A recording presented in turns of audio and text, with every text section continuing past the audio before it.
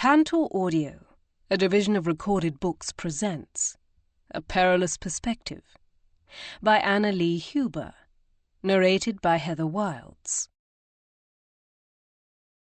Chapter 1. We know what we are, but know not what we may be. William Shakespeare. July, 1832. Argyll, Scotland. There was nothing quite like the sight of proper, normally reserved ladies and gentlemen flailing and dashing about a moor. Their natural habitats of stately homes and the theatres and clubs of Edinburgh and London offered little opportunity for them to behave in such a carefree manner, and even less for me to enjoy observing it. We had all gathered at Barbreck Manor, along the northern tip of Loch Craignish, to celebrate the wedding of my dear friend, Charlotte, Lady Stratford, to my cousin Rye Mallory. Charlotte had endured a tumultuous and difficult first marriage to the late Earl of Stratford, one that ended with him trying to frame her for murder and then attempting to kill her, an effort I had helped foil. And I was pleased to see her find happiness again with my strong and steady cousin, though matters with her soon-to-be stepchildren seemed to be progressing less smoothly. Charlotte darted to the side and flung out her racket in a vain attempt to bat the shuttlecock back toward her fellow players, only to watch it fall to the ground, nearly tripping on her skirts in the process. The look on Rye's daughter's face clearly communicated her disappointment in Charlotte's prowess. The fact that her cousin and Aunt Morven demonstrated such skill didn't help matters. I empathized with Charlotte, knowing I wouldn't have shone in comparison with my cousin Morven in this regard either. She had always been lithe and quick, and accomplished at games like battledore and shuttlecock, though how she managed to move about so effortlessly in her fashionable gowns, with their voluminous gigot sleeves, I could not fathom. I squinted across the wind-swept field, toward where Rye stood with his son, his dark head gleaming in the sunlight, as he bent over to help repair something on the kite they clutched, oblivious to his fiancée's struggle. Not that there was anything he could do about it. In truth, his interference would have made the matter a larger problem than it was. The crack of a ball hitting a cricket bat drew my gaze toward the far side of the moor, where most of the men were playing with Morven's two older sons. The day being warm and fine, they had all discarded their coats and hats and rolled up the sleeves of their shirts. I spied the golden head of my husband, Sebastian Gage, bent over to speak with one of the boys as he demonstrated something with the bat. The sight brought a smile to my lips, as I imagined him doing something similar with our own daughter in some years' time. For now, Emma, being only 3.5 months old, was content to loll about on the blanket beside me, grappling with a rag doll she drooled and gnawed on. That is, when she was able to successfully get it in her mouth. I retrieved the soggy twist of cloths as it tumbled to her side out of reach, and lifted it to her chest, tickling her with it. She squealed and giggled in delight, the sight of her happy grin filling me with joy. My Aunt Kate gave a warning cry, alerting me to the wildly kicked ball headed toward us. With a deftly placed foot, I stopped it before it reached the blanket, then tossed it back toward Morven's youngest child, who, at barely 2 years old, was doing his best to kick it toward the octogenarian, Lord Barbreck. The entire party had joined in the games and antics with the other children, everyone, that is, except Lady Bearsden, Charlotte's great-aunt. She was supposed to be keeping me company, but instead sat behind me softly snoring. She had nodded off in one of the chairs the footman had lugged up the hillock, so that the 2 oldest members of our excursion would not have to try to lower themselves to the blankets laid out in the shade of the ruins of an old castle. Not that I blamed her. I stifled a yawn. Given half a chance, I would have nodded off myself, the warmth of the afternoon and the clean fresh air lulling me into slumber. When I was lucky, Emma woke me only twice in the middle of the night and went straight back to sleep, but the past week she had demanded more feedings than usual. It was normal, our nanny, Mrs. Mackay, had informed me. Merely an indication that Emma was about to outgrow her little gowns. I attempted to smother another yawn, but not fast enough to hide it from Morven, as she sank down on the blanket beside me, settling her goldenrod-patterned skirts. Still up at all hours? Her lips curled upward in commiseration as I nodded. It won't be much longer. Before you know it, she'll be sleeping through the night, and you'll be the one waking with a start, wondering if she's taken ill. The idea of Emma sleeping through the night sounded heavenly at the moment, but I could also well imagine what Morven was saying. I would probably rush over to Emma's cradle to make sure she was breathing, if she slept longer than 4 hours at a spell. Though some members of the nobility hired wet nurses for their infants, it had become increasingly more popular and acceptable for ladies to nurse their own children. In any case, it was something the women in the Rutherford branch of our family had insisted upon for generations, and frankly, I found the prospect of sending my child off with someone else to be fed and cared for horrifying. We had a nurse to help care for Emma, as did all noble families, but she slept in her cradle in my bedchamber or the adjoining nursery every night. Charlotte knelt on the blanket, a short distance away, her gaze directed over her shoulder toward where the 2 young cousins now batted the shuttlecock back and forth. Her brow was marked with worry lines. "Don't take it to heart," Morven murmured, reaching a hand toward her along the blanket to draw her attention. "Children can be brutal at Jane's age. They don't yet understand how to politely mask their reactions or fully grasp the concept of empathy." She chuckled. "Especially for the fallibility of adults." Her gaze dropped to Emma, who offered her a drooly grin. "The important thing is to keep trying," she cooed, as if she was speaking to the baby, even though she was still addressing Charlotte. She tapped Emma on the nose before straightening and continuing in a normal voice. "It might not seem like it, but children value most the time you spend with them, regardless of the activity you might be pursuing. It's how they know that you care." I tipped my head, contemplating this advice, which seemed remarkably sound. Charlotte reached up to smooth back the loose wisps of pale blonde hair that had escaped their pins, and offered her a smile of gratitude. "I fear I'm rather green at all of this, and hopelessly out of my depth." That she had admitted such a thing told me how vulnerable she must feel. The forlorn look in her soft grey eyes tugged at my heart. "I think you're doing splendidly," I told her.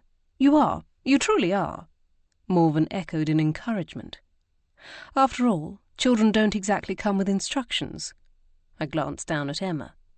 "A mother isn't instantly blessed with the knowledge and insight about how to best care for her child the moment he or she is born. There are bound to be a few stumbles, a few mistakes." I realized my tone had turned pensive, revealing a bit of my own insecurities in being a new mother, and shrugged a shoulder in commiseration with Charlotte. "Well, I think you're both doing marvellous," Morven declared, squeezing my upper arm. "Now—" She flicked her dark curled tresses off her shoulder and turned to survey the remnants of our picnic scattered across the blanket. "Where is the lemonade? I'm positively parched, and it's only a matter of time before we're descended upon by sweaty boys and men who will undoubtedly finish it off." "I believe it's in the basket beside Lady Bearsden," I said, as Morven began rising to her feet, having already spied her quarry. Charlotte fondly shook her head at her great-aunt. "When did Auntie doze off?" "Not long after everyone abandoned the blankets." "And abandoned you?" I smiled softly. "I don't mind." I gestured toward the panorama before us. "Not with a view like this one." I had never travelled to Argyll, which perched along the western edge of the Scottish mainland, but it was beautiful.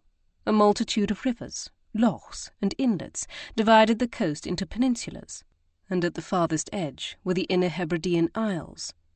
Much of the landscape reminded me of my brother-in-law's castle on the shores of Loch Ewe, in the northern Highlands. Its colours, in undulating greens, browns, amber, and even red ochre, its terrain of deep forests, boggy moors, and wind-swept rocky crags. Loch Craignish also happened to be a sea loch, opening into the Atlantic Ocean at its southern end. Situated at the northern tip as we were, and raised on a hillock overlooking the steel-blue water, we could gaze down the length of the loch for some distance. I tipped my head back and breathed deeply of the Highland air, thick with the scent of pine trees and the salty brine of the loch, as well as the faint aroma of old stone. The castle ruins providing us shade were little more than 2 stubby walls of a former tower, while a number of larger stones straggled across the hillock. Lord Barbreck had explained that the rest of the rocks had long been carted away, most of them being utilised to help build the new castle in the early 17th century near the spot where the manor now stood.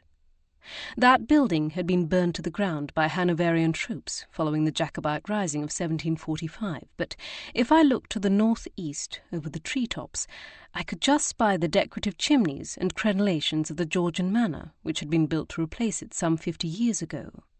At the sound of the loud snuffle behind me, I looked over my shoulder to find Lady Bearsden blinking up at Morven. "Rise and shine, sleepyhead," my cousin teased as she poured herself some lemonade from the pitcher she'd located. "I wasn't sleeping," she countered, pushing herself upright, then patting her snow-white hair to be certain it was in place. "Merely resting my eyes." Morven nodded toward her chin. "Then I suppose you'll blame that bit of drool on little Emma?" Lady Bearsden swiped at her face, but upon seeing the smirk Morven had failed to hide behind her glass, narrowed her eyes. Morven bent forward to return the pitcher to the basket, but the older lady halted her with a thump of her gold figure-headed cane, narrowly missing my cousin's foot. "Aren't you going to offer to pour some for me? My, but isn't it warm today?" She fanned her face with her hand. "And you ladies dashing about in this heat." "I suppose you and Kiera had the right idea," Morven replied good-naturedly, handing her the glass of lemonade she'd demanded in retaliation for Morven's impertinence. Lady Bearsden accepted it with a nod of thanks. "I told Kiera I was surprised she'd not brought her sketchbook with her, as I've scarcely seen her without it the past 3 days." She had, indeed, already remarked such just before dozing off, and apparently missing my answer. "There are many interesting sights to capture at Barbreck," I replied, but I suspected it would be much too blustery on this hill to fumble with paper and charcoals, and I was correct. "All the same, that view must be beckoning to you," Charlotte interjected, admiring the aspect before us. "Yes, and no." This admission was met by a quizzical glance. "Kiera is only curious about people." A twinkle lit Morven's eyes as she sat beside me again. "Landscapes are much too dull and less prone to foibles." I laughed. "I suppose that's partly true, but portraits are definitely where my talents lie. I wish I could paint a landscape half so well as Gainsborough or Constable," I added wistfully. My cousin made a derisive sound at the back of her throat. "Well, I wish I could paint more than a blob with arms and legs. You happen to be one of the most gifted portrait artists in all of Britain, so don't expect me to feel sorry for you." I smiled at her taunting tone, hearing the pride behind it. Though she had been exaggerating, at least a little. It was true that, second only to my family, my art was my greatest passion. But while my portrait paintings had recently become all the rage, that was more due to my scandalous reputation than my talent. And my decision some months past to stop accepting portrait commissions had only seen the demand for them rise. In the past 3 weeks alone, I had turned down 2 outrageous offers from one of the highest-ranking peers of the realm and a wealthy industrialist. Had money been my chief consideration, I might have been sorely tempted, but Gage's fortune was more than adequate, and I was much more interested in pursuing my own portrait projects.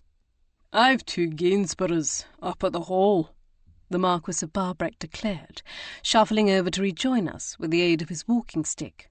"A few Van Dykes, Titian, Reynolds, Zoffany." He continued rattling off artists' names, some of whom made my ears perk up with interest. I had already spied a pair of portraits by Thomas Lawrence and a delightful watercolour by Thomas Girton, but I had not yet had time to explore the rest of the manor, what with the demands of motherhood and preparations for the wedding to be completed. "Yes, Barbreck is quite proud of his art collection," my Aunt Kate said, breaking into this litany as she herded Morven's youngest child toward his mother. As always, dressed in the first stare of fashion, my late mother's younger sister appeared elegant and unruffled, even after chasing a toddler and his ball about. "Rightfully so," Barbreck trumpeted in his deep brogue as he settled in the other chair. "'Tis one of the finest private collections in all of Scotland, nay, all of Britain." He gestured upward with his walking stick before lowering it to point it at me, his straggly white eyebrows arching. I'll take you for a tour myself, one of these days. He thumped the stick down between his legs, leaning against the silver filigreed head. Between his and Lady Bearsden's canes, I expected someone's head or knuckles to be rapped at any moment. At least I ken you'll appreciate it. We appreciate it, Aunt Kate assured him, but I gather you're eager for a more captivated audience. Given the fact that I could spend hours studying the paint strokes in a masterfully rendered painting, that would most certainly describe me. Yes, I'm sure Kiera would love to hear all about Great-Uncle Alistair's expeditions and savvy bartering skills. Morven added cheerily before leaning toward me to mutter under her breath, for the rest of us have already heard his tales no less than 24 times. Emma began to fuss, and I reached down to set her on my lap, using the movement to conceal my amusement. I knew full well how much Morven adored Barbreck, despite his cantankerous nature. Her grandfather and grandmother had died before she was born, and, for all intents and purposes, Barbreck had assumed the role. It was a natural fit, given the fact that he'd remained a crusty old bachelor, and Morven's father, my Uncle Dunstan, was now his heir. Aye, Alistair had quite the eye for artistic treasures, he proclaimed with relish, leaning toward me as if he were imparting a secret, even though the entire party could hear him. 'Twas quite the artist himself as well. He straightened, shaking his head, though sadly, no of your calibre, try as he might. I was trying to decide how to politely respond to this comment when Aunt Kate interceded. There'll be time enough to show her your collection and share all those tales later. She glanced toward the west. Right now, I think we need to begin making our way back toward the manor, lest we get caught in that rainstorm. I followed her gaze, noting for the first time the dark grey clouds forming on the horizon. They were still some distance off, but the manor was not a short stroll away, and while Lady Bearsden, Lord Barbreck, and the younger children could ride in the cart used to transport the items for our picnic, we couldn't all fit. She called her granddaughters over and sent them across the field to interrupt the cricket match, before nodding for the pair of footmen hovering at the edges of our gathering to begin packing up. 5 or 10 minutes later, we set off across the glen, following the cart as it rocked side to side down the grassy track. Though I could have claimed a seat in the conveyance, I elected to stretch my legs, since I'd been sitting most of the afternoon. Emma snuggled into my shoulder, rolling her head back and forth in a manner that told me she was sleepy. Eventually she settled, clutching my tartan shawl in one of her little fists. Morven's second son came running past, and then Gage soon fell into step with me, having finished escorting the boy into the bushes at the edge of the clearing. The boy tugged on his sister's hair and was met with predictable results. His sister squealed and began to berate him for his unclean hands, forcing Morven to take her aside and try to calm her, while her husband, Jack, gave his son a stern lesson in manners. I couldn't help but smile at the mundane family dramatics. 20 years ago, the same scene might have played out between Morven and one of her older brothers. Is this what I missed, then? Not having a sister or female cousin to rile? Gage queried. This, and so much more. I jested, as I turned to look up into his handsome face. His golden curls were in more disarray than usual, and his skin had bronzed from all the time he'd spent in the sun over the past week. It made the pale winter-blue shade of his eyes all the more arresting. My husband was a well-favoured gentleman in any circumstance, but confronted with his relaxed smile, tousled hair, and the evidence of his recent physical exertion, he was exceedingly difficult to look away from. As if reading my thoughts, one corner of his lips curled naughtily as he bent his head nearer. His deep voice thrummed in my ear. Perhaps Emma will nap long enough for us to enjoy one of our own. And when he suggested we nap, I knew he was implying something altogether different. I thought it was more likely Emma would wake the moment we returned to Barbreck Manor and demand to be fed, but one could always live in hope. "Would you like me to take her?" he asked, as the roguish glint faded from his eyes to be replaced by something more tender. We carefully transferred her to his shoulder. She grunted in protest, before turning her face into his neck and settling comfortably. As always, the sight of our child cradled in his strong arms made my heart do tiny flips, though my muscles were also glad to be relieved of the duty. Emma might weigh less than a stone, but after a time she still made my arms ache. I took Gage's coat of deep blue superfine, folding it over my arm, as Lord Henry Kerr fell back a few paces to stroll along my other side.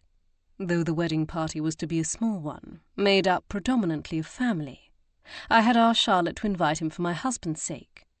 Just 4 months past, Gage had learned that Henry was his half-brother. Though at first he'd reacted with anger and disillusionment at the discovery that his father had betrayed his marriage vows to his mother, whom he'd adored, Gage had soon after embraced his half-brother. Since that revelation and reconciliation, however, they'd not been able to spend as much time together as they'd both hoped. Henry was the 6th and final child of the Duchess of Beaumont, and had grown up in the bosom of that rather notorious family. The Duke had claimed him and raised him as his own, just as he had all the other Duchess's children, no matter the truth of their conceptions. As such, Henry was still close to all the members of Beaumont's family, and he was often called upon to assist with various matters at the Duke's numerous estates and holdings, keeping him away from Edinburgh, where Gage and I had been residing. I looked back and forth between them.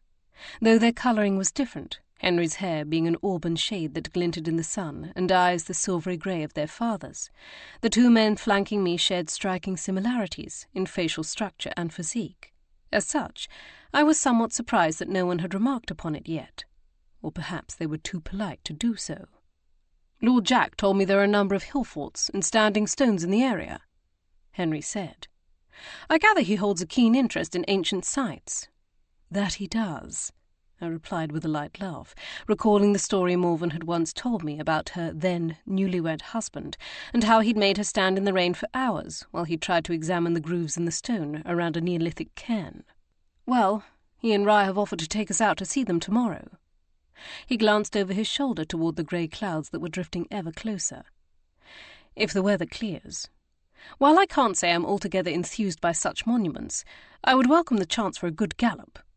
Much like Gage, Henry enjoyed the exertions of physical activity, riding, shooting, hiking, climbing, as well as the requisite gentlemanly sports, boxing and fencing. Activities they could fully indulge themselves in here at Barbreck's estate, in the Scottish countryside. "As would I," Gage replied in a soft voice, so as not to wake our daughter. His gaze shifted to me. "That is, if Kiera doesn't mind." "Of course not," I said. "Go and enjoy yourself. I will likely be busy helping Charlotte with wedding plans." It being only a fortnight until the wedding was to take place, there was still much to do. And if not, I'm sure I can happily entertain myself examining Barbreck's art collection. Gage grinned, knowing this to be an understatement. I would be ecstatic to have some time to myself, to quietly study and contemplate the paintings gracing the manor's walls.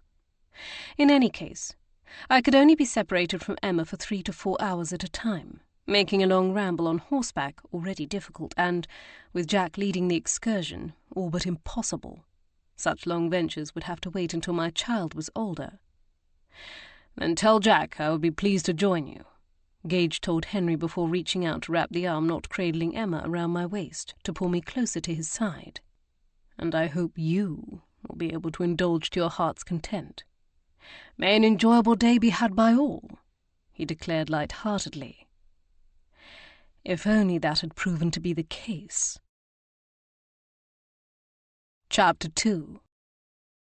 The following morning, Gage and Henry set off on horseback with Jack and Rye, while I joined Charlotte and the other ladies in the rose parlour, which had been largely given over to wedding preparations. Even for such a small private ceremony, there were details to be attended to. However, not so many that the tasks became tedious, or so laborious that we couldn't gossip while completing them. Unsurprisingly, Charlotte's great-aunt, Lady Bearsden, possessed the most titillating information, as she was an incorrigible rattle, though I knew from experience she also understood when to hold her tongue. As such, she and Aunt Kate had more to say than all the rest of us combined, though Morven's comical facial expressions were perhaps the most amusing. Our gowns had been designed and sewn by a modiste in Edinburgh, but there were still a few minor alterations to be made by the manor's resident seamstress, and a large portion of the morning was taken up by this task. All the ladies had chosen to have new gowns made, not simply Charlotte and myself, as her attendant. Rye's 6-year-old daughter Jane seemed charmed by the confection she was to wear, and I could tell how much this pleased Charlotte. However, I couldn't help but feel a pulse of concern seeing how much my friend's gown needed to be taken in. Her last fitting in Edinburgh had been barely 3 weeks prior, yet she'd lost enough weight in that time that the seamstress would need to cinch the bodice in further. Charlotte had already possessed a slender figure, and she didn't have the excuse I did, that I was slowly shedding the extra weight I'd gained while with child. So there was no reason that she should be dropping inches. No reason, except nerves. As such, I made it a point to thread my arm through Charlotte's as we all scattered to our various pursuits following luncheon, sticking to her side like a burr. Once we'd slipped away beyond the hearing of the others, I diverted our steps toward a bench situated in an alcove beneath the grand staircase, fashioned of gleaming oak and finely carved spiralling balusters. "Now tell me, what has your stomach so tied in knots?" I ordered lightly. "And don't try to insist it isn't," I hastened to add when she opened her mouth to do just that. "If the amount of fabric your gown is being taken in wasn't indication enough, the fact that you barely ate a bite of luncheon confirmed it." A V formed between her pale brows, as if she were cross with me for broaching this subject. But then she gave a deep sigh, either weariness or distress pulling down the corners of her mouth. I urged her to sit beside me on the bench, upholstered in cream silk. "You aren't having second thoughts, are you?" I asked, trying to mask the disquiet I felt at such a possibility. After all, Rye was my cousin and a gentle soul. Should Charlotte decide now not to go through with the wedding, I knew he would be tremendously hurt. But she reassured me immediately on that score. "Oh, no, that's not it at all. I love Rye." "Then is it the children? I know you're anxious for them to like you." "I am," she conceded. "But I know that will take time. Such matters can't be rushed." I watched as she smoothed her pale pink muslin skirts over her lap, diverting her gaze from mine. "Then what is it?" She seemed to struggle with herself, though it wasn't clear why she was so hesitant to speak. Did she fear my reaction? Or maybe she was worried that putting her misgivings into words would only make them more concrete. "Is it the governess?" I guessed. Charlotte seemed startled by the suggestion, and then uneasy. It was an expression I had not seen on her face since the early days of our acquaintance, when her rotten blackguard of a husband, Lord Stratford, was still alive. Then she had tried to mask her pain and insecurity with icy disdain, but now she merely gazed back at me, in apprehension. "I notice that the manner in which she addresses you isn't entirely respectful," I clarified. No one could have taken fault with Miss Ferguson's words, but the few times I'd observed the young governess, her brittle tone of voice and the look in her eyes were a different matter. She might not have displayed outright contempt, but she came very close to it. "Then I'm not just imagining it," she murmured uncertainly. "Definitely not." She seemed to exhale in relief. "I worried I might be misreading her intentions or expecting too much." "So you haven't spoken to Rye about it?" "No, I didn't want to raise the issue, not when I wasn't sure." She flushed. "The children are so fond of her. I suppose she's the closest thing they've had to a mother since theirs died 4 years ago, God rest her soul, and Her gaze dropped to her lap, where she worried her fingers. "I didn't want to upset them." I could appreciate the compassion she was showing her new stepchildren and the delicacy of the situation, but that didn't mean she should discount her own feelings on the matter. I also knew from experience that if the staff were allowed to treat you with even a whiff of disrespect, things would merely get worse. My late husband, Sir Anthony Darby, had permitted and even encouraged his staff to disregard me, so I'd possessed few allies in a household where I had desperately needed them. I reached out to clasp her hand, to still her fidgeting. "That's all well and good, Charlotte, but you know as well as I do that it's best for all if you begin as you mean to carry on. If you allow Miss Ferguson to eye you with contempt now, she will take greater liberties later, and her tendency to countermand you in small ways with the children will only grow bolder. There's no need to be unkind, but you must make it crystal clear what conduct and comportment you expect from her. From all of your staff." She nodded. "You're right. To be honest, given the way she dismisses me, I've wondered what things she says about me when I'm not around." I'd wondered the same thing. I'd also wondered whether Miss Ferguson held some sort of hopes that Rye would fall in love with her, for she was no more than 10 years of age, and attractive in her own right. But there was no need to heap more worries on Charlotte's head, not when my suspicions were unsubstantiated, and Rye was so clearly smitten with the bride he had chosen. "Then you'll speak to Rye?" I prodded. "I will." "Good." I squeezed her hand once more before releasing it. Sitting back, I scrutinized her pale complexion. Its normally porcelain tone had lost some of its vitality. "But I know that's not the only thing troubling you." A pucker formed between her brows. "Will you tell me, or must I guess?" She heaved a mock sigh. "I suppose I only have myself to blame for befriending such an annoyingly observant woman." She turned to stare at the wide panel of windows glinting in the sunlight across from where we sat. "My father," she began. "You know he's been abroad?" "Yes." "That he's due to arrive in a few days' time?" I nodded. His absence from the country had been one of the reasons Charlotte and Rye had postponed their wedding until nearly August, the other being concern over Rye's older brother, Brady, and his family travelling such a distance while the cholera morbus still ran rampant through parts of Britain. Whereas before she'd carefully smoothed the fabric of her skirts, now she began pleating it into neat rows between her fingers. Rather than stop her this time, I let her continue, hoping the soothing motion would help her find the words. "Father has met Rye just once, briefly." I waited for her to continue, but her tongue appeared to have become stuck to the roof of her mouth, forcing me to prompt her again. "And what happened? I can't imagine Rye made an unfavourable impression."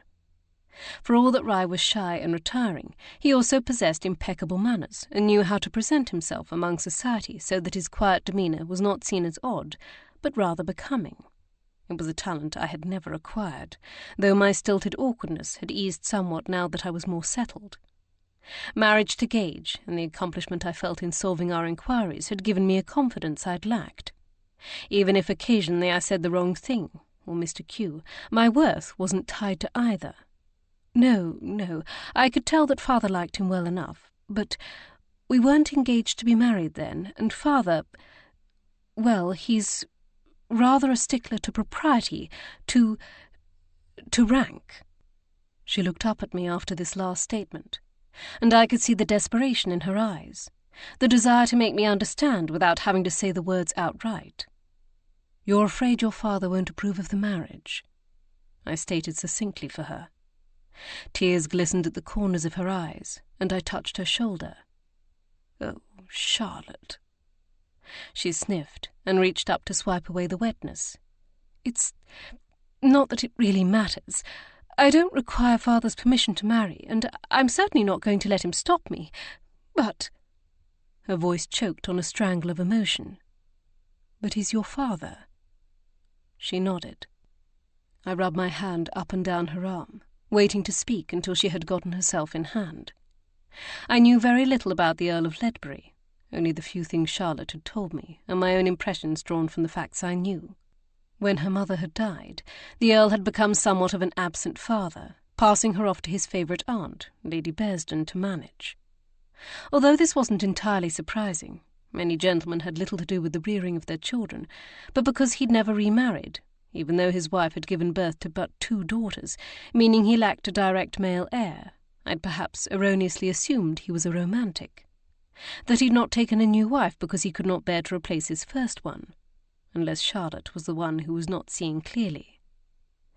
"Maybe you're putting the cart before the horse," I told her. "Rye is, after all, a gentleman, and one from a good family.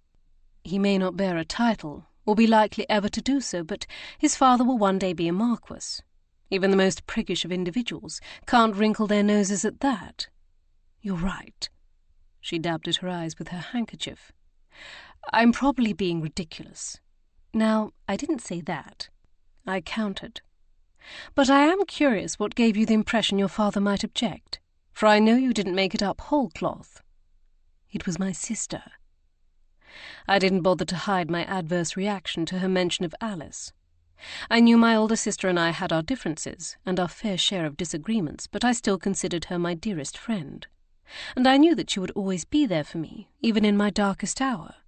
Charlotte could not say the same for her older sister. In her last letter, Alice said that father had confided in her that he held hopes I would endeavour to capture the interest of a lordly widower, perhaps even Lord Melbourne. Melbourne currently served as the Home Secretary and was expected to one day reach as high as Prime Minister. Her lips twisted sourly. She even recorded his remark that, though 29, my beauty still rivalled that of any debutante, and so he'd expected me to reach higher. She must have choked on her spleen writing that. I replied, knowing well the jealousy Alice felt toward her younger sister, for not only being more beautiful, but also having wed a man of higher rank.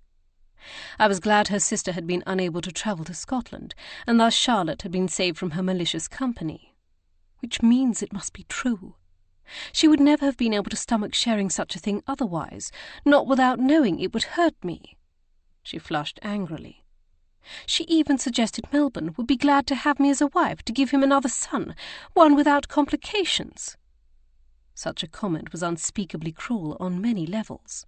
I take it you haven't told her of your difficulties, I said, knowing Charlotte was unable to conceive children. Heavens, no! And have her throw it back in my face at every opportunity. She laughed scornfully. No, she can never know, and neither can my father. I'm sorry, Charlotte, I murmured. She flicked her hand as if to say what was done was done.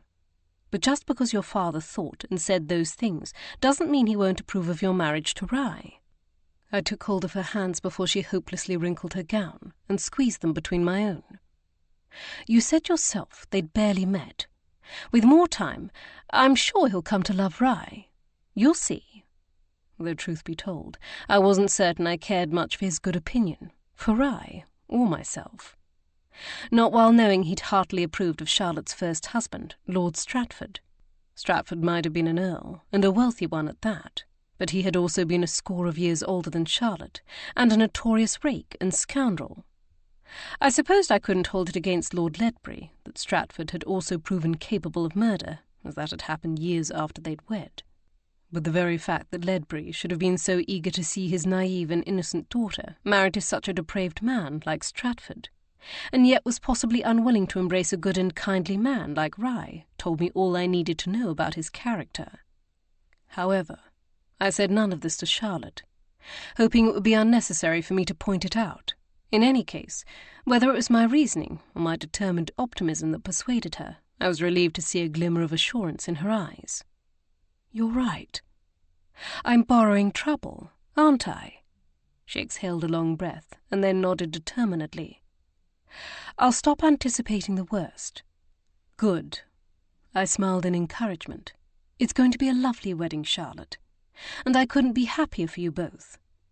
Her cheeks reddened again, though this time for a much more pleasant reason, and then she pushed to her feet. I'm on my way to the nursery. Are you coming? No. Emma should still be napping, I replied, knowing she was under Mrs. Mackay's careful watch. I thought I'd take the opportunity to view some of the paintings Lord Barbreck has been bragging about. An impish twinkle lit her eyes. I could fetch him for you, if you'd like the full tour. I clasped my hands together to plead. Please, be merciful. She laughed, turning toward the stairs. I'm going to tell him you said that. No, you won't, I replied as she pattered up the steps. She glanced over her shoulder to make a face at me before hurrying on. I grinned at her retreating figure until it disappeared, and then turned to the large painting hung on the wall next to the bench. It was a winter landscape, composed of skeletal trees, snow-covered houses, and ice skaters on a frozen river, either painted by Peter Bruegel the elder, as its gilded frame proclaimed, or his son. It was hung in an awkward setting, half in light and half in shadow, which made it difficult to appreciate the painting in the manner in which it should have been. As such, I turned from it rather quickly, and then slowly made my way up the stairs, scrutinizing the portraits which hung above the stairs, sometimes as many as 3 high. The paintings hung at such a great height were too far away to be satisfactorily studied, but those close to my eye level provided enough meat to my senses that I could not be too disappointed. Paintings by some of the greatest portraitists were hung next to lesser artists. Reynolds, Gainsborough, Hogarth, Holbein. I was dizzy with delight. Whether or not the subjects of the paintings were related to Barbreck Manor and the family in some way, I would have to ask Lord Barbreck, but I suspected many of them were not. Their features were too varied, too dissimilar. It seemed clear that most of the portraits had been collected purely in appreciation of the artists, and not the person portrayed. I stood for a long time in front of a Rembrandt, on the flight of stairs leading to the second floor, examining the brushstrokes and the way he portrayed character and emotion. One of my various art tutors had pointed out the manner in which he reflected light from the nose and the cheekbone into the eye socket, channeling it there in a brilliant illusion that the untrained eye would not detect, and so every time I saw a new Rembrandt, I looked for that effect. I turned to continue up the stairs and around the corner into the long gallery. I knew that Barbreck's most treasured works of art would hang here, and I was not disappointed. Paintings spanned the length of the gallery, some no longer than my 2 hands placed side by side, and some large enough to cover the wall from floor to ceiling. Light spilled into the gallery from several high windows, illuminating the white walls and corniced ceiling, and highlighting the paintings and a number of small sculptures and busts. In this space, silence reigned, broken only by the soft click of my own footfalls against the marble floor. I inched my way down the wall, savouring this feast for my eyes, examining the brushstrokes and colours, the composition and technique, the light and depth and emotion. It was like wading into a pool of euphoric delight.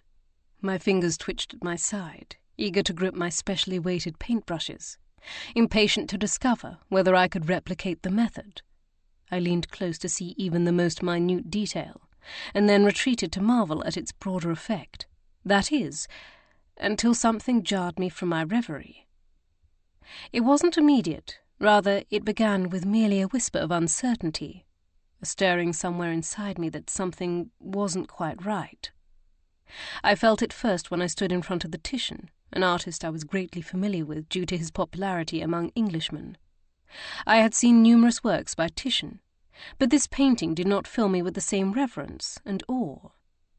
It portrayed an equestrian astride his steed, bedecked in armour, and yet it was very dark, and the reflective qualities of the metal seemed dull. Most of the works I had seen by Titian boasted lush and luminous colours and masterful light and shadow, even 250 years after his death, although there were darker and more subtle portraits attributed to him, I reasoned. Or perhaps the varnish was severely discoloured with age. But still, my disquiet would not be eased, particularly when I turned my attention to the cloth and draping. I had once stood transfixed by the manner in which Titian had rendered the texture of a quilted sleeve, but this equestrian's clothing appeared flat and unrealised. Determined to brush these worries aside as flaws in my own expectations, I moved on to the next portrait of 3 ladies, only to be nearly overwhelmed by a swirling sensation in my stomach akin to nauseousness. This painting was even worse. The frame stated it to be a Van Dyck, which I was certain it could not be. As the court portraitist during Charles I's reign, Sir Anthony Van Dyck had painted during a tumultuous reign, filled with uncertainty, but despite, or perhaps because of that, his portraits were filled with life and drama and movement. He did not simply paint a person, he captured a moment in time. And there was always a sense that there was a story behind the composition of the people, a secret in their eyes, words trembling on their lips. But this held none of that allure, none of that dynamic force that typified Van Dyck. This was stiff and lifeless. Even the pigments were dull.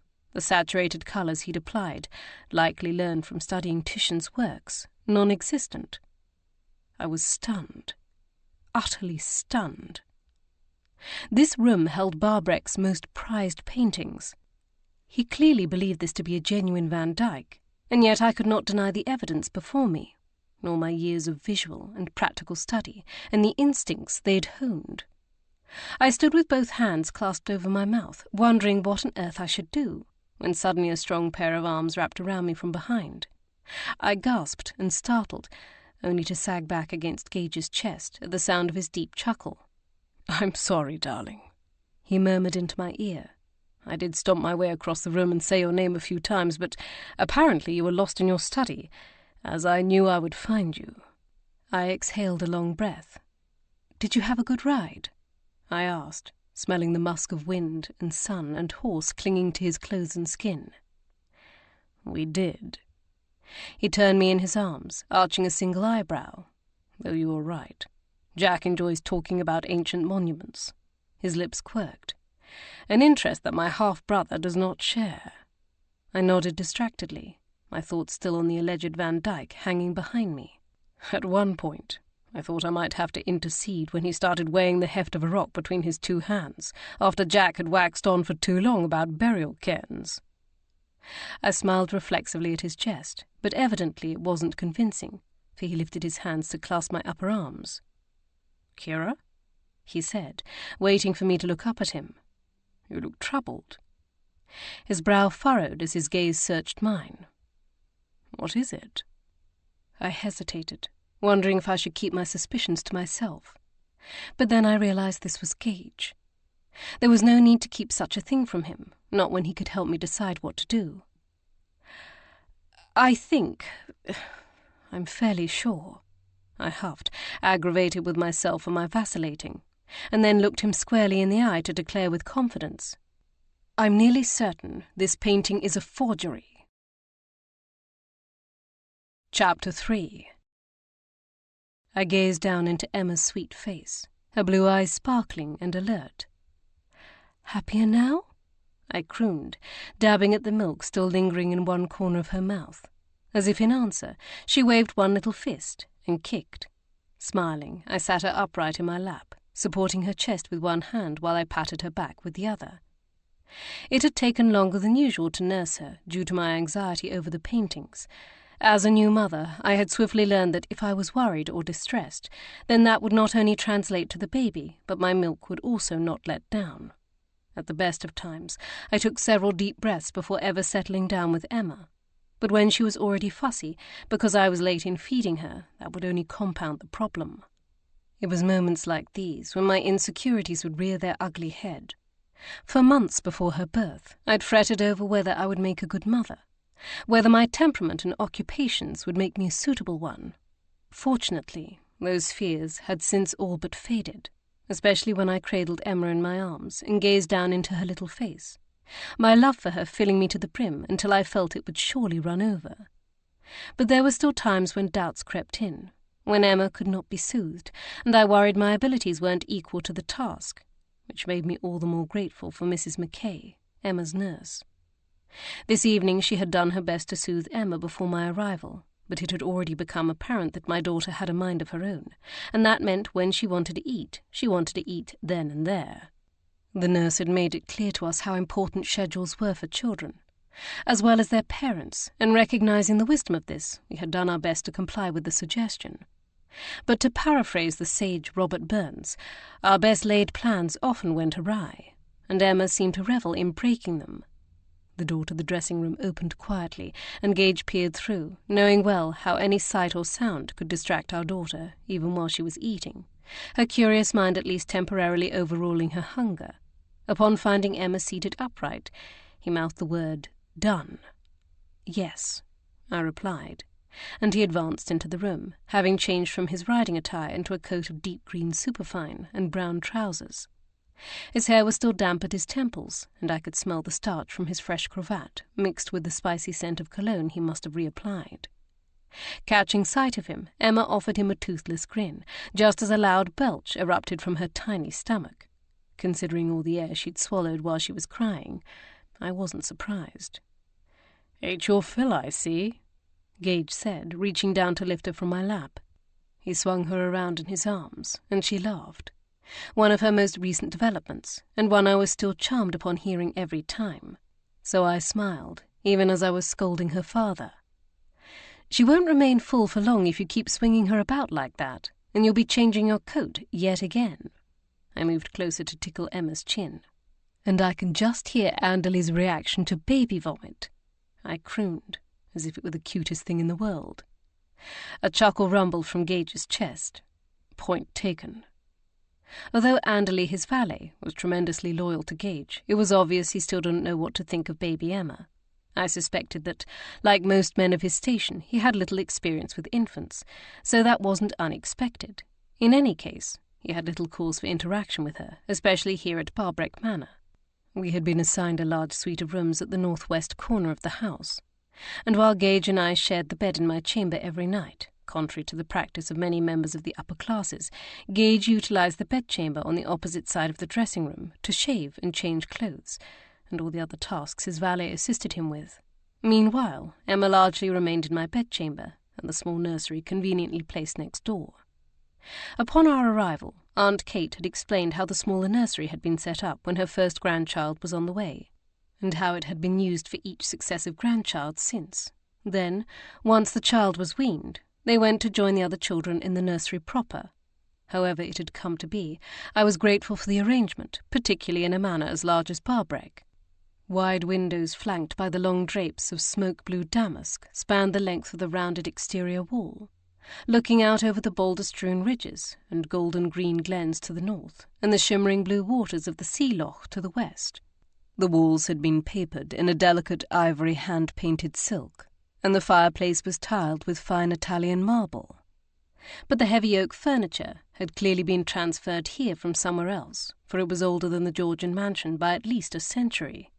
Gage sat down on the edge of the bed, supported by 4 massive posts nearly as large around as tree trunks, and sat Emma on his knees, mindful of her head, as she'd only recently mastered the ability to hold it upright.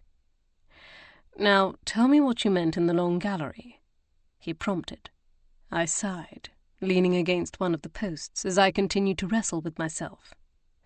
"Though I understand your haste to return to our chambers, once you realized what time it was, you can't simply make a statement like that, and then expect me not to ask you to explain," he added, misinterpreting my bewilderment for reluctance. "Do you honestly believe it's a forgery?" "Unfortunately, yes." "I see." He seemed startled by my frank answer. "Well, that's not good." I cast him a look of mild annoyance, for "not good" was quite the understatement. From the manner in which he avoided my gaze, watching Emma as she lowered her head to gnaw on one of his knuckles with her toothless gums, I could tell he had more to say, but he was searching for the right words, likely because he didn't know how to express his skepticism of my judgment without insulting me. "You're wondering how I can be so sure?" His expression turned sheepish. I sank down on the opposite end of the mattress. "Because I'm an artist." I shook my head. "No, it's more than that." I tried again. "Because I've studied Van Dyck. I know his work. I know his style, his techniques. Were it a good forgery, I would not dare to voice my misgivings, even if I had them, for there are any number of reasons why a painting might not appear to be entirely up to snuff. The varnish could be discoloured with age, or it could have been damaged or improperly cleaned, and then someone of lesser skill tried to cover it up or fix it." I tilted my head to the side, considering the possibility that the flaws and inconsistencies I detected had been caused by such overpaint, that a real Van Dyck was hidden beneath, but then I discarded the possibility. If there was an actual Van Dyck underneath, and I highly doubted it, it had been so damaged and obscured as to no longer truly be his work. But this is not a good forgery. Not by Van Dyck's standards, in any case, or his pupils. A man of Sir Anthony Van Dyck's calibre would have had a studio of artists working under him, preparing the canvases and pigments, echoing his technique, copying his work, and even painting the elements of some of his portraits that were less in need of the master's hand.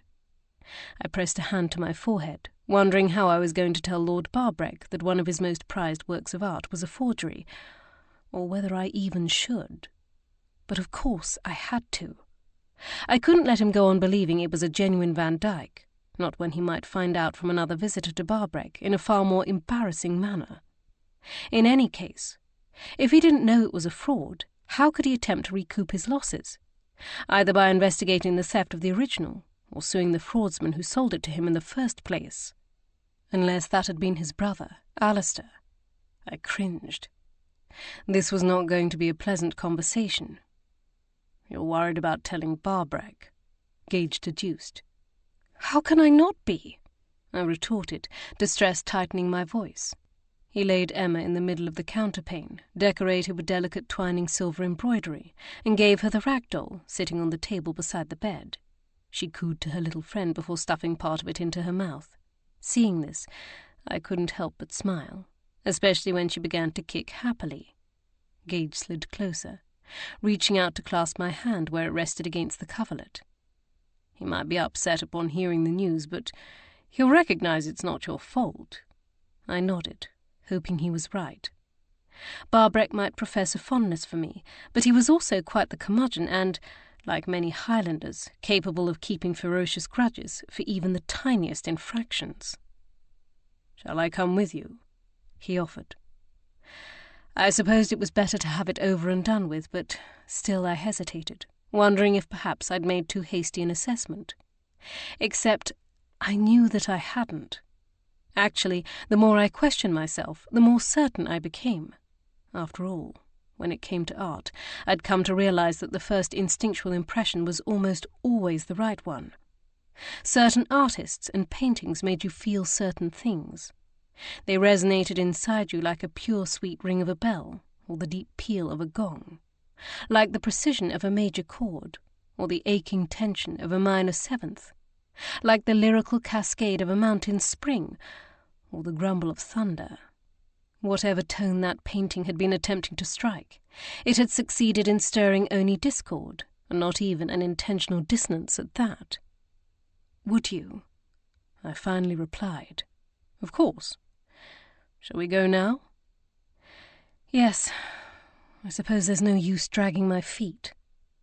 He smiled in commiseration and then strode across the room to rap once on the adjoining nursery door, while I lifted Emma and her rag doll. A moment later, Mrs. Mackay came bustling through the door, her silver hair tucked neatly inside a lace cap. I didn't know precisely how many generations of children she had raised in her lifetime, but Emma was certainly not her first, or even second, or third, and somehow I doubted she would be her last. Despite the wrinkles which had settled into the grooves of her face, and the gentle sagging of the skin around her neck and beneath her eyes, she still brimmed with energy. We had struggled to find just the right nurse to fit the needs of our little family, one who wouldn't mind the somewhat nomadic lifestyle we led at times, for I had absolutely no intention of leaving my child behind as we travelled about. Not that I could at the moment, nursing her as I was, but I had wanted to be sure they understood that wouldn't change, even when she was older. Because most children of the upper classes remained at a country house in the charge of their nurse and her staff, while their parents travelled, I knew this would not appeal to all potential nannies, particularly experienced ones. There was also the matter of my scandalous past, and Gage's efforts as a gentleman inquiry agent, which I assisted him with. We had solved a number of intricate investigations over the past 2 years, and unmasked several murderers. And while we had recently taken a respite from such activities since Emma's birth, that didn't mean we had given them up entirely. If someone needed our help, and it was in our power to give, I knew we would never say no, even if Gage had made it clear to his father, who was also a gentleman inquiry agent of great renown, that he was no longer at his beck and call. The fact that we dabbled in such matters was unattractive to some would-be applicants and downright disagreeable to others. Not only did Lettice Mackay possess the experience and impeccable references we desired, but she also seemed to possess a desire for adventure that she'd heretofore been unable to indulge. She confessed that one of the reasons she'd applied was specifically because she wanted to travel. Before now, she had been trapped at a pair of manors located in the countryside of Midlothian for decades at a time. After so many years in one place, she wished to see more of Britain or even Europe, and the only way she was likely to ever do that was to find a place with a family like ours. Given the intrepid natures of many of the members of our staff, the nurse had seemed to settle in easily. I knew my maid, Bree, a fellow Scotswoman, liked her, as did our butler Jeffers, who was still back in Edinburgh. Gage's valet, Anderley, didn't spend much time conversing with me unless we were in the midst of an investigation he was assisting us with. But I had heard him laughing at one of her jests one evening, which I viewed as an encouraging sign. And as for her care of Emma, I was more than pleased. She was warm and kind, often singing and talking to her. When I approached the nursery, I could tell whether my daughter was asleep or awake, simply by listening for the sound of her nurse's voice, for she seemed to chatter almost constantly about everything and nothing when Emma wasn't resting. Had I been the one forced to listen to her non-stop, I might have run screaming from the room, but Emma didn't seem to mind. Mrs. Mackay was also steady and confident, and having raised so many children, nothing seemed to rattle her. Emma being my first child, I appreciated this tremendously, for Mrs. Mackay's calm often soothed my own worries, and yet I detected no condescension in her when I asked her a question or solicited her advice.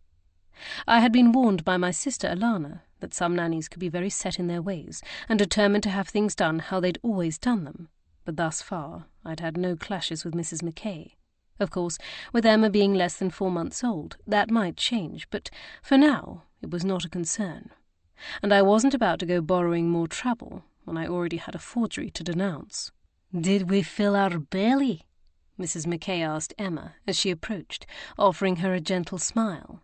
Emma pulled the rag doll from her mouth, offering her a slobbery grin in return. She did, I confirmed, somewhat unnecessarily given the fact she'd been wailing like a banshee when I'd taken her from Mrs. Mackay 3/4 of an hour earlier. I pressed a kiss to both of Emma's cheeks before passing her to her nurse. "I'll be back in time to feed her before I change for dinner, like usual, and I won't lose track of the hour this time," I added somewhat fretfully. "Och, there's no need to worry," she assured me. "The bairn just had to exercise her lungs for a wee bit, and she needs to do that from time to time anyways. 'Tis good for her." I laughed lightly, feeling I shouldn't need this reassurance, but grateful for it nonetheless. Gage dropped a kiss on Emma's downy blonde head, while I checked my appearance in the mirror, adjusting the epaulets on my sleeves and the high neckline of my morning gown of small floral bouquets over a white background. Then we set off, arm in arm, in search of Lord Barbreck. We found him seated with Lady Bearsden in front of the tall Georgian windows of the library, which looked out over an ornate portico at the side of the house.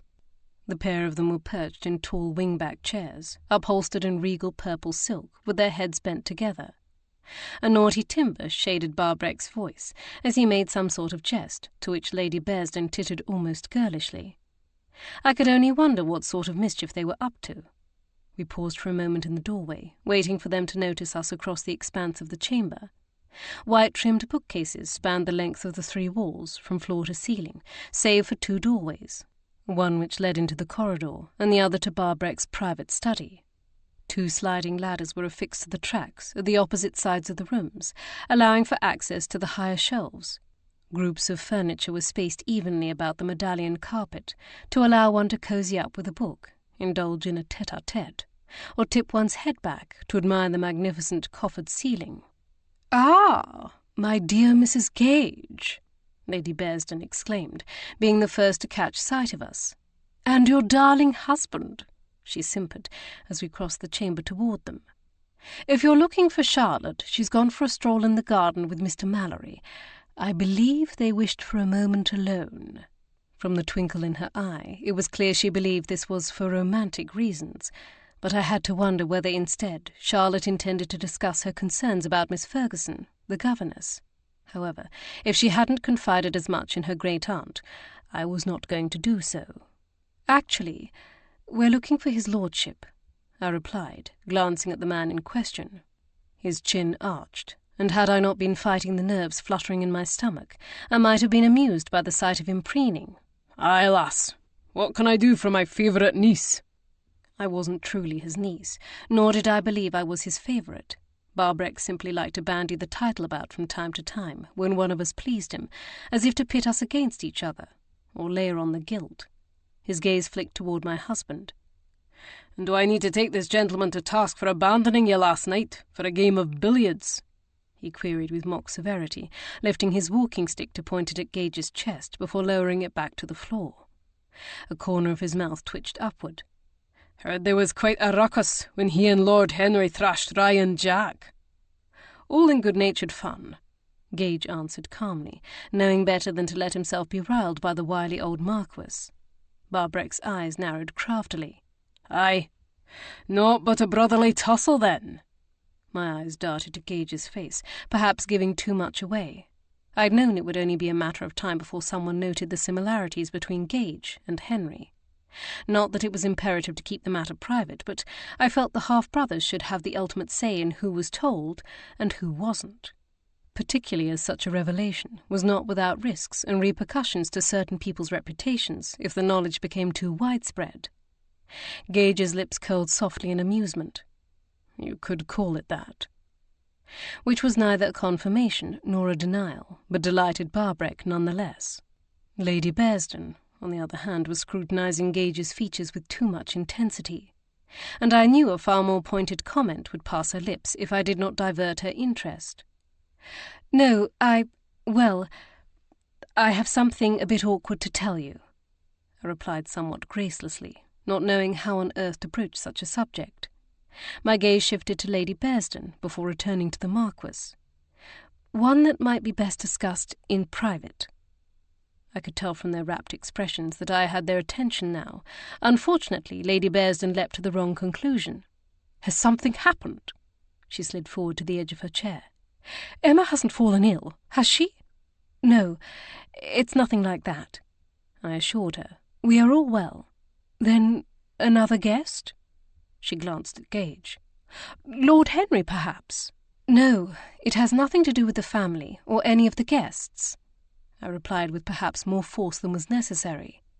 I exhaled an exasperated breath, realizing I would have to be clearer if I wanted her to stop pressing the matter. "It's to do with Lord Barbreck's art collection." The Marquis thumped his cane against the floor between his legs, leaning on the silver filigreed head. "Aye, well, then you can speak frankly in front of her ladyship. There's no need for secrecy there." I opened my mouth to offer one more objection, but then stopped. If he didn't mind her hearing, then who was I to oppose? Besides, it might go more easily if Lady Bearsden was here to witness the conversation. Her dark eyes shimmered, not only with curiosity, but also kindness. I dipped my head once in acceptance, and sank down on the upholstered bench across from them, waiting until Gage had joined me before I gathered my words. "I spent some time this afternoon admiring your paintings on the walls of the grand staircase, and then into the long gallery. It's quite impressive," I confessed with sincerity, hoping to soften the blow. "Aye, I've been told by some that it is the finest collection in Scotland, perhaps all of Britain," he remarked with pride, having said something similar the day before. This assessment was definitely taking it too far. His collection was certainly fine, but not the most superb in all of Britain, nor even, in all likelihood, Scotland. However, pointing this out would only make what I had to say next more difficult. "Yes, well, I have something troubling to tell you," I faltered, struggling to continue, particularly in the face of the forbidding expression which had fallen over Barbreck's countenance. I searched his features, trying to understand precisely what was stamped there. Did he already have some inkling of what I was going to say, or was he merely reacting to my evident uneasiness? Gage pressed a reassuring hand to the small of my back, and I forced a deep breath past the tightness in my lungs. "Your Van Dyck portrait, the one of the three ladies," I hesitated a second longer before spitting out the truth. "It's a forgery." I gazed at Barbreck, pressing my tongue to the roof of my mouth to stifle the urge to rattle off all of the evidence, instead making myself wait for him to speak first. But rather than asking me why I believed such a thing to be true, he simply grew redder and redder until the veins in his forehead became a mottled purple, and I feared he might be in physical distress. Just as I leaned forward in alarm, his voice cracked like a whip. "Lies!" Chapter 4.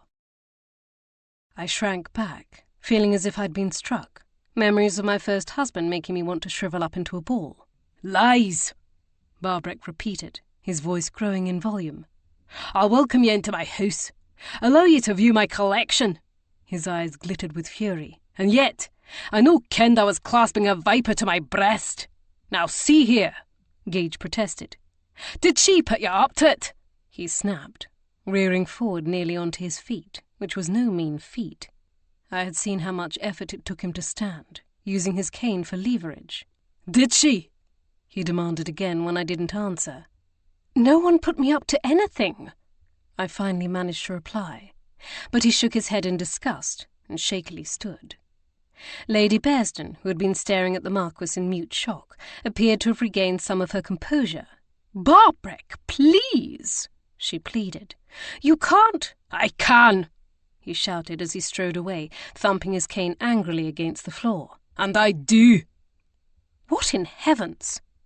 Aunt Kate gasped from behind us. "Uncle Donald, what is all this yelling about?" But Barbreck ignored her, retreating to his study and slamming the door behind him. My stomach still quavering, I shifted even closer to Gage and the protective arm he'd wrapped around me, before daring to look behind me toward the trio gathered just inside the doorway. Aunt Kate's eyes were round with astonishment, while deep furrows cut through Uncle Dunstan's brow. Only Morven appeared entirely composed. "I didn't mean to upset him," I murmured. "I simply thought it was wrong for him not to know the truth." "Oh, we know, dear," Lady Bearsden reassured me as the others advanced into the room, though they could know no such thing. "What happened?" Aunt Kate asked evenly, sinking down on the bench with her knees on the other side so that she had to turn sideways to face me. Gage's hand moved up and down my back, continuing to offer me support. "I noticed there was something that wasn't quite right with one of the paintings in the long gallery this afternoon." I swallowed before stating the matter outright, yet again, albeit in a small voice. "The Van Dyck is a forgery."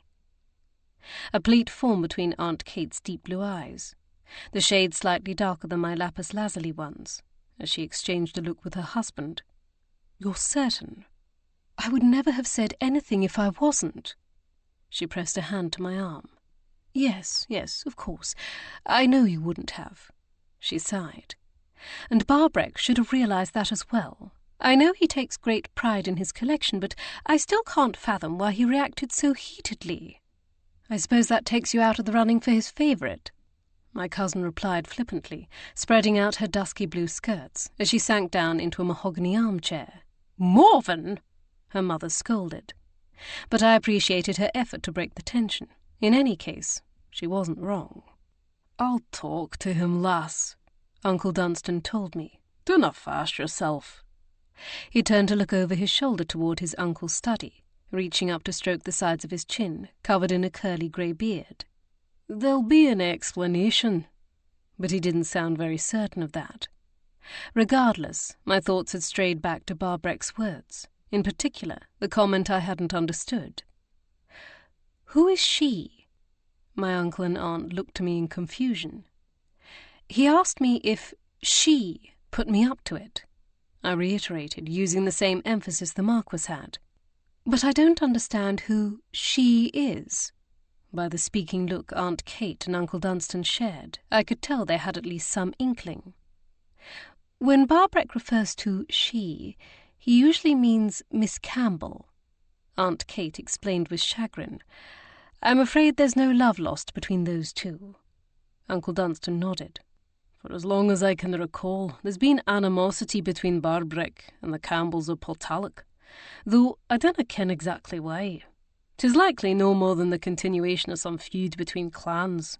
After all, Barbreck's mother was a MacLachlan, and she despised the Campbells till the day she died, even though the Duke of Argyll, the chief of the Campbells, helped save her cousin's lands when the government intended they be forfeit after her uncle, the clan chief, was killed at Culloden fighting for the Jacobites." I made a quick calculation in my head, startled to realize Barbreck's mother would, indeed, have been alive to see the Battle of Culloden. At 80 and some odd years of age, Lord Barbreck would have been born sometime around 1750, not long after the last stand of the Jacobites in 1746, and the end of much of the Highland way of life. But for all that his mother had been a MacLachlan, his father had been an upstart lowlander, granted these lands and a title for services to the crown.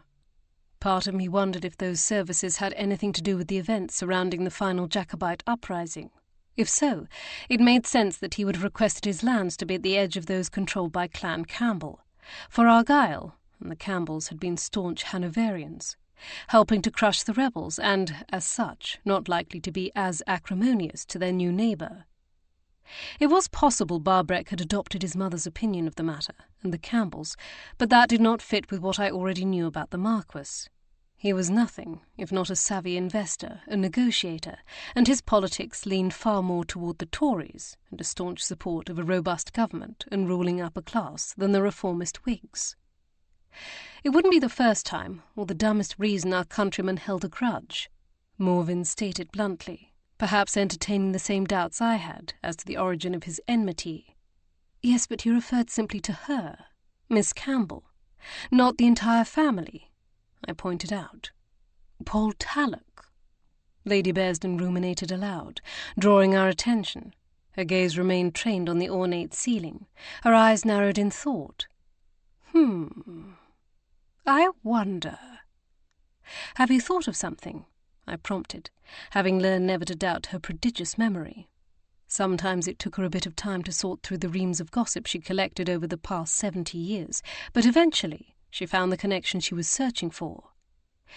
Yes, I seem to recall, but no.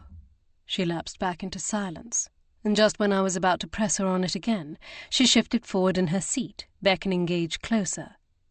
I must check something. Whether this was to do with Barbreck and his hostility toward Miss Campbell, or another matter she'd only just remembered, I couldn't tell. But I stifled the urge to badger her, as Gage helped her to her feet and then escorted her from the room. Should she have something to tell us, she would, in her own time. Meanwhile, I would have to be satisfied by the fact that at least the others seemed to believe my assessment of the Van Dyke was a forgery, though I couldn't shake the uneasiness that had gripped me since Lord Barbreck's outburst. Don't fret, dear. Aunt Kate consoled me, correctly reading my expression. You must simply be shocked. He'll come around. Yes, but... I bit my lip, wondering if now was the time to be asking further questions. But now that I'd begun, I couldn't take it back. How did a forgery, and one allegedly by such a renowned artist, end up in his lordship's collection? Everyone fell silent as they exchanged glances with each other. Not even Morven had a quip. Aunt Kate was the first to reply. I don't know, but let's wait until Barbreck is more accepting before we try to answer that. Of course, I murmured, but I knew it wouldn't be so simple, at least not for me. I excused myself soon after and wandered back to my bedchamber, even as my thoughts were still fixated on the painting. Finding myself standing in the middle of the room, I turned in a circle, searching for some occupation. By now, Emma would be taking the last nap of the day, and I was in no mood for other company. Then my gaze landed on my sketchbook and charcoals on a table next to the pale sea-green damask couch before the windows. Sliding my kid-leather slippers from my feet, I reclined on the couch, pulling my knees up toward my chest to form a prop for my book, and then flipped the pages until I came to a clean page. I breathed deeper as I swept the charcoal across the page in broad strokes, the smoky musk as familiar and comforting as an old shawl. Sketching had always helped me settle when I was tired, strained, or anxious.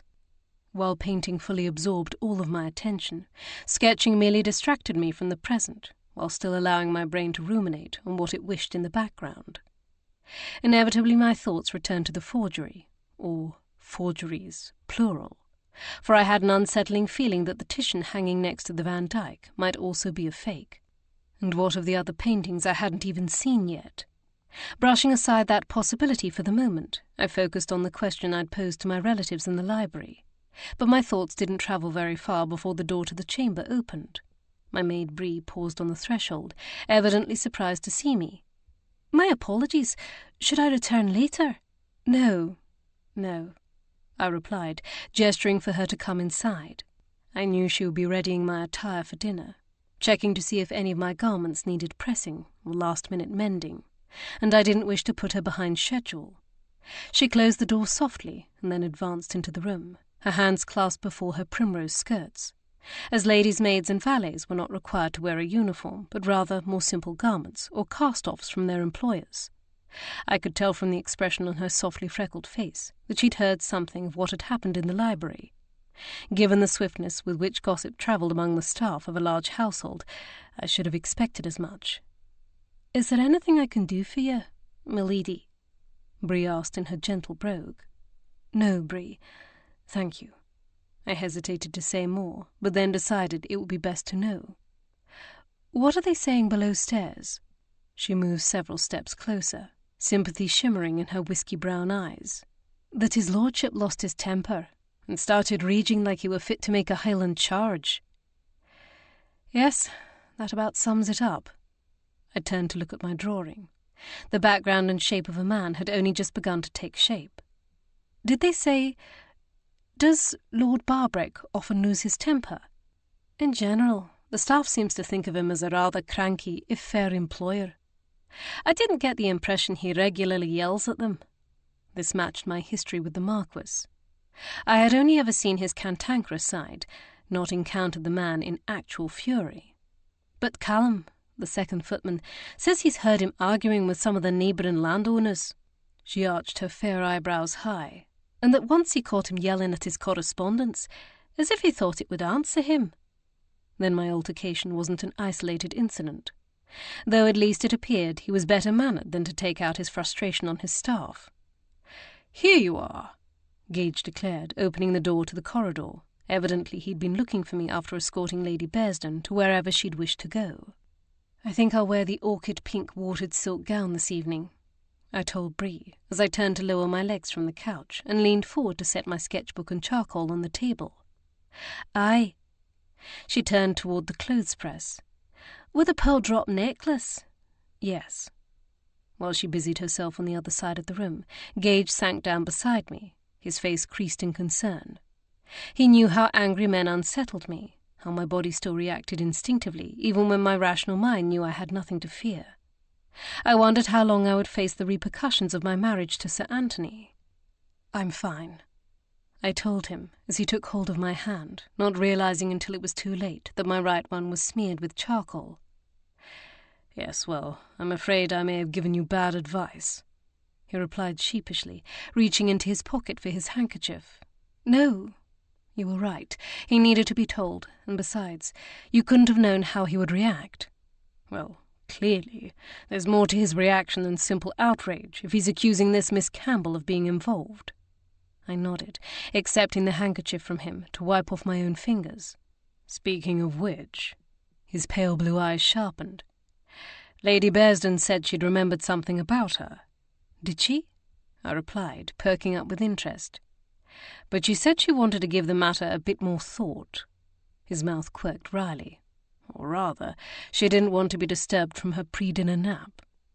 She said she'll speak to us after dinner." I smiled in half-hearted amusement.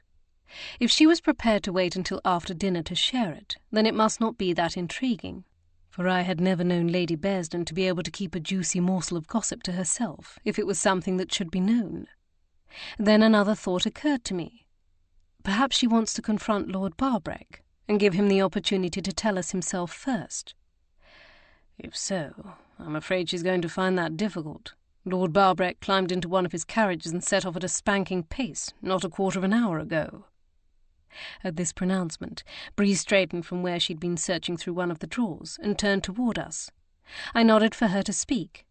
"I forgot to say, my lady, but Callum also told me his lordship had ordered the carriage be brought around."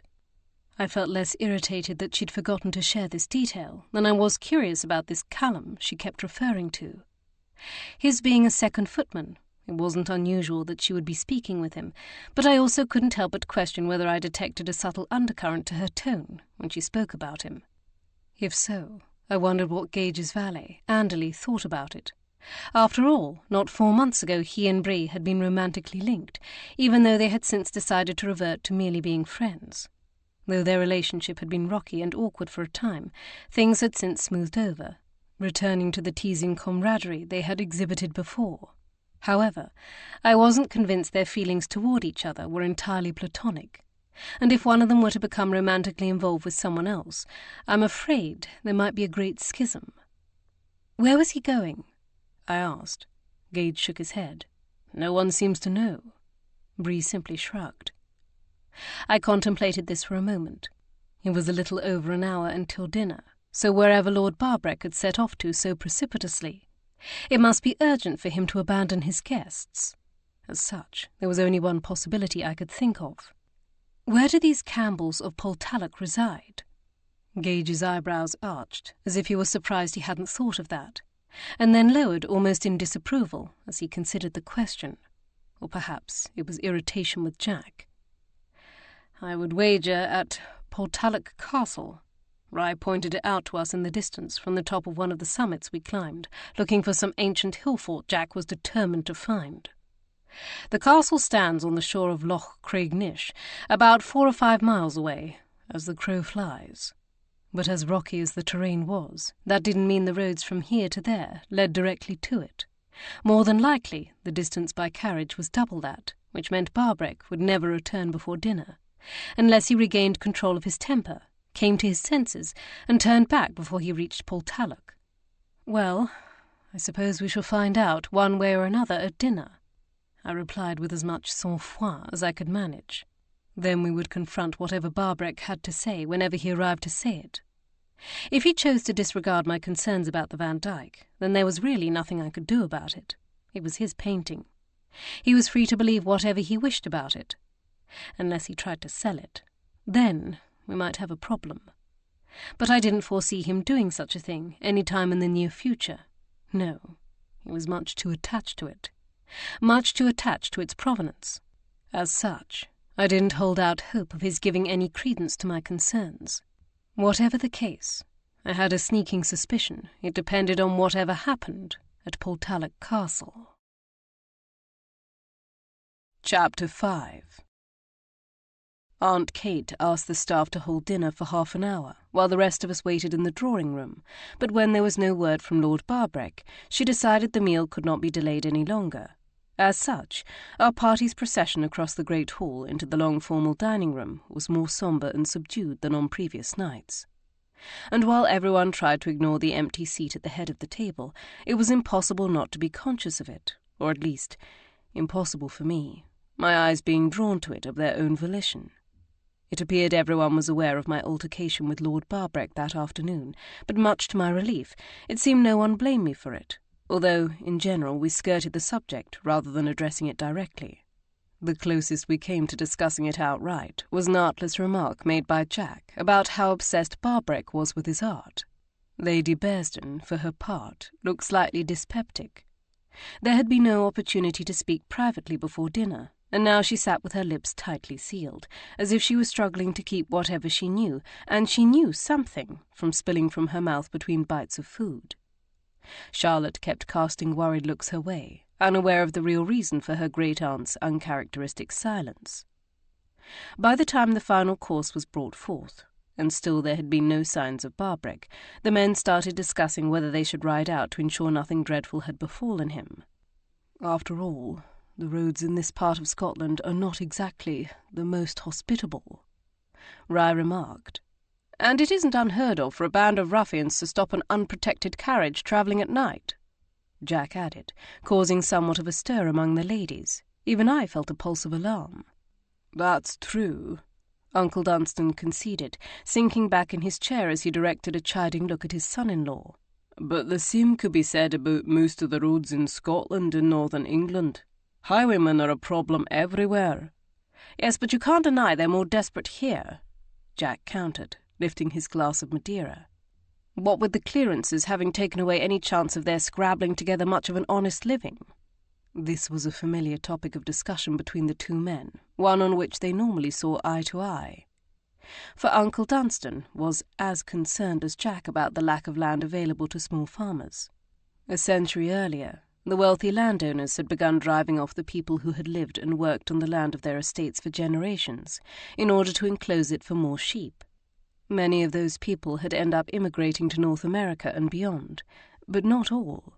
However, in this case, it wasn't Jack's politics my uncle disagreed with.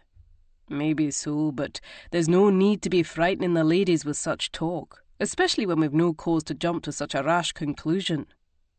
"All the same," Aunt Kate declared, ever the peacemaker, as she leaned forward to rest a restraining hand against Jack's arm, "perhaps it would be a good idea if several of you gentlemen ventured out to meet him if he hasn't returned by sunset."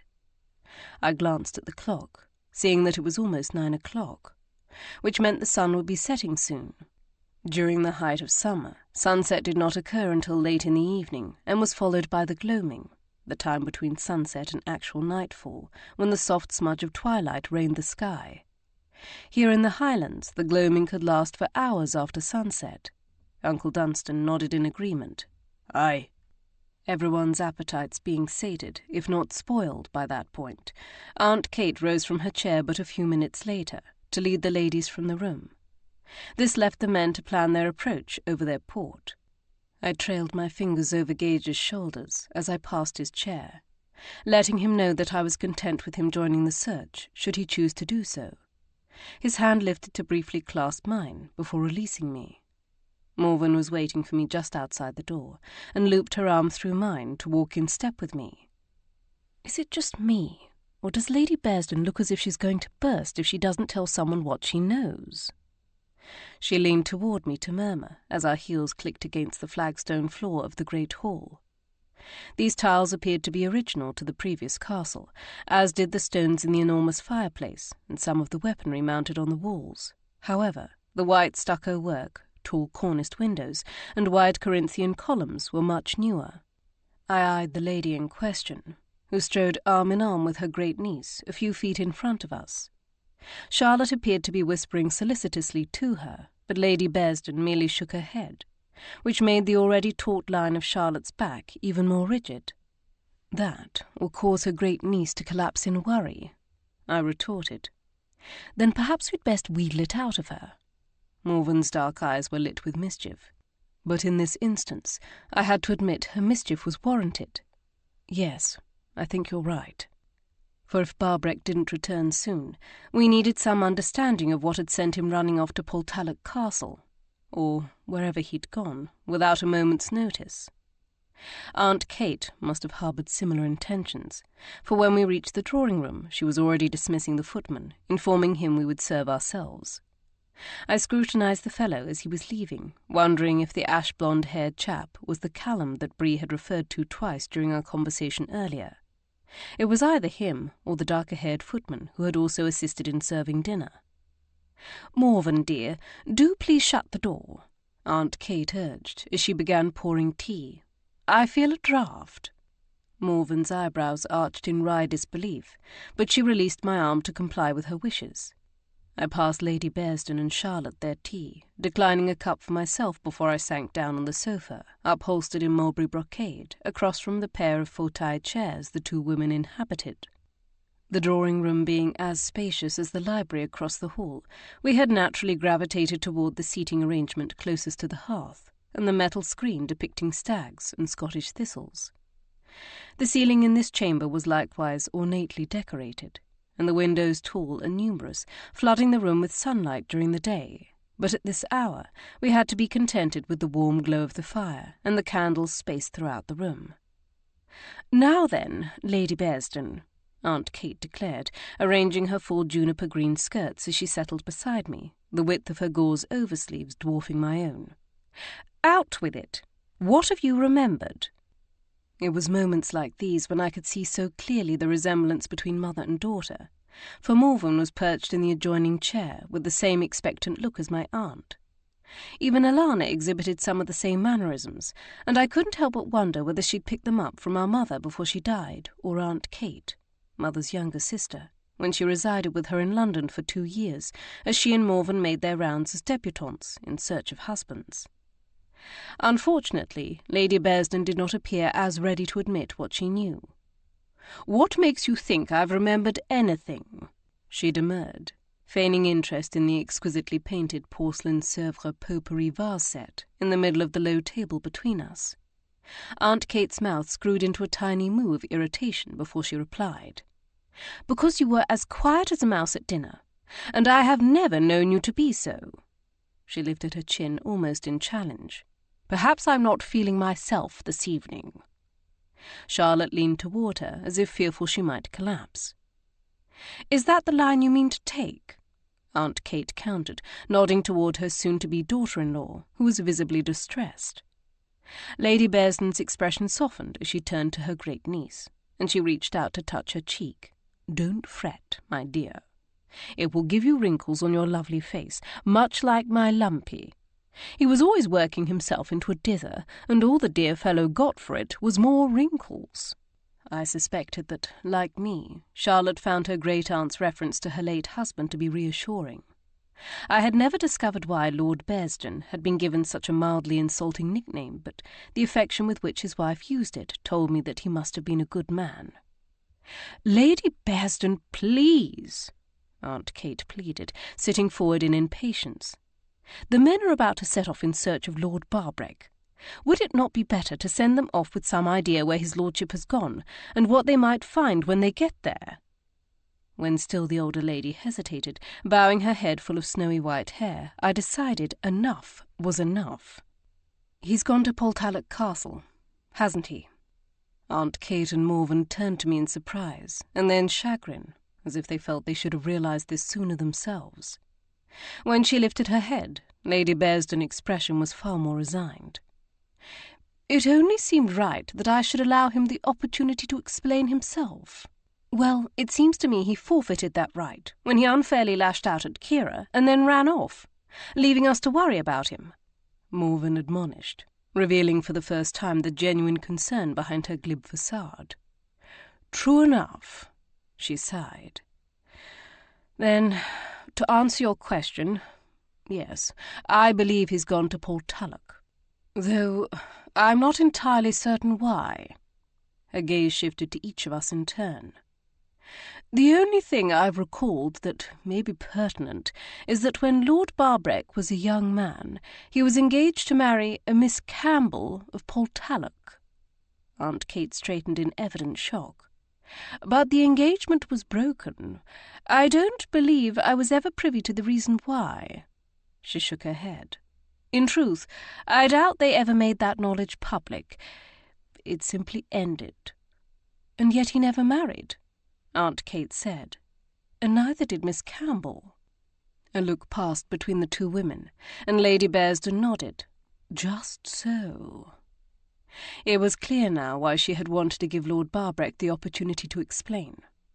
Whatever had happened to end his engagement to Miss Campbell had obviously been no small matter. Not if neither of them had ever married.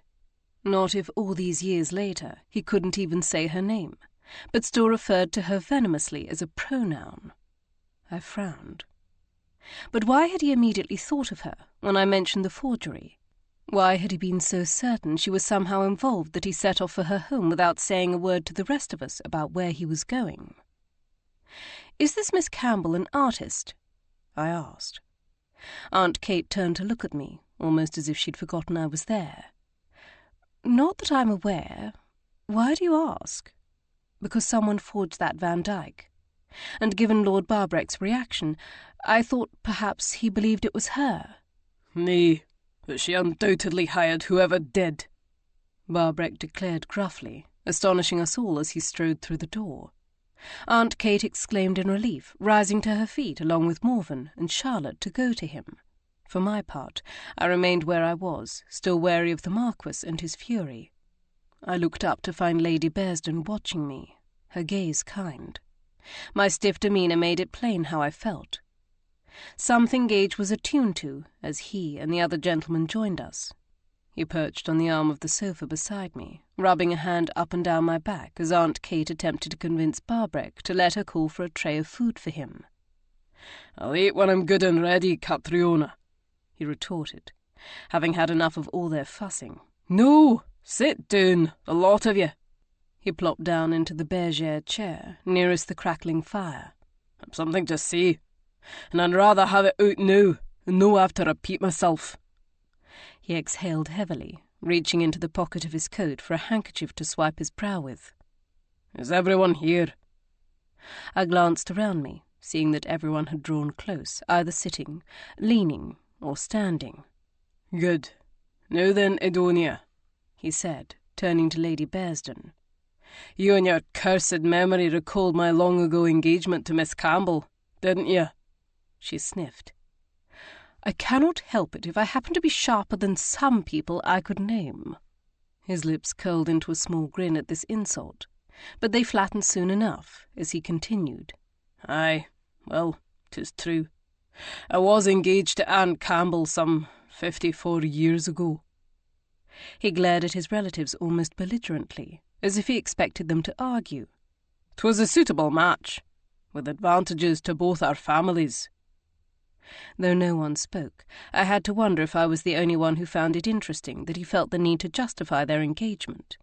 I was not familiar with the Campbells of Portalic, but it seemed obvious that they must be minor Scottish nobles, or at least gentry.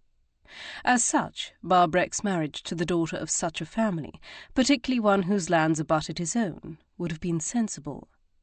And yet his emphasis on the prudent nature of their match made me think that had not been their true motivation. That, and the strong feelings he still exhibited toward her, even 54 years later.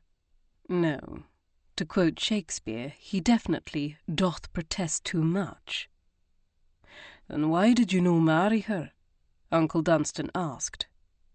The flickering firelight made the hollows of Lord Barbreck's eyes more pronounced as he leaned forward. "Because the Campbells questioned our family's honour," he snarled. "Sir James had the audacity to accuse my brother Alistair of selling him a forged painting, and then dared suggest I colluded with him." This was the reason he had reacted so fiercely to my assertion that his Van Dyck portrait was a forgery. It turned out this wasn't the first time the word had been bandied about in connection with his art collection. And the last time it had not only smarted his pride, but cost him the woman he may have loved. He pounded the arm of his chair. "Alistair secured and transported the painting at St. James's bidding, and at no small effort, and yet the old churl and his termagant daughter still dared to challenge its authenticity." He turned to stare broodingly into the shadows at the edge of the room. "I was simply glad I'd uncovered what a deceitful harridan the woman was before I married her." "The painting Alistair sold them?" Aunt Kate queried, her gaze sliding sideways toward me. "Was it the Van Dyck?" "No," Barbreck stated firmly. "A Titian." I stiffened, drawing his attention for the first time since he'd entered the room. "Then why did you go charging off to Portalic?" Lady Bearsden demanded to know, perhaps distracting him intentionally. "That is where you head off to, isn't it?" "Because she ken how much I esteem Van Dyck. She ken any portrait by him would be one of the most treasured in my collection." His eyes narrowed. "And so she must have stole it and replaced it with a fake." He bit off each of his words with vehemence. "Dinna tell me you rode off to Portalic and accused Miss Campbell of that to her face." Uncle Dunstan's aghast disbelief was palpable. "Aye." His gaze flickered up and down over his nephew's form as if he found him lacking. "Well, I wasn't about to let her get away with it." "Did she admit to it?" Morven asked almost eagerly. "Nay." His jaw tightened. "Laughed in my face is what she did. But she will not be laughing long, no when I prove her to be the thief and the fraud that she is." I had a sinking feeling. I knew where this conversation was headed, and if the manner in which Gage's hand flexed where it rested against my back was any indication, so did he. "Dinna you think you're taking this too far?" Uncle Dunstan protested, his bushy eyebrows bristling like a hedgehog. "You've no proof of any such plot." "Nay, but I will." Upon making this statement, almost as if on cue, his gaze swung to pin me to my seat. But this time I was prepared for it, and I did not allow even a single muscle to quiver. "And Kiera's going to help me." Feeling my temper stir, I arched a single eyebrow. "Oh, I am I?" "I believe you said she was a liar," Gage remarked drolly, though I could sense the anger he fought to restrain tightening the edges. "A viper." He bit off. "Uncle Donald, you didn't!" Aunt Kate gasped, apparently not having heard the precise words he'd spoken to me earlier, but more the tone. "Aye, well," he grumbled. "Can you not understand my shock and fury?" He lifted his cane to point vaguely in the direction of Portalic. "That woman is trying to make me look a fool." "You seem to be doing that well enough on your own," Lady Bearsden quipped with a sniff. He turned his glare on her, but if he expected her to quail, he was going to be sadly disappointed. "I believe the words you're looking for are, 'I apologize,'" Gage informed him, "at least for a start." He stewed for a moment, his haggard, wrinkled face taut with displeasure before softening. Aye, I do. I should ne'er have doubted Kiera's integrity. As apologies went, it wasn't exactly sincere, if it could even be considered an apology, given the fact he'd avoided saying the actual words. But I suspected Barbreck had rarely, if ever, been made to apologise for anything in his entire life, and at 82 years of age, he was unlikely to develop an aptitude for it. In any case, his remorse was short-lived. But surely you must understand why I need your help. His eyes hardened. She cannot be allowed to get away with this. I turned to look up at Gage, seeing in his face the same irritation and reluctance I felt, but I knew he would leave the decision to me. I had been the one who had been insulted, and I was the one who possessed the knowledge and skills Barbreck wished to utilize. My stomach swelled with a mixture of pity and revulsion, for I had no desire to become entangled with this vendetta between Barbreck and the Campbells, though, truth be known, we had only heard one side of it. Perhaps this Miss Campbell had done her best to move on, harbouring no ill will toward her former fiancé, or perhaps she had not. There was no way to know unless we spoke with her about it. I also had to admit that my curiosity had been awakened. I felt certain the Van Dyck was a forgery, but how old was it? Could an authentic Van Dyck actually lay somewhere underneath numerous layers of overpaint, perhaps originally applied to hide damage? Had I discarded such a possibility too swiftly? Could that explain the discrepancy? And then there were the questions about the painting's provenance. How did it come to be in Barbreck's possession in the first place? Was the painting hanging in the long gallery the original portrait he had purchased, or, as he alleged, had it been switched out with a forgery? If so, when? Finding satisfactory answers to these questions could be very difficult, if not impossible. But the challenge of doing so appealed to me. The artist in me was affronted by the idea of someone else trying to pass their artwork off as another artist's, be it for monetary gain or pure ego. It wasn't right. Of course, there was always the possibility that the painting had been misidentified, either by accident or on purpose. If so, the real artist deserved to have their name restored to their creation. If I agreed to do this, it would be for the integrity of that artist, not for Barbreck and whatever revenge he wished to take on Miss Campbell. But first, there was another issue that needed to be addressed. I turned to study Barbreck's features, ignoring the murmurs of the others in the room. The Titian you mentioned, the one you said the Campbells claimed was a forgery, where is it now? Hanging in the long gallery, he replied after a slight hesitation. Next to the Van Dyck? Yes. This time his voice was definitely tinged with suspicion, and perhaps a warning. Then I'm afraid the Van Dyck isn't your only problem, because I'm fairly certain that Titian is also a forgery, though, in this instance, it may simply be a misattribution rather than outright fraud. Chapter 6. Barbreck's face flushed with fury. But whether it was the presence of the others or his own realization that lashing out at me would get him nowhere, he stifled his anger before speaking. Fairly certain? Yes. I would need to study it closer, and there are a few assessments I could attempt to verify its age. I mentioned the last with some trepidation, for these could potentially damage the painting. I was no expert when it came to such things, but as an artist, I did understand how my chosen mediums worked, and the changes and processes they went through. Barbreck scrutinized my features, clearly recognizing the other implication of my analyzing the paintings. If I uncovered evidence that they were, in fact, forgeries, there would be no turning back, no denying it. Just because he seemed to have accepted the possibility that the Van Dyck was a fake did not mean he was willing to face the prospect that there were other forgeries in his collection. Then suddenly his shoulders slumped, and the proud angle of his grey head seemed to droop as he nodded somewhat listlessly.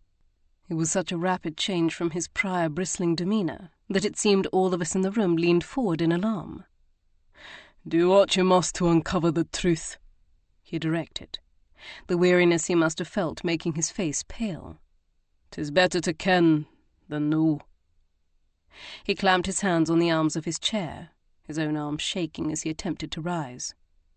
"And now, I'd like to rest." Rye and Henry, being closest, hurried over to help him to his feet.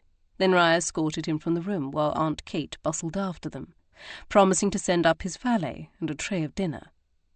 Meanwhile the rest of us sat looking at each other, uncertain what to do. It was Lady Bearsden who broke the spell, planting her cane firmly between her legs. "I think I shall also retire," she declared, hoisting herself to her feet. Charlotte came forward to grasp her arm as Lady Bearsden hobbled toward the door. She paused beside my chair, reaching up one gnarled finger to pat my cheek. "The truth will always out, so do not fret, my dear." Her eyes were kind, as if realizing that was exactly what I'd begun to do. "Simply give it to us unvarnished. The rest will take care of itself." Then, with one last pat, she moved on, though not before briefly clutching my husband's strong arm. "Oh, to be young again," she lamented on a sigh, and I couldn't hold a bubble of amusement from bringing a smile to my lips. Lady Bearsden was rather fond of good-looking young men, and unafraid to comment on that fact, as well as their attributes. "I think we shall retire too," Morven stated, crossing the room toward her husband. Uncle Dunstan scraped a hand back through his thick, grizzled hair. "Aye, perhaps we all should." This was probably a sound idea. After all, my analysis of the paintings in question could wait until morning, when the sunlight would make it much easier. In any case, there were supplies to be gathered and prepared, and Emma would need to be fed in less than an hour's time before settling down for her longest slumber of the night. I was not about to sacrifice my lengthiest stretch of uninterrupted sleep for anything less than an emergency. However, the look that passed between Gage and Henry told me we wouldn't be retiring to our bedchambers quite yet. So when Gage pulled me through the doorway, on the floor above, just to the right of the grand stairs, rather than continue down the corridors to our rooms, I was not entirely surprised. When Aunt Kate had given us a tour of the manor upon our arrival, she had called this room the Solar, a title which was somewhat misleading, considering that the house had been built less than 60 years ago, so this room could never have functioned as a true medieval solar. It was really just another parlour, one whose walls were draped with an exquisite set of tapestries.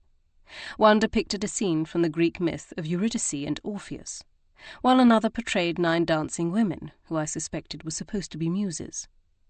Though the room was now dark, and the drapes drawn, I could make out shapes in the darkness, including the tables and pedestals spaced throughout, where a number of ancient vases, bowls, and amphorae, or the fragments of such, were displayed. "I assume you intend to further analyze these paintings?"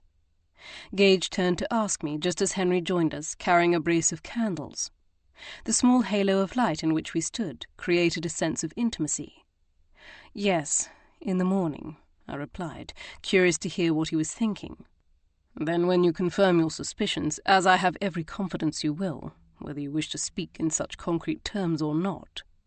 His lips quirked in the soft glow of the candlelight. "Then I presume you'll want to pay a visit to Miss Campbell." "That would be the logical next step."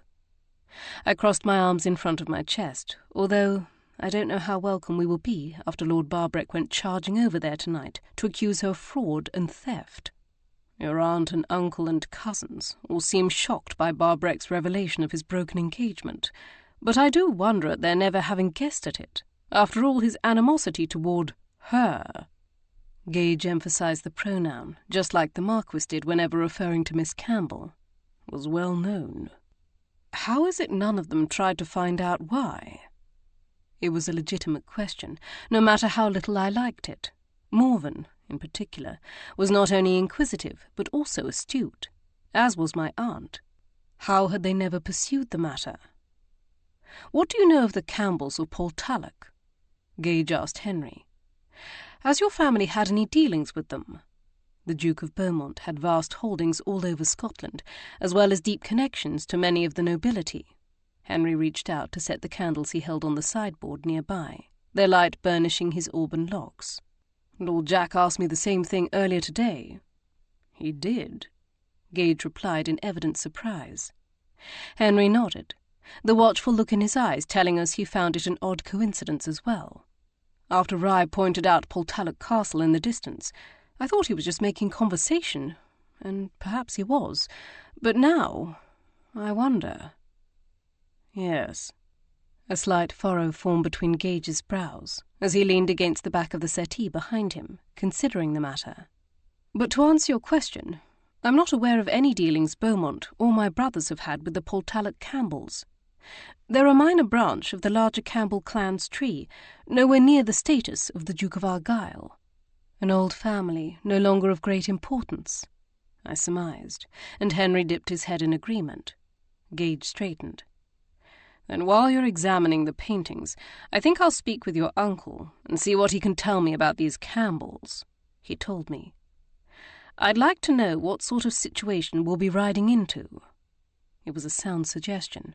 For all we knew, the Campbells might be an antagonistic bunch, greeting any encroachment onto their land with hostility, especially after Lord Barbreck's accusations this evening.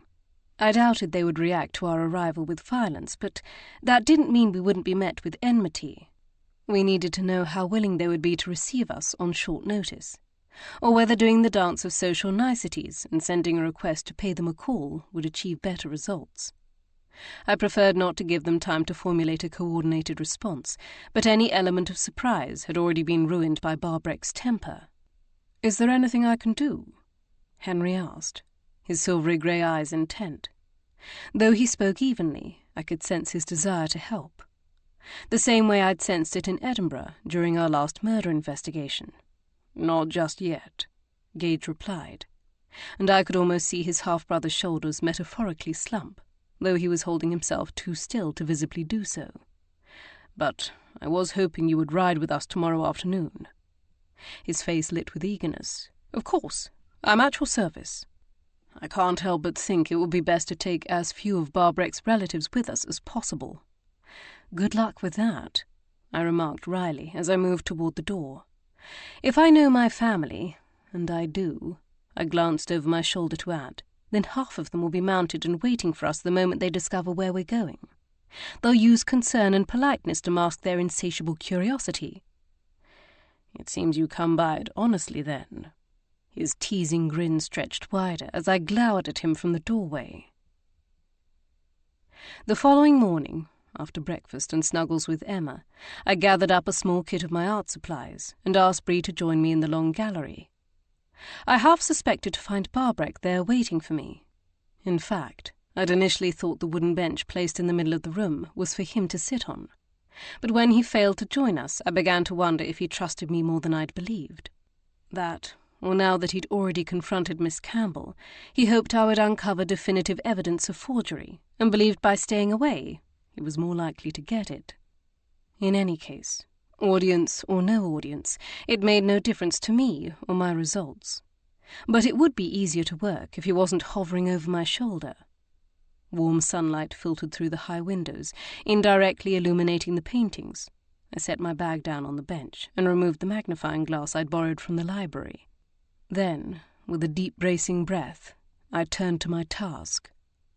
I began with the Van Dyck.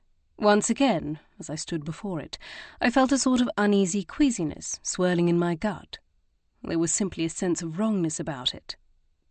"This can't be a Van Dyck," I murmured more to myself than to Bree, who stood quietly beside me, but then I continued, explaining why I was so insistent. "Look at the folds of this gown." I pointed.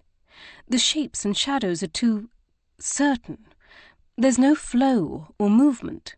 No sense of life, just like their faces. There is no light or thought behind them. No allure. And Van Dyck is known for such things." I tilted my head, studying the painting from a slightly different angle. "And this blue."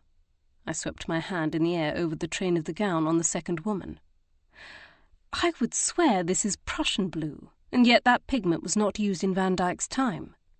He would have painted with something like azurite."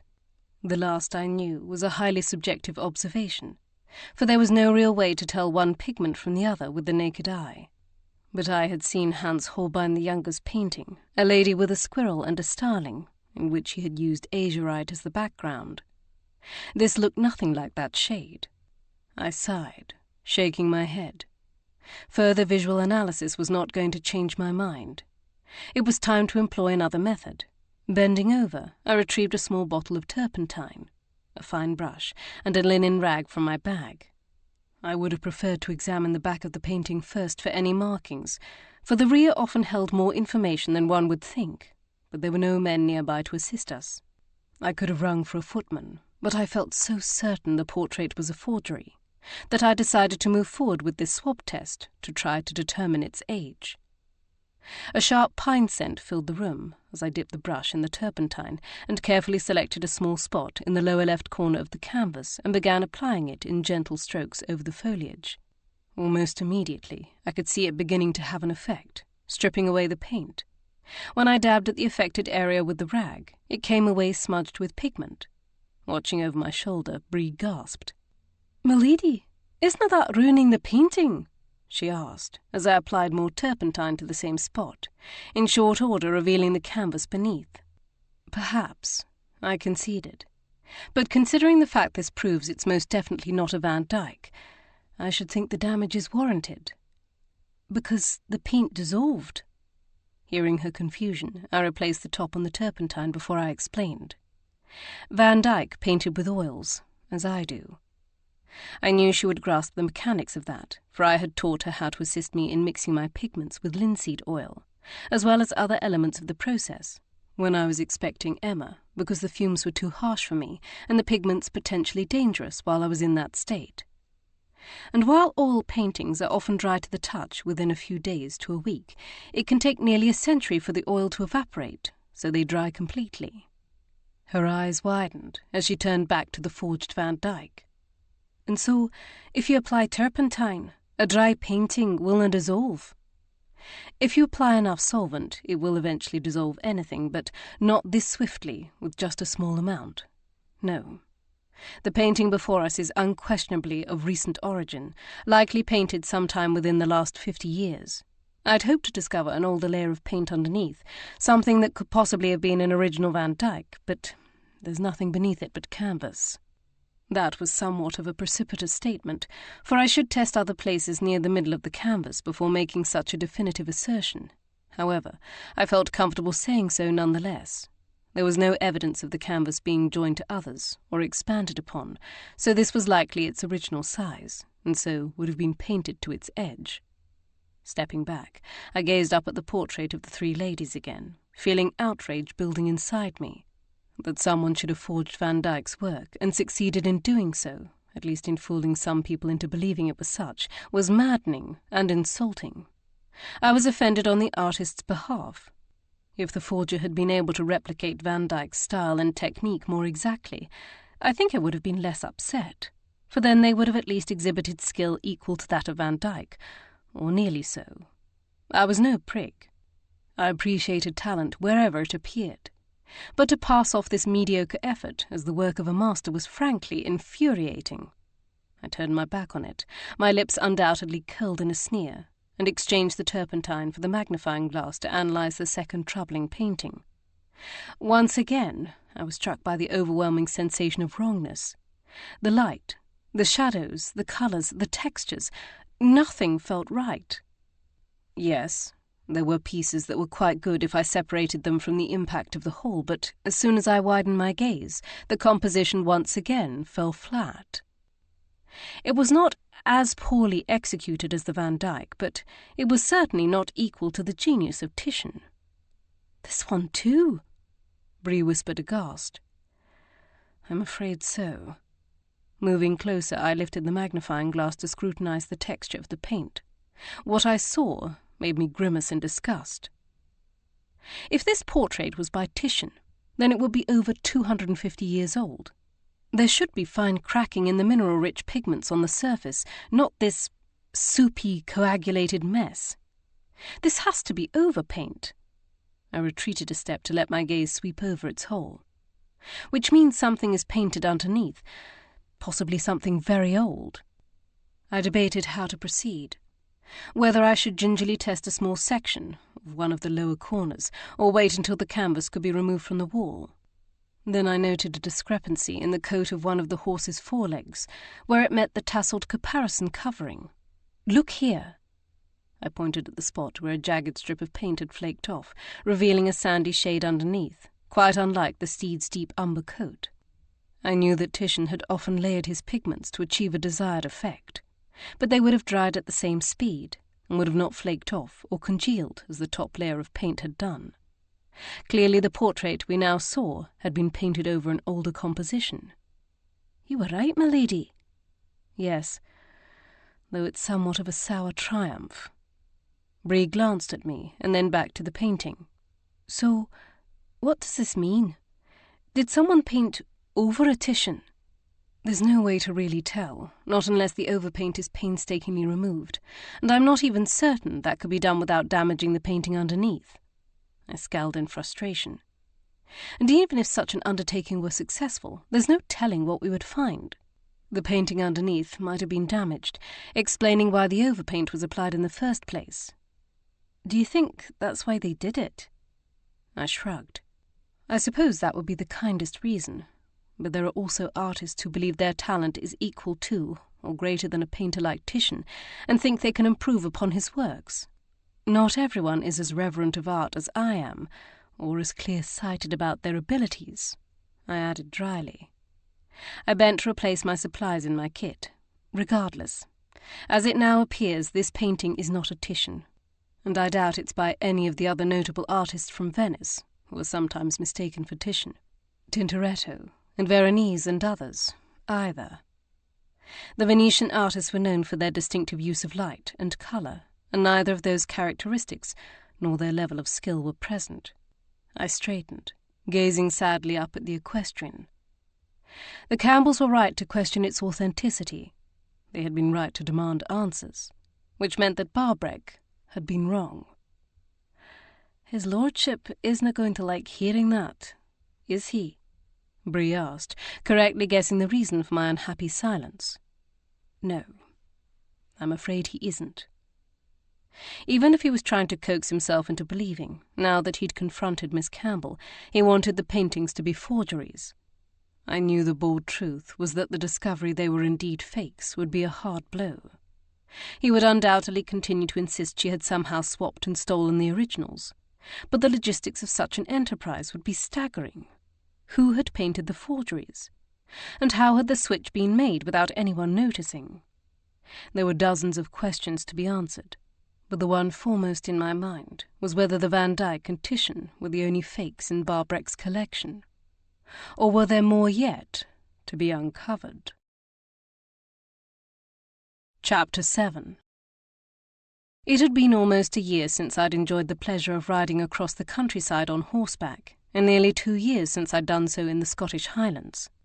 As such, I began our ride feeling rather awkward atop the sturdy bay pony Gage had chosen for me from Barbreck's stables, but soon enough I found myself settling into her gait, becoming reaccustomed to the saddle, which was fortunate, for the trail my uncle had directed us to take soon after we crossed the bridge spanning the river Barbreck veered south over rocky terrain. The carriage road was forced to divert east, avoiding the large stone crag standing in its way south of Duna Ban Oiga and its hill fort, and then turn south again to parallel the burn trickling through Kilmartin Glen between the larger ridges. But on horseback we could take this more direct route, skirting the rugged terrain where the base of the crag met the loch, and complete the journey to Portalic in half the time. Gage, Henry, and I didn't talk much as we made our way single file over the most precarious part of the trail, concentrating on the horses and trying not to be distracted by the glorious views across the loch towards the west. Sunlight glinted off the water where seals bobbed in the waves, and the verdant rolling hills surrounding the village of Ardfern and its harbour on the opposite shore. Gripping the reins with my kid-leather gloves, I breathed deep of the salty breeze that played with the hairs at the base of my neck and ruffled the jiggered sleeves of my plum riding habit. Gold epaulette trim marched down the bodice and around the cuffs, and a matching belt cinched the fabric around my waist. On the far side of the crag, the terrain evened out, and the trail led us into a forest where the trees soon enveloped us, hiding the loch from our view. Beneath a thick canopy of downy birch, oaks, and pines, the air was cooler and redolent with the smell of moss and old growth. At first the path was nearly as narrow as it had been over the rocky terrain, with the trees crowding close and branches brushing the tops of our heads. But as we passed along the shore of a lochlan buried deep within the heart of the wood, the trail widened enough for at least two to ride abreast. Gage slowed his chestnut gelding so that I could ride alongside him. "Your uncle said when the trail passed a small rocky outcropping to the west, we would be halfway there. He even suggested that if we have time, we might wish to stop and view the cup and ring carvings in the rock." "Perhaps on our return journey," I replied, knowing I needn't explain why I was so mindful of the time. I had, at most, 3 hours before I needed to return to Emma, and a glimpse at the watch pinned to my bodice told me a quarter of an hour had already passed. "But what did Uncle Dunstan say when you asked him about the Campbells?" Gage had been present when I informed Barbreck of my findings about the forgeries in the Long Gallery, so he knew the Marquess had reacted better than I'd expected. At least this time he hadn't shouted at me, instead falling into a brooding stupor. One he'd emerged from long enough to grant me permission to analyse the other paintings in his collection, and to order me to prove Miss Campbell's involvement. The latter was a difficult charge, and one I had no intention of actually pursuing, though I did plan to pry into the painting's provenance. Whether Miss Campbell had been involved with them in any way, other than her father's denouncement of the Titian, remained to be seen. But unless she intersected with them in another meaningful way, I was not going to badger the woman.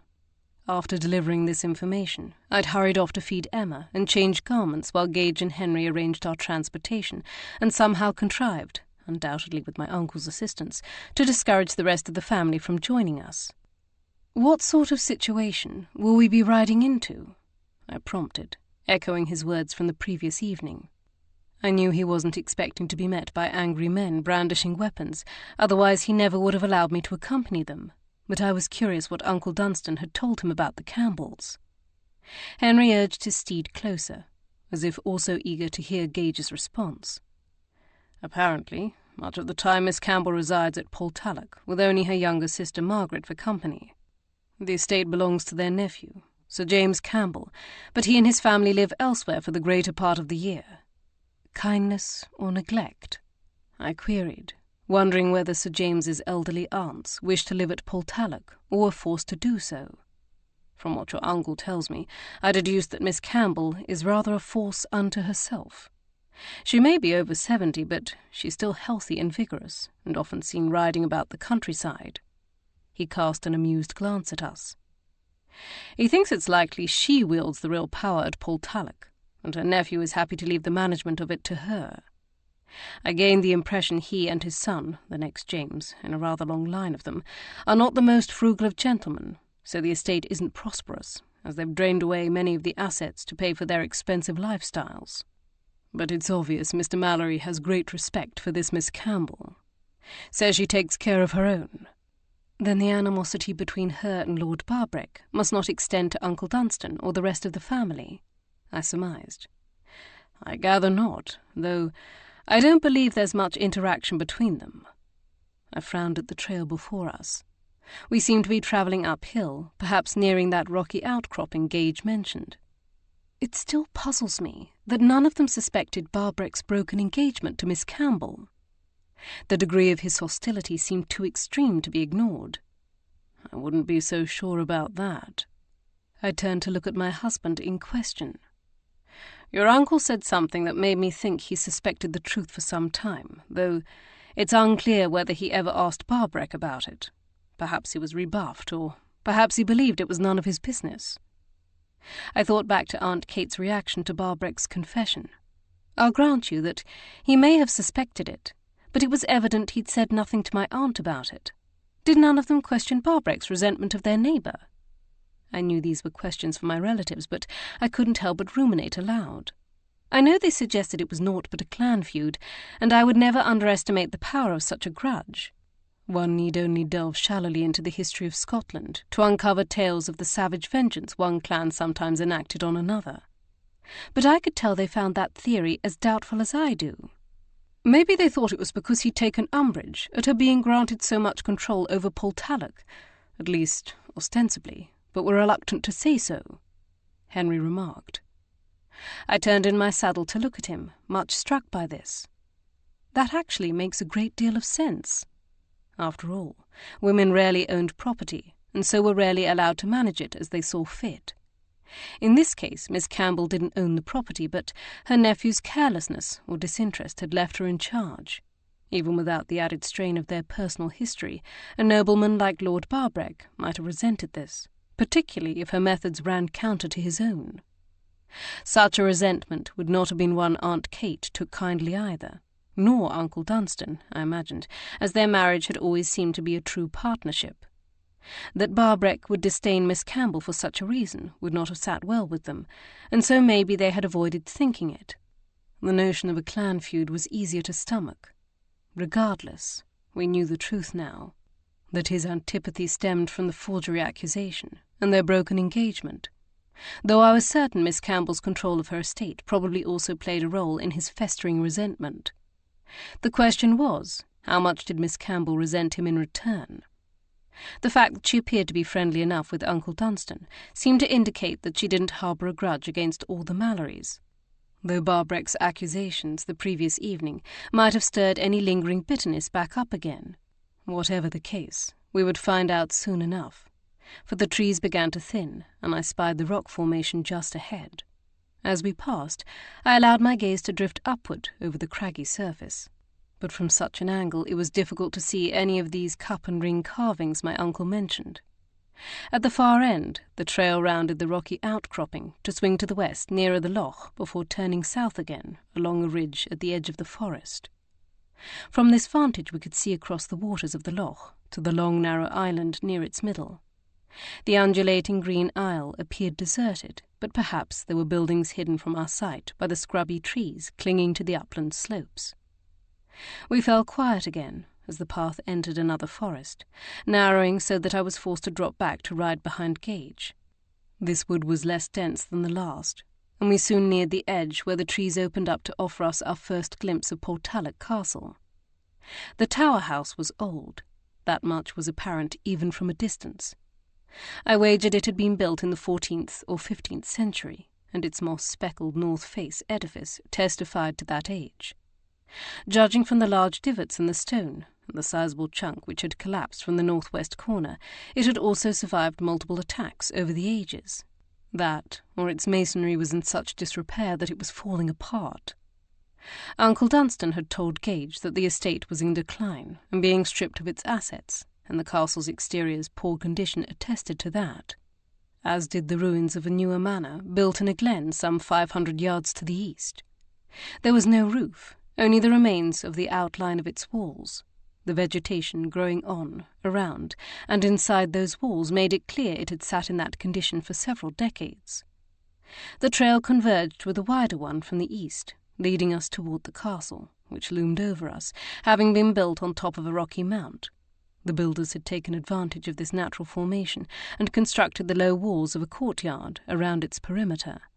The gates were thrown open, and so we urged our mounts through them and up the sloped path into the enclosure. Inside to our left we spied a row of low buildings, which undoubtedly acted as stables. I suspected the far side of the castle boasted a set of stairs built into the face of the crag, leading down toward the loch. But around the corner of the tower, to our right, stood the unassuming wooden door which acted as its main entrance.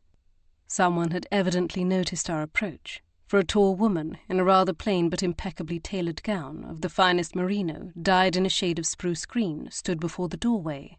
A man, who I presumed was her butler, stood just beyond her shoulder, his back straight, and his thinning hair rustling against the top of his head in the breeze. In stark contrast, the woman's iron-grey tresses were tightly restrained atop her head, as if they wouldn't dare disobey the orders of their mistress. Her gaze scrutinized each of us in turn, but I could feel it linger longest on me. "You'll be Lady Darby, and Mr. Gage, then, I presume," she remarked in a lilting Scottish brogue, and leaving me in no doubt that Lord Barbreck had invoked our names, likely as a threat, when he confronted her the previous evening. Polite society persisted in calling me by my first husband's title out of courtesy, since Sir Anthony Darby had been of a higher rank, though I infinitely preferred to be linked to my second husband by his name instead. But Lady Darby was the title I was most famously and infamously known by. Miss Campbell's eyes swung back to Henry. "And who might this be?" "Lord Henry Kerr, ma'am," he replied. "A Kerr? And one of the Beaumont's sons, no less, she mused, proving she knew her Debrett's peerage, or at least the lineage of Scotland's noble families. Aye, well, you're welcome to Portalic as well. Best come inside. With this remark, she turned to retreat inside the house, trusting us to follow. A pair of stable hands appeared to take control of our steeds as we dismounted. I hobbled slightly as I moved toward the entrance, unaccustomed to being in a saddle.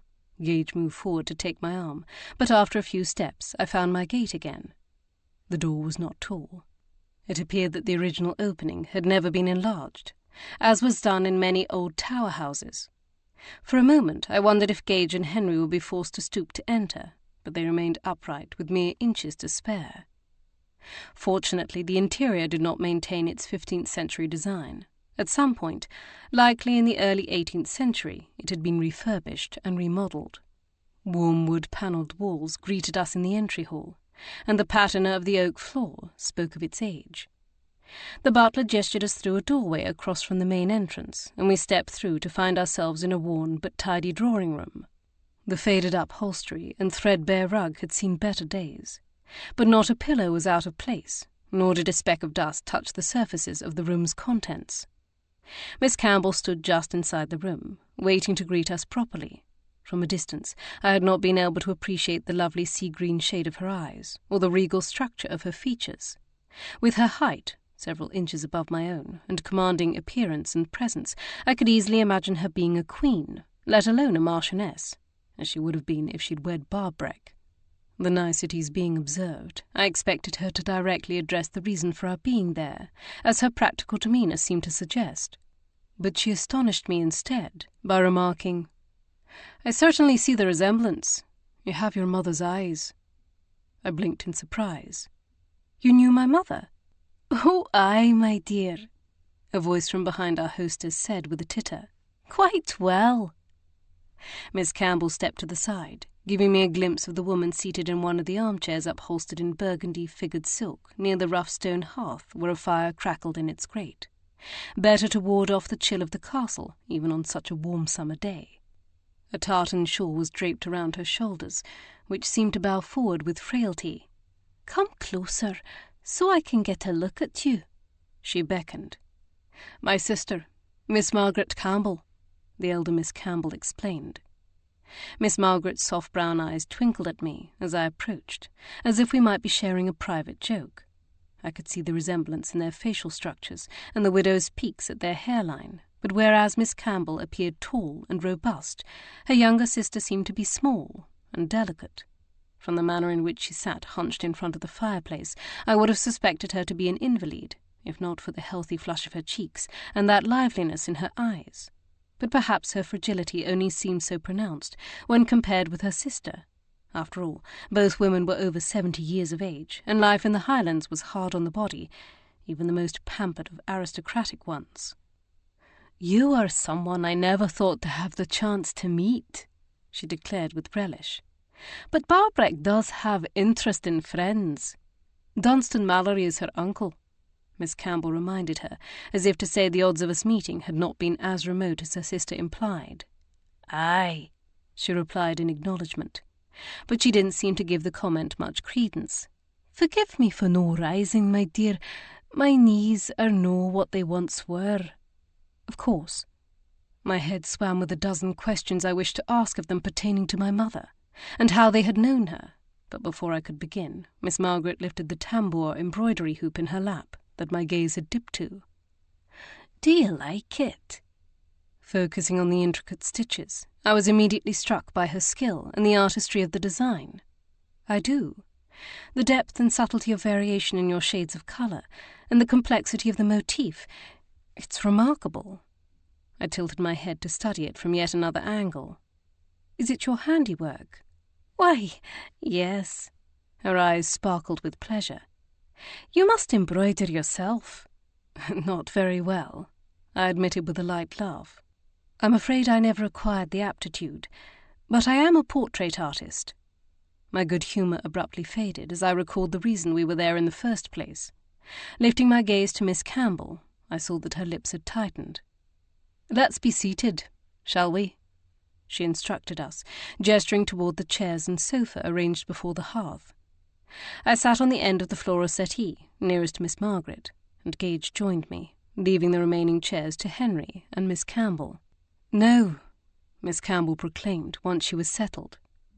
"It's no surprise why you are here, so I shall speak plainly." Her stern gaze met each of us in turn, ending with me. "I dinna ken where Barbreck's Van Dyke portrait is. I am neither a thief nor a liar, so if you've come to accuse me of either one, you've wasted your time and mine." Chapter 8. "I understand why you would think that's why we're here," I replied, unsurprised by her anger but grateful for her restraint.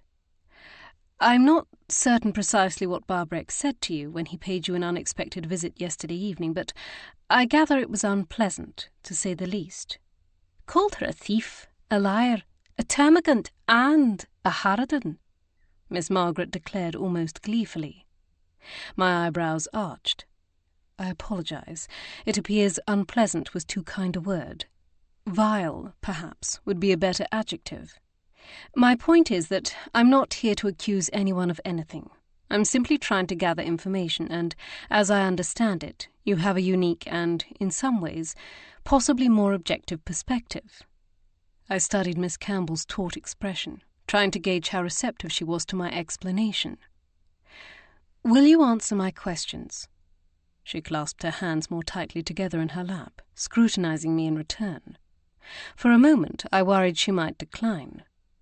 But then she lowered her chin, and the tiny furrow between her brows cleared. "What do you want to ken?" I looked at Gage, wishing I had thought to confer with him on the best way to proceed. But as there was no time for that now, I decided it would be prudent to start at the beginning, or at least the earliest known incident to do with the art forgery. "We understand that some years ago your father arranged to purchase a painting by Titian that Lord Barbreck's brother, Alistair, procured for you, but then you discovered it was a forgery. Is that correct?"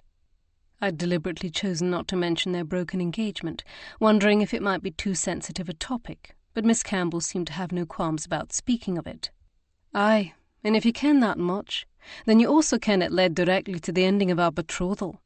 Or did Barbreck omit that part?" she added dryly. I exchanged another glance with Gage, and then Henry. "He told us something of it."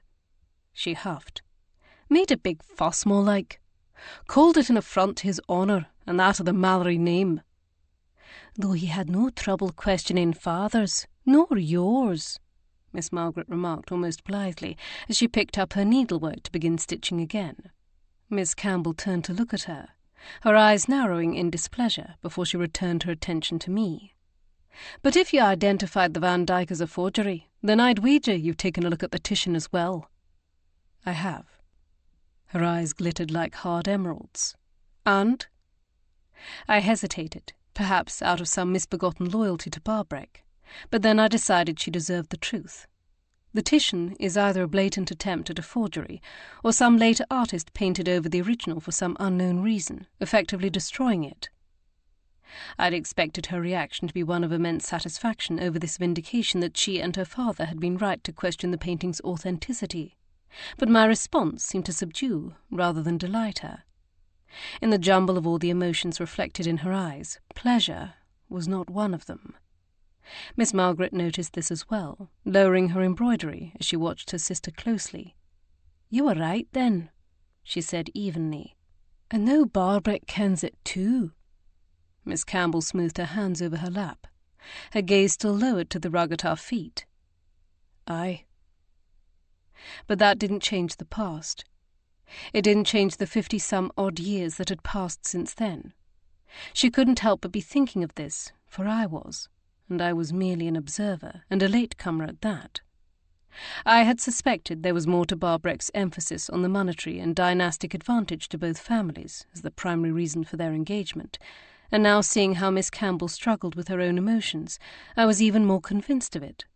It made my heart go out to her, for although it was impossible to know precisely how deep each of their emotions had run, it was obvious there had been some sort of tender feeling between them, enough that this vindication was as painful as it was gratifying.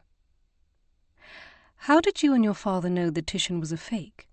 I voiced, as she continued to struggle. Had our situations been reversed, I knew I would have been glad of someone prodding the topic along.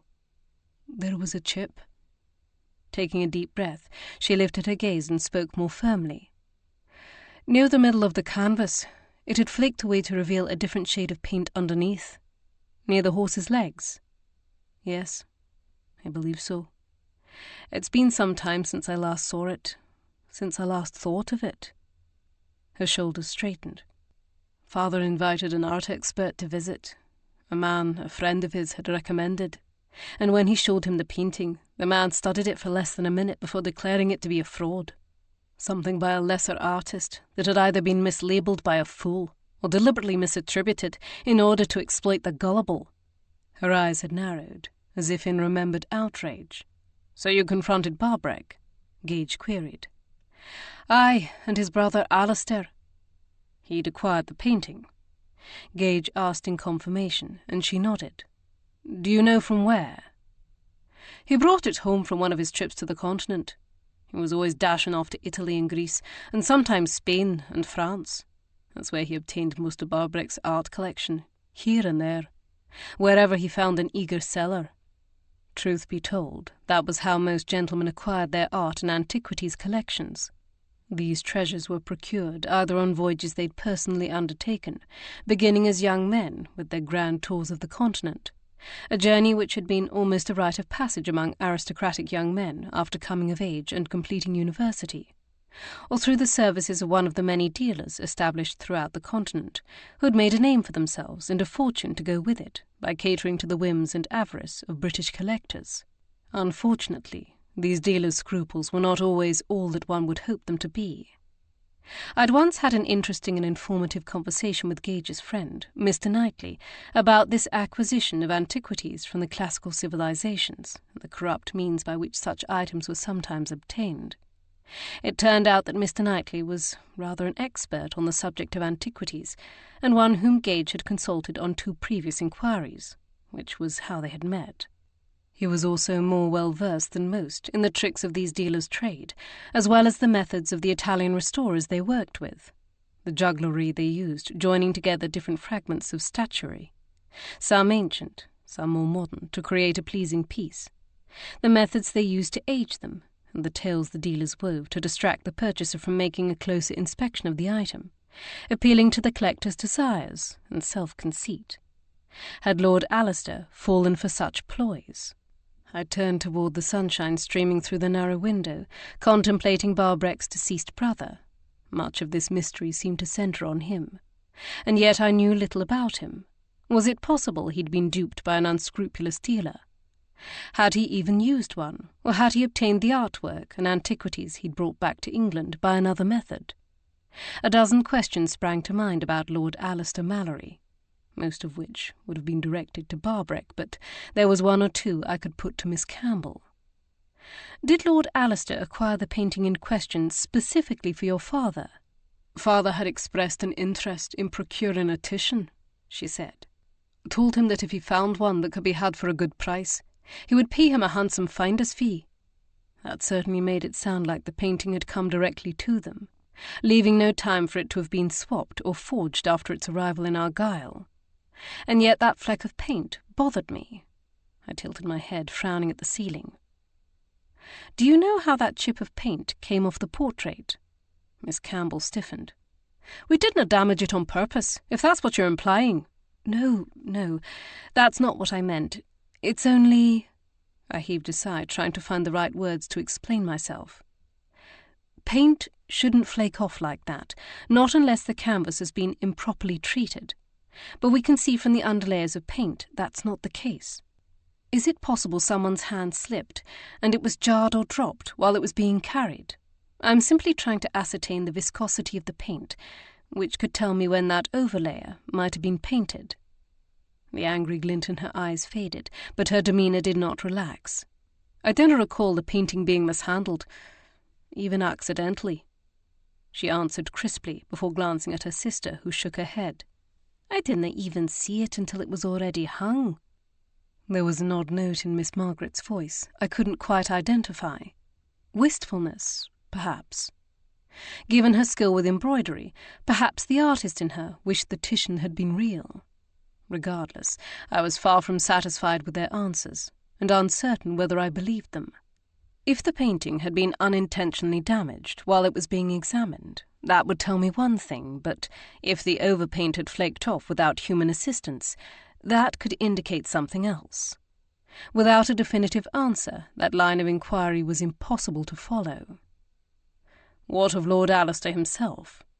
Gage asked, relaxing a bit deeper into the settee cushions. "He must still have been a rather young man at that point. Yet Barbreck and your father trusted him to acquire expensive pieces of art. Was he so trustworthy?" Miss Campbell's gaze dipped to the arm of her chair. From the pinched look about her mouth, I knew she was struggling with her temper. "I've no wish to speak ill of the dead." She exhaled a fierce breath through her nostrils before continuing, biting off each word almost savagely. "But Lord Alistair shouldn't have been given such a responsibility. He didn't deserve it." "No, is that really fair?" Miss Margaret pronounced softly, her gaze on her sister's profile. "Isn't that blaming Alistair for his brother's feelings?" "Alistair isn't blameless." Miss Campbell turned to snap. "Nay, of course not," she agreed. "But he also didn't force Barbreck to make the choice he did. You ken as well as I do that no one forces Barbreck to do anything." Miss Campbell's head bowed for a moment, as if the weight of it all was too much. But then she straightened, seeming to summon her composure with an iron grip. "My apologies. I'm afraid this has all been rather—" She seemed to search for the right word, settling on one that was more impersonal than I anticipated. "Unpleasant to have the incident brought up again, and then have these new accusations flung at us." Her brow furrowed. "At me," she corrected, brushing down her skirts as she pushed to her feet. "Now, if you'll excuse me, I have an estate to see to. The drainage in the south field needs to be examined, and one of our ewes fell ill overnight." She glanced at her sister, where she sat with her embroidery. "And my sister shouldn't be overexcited. She has a weak heart." If Miss Margaret was embarrassed by this pronouncement, she didn't show it. But then I supposed she'd been hearing it all her life. It also helped to explain the fragile nature of her appearance, though her mind behind her eyes seemed as sharp as her sister's, even if she had less cause to use it. "Of course," Gage replied, as the three of us rose to our feet. There was really nothing else we could do. "Calder will show you out," she declared, gesturing to the butler who had appeared in the open doorway, as if he'd been standing just on the other side waiting for her summons. "Thank you for your time," I told her, before nodding to Miss Margaret. "Oh, but you must come back," the younger sister protested, shifting forward in her chair. "To see my embroidery, to talk. I have ever so many questions." Seeing the anxious look in her eyes, I wondered how lonely her existence must be. How much did her weak heart limit her? Did she ever travel beyond the borders of the estate, beyond the walls of the castle? Somehow I doubted the Campbell sisters received many visitors. Miss Campbell's face softened, as if moved by the same thoughts. "We shall invite Lady Darby one day for tea," she said with an anxious look toward me, perhaps uncertain whether I would accept. "I shall send her an invitation." "Yes, I should like that," I replied sincerely. With that decided, Gage linked his arm with mine as we were led from the room into the entry, just as a dark-haired maid came bustling up the stairs, her arms laden with a heavy tray. She stopped abruptly at the sight of us leaving, her cheeks flushing bright red. "Kitty dropped the first 3, she blurted in defence. "Made a right awful mess." "'Tis all right, Mary," Calder replied long-sufferingly. "Take it on in." Though I would have preferred a sip of tea, I decided it would be best to settle for a drink of water from the flasks tucked in our horses' saddlebags. Our steeds were waiting for us where we'd left them, and we were soon mounted and riding through the gates and back down the trail we had taken such a short time earlier. Gage opened his mouth to speak, but I shook my head. Not here. He studied me for a moment before glancing behind me at Henry, and then nodded. It wasn't that I was worried about being overheard, but rather that it was difficult to hold a conversation on horseback when the path was not wide enough to accommodate all of us abreast. That, and I wanted time to think over what we had seen and heard before I voiced my opinions to the others. As the only female among our trio, and a woman whom the world also viewed as unconventional, I perhaps possessed a unique insight into the Campbell sisters and what they were thinking or feeling. I didn't want my impressions to be muddied by Gage's and Henry's thoughts until I'd given them due consideration. We rode in silence until we reached the rocky outcropping my uncle had suggested we might enjoy seeing, the one etched with cup and ring markings. I was admittedly less enthused with traipsing up and down the rock face to see the etchings as I was to rehash our interview with the Campbells, but that didn't mean we couldn't stretch our legs while we allowed the ponies to graze at the side of the trail. The mid-afternoon sun beat down on the wind-swept rocks between snatches of clouds. I turned my face up to it as I neared the top and breathed deeply of the sea-scented air before turning to the men.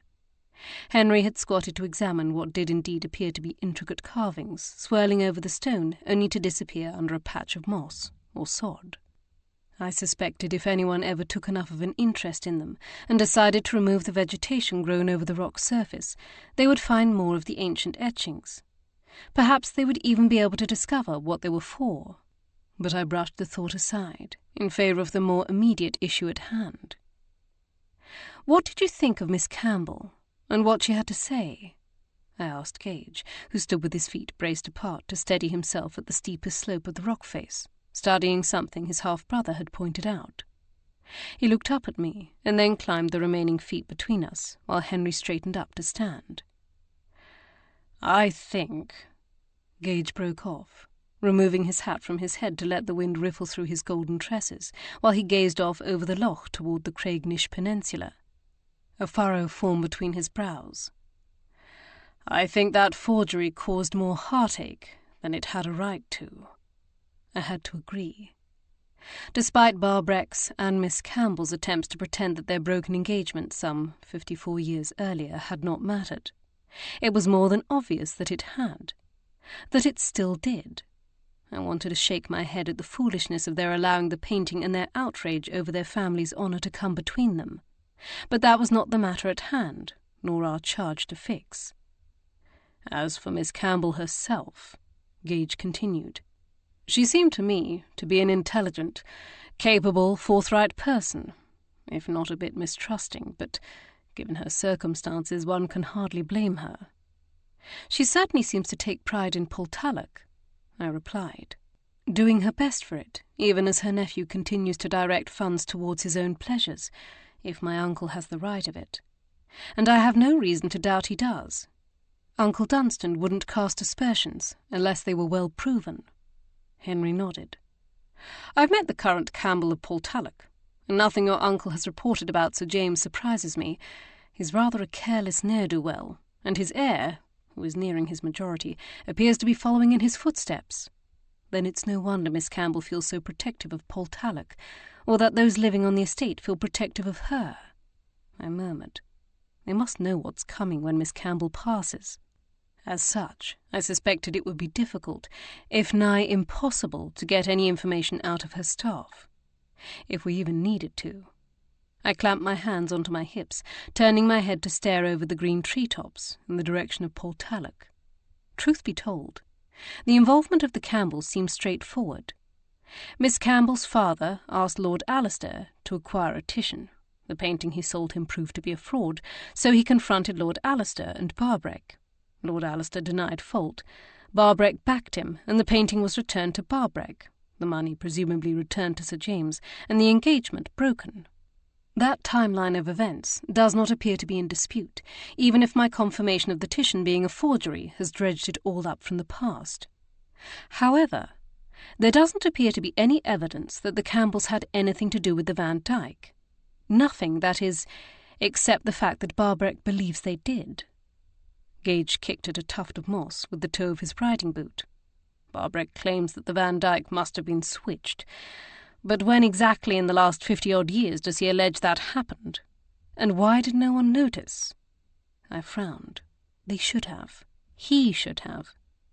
If he had ever truly owned a Van Dyke, he would have seen the difference. I tilted my head, though I do wonder when he actually acquired the Van Dyke. We know Lord Alistair brought the Titian back from a trip to the continent sometime shortly before Barbreck and Miss Campbell's broken engagement, but we don't know when Lord Alistair returned with the Van Dyke. True. It might be a more recent acquisition. I find myself curious about Lord Alistair, Henry admitted, echoing my thoughts. How long ago did he die? I don't know, I admitted. But that's one of the many things we need to find out. And the best source for that information, while admittedly biased, is Barbreck. Then I suppose it's time we return to Barbreck Manor. You also need to see to Emma soon, don't you? Gage asked, tracking my movements as I checked the watch pinned to my bodice. Yes, though there's no need to rush. I moved forward to take hold of the strong arm he held out to me to help me down from the outcropping. I steeled my resolve. Then we'll speak with Barbreck. Chapter 9. After feeding and settling Emma, I found the men waiting for me in Barbreck's study.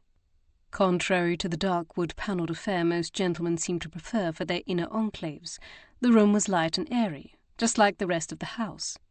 High ceilings gave over to white walls, covered in landscape paintings of Highland scenes.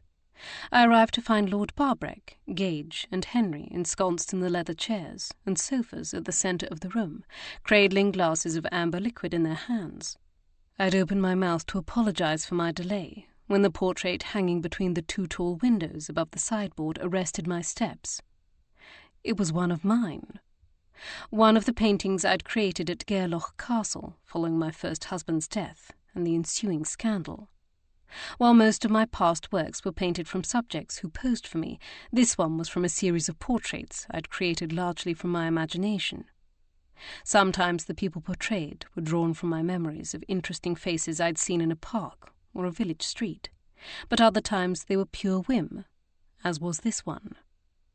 I had named each painting after the emotion depicted by the subject, a title that only I, the broker, and the owner would know, unless the owner chose to reveal it. In this instance, it was Portrait of a Woman Scorned.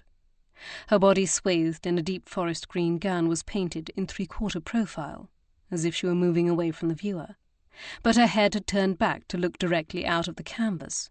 Snapping eyes, their depths stormy with emotion, captured your attention, as well as the defiant, upturned chin perched above the woman's long, regal neck. It was not a comfortable painting, for it fairly throbbed with tension and repressed fury. It made my skin flush hot and hollowed the pit of my stomach just looking at it and recalling the memories I'd poured into creating it. My first thought, after my initial surprise, was to wonder why Barbreck had it, and whether he even realized it was mine. Most of my paintings from that period of my life had been sold under the name K.A. Elwick, while that alternate identity was not so secretive now, as portraits under my own name had increased in popularity. That didn't mean everyone was aware of the connection. One look at his almost defiant expression, as he stared back at me, told me the answer. Yes, he knew I had painted it, and no, he didn't want me to comment on it. Or perhaps he didn't want me to draw the connection I was beginning to make. My gaze flicked back up to the woman, who I now realized reminded me of Miss Campbell, or rather, how she must have looked when she was younger. Barbreck's eyes promised retribution if I remarked on it, and that, more than anything, told me I was right.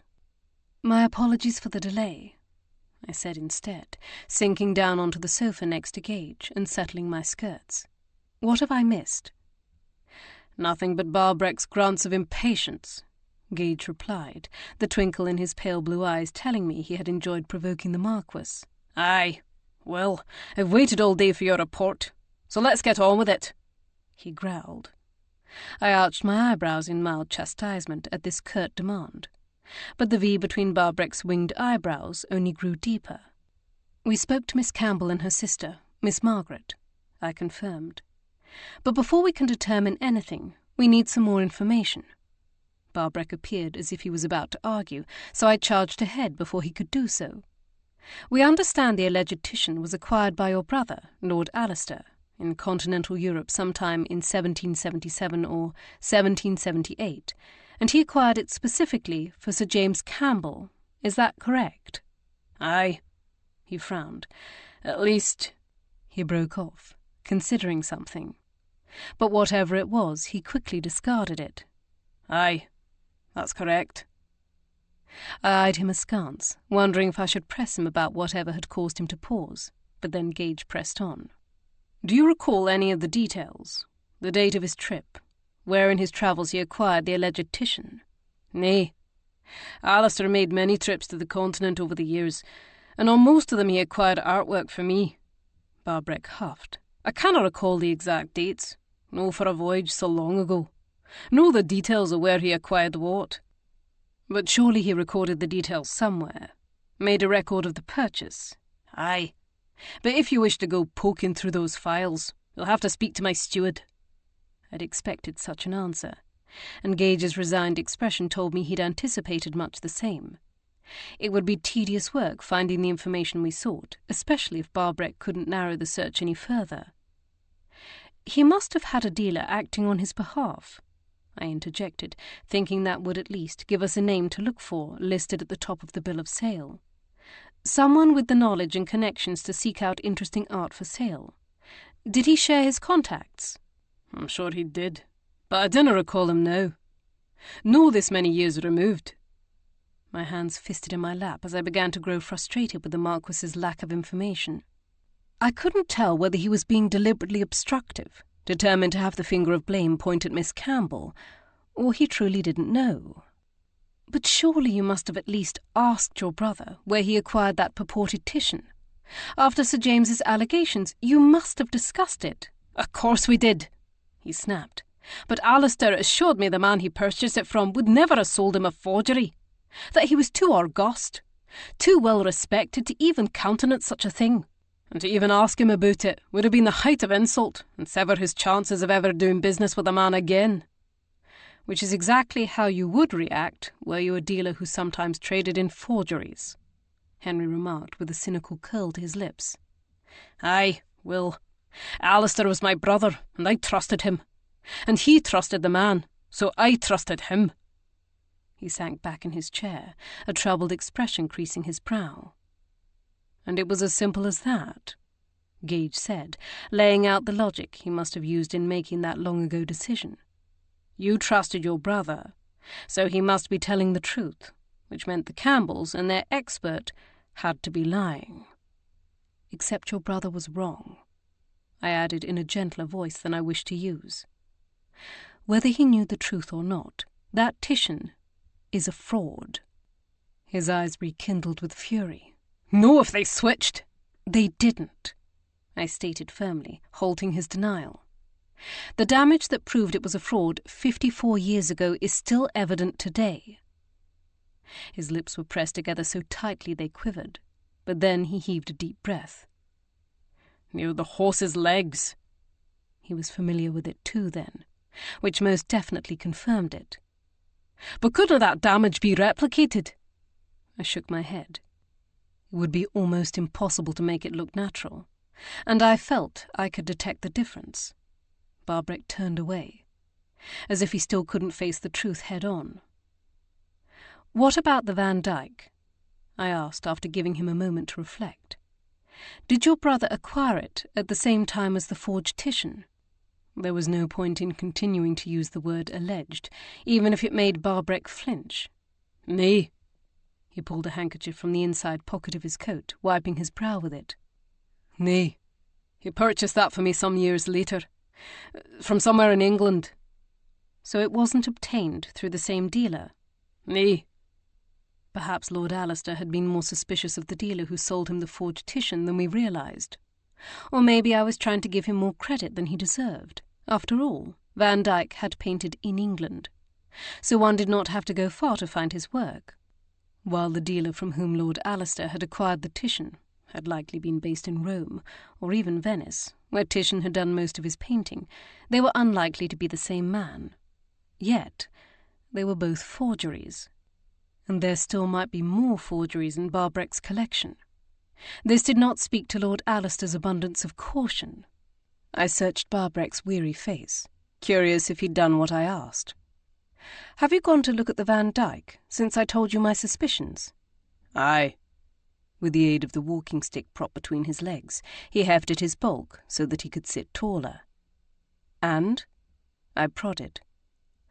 "It's no the same painting," he stated flatly. "I see what you're saying now. The one hanging there is dull and lifeless. There's no way it's the same portrait that arrived here years ago. It doesn't even make me feel the same." But was that because it truly wasn't the same painting, or because I had pointed out the flaws and proven it to be a fraud? So I pressed him. "You're certain?" "Aye, I'm certain." He was back to growling. "You dinna think you're the only one with an eye for art, do you?" No, but I was the only one in the room with a trained eye. And furthermore, I had nothing to gain or lose from the truth. Gage leaned forward, propping his elbows on his knees, perhaps trying to stifle his own irritation. "But you didn't notice the painting had been switched until now?" "Nay, and I'm no too proud to admit it might have happened some time ago. When I'm here, I do not always visit the Long Gallery, and when I do not always give the art my full attention." He scowled. "And my eyesight's no as clear as it once was. If Kiera hadn't pointed out the discrepancies, I canna say with certainty whether I would have noticed." This seemed to contradict what he'd just claimed about his eye for art, but I did not challenge him on it. Then if the original painting was a Van Dyke, it might have been switched out for a forgery years ago, maybe even decades, I queried, wanting to clarify the matter. "There is no if about it," he groused. "But, aye." "Then the original could be anywhere," Henry surmised. "If it vanished decades ago, it could be anywhere in the world by now." I pressed a hand to my head, trying to grapple with the facts before me and the impossibility of discovering what had happened. We didn't know when, or even if, in fact, the paintings had been swapped, so we couldn't begin to examine who had been in the vicinity as potential suspects.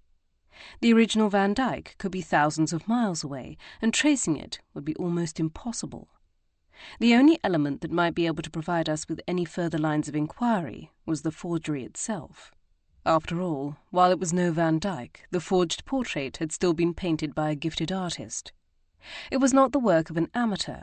What's more, it was painted by someone who had studied the original, someone who must have had access to it, repeatedly. But Barbreck was determined to persist with his accusations against Miss Campbell. "It'll be at Portalic, or the Campbells sold it," he insisted. "We're aware of your theory," I replied, not bothering to hide my annoyance this time. "But can either of the Miss Campbells paint?" Barbreck's brow lowered thunderously. "Are you aware of anyone at Portalic, past or present, who could paint, with great skill?" "Nay," he bit out. "Well, there was one woman," he began, but then he abruptly broke off, giving me a strange look. "But nay, it couldna be her." I found his expression to be suspicious, but given his vendetta against the Campbells, I trusted that if he didn't believe the woman could have done it, then she probably hadn't. "What of Lord Alistair?" He shook his head. "My brother dabbled in painting, but he didna have the talent for it. No enough to paint a convincing forgery, that's for sure." "How about any of the staff, or regular visitors to the estate?" Gage persisted. "Anyone who might have been able to come and go with few questions?" Once again Barbreck shook his head. "I canna think of anyone." But it was clear from the look in his eyes that he had. Why he wasn't naming them I couldn't begin to speculate, but I was close to losing my temper with the man. He quite obviously was not telling us everything, and how we were supposed to solve the mystery without him being forthright I didn't know. Or was he simply determined to keep the suspicion of fault directed at the Campbells? "Unless we can figure out who painted the forgeries, I'm afraid our investigation is rather thwarted," I stated plainly, struggling to restrain my frustration. "And do not suggest again it was someone the Campbells hired," I cautioned, able to tell he was about to do just that. "The artist would have needed access to the actual portrait in order to copy it. And without any idea of when the paintings were swapped, the chances of us identifying one visitor to Portalic over the past 5 decades is highly unlikely. I'd hoped this warning might loosen his tongue, but before the threat had a chance to work on him, there was a knock on the door. The butler opened the door in response to Barbreck's summons. "I beg your pardon, sir, but you wish to be informed the moment Master Braden arrived." "Very good," Barbreck proclaimed, shifting forward in his chair in order to use his walking stick to push himself to his feet. The rest of us followed suit, standing before our seats. As he gained his balance, his gaze lifted to meet mine, sharp with displeasure. "We'll continue this discussion later." I waited until he'd hobbled through the doorway before muttering my response. "No, we won't, because there's nothing more to discuss." Gage offered me a smile of commiseration and reached out to wrap his arm around my waist, drawing me momentarily closer. Pressing a hand to my forehead again, I heaved a sigh. "I apologize, but the man is beyond exasperating." "He's certainly not making matters any easier," Gage agreed. His gaze remained trained on the door through which he'd passed. "He's keeping something from us." "Several somethings." "I noticed that too," Henry agreed. I noted his slightly stiff posture, evidence that he still wasn't entirely comfortable in our presence. Truth be told, he appeared more anxious now than when he'd arrived at Barbreck Manor. But I suspected that was due to the investigation. It was obvious how keen he was to win his half-brother's approval. I wanted to tell him Gage was not the type of man to base a man's worth on what he could do for him, but I wondered if my saying something would only make it worse. If perhaps this was something he needed to figure out on his own. The sound of loud voices could be heard echoing down the corridor from the entry hall. I led the men from the study to join the others gathering to greet Rye's older brother, Brady, his wife, Poppy, and their children. As usual, Brady's voice was the loudest, followed closely by Morven's.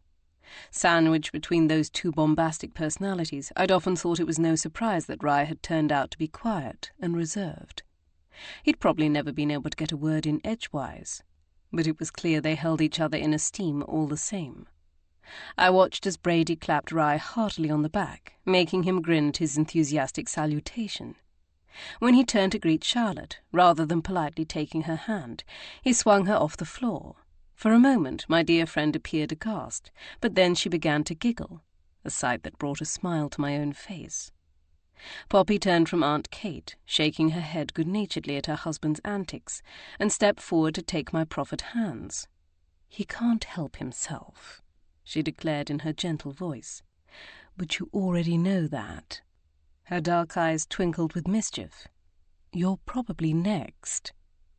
For all of Poppy's serene appearance and soft-spoken manners, I knew she possessed an impish streak to rival her husband's. She was simply slyer in how she wielded it. Between the pair of them, and Morven, I was doubtful that the remaining days until the wedding would pass quietly. As if to illustrate this, Brady suddenly hefted a bottle of dark spirits. "Tomorrow night, gentlemen, I've uncovered the most delightful recipe in the pages of Blackwoods." He clapped Rye on the back once again. "We shall toast to my brother's happiness with a flowing bowl."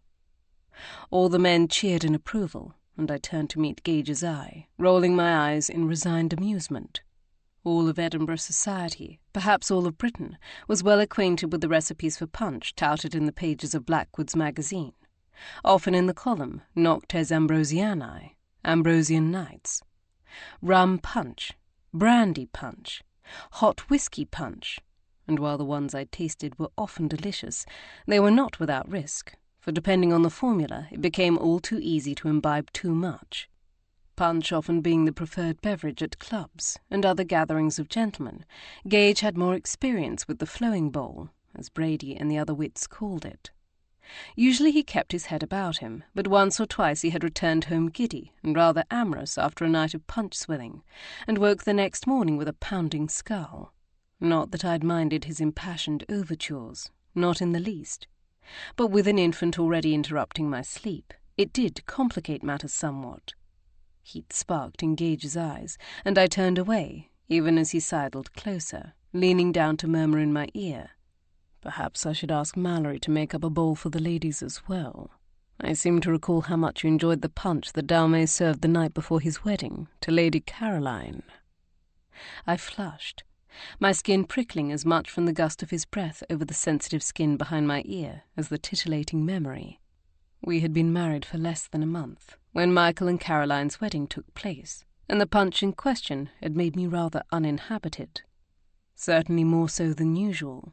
Though my recollections were somewhat hazy, I did recall saying several things aloud that I couldn't believe I'd actually uttered unbidden, and even now made me blush to think of. Fortunately, Gage hadn't minded in the least, though he seemed to delight in teasing me about them. From time to time, he even used his considerable powers of persuasion to convince me to say them again. I lowered my head and coughed, trying to shield my red face from the others, lest they notice. However, Brady chose that moment to literally sweep me off my feet in one of his crushing embraces, expelling all of the air from my lungs. "Kiera, it's been an age. And I hear you're a mother too now. Imagine that." I gasped more than laughed, though I had to appreciate my cousin's enthusiasm and the steady transformation his accent underwent. The longer he talked, the more rolling his brogue became, now that he was back in the Highlands with his father and great-uncle, who never bothered to mask their accent. He'd softened the crisp British accent all gentlemen learned to emulate in the English public schools and universities. It was the accent used by the quality in Parliament, and to conduct business. Sadly, to be taken seriously among the nobility and London society, it was all but required. "Best put her doon, lad," Uncle Dunstan said with a chuckle. "Looks like you've driven the wind from her. Oh, apologies, cousin." He grinned unrepentantly as I stumbled back a step. "I dinna ken my own strength."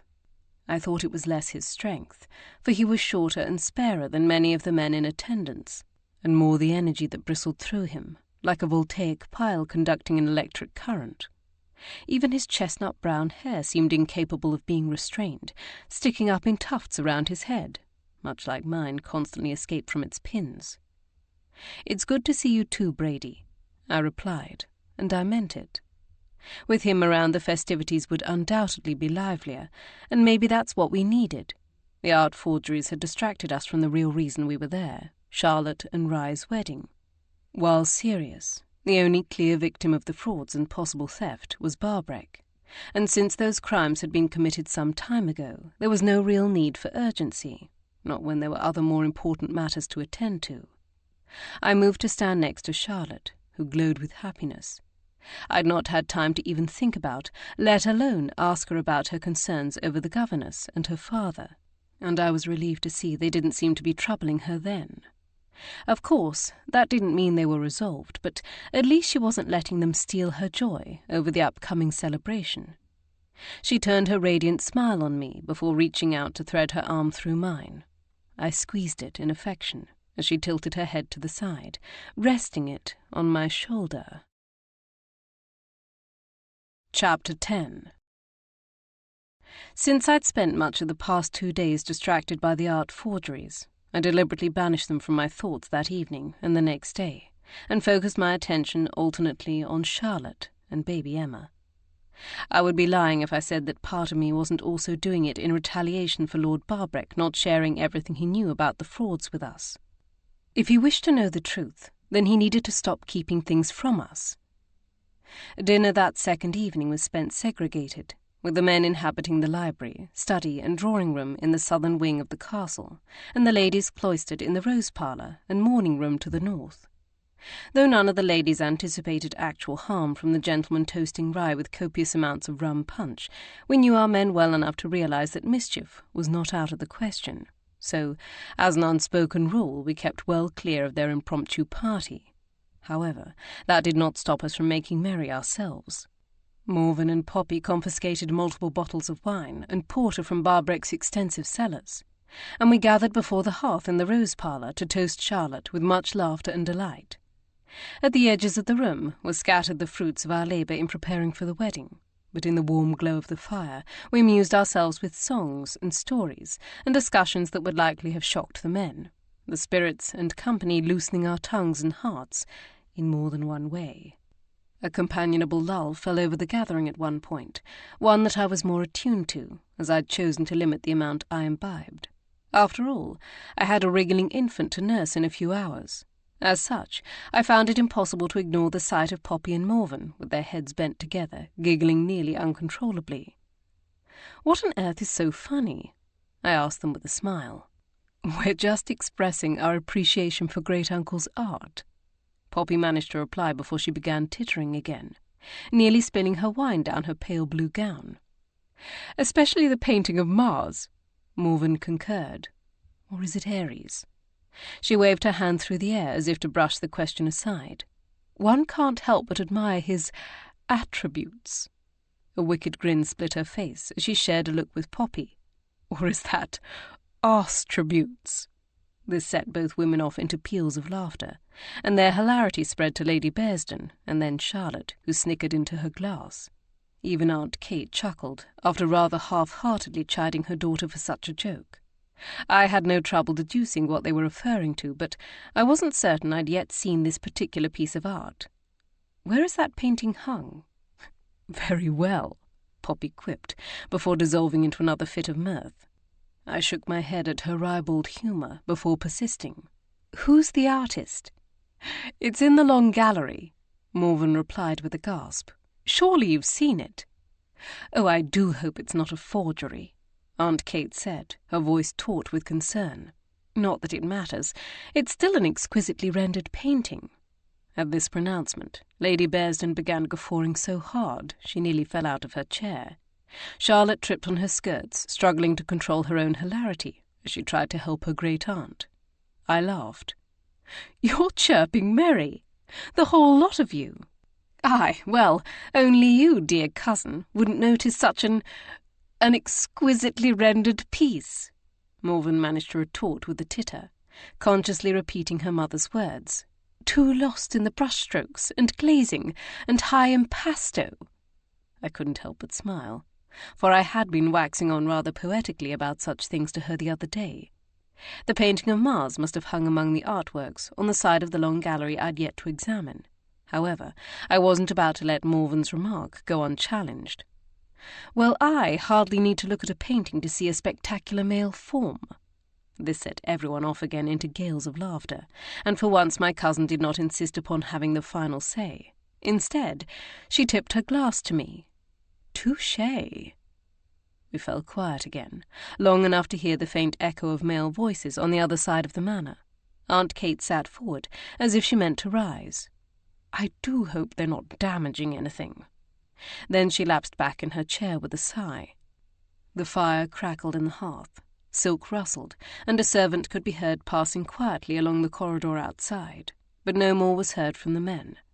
However, a vague sense of unease suddenly stole over me. Just a momentary ruffling of my nerves, but unsettling nonetheless.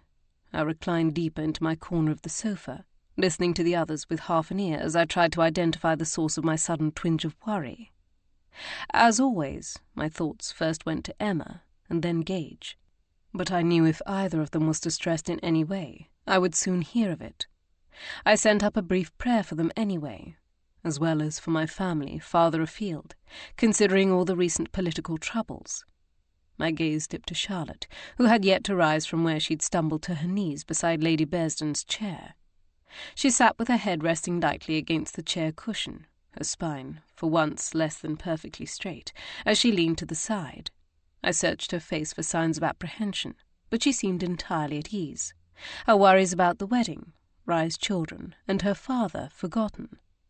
When the conversation shifted to Lord Henry, I perked up, but they were merely attempting to play matchmaker.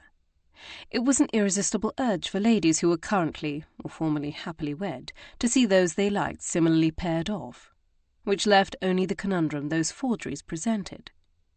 They were, of course, still nagging me at the back of my mind, urging me to solve their riddle.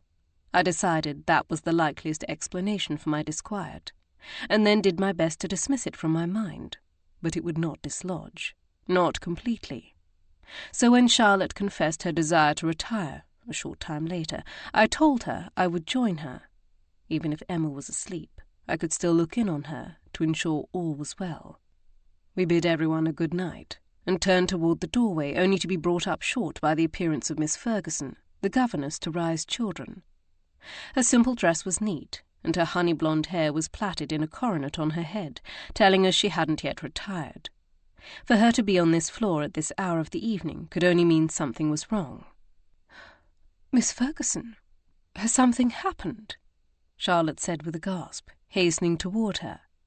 The governess retreated several steps into the corridor, forcing us to follow her, and I was instantly irritated by such a manoeuvre.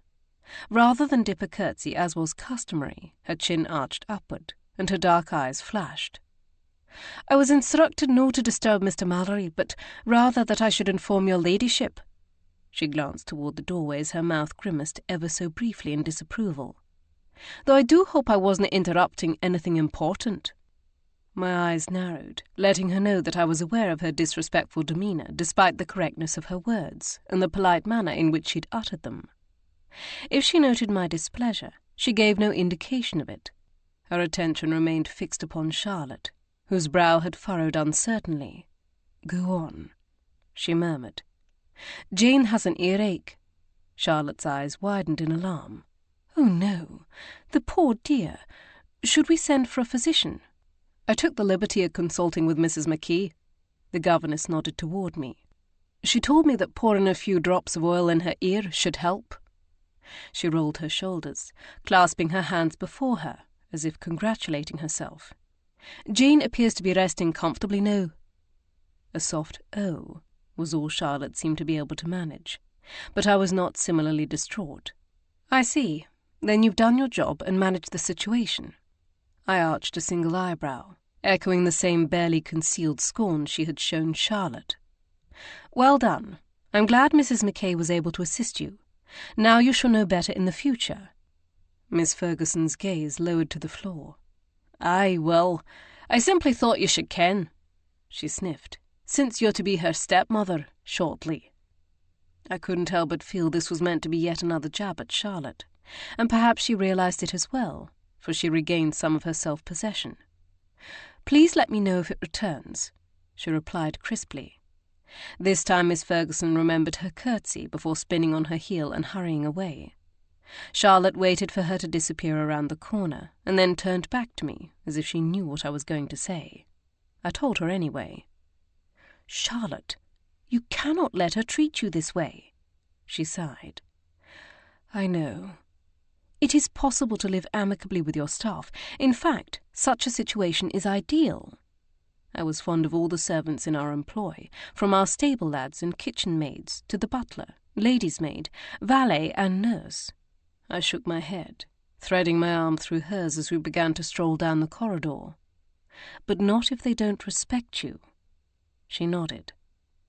I directed our steps toward the grand staircase. "You must exert more control over your interactions than you might wish, at least for a time, or she will continue to try to exploit the anxiety you feel about becoming a stepmother." I frowned at the stair riser before me, lifting the hem of my gown with my free hand as we began to climb. "I have experience with these sorts of manipulations," I added more softly. My chest tightened in remembrance. Sir Anthony employed them often. I lifted my head to stare blindly at the paintings hanging on the wall of the landing before us, as I struggled not to become lost in the dark memories. He liked to remind me who held the power, and that it was his choice alone, whether or not to wield it. Stratford did too, she murmured hollowly in reply. I turned to look at her face. Moonlight from the tall windows glinted off the soft curls of her pale blonde hair, and cast a silvery ethereal glow over her creamy porcelain skin. But her eyes were flat, and her mouth tight with remembered fear. I was fully aware of what a monster her late husband, the Earl of Stratford, had been. After all, he had murdered his mistress and their unborn child, and attempted to frame his wife for the crimes, and then proceeded to try to kill her and me when I got in the way. But we had never discussed what their marriage had been like before those terrifying events at Gairloch Castle. I knew that he had forced her to try strange and unpleasant remedies and methods that were supposed to aid her in the conception of a child when Charlotte failed to become pregnant, but we had never talked about his treatment of her otherwise, though it had not taken a great deal of deduction on my part to know it was at best cold and unfeeling. I squeezed her arm where it was linked with mine, offering what comfort and understanding I could. Her lips curled into a sad smile. "Then you know of what I speak. If you allow Miss Ferguson to continue to control your interactions, if you let her continue to make you feel guilty for things that, as a new stepmother, it is unreasonable to expect you to know, or that are out of your control, then she will never respect you, and you will never have an amicable relationship or a contented household. And she would never know whether the governess would allow Charlotte to direct her, or if the woman needed to be replaced." Charlotte nodded. "You're right. I just dislike confrontation." "I can understand that." I turned to face her as we reached the corridor outside her bedchamber. "But think of this as less a confrontation and more that you're standing your ground. You're not skirmishing with her, but merely exerting your authority." I reached up to untangle a strand of hair that had become snarled in her pearl and gold earrings. "Frankly, if your interactions turn into an actual confrontation, then I think that tells you it's time to look for a new governess." My gaze lifted to her soft grey eyes, still clouded with worry, and then back to the earring. "What did Rye say when you spoke to him about this?" "Well, I haven't actually spoken to him yet." I'd suspected as much, but I still turned to her with a chiding look as her hair came free from the earring. "Charlotte, why are you so hesitant to speak to Rye about this? Don't you trust that he'll listen?" "No, it's not that." She fiddled with the clasp of her matching bracelet. "It's just, I wanted to be sure I wasn't wrong about Miss Ferguson." "You're not," I stated flatly, and then softened my tone. "You're not." I understood what my friend was doing. Her first marriage had been horrible, and now on the cusp of her second, she was afraid perhaps she didn't know best. While she had already battled that particular demon in regard to Rye and his character and love for her, she had yet to face her insecurities about motherhood and the rest of the life that would soon be hers, permanently. So if she needed reassurance, if she needed a bolster of confidence that her thoughts were not wrong, then I was happy to give it to her. One corner of her mouth lifted in acknowledgement of her dithering. "I'll speak with him tomorrow." I bussed her cheek, and then waited until she'd closed her bedchamber door before retreating to the stairs, but then realized where I was. I paused. My gaze strayed toward the entrance to the long gallery. My curiosity had been aroused. There was something about the muscular structure of the figure Morven and Poppy had described that made me wonder if the painting of the god of war was the work of Caravaggio. While I knew the lighting at such a late hour would not be ideal, that I should wait until morning to examine it, the artist in me was too inquisitive not to take a peek. And yes, admittedly, part of me was also interested to see what had made all the other ladies titter and flush. In any case, I was already here. I might as well look. I entered the long gallery to find it dark, save the pale wash of moonlight filtering through the high windows. The hush of night had fallen over this part of the manor, broken only by the faint swish of my silk skirts and the soft tread of my leather-soled slippers. It felt cooler here. But that was to be expected, with there being no source of heat except for what rose from the floors below and what sunshine filled the room during the day.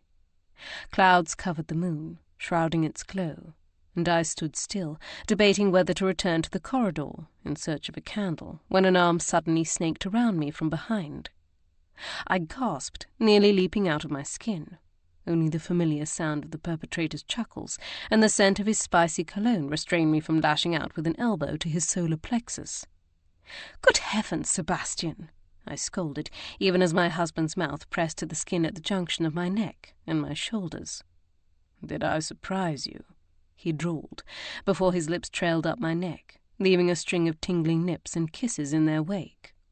Warmth pooled low inside me, and I angled my head to give him better access. "You know you did. But what are you doing here? Did you follow me?" He hummed, doing something to the skin behind my ear that made my breath hitch in pleasure.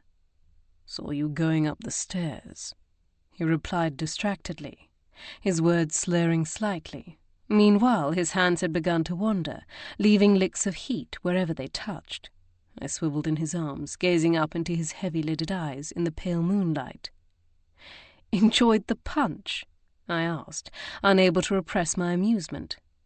"Not as much as I enjoy you." His mouth lowered to my neck again, and he began slowly but inexorably to back me toward the nearest wall. I was torn between laughter at his determinedly amorous state and the heated pull of desire. Gage was astonishingly good at making me forget myself, pulling me into a haze that encompassed only the planes where our bodies met. But he was normally rather punctilious about making certain it was in places where we had privacy. The long gallery at a country house party where anyone might happen upon us, even if the space was dark and the hour was late, was hardly that. "If that's so, then maybe we should retire to our own chamber," I suggested between quickened breaths. His hands found my bottom, even as my back met the wall between two paintings, and I found myself being lifted. The feel of his body pressed against my length, and the evidence of his desire for me sent a sudden thrill through me. And when his voice murmured huskily in my ear, "Oh, Kiera, my love," it drove me out of my senses. So much so that I ceased resisting and simply wrapped my arms around his broad shoulders and gave myself over to his kiss as his mouth opened against mine. It could only have been a matter of a minute or two, for Gage had just begun hitching up my skirts when I heard a strangled gasp and then a shriek. I pushed against Gage, thinking at first that someone had stumbled across us in our embrace, but he was slow to come to his senses and lower me to the floor, allowing me time to process the sounds we'd heard, even as my heart still pounded in my ears. Something about the shriek seemed amiss. It had been less an exclamation of shock, and more one of horror or fear. As soon as I felt steady on my feet, I strode toward the opposite side of the gallery, while Gage followed more slowly. It was several steps before I could distinguish the shape of another person in the cloud-shrouded moonlight, which meant it was unlikely they'd known that Gage and I had been engrossed in a passionate encounter on the far end of the room. A suspicion which was confirmed when their shadow jolted in fright and began to scramble backward. "Please, don't be alarmed," I called out to them. "We heard your shriek and came to see what had distressed you." As I drew nearer, I was able to distinguish more details of the figure and recognized it was Miss Ferguson, the governess. She stood stiffly, her hand pressed to her mouth as she gazed back at me with wide eyes. "Are you well?" I queried in concern. "What made you shriek?" When she didn't immediately respond, but instead dropped her gaze, I began to wonder whether she had merely let the darkness play tricks with her. "Did you think you saw—" I broke off as my eyes better adjusted to the gloom, and I was able to discern a small mound on the floor near the wall. I realized then that Miss Ferguson had not been lowering her gaze in embarrassment, but rather looking at the object lying there. And as I strode closer, I discovered the reason for her fright, for the mound wasn't an object at all. It was a woman. And unless I was very much mistaken, she was dead. Chapter 11. I hurried forward the last few feet, kneeling beside the woman. Her wide eyes stared unseeing toward the shadowed ceiling. "What happened?" I gasped. I dinna ken," Miss Ferguson stammered. "I just found her." Alarmingly, blood trailed from the woman's nose and the corners of her eyes and mouth, leaving gory streaks and blotches across her face. Though it was obvious she was dead, I still reached for her wrist, checking for a pulse. Finding none, I lowered her hand back to her side. My heart hitched in sadness for the poor woman. "Who is she?" Gage asked, coming to a halt behind me. From her clothing it was obvious she was a maid of some sort, and a relatively young one. I dinna ken that either," Miss Ferguson said, "but she's no one of the maids here, lest no one I've ever seen." Then what was she doing here? The question flitted across my mind before I redirected my thoughts to more pressing matters. "Are you recovered?" I turned to ask the governess. "Can you go and fetch Wheaton for us?" The butler would be the first among many people who would need to be told. Have him inform Lord Barbreck. He would know whether the Marquess was in a state to hear such news, or too inebriated from the punch to understand clearly. And tell him we'll need candles, blankets, and a footman or two. She nodded, and hastened back the way she must have come. I spared a moment to ponder why she'd been crossing the long gallery at such a late hour, and then filed it away to be dressed later. What would cause her to bleed from her orifices like that? Gage asked, lowering himself to one knee beside me. I noted that his speech was still less precise than usual, but he seemed to be mostly in control of his faculties, even if he was a trifle disguised. So perhaps 2 sheets to the wind, rather than 3. Well, I sighed. Several things, actually, but I'll need to examine her in better light to be able to tell you more. He nodded, and then stumbled to his feet. I'll find you a brace of candles. I turned to watch him cross the gallery, walking in more or less a straight line. So perhaps he was 3 sheets to the wind, but thank heavens he wasn't spoony drunk, and useless at 4. Regardless, had he been in full possession of his senses, I knew that he would never have left me alone. Not without knowing whether the maid had met with foul play, and if she had, that the killer was not still lurking nearby. It didn't matter that I suspected they were long gone. I shook my head at this turn of events. What a night for all the gentlemen to be cup-shot. But perhaps that had been intentional. I frowned at the possibility. If the maid had been murdered, and it had been intentionally done here, then I suppose the killer might have taken advantage of the gentleman's plans. That would also indicate premeditation. But I was getting ahead of myself. Turning my head, I surveyed my surroundings, trying to understand what had brought the maid here. It had almost certainly been dark, as it was now. Her body was still quite warm, suggesting she'd died but a short time ago. My gaze lifted to the wall above us, and I realized with a jolt that she was lying underneath the forged Van Dyck. A sickening swell began in my stomach, for I knew that could not be a coincidence. Had she come to view the painting, or perhaps she'd been lured here and then killed? I knew from Bree and Anderley's reports that the servants were aware of the forgeries and aghast at the news. It seemed a natural curiosity that they should wish to see the objects that had caused such a stir among the guests. Or had she been moved here? Either way, I couldn't help but wonder if the maid's death was somehow connected to the forgeries. Whether it was a warning to those of us who might attempt to probe deeper. I shivered at the thought, wishing Gage would return soon. How far would he have to venture to find a brace of candles? I studied the woman's face again, her unseeing eyes. Though it would stain my fingers with her blood, I decided to reach out and close them. Perhaps the gallery would seem less unnerving without her flat stare. Perhaps it would banish the sensation that I was being watched, though from where, I couldn't have said. There was no way to sneak up on someone here, nowhere to hide except in the shadows at the ends of the room, and if I couldn't see them, then they couldn't see me. Tugging my handkerchief from my tufted sleeve, I wiped my fingers and then tilted my head. Something about the maid seemed familiar, though I couldn't say why. Maybe it was nothing but a family resemblance. After all, in rural and remote areas, many times parents and children, brothers and sisters, and even cousins served in the same grand household, generation after generation. Half the staff of my brother-in-law's estate at Gairloch Castle were kin, related to each other in one way or another. The gallery was quiet, too quiet, with naught but the sound of my breathing and the rustle of my garments. Even the wind appeared to be calm that night. I found my ears straining at the hint of any noise. Was that a door closing farther along the corridor? A child crying? A dog barking? Were those footsteps? I stilled. My muscles tense until I was certain that I was, indeed, hearing footsteps, multiple pairs of them.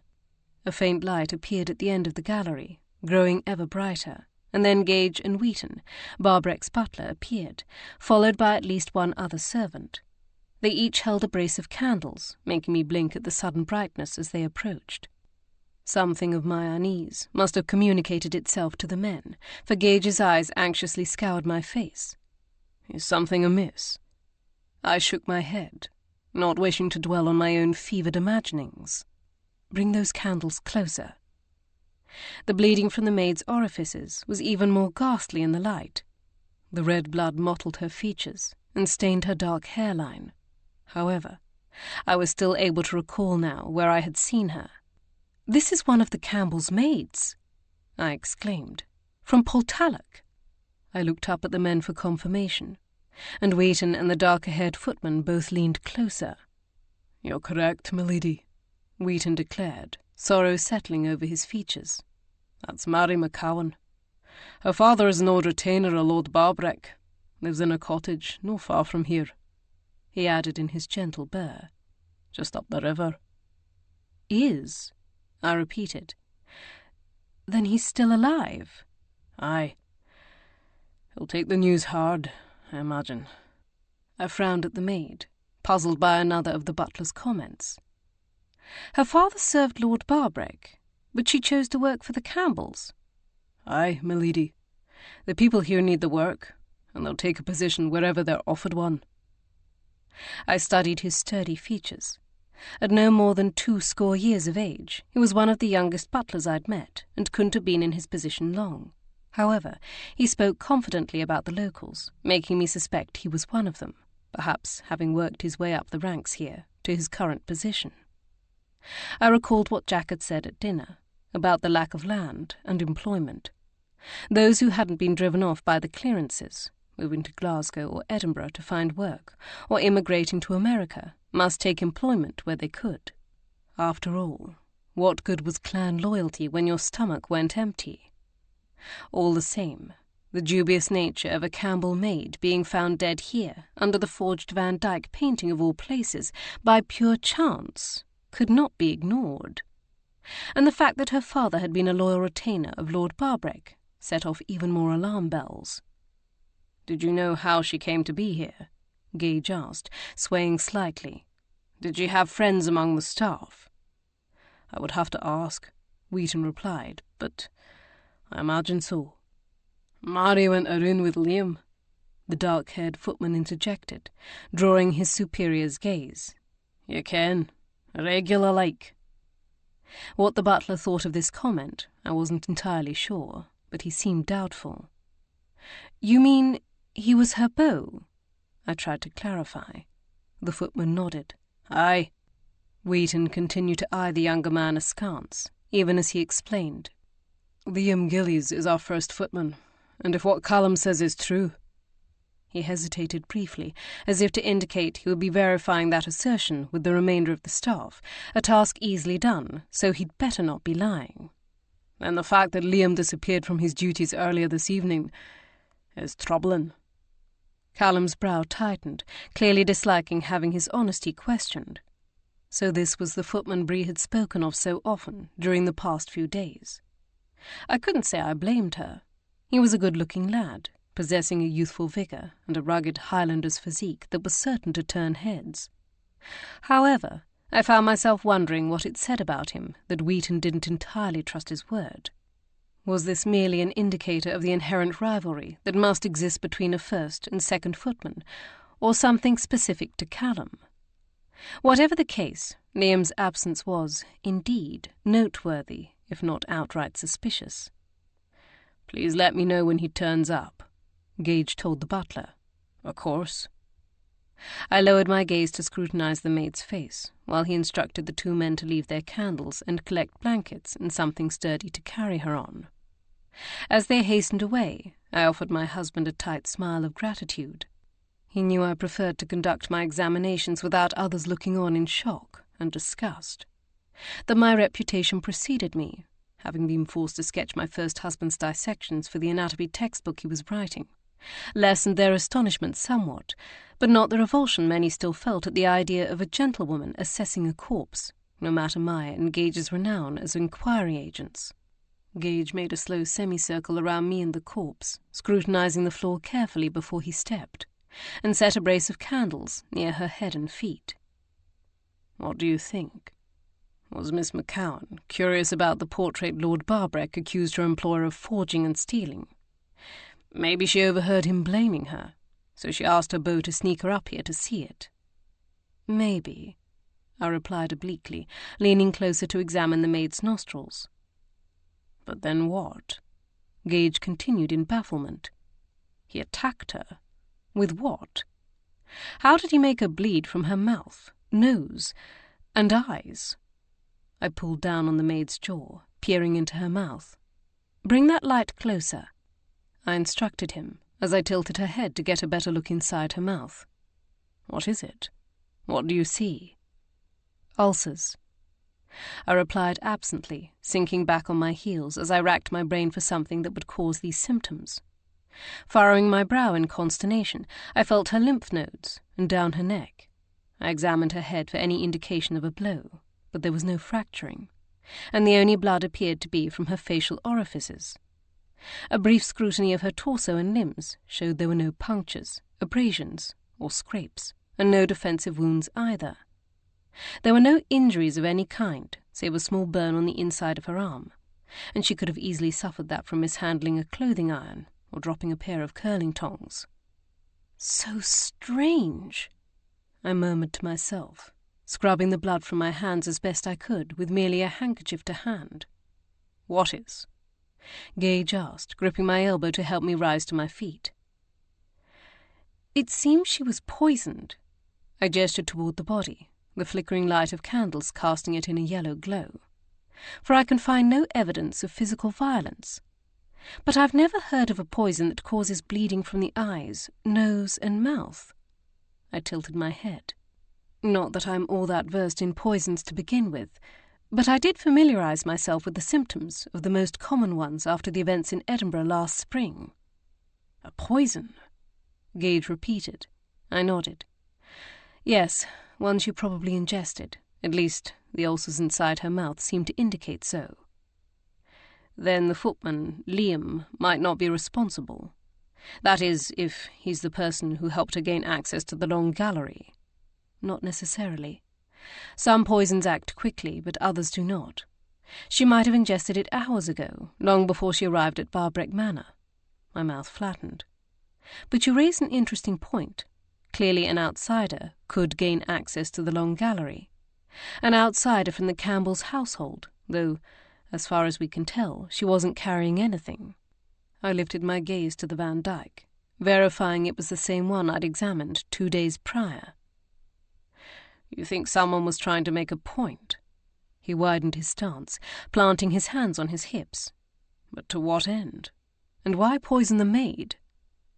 "To prove that an outsider could have switched the paintings, though the person trying to make that point and the poisoner need not be the same person." I scowled, scrutinizing the body and the floor nearby again. "And yet, it doesn't make sense to even try to make that point, unless she was intended to be caught, or unless she left something behind." "Perhaps Liam took it with him." "Perhaps." Gage turned his head sideways to look at me, but I kept my eyes trained on the deceased maid before me, Mary, searching for the explanation, the anomaly. But I feared it wasn't to be found here. "What's bothering you about this?" he asked. I finally looked up at him. He offered me a gentle smile. "I know that brilliant brain of yours, your artist's eye, your instinct, and I can tell when something has you flustered. So what is it?" I sighed. "You mean, other than the obvious?" "Of course. Murder, whether suspected or proven, is never pleasant." I'd noted that the longer we talked, the more sober he'd become. Had that not been true, I might have brushed his question aside. But while I still wouldn't trust him to carry me steadily down the stairs, I could tell his intellect had not deserted him, and there was no risk he wouldn't recall this conversation tomorrow. "It simply doesn't make sense," I blurted.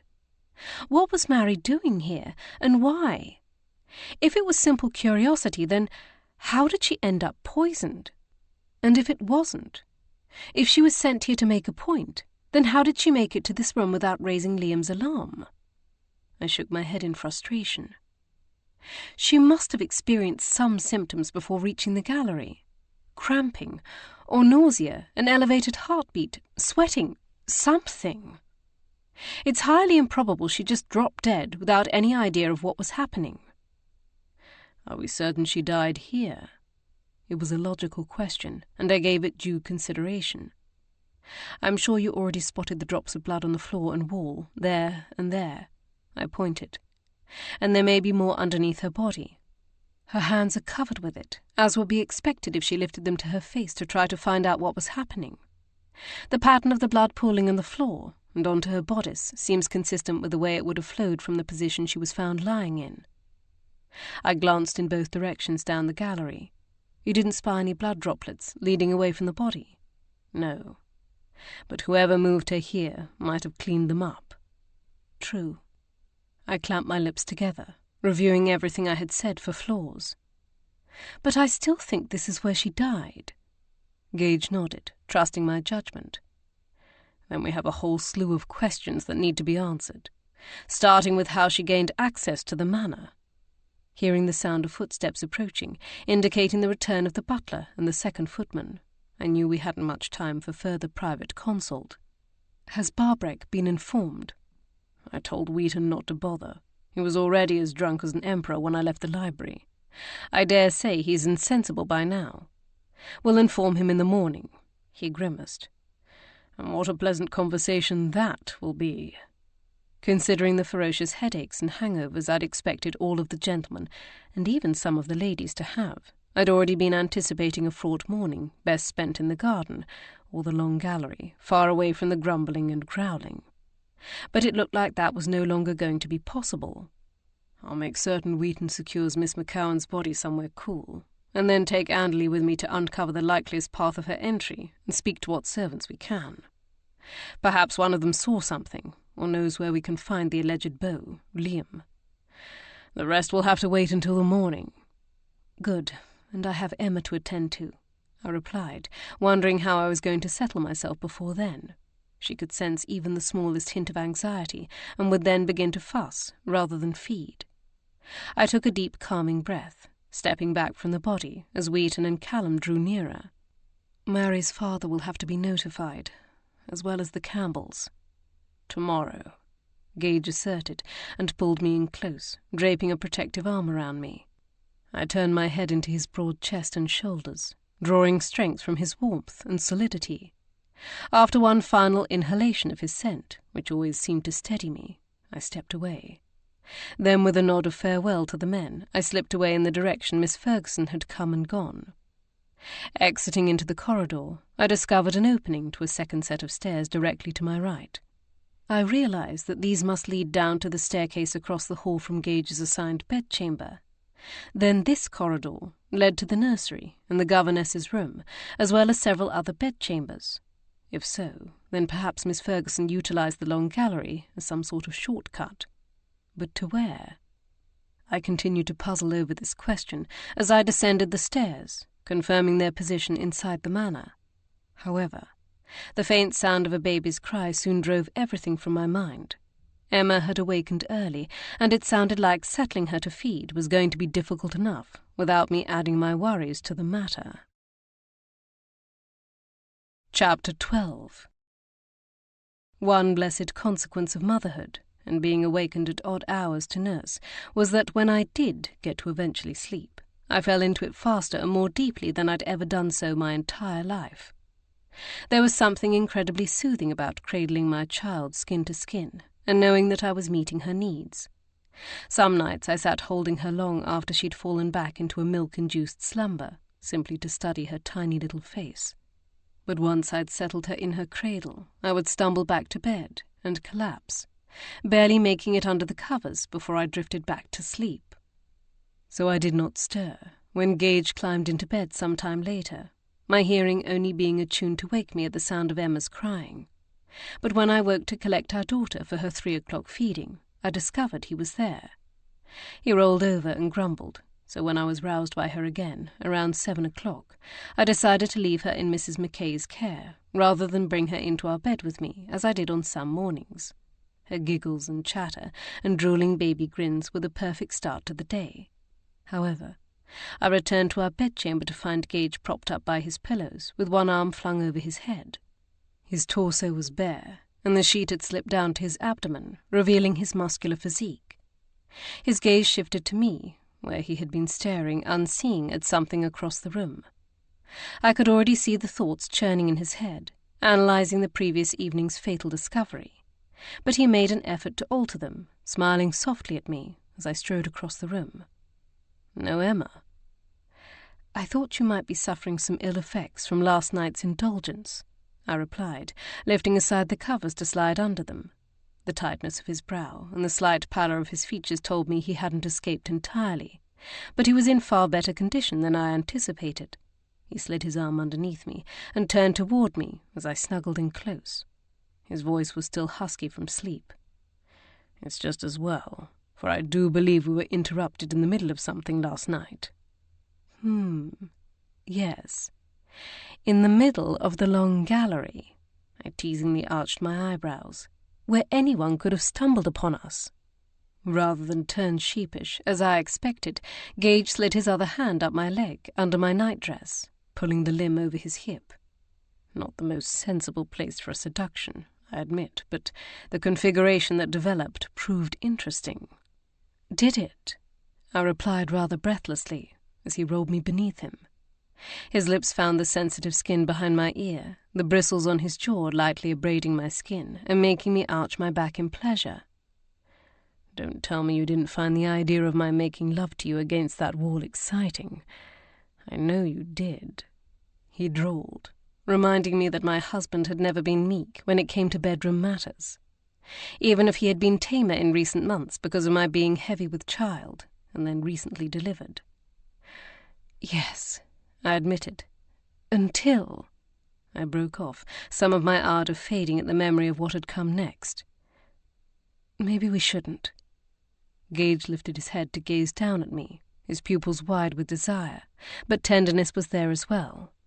"Kiera, if we stopped coming together for every murder or crime we encountered, we would practically be celibate." "True," I conceded. An alarming number of murders did seem to occur within our vicinity, though more often they happened before we were summoned to the scene. "It's a hazard of the profession. But in all earnestness, if facing death and murder doesn't make us embrace life and cherish what we have," his voice dipped, throbbing with intensity, "if it doesn't make us hold tight to those we love, then what will?" My heart swelled at the truth of that statement and my love for this man. I responded by pressing my mouth to his and giving myself over to the passion I felt for him. Some time later, I still lay wrapped in his strong arms, cocooned with contentment. But that serenity and satisfaction began to slip away as the reality of what we faced intruded. Somehow Mary McCowan had been poisoned by an as-yet unknown substance, either intentionally or by accident. Somehow she had died beneath the recent revealed forgery of a Van Dyck, one her employer had just days before been accused of swapping for the real portrait. These were factors which could not simply be written off as coincidence and ignored. I lifted my head from where it had lapsed on Gage's chest, expecting to find he'd fallen back to sleep after his thorough efforts, but I should have known better. He had never been the type of person content to rest on his laurels when there was an investigation afoot, and the alertness of his pale blue eyes told me that, even now, he was contemplating the matter. "What did you and Anderley uncover last night?" I asked, lowering my head again to his warm skin. He inhaled deeply, causing his chest to rise, and the muscles along his torso to do interesting things. It seemed he was as reluctant to return to the matter at hand as I had been, even if his thoughts had already wandered there. Several of the scullery maids recalled seeing Miss McCowan arrive through the servants' entrance. Apparently her presence wasn't entirely noteworthy, as she and the footman Liam had been courting for some time, and she would often walk to Barbreck on her days and half-days off to see her father and to visit Liam. Then she was familiar to the staff? I ruminated, idly swirling my fingers through the chest hair several shades darker than the golden locks on his head. Yes, and with Liam being her confirmed beau, he is the most likely person to have shown her up to the long gallery. No one Anderley and I spoke to recalled seeing him after dinner was finished being served and cleared. But of course, some of the members of the staff had already retired. We'll have to speak with them today. I tried to piece together her movements in my mind, but they were mired by several thorny problems. She must have spoken to some of them. Did she tell them why she was here? Of course, but they all claimed to exchange no more than small talk and local gossip with her, and they assumed she was merely here to see Liam, as usual. I lifted my head, propping myself up on my elbows. But surely that was an odd hour for her to be here. So late in the evening. He lifted his hand, scraping it through his hair and further rumpling his already tousled tresses. I asked the same thing, but I gathered Miss McCowan often visited with her father first, and arrived here late in the afternoon into the evening, especially during the summer, when the sun sets so late, and the gloaming lasts long after that. Liam would escort her part of the way back to Portalic, before returning. His hand rasped through the bristles along his jaw, before hooking the pillow behind his head. "You look thoroughly tumbled," I remarked in amusement. Rarely was he ever anything but immaculately groomed, and seeing him thus always melted something inside me. "Speak for yourself," he replied with a wolfish grin, reaching out to flick the end of my braid that trailed over my shoulder. It had come partially undone, and I could feel waves of my hair caressing the sides of my face and tickling my back. But given the fact that Gage was prone to removing the braid entirely, burying his hands in my chestnut-brown tresses, I considered partially undone to be rather tidy. I grasped his shoulders and pulled myself higher up his chest to press a kiss to his lips. "What are our next steps?" I queried, as much to myself as him. "I suppose the remaining servants will have to be interviewed, and Mary's father must be informed, as well as Lord Barbreck and the Campbells. That will be a good start. And I suspect you also want to consult what books are available on the topic in Barbreck's library to find out what poison the maid ingested." I doubted his collection on such a subject was very extensive, but I had to begin somewhere, and that was the obvious place. He brushed several loose tendrils of hair back from my face. "But first, I think we should meet with Bree and Anderley. Anderley intimated your maid has become quite friendly with the staff here, and might know some things the rest of us don't. Perhaps that will save us some time, and allow us to better divide and conquer." I tried not to read anything more into Anderley's comments to Gage, but I couldn't help it. Especially when I could tell my husband was couching his words in the best terms possible. I'd wondered what the valet thought of Bree's renewed self-confidence, and her friendship with the second footman, Callum. Bree fit in well here, she was comfortable, and the attentions of an attractive man had wrought a welcome flush back to her cheeks. It appeared Anderley didn't look upon all this quite so favourably. But was that just jealousy talking, or was there really cause for concern? I'll ring for her and order our breakfast brought up on trays. It was doubtful any of the other guests would be up and about at this hour anyway, if they were awake at all. "We can talk after we're dressed." I shifted to pull away, but he clasped the back of my head, pulling me back to him for one more devastating kiss. "Any more of that, and we'll never make it out of this bed," I quipped. He heaved an aggrieved sigh. "The things I sacrifice for the good of the rule of law." I smiled before turning away to search for my nightdress. I found it tossed carelessly toward the end of the bed. "Such nobility. Don't worry, I shall reward you for it later," I told him, pulling the garment over my head. "Will you?" His eyes heated with promises. "Then I shall hold you to it." I slid from bed and, with a provocative wiggle, tugged my garment the rest of the way down. "I'm counting on it," I replied, tossing a saucy look over my shoulder to find his eyes fastened on my lower extremities. He made a lunge for me, but I dashed away, laughing, and yanked the bell-pull. Perhaps half an hour later, we found ourselves seated near the rounded bay of windows in our bedchamber. Gage and I perched side by side on the couch, finishing our breakfasts, while at our urging Bree and Anderley settled into the chairs flanking either side. I brushed the crumbs from the royal blue skirts of my riding habit and picked up my cup of warm chocolate, savouring it slowly as I observed them both while Gage explained the situation. Bree looked fresh and lovely this morning, in a gown of dusty lavender, her strawberry blonde curls becomingly restrained. She reacted with appropriate concern and empathy to the topic of Mary McCowan's death, but it did not dim her natural cheer and good humour. Meanwhile, Anderley was quieter and more reserved than I'd grown accustomed to his being when we were all speaking in private. He appeared almost brooding, which I noted was no detriment to his dark good looks, but perhaps he was merely fatigued from lack of sleep. Having finished reviewing what we had already discovered, Gage took a drink of his coffee before sitting back against the sofa cushions. "We will need to finish interviewing the rest of the staff today, a task I would like to leave in your hands," he told them both. "But first, Miss McAvoy, I would like to hear your impressions of the staff and everything we've learned so far." "Of course," she replied, folding her hands in her lap. "What would you like to ken?"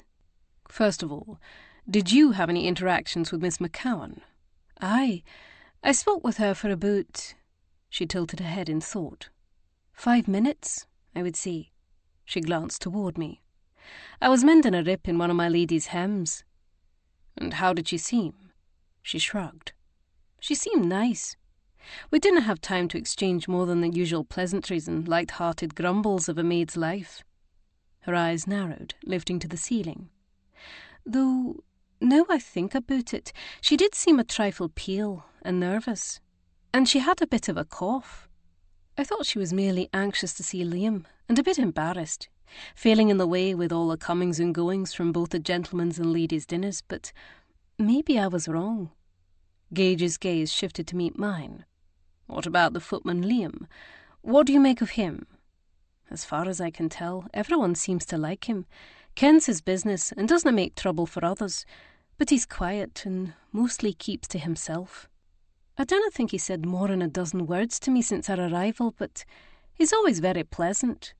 She nodded toward the valet. "He said more to Anderley than me, so he's probably able to tell you more than I can." Gage neither confirmed nor denied this, instead pressing her on the point he clearly wanted to know most. "Do you think he might have been capable of violence, or discreetly poisoning someone?" Bree straightened in surprise. "Well, I dinna ken. A brief acquaintance doesn't really tell you much about a person, now does it? But if I had to give you my best impression, then nae. At least, no the violence." She shook her head. "And I canna say about the poisoning. That's trickier to tell." Gage nodded, turning to his valet. "Has he turned up yet?" "No. The last thing I heard of the matter before answering your summons was Callum grumbling about having to manage Liam's duties as well as his own." A tiny pleat formed in Bree's brow, and then smoothed away. "Are the other staff members concerned about him?" Gage queried. "Aye," Bree replied. "The housekeeper told me it's no like Liam to disappear, or to be slack in his work. That he's always been as reliable as the sunrise." I lowered my cup to the table. "Then I suppose the question is, do we think Liam had anything to do with Mary's death? Or has he made himself scarce because he's afraid of being accused?" Gage's eyes searched my features. "What do you think?" "I think it's the latter for several reasons. She was killed by a poison she ingested, one that I strongly suspect was slow-acting. Otherwise, we should have found evidence in the gallery or on her clothes that she ate or drank something. I began ticking off the possibilities. Crumbs, a spilled cup, remnants in her mouth. I gestured toward my maid. Bree says she was pale, nervous and coughing, which could all be indicators she already wasn't feeling well when she arrived at Barbreck. Yet upon first glance, the bleeding from Mary's facial orifices made her death look violent. She looked as if she'd been beaten. I turned to Gage, knowing he would agree with this statement. Imagine Liam standing next to Mary, his sweetheart, and suddenly she begins dripping blood down her face. Perhaps he tried to help her, getting blood on himself in the process, and then she drops dead. He must have been shocked and bereft, but also terrified. He wouldn't know how to even begin to explain it. Given all that, it's understandable that he might have panicked and fled. Anderley nodded. As the only person present at the time of her death, he must have known blame and suspicion would fall on him. The taut expression on his face told me he empathized with the footman. As a fellow male servant, he was the likeliest person among us to understand precisely what Liam had been thinking and feeling, and what he'd faced with such an accusation made against him. Then we all agree he probably ran out of fear rather than guilt, Gage concluded. But he still may know or have seen something that could tell us what happened. We need to find him. Speak to the butler and housekeeper, I directed Anderley and Bree. Find out if Liam has any family living nearby.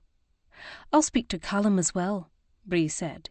He and Liam were friends, so he might have told him things he wouldn't have told the others. They're also rivals, Anderley pointed out with a dark look. With Liam gone, he'll be promoted to first footman, or I imagine that's what he's counting on at any rate. Bree frowned. That's a rather unworthy sentiment. He's expressed nothing but concern for Liam.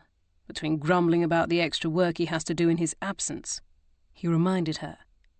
She arched her chin. Well, I imagine you'd be grumbling too if you were in his place. Maybe. But perhaps it's best if I be the one to speak with him. I suspect he's all too aware of your sympathy for his plight, and likely to take advantage of it.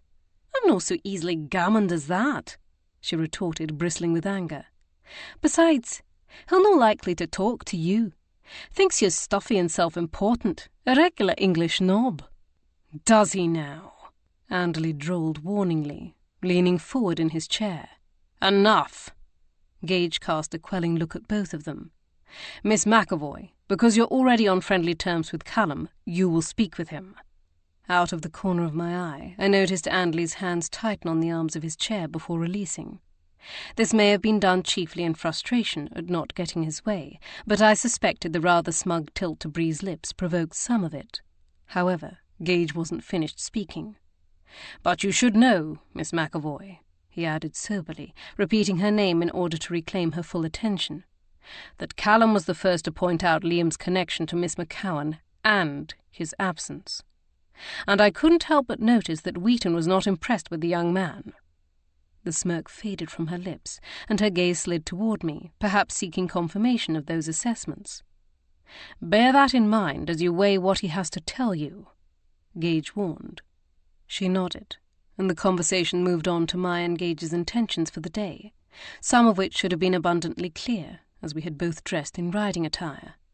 Mr. McCowan lived just a short distance from the manor, and we would need to leave soon if we were to return in time for Emma's mid-morning feed.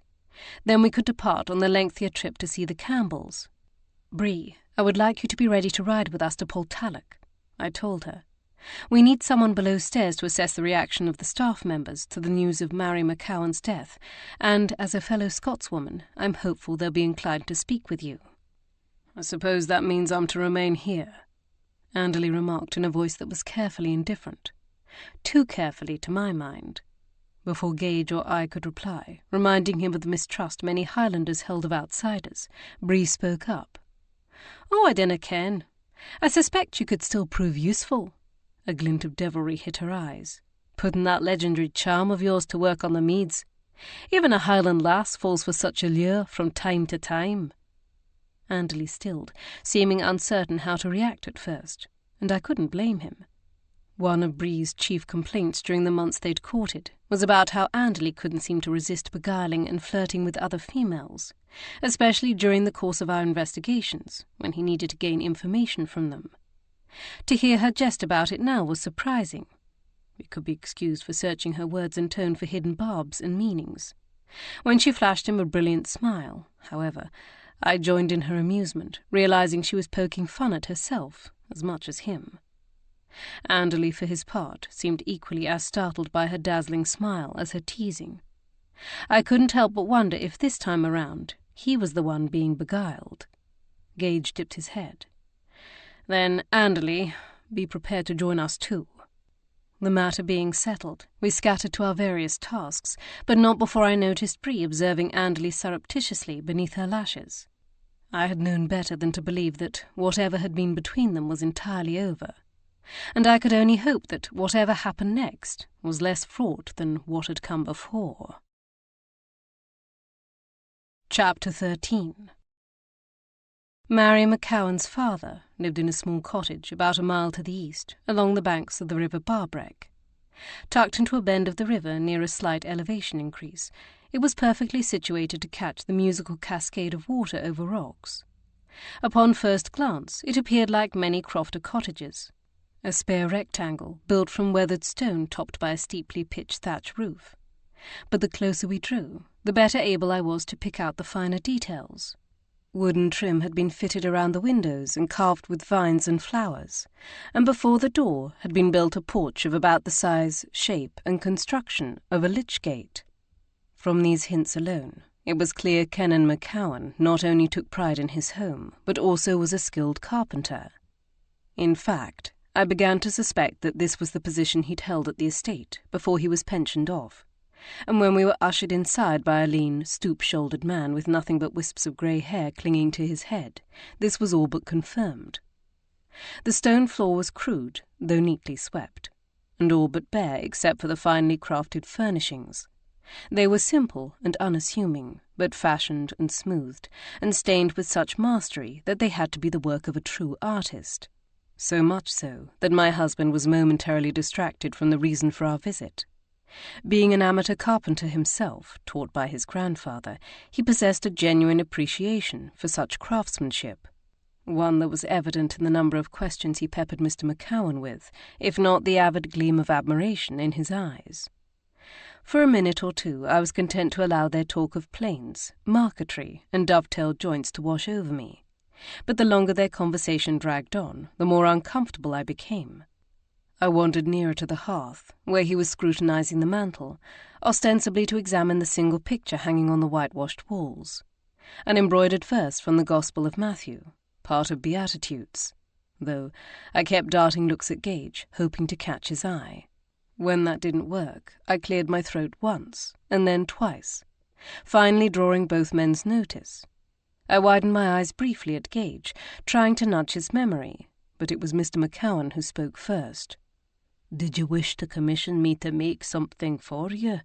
I'm afraid I dinna do much building nowadays." He lifted his hands to show us his gnarled fingers. "Rheumatism. 'Twas why I agreed to be pensioned. Couldna do much anyways." Gage flushed, clearly recognizing why I'd been attempting to signal him. He'd let his enthusiasm for Mr. MacCowan's skill temporarily blind him. "No, I apologize. We're actually here for a rather more serious reason." "Oh?" he replied, gesturing for us to be seated. I selected a chair below the high open window, through which I could hear the river and the birds. "I'm so sorry to have to tell you this," Gage continued as he perched on the edge of its twin. "But your daughter, Mary, was found dead yesterday evening." "Dead?" he replied in startlement. "Yes," Gage replied, and then paused to allow the man to absorb this information. Mr. MacCowan rocked back in his chair and swiped a hand over the bristles on his jaw as he stared unseeing at the floor. His skin was ashen, and his eyes glassy with shock. "Can I get you a glass of water?" I asked him, concerned for his health. "Nee," he croaked. "Nee, thank you." He blinked through a sheen of tears as he looked up at us. "How?"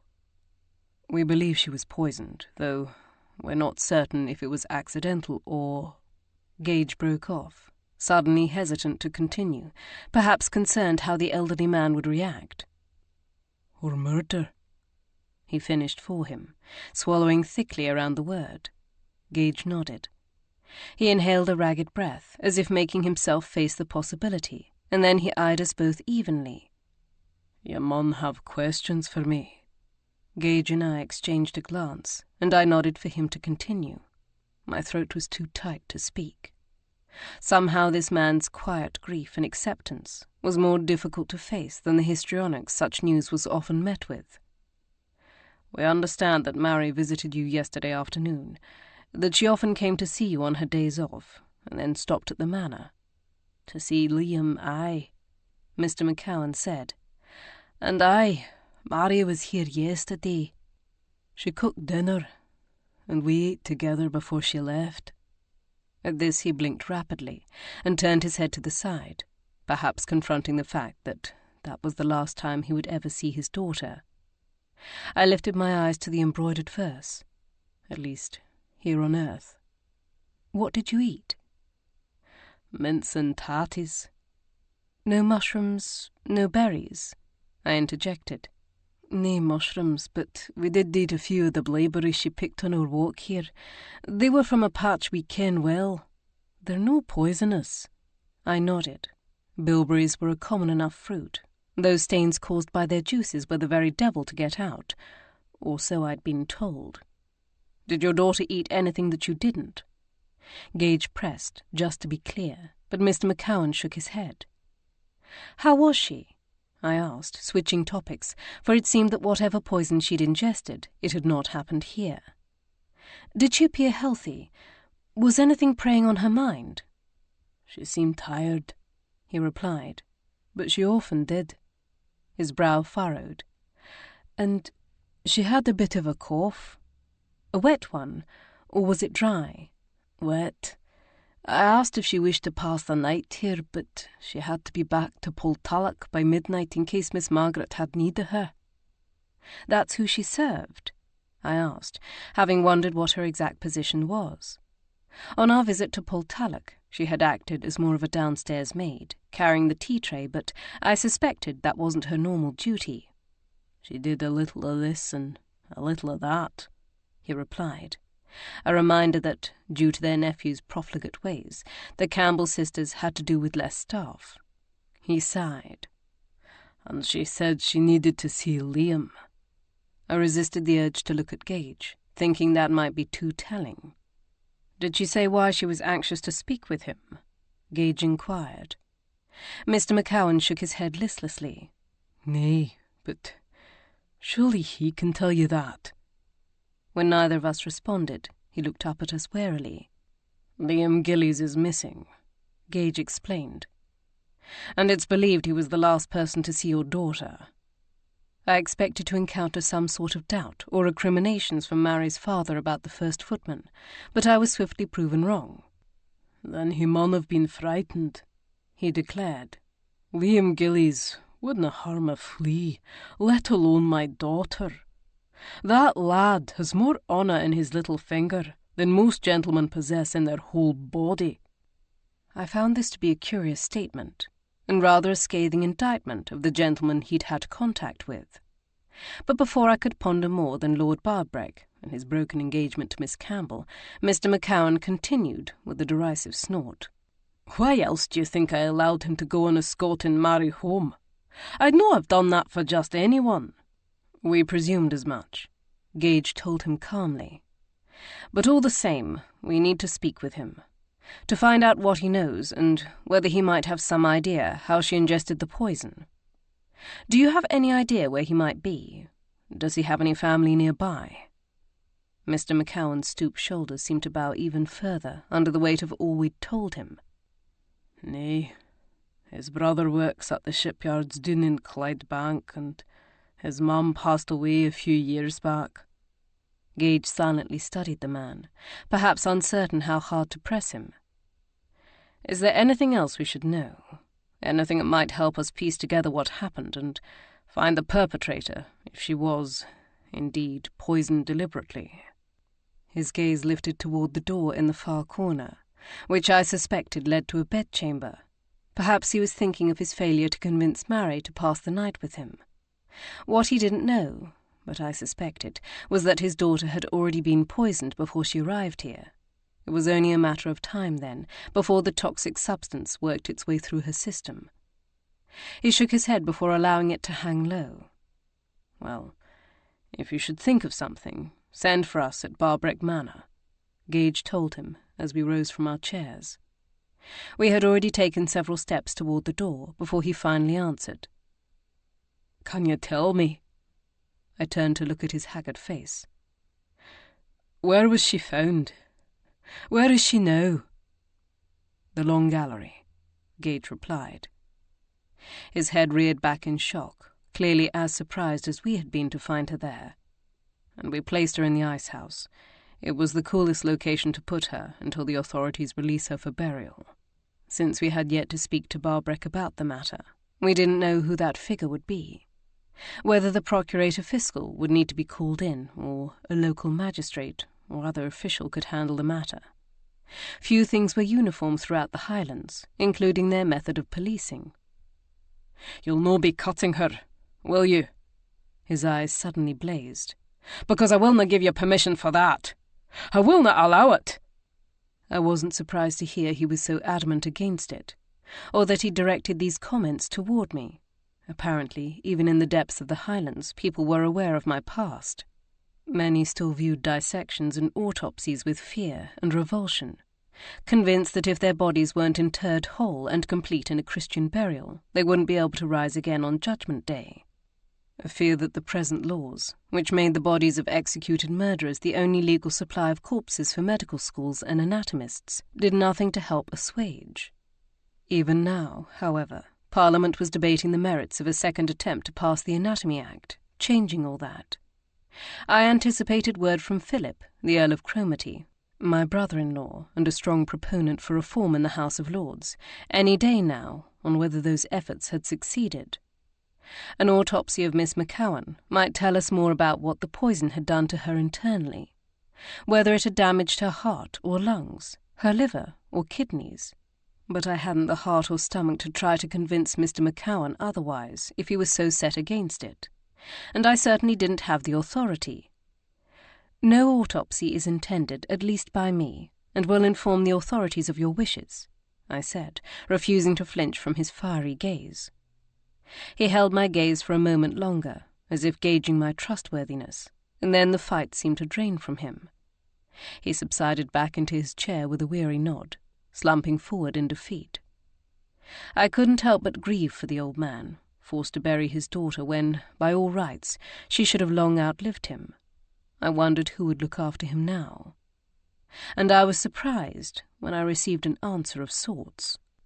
We had mounted our horses and steered them back down the path toward Barbreck Manor, when Miss Ferguson suddenly emerged from the trees. The governess's head was bowed, as if she was deep in thought, and it wasn't until we were nearly upon her that she looked up in surprise, sidestepping away from the ponies. I studied her curiously as she hurried toward the cottage, questioning why she was there. She'd told us in the long gallery that she didn't recognize Mary, leading me to believe they hadn't known each other. And yet here she was, visiting Mary's father. Was she merely here to pay her respects? Did she feel a responsibility to do so, given the fact she'd practically tripped over his daughter's body? Or was there something more? I cast one last glance over my shoulder before the cottage disappeared from sight to find Mr. McCowan standing on the porch waiting for her. He lifted his arms as if to embrace her, but the foliage blocked my view before I actually saw him do so. Regardless, it seemed certain the two were not strangers, which made it difficult for me to believe she hadn't also known Mary. I frowned, suspicious that Miss Ferguson had lied to us. Upon our return to the manor, Gage ventured off to speak with Barbreck, while I attended to Emma. My baby girl was all smiles, and I soon discovered my morose mood and gloomy ponderings were no match for her toothless grins and giggles. Part of me dreaded leaving her to travel to Portalic, so I dawdled, holding her on my lap as I made silly sounds and faces, making her laugh all the harder. It was while I was blowing wet kisses on her palms, making her kick and chortle, that Charlotte found me. "If society could see you now, they would never believe you're the same woman the scandal sheets wrote all those nasty insinuations about just 3 years ago." She leaned over my shoulder, making several ridiculous faces of her own, as she cooed to Emma. "Or that you were once dubbed the Ice Queen," I teased her in turn. She sighed happily. "Babies make fools of us all." "True," I smiled. "Or rather our love for them." I picked up one of Emma's rag dolls, wiggling it under her chin to tickle her. "I hope it wasn't Mary McCowan's love for Liam that got her killed." I looked up at Charlotte, allowing Emma to grab hold of the doll and stuff one of its appendages in her mouth. "You heard about us finding her dead in the long gallery, then?" Her expression was pensive. It was a look I'd seen before, just 6 months prior, in fact, after we'd stumbled over a corpse at Sunlaw's castle just hours after she and Rye had announced their engagement. She'd worried it was an ill omen, and it had taken no small effort at first to convince her otherwise. "Charlotte, you're not having second thoughts," I began in concern, but she shook her head, cutting off my words. "No, I know it's nonsense to believe in omens, or that Mary McCowan's death has anything to do with the happiness of my and Rye's marriage. She bit her lower lip, and I waited, knowing she had more to say. But I'm not so sure my father will see it that way. I offered her a commiserating look. She had already been nervous about her father's approval of her marriage, and murder, even of a maid and not a family member, only complicated matters. Then Gage and I shall just have to get to the bottom of it, preferably before he arrives, I said, trying to reassure her. Do you think you can? She sounded afraid to hope. We can certainly try. She nodded and then flinched. Oh, but how horribly insensitive I am. She pressed her hands to her cheeks, worrying about how this murder will affect me, rather than the poor girl who was killed and her father. You and Gage went to inform him? Yes. How devastated he must be. There must be something we can do for him. If I know my Aunt Kate, she's already planning something. Oh, but you're right. I should go see if I can help. She turned as if she intended to do just that, and then stopped to look back at me. Unless you need me to do something. She shook her head sadly. Here you are, meant to be enjoying yourself in the country. She glanced at Emma, infant in tow, and yet again you're being asked to solve another murder. Technically, we hadn't been asked to solve it. We'd simply taken the matter upon ourselves. But I suspected Barbreck was asking that very thing of Gage as we spoke. Does it ever grow tiresome? Sometimes, I admitted. After all, there was a reason it had been 3.5 months since our last inquiry. But it seemed solving mysteries, even gruesome ones, was in our blood. For I felt my thoughts sharpening, my heart quickening, and my muscles tensing in anticipation of unravelling the puzzle presented to us. But, as has been pointed out to me many times, I am an unusual, or rather unnatural, if you prefer, person, I added with a wry grimace. I seem unable to resist the challenge. Kiera, you are not unnatural, Charlotte stated with gentle firmness. No matter how peculiar your penchants may seem to others, all I can say is thank goodness for them, for otherwise I would not be here. She arched her eyebrows in chastisement as much as reassurance, as she reminded me of all that had been at stake during my first inquiry. Then, with a pat to my arm, she swept out of the room. The weather at dawn had seemed fair enough, but as the morning progressed toward midday and we set off for Portalic Castle, a thick blanket of clouds rolled in, all but smothering what sunshine could penetrate through the cover. Much as on our journey 2 days prior, we could not do much talking until the horses had picked their way around the crag at the edge of the loch, and we'd passed through the thickest part of the forest. However, Gage's expression upon mounting into our saddles had conveyed with no difficulty what Lord Barbreck's reaction had been to the news that a Campbell maid had been found dead in his long gallery. As the trail widened near the Lochlin, Gage turned to speak to me, holding up his chestnut gelding so I could ride alongside him. Barbreck reacted about how we expected him to. He muttered wryly, raging against the Campbells, insisting it was proof of their tampering with his artwork, demanding we investigate. And in his crapulent state, I imagine he was even less pleasant than he's been the past few days, I replied. He dipped his head in acknowledgement. He was nursing a ferocious headache, fairly blistered my and Henry's ears with his tongue. His thighs tightened around Titus, his chestnut gelding, easing his gait even slower so that Anderley and Bree could draw nearer. I asked Henry to stay behind to keep an eye on him, and everyone else. He added as an afterthought, the last thing we need is Barbreck interfering and making everything worse. He turned to his valet and my maid. What of you? Did you learn anything from the staff? Anderley turned to Bree, indicating she should go first. I spoke with the cook. She was fair broken up. Apparently she's kent Mary all her life. Told me she offered Mary something to eat when she arrived at Barbreck, but she declined. Said she thought she looked a bit peaked. This simply confirmed what we already knew, that Mary had ingested the poison before she arrived at Barbreck, and, more than likely, before she reached her father's cottage, but it was always good to gather more evidence. As for Liam's family, she continued, The housekeeper said his mam was dead, and his brother lived near Glasgow. She didn't ken where else he might go. His friends were all at Barbreck. Wheaton said the same, Anderley informed us, corroborating the information given to us by all our sources. Not that we'd suspected any of them were lying about such a fact. But he did have a thought. He suggested we might check the cottage where Lord Alistair lived. Wait!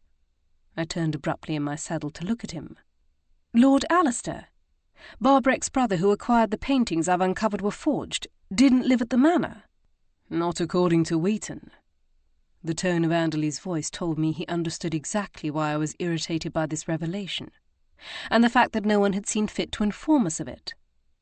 I exchanged a speaking glance with Gage as Anderley continued.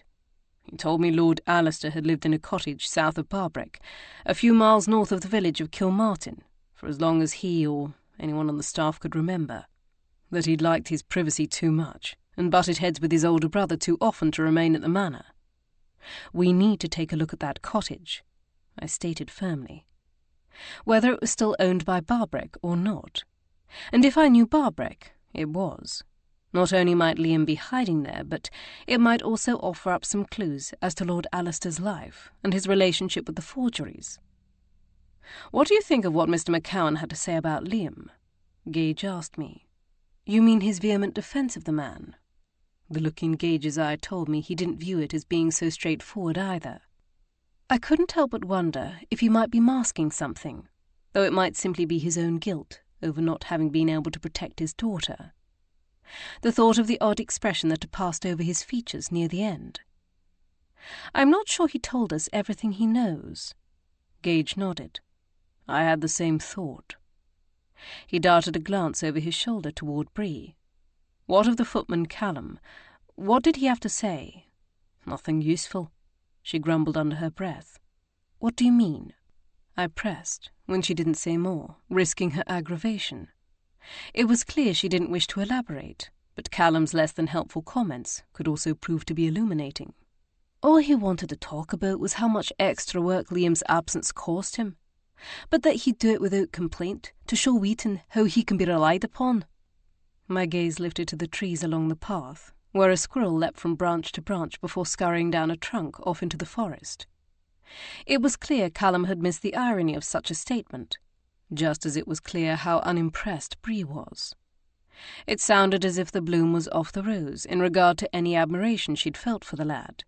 I turned to look at Gage, trying to catch a glimpse out of the corner of my eye of Anderley riding behind him, curious how he'd taken this news. But he kept his face turned resolutely away, gazing down at the thick patch of brambles which bordered the path on that side, and keeping his thoughts to himself. A wise decision. Bree mumbled something under her breath before adding, "The only thing remotely of interest that he had to say was that everyone kenned Liam was waiting for the Campbell's butler to be pensioned, so he could take his position." This wasn't entirely surprising. The thought that Liam hoped to eventually become butler at Portalic had briefly crossed my mind. After all, Calder had appeared older than most butlers, though some men in such a position remained there until they were forced out by either infirmity or death. Perhaps Liam had believed that his promotion to butler and the greater income that came with it would allow him to wed Mary. Their closer proximity would certainly have made it more feasible. Not that any of that mattered now. My chest tightened with a pang of empathy for Liam. If, as we suspected, he'd had nothing to do with Mary's death, then he must be grieving greatly. I only hoped he was somewhere safe, and that his good sense would convince him to return to Barbreck. "What of Miss Ferguson?" I asked Bree and Anderley. "The governess," I clarified. "What do you know about her?" Her presence at Mr. McCowan's cottage this morning continued to nag at me, and I wondered what, if anything, the other servants made of her. "No much," Bree replied. "She seems to keep to herself. One of the maids threw a nasty look at her back when she walked away after ordering her to bring up the children's dinners, but I've seen worse." Once again, this answer was as one would expect. After all, governesses were one of those positions that hovered between the upstairs and downstairs. They were a member of the staff and paid a wage, but being better educated and more gently bred, not of the same class. As such, they found themselves in a sort of limbo between both worlds, and not accepted by either. And yet, I still felt there was much more to be learned about Miss Ferguson. Much of her behaviour raised too many questions. It wasn't merely her treatment of Charlotte, though that undoubtedly upset me, but also her presence in places it seemed odd for her to be. "See what you can learn about her," I told them, "and whether she knew Mary. But don't let her know you're asking.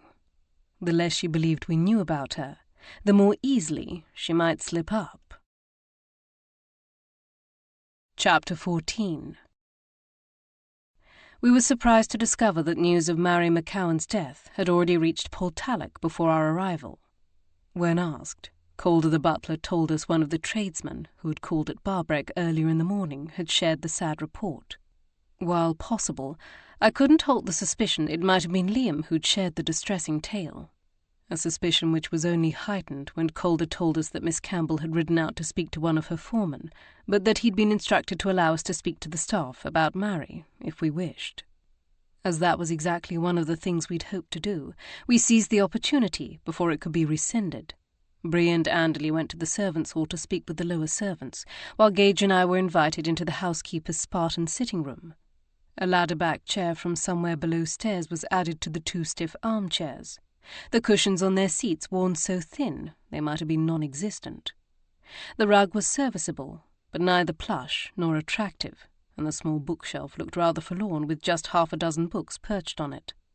The sole ornamentation was a rather crude watercolour of a nondescript landscape and a delightfully incongruent porcelain pig with a garland of roses around its neck.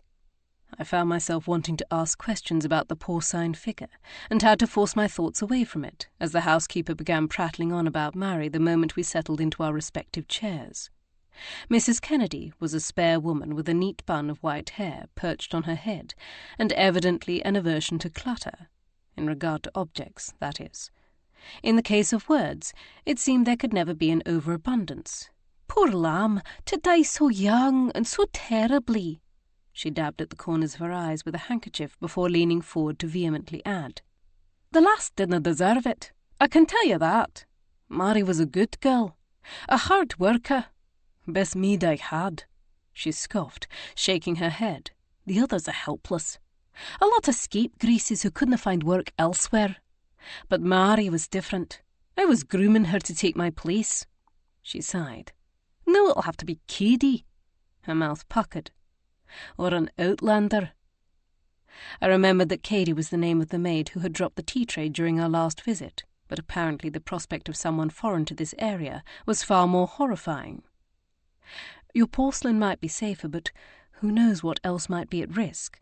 I quipped dryly. "Exactly," she declared. But then her brow furrowed, plainly trying to decide if I was speaking in earnest or mocking her. "What of Liam Gillies?" Gage asked, distracting her.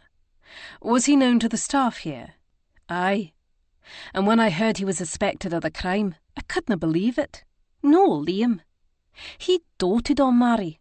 Wouldna harm a hair on her head," she declared with finality, and the gimlet glare she cast on us dared us to tell her otherwise. "We don't actually think Liam is the culprit," Gage replied, and was awarded with a nod of approval.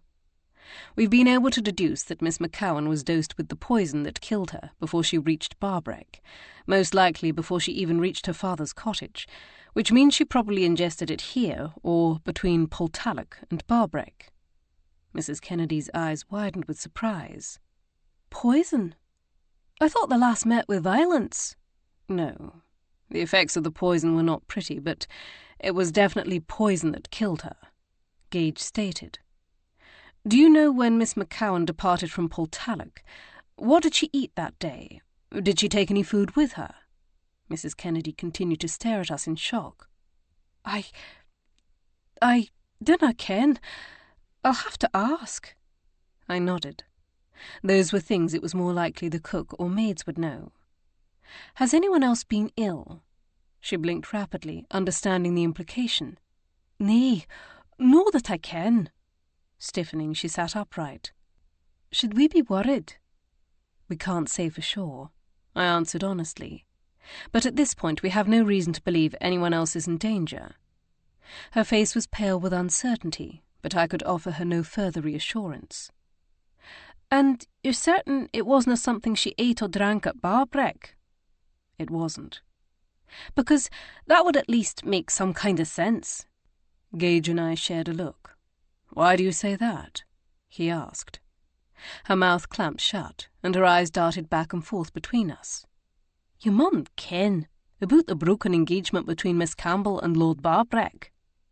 I nodded in encouragement, hoping to overcome her evident resistance to speak of the matter, likely born out of habit. Well, Barbreck came here no 3 nights past, raising a right stramash about some painting and reopening old wounds. We all heard him, she emphasised. Everyone. We couldn't keep it from the lower servants, and their mouths run like deer when there's something that shocking to share. If Barbreck's staff didn't already ken, they would have kent within a day, maybe 2. My voice rang with doubt. And you think one of them might have taken revenge on Mary? Maybe, she exhaled as she sat back, clasping her hands in her lap. It does sound a bit far-fetched, now that I say it aloud. She pressed a hand to her brow.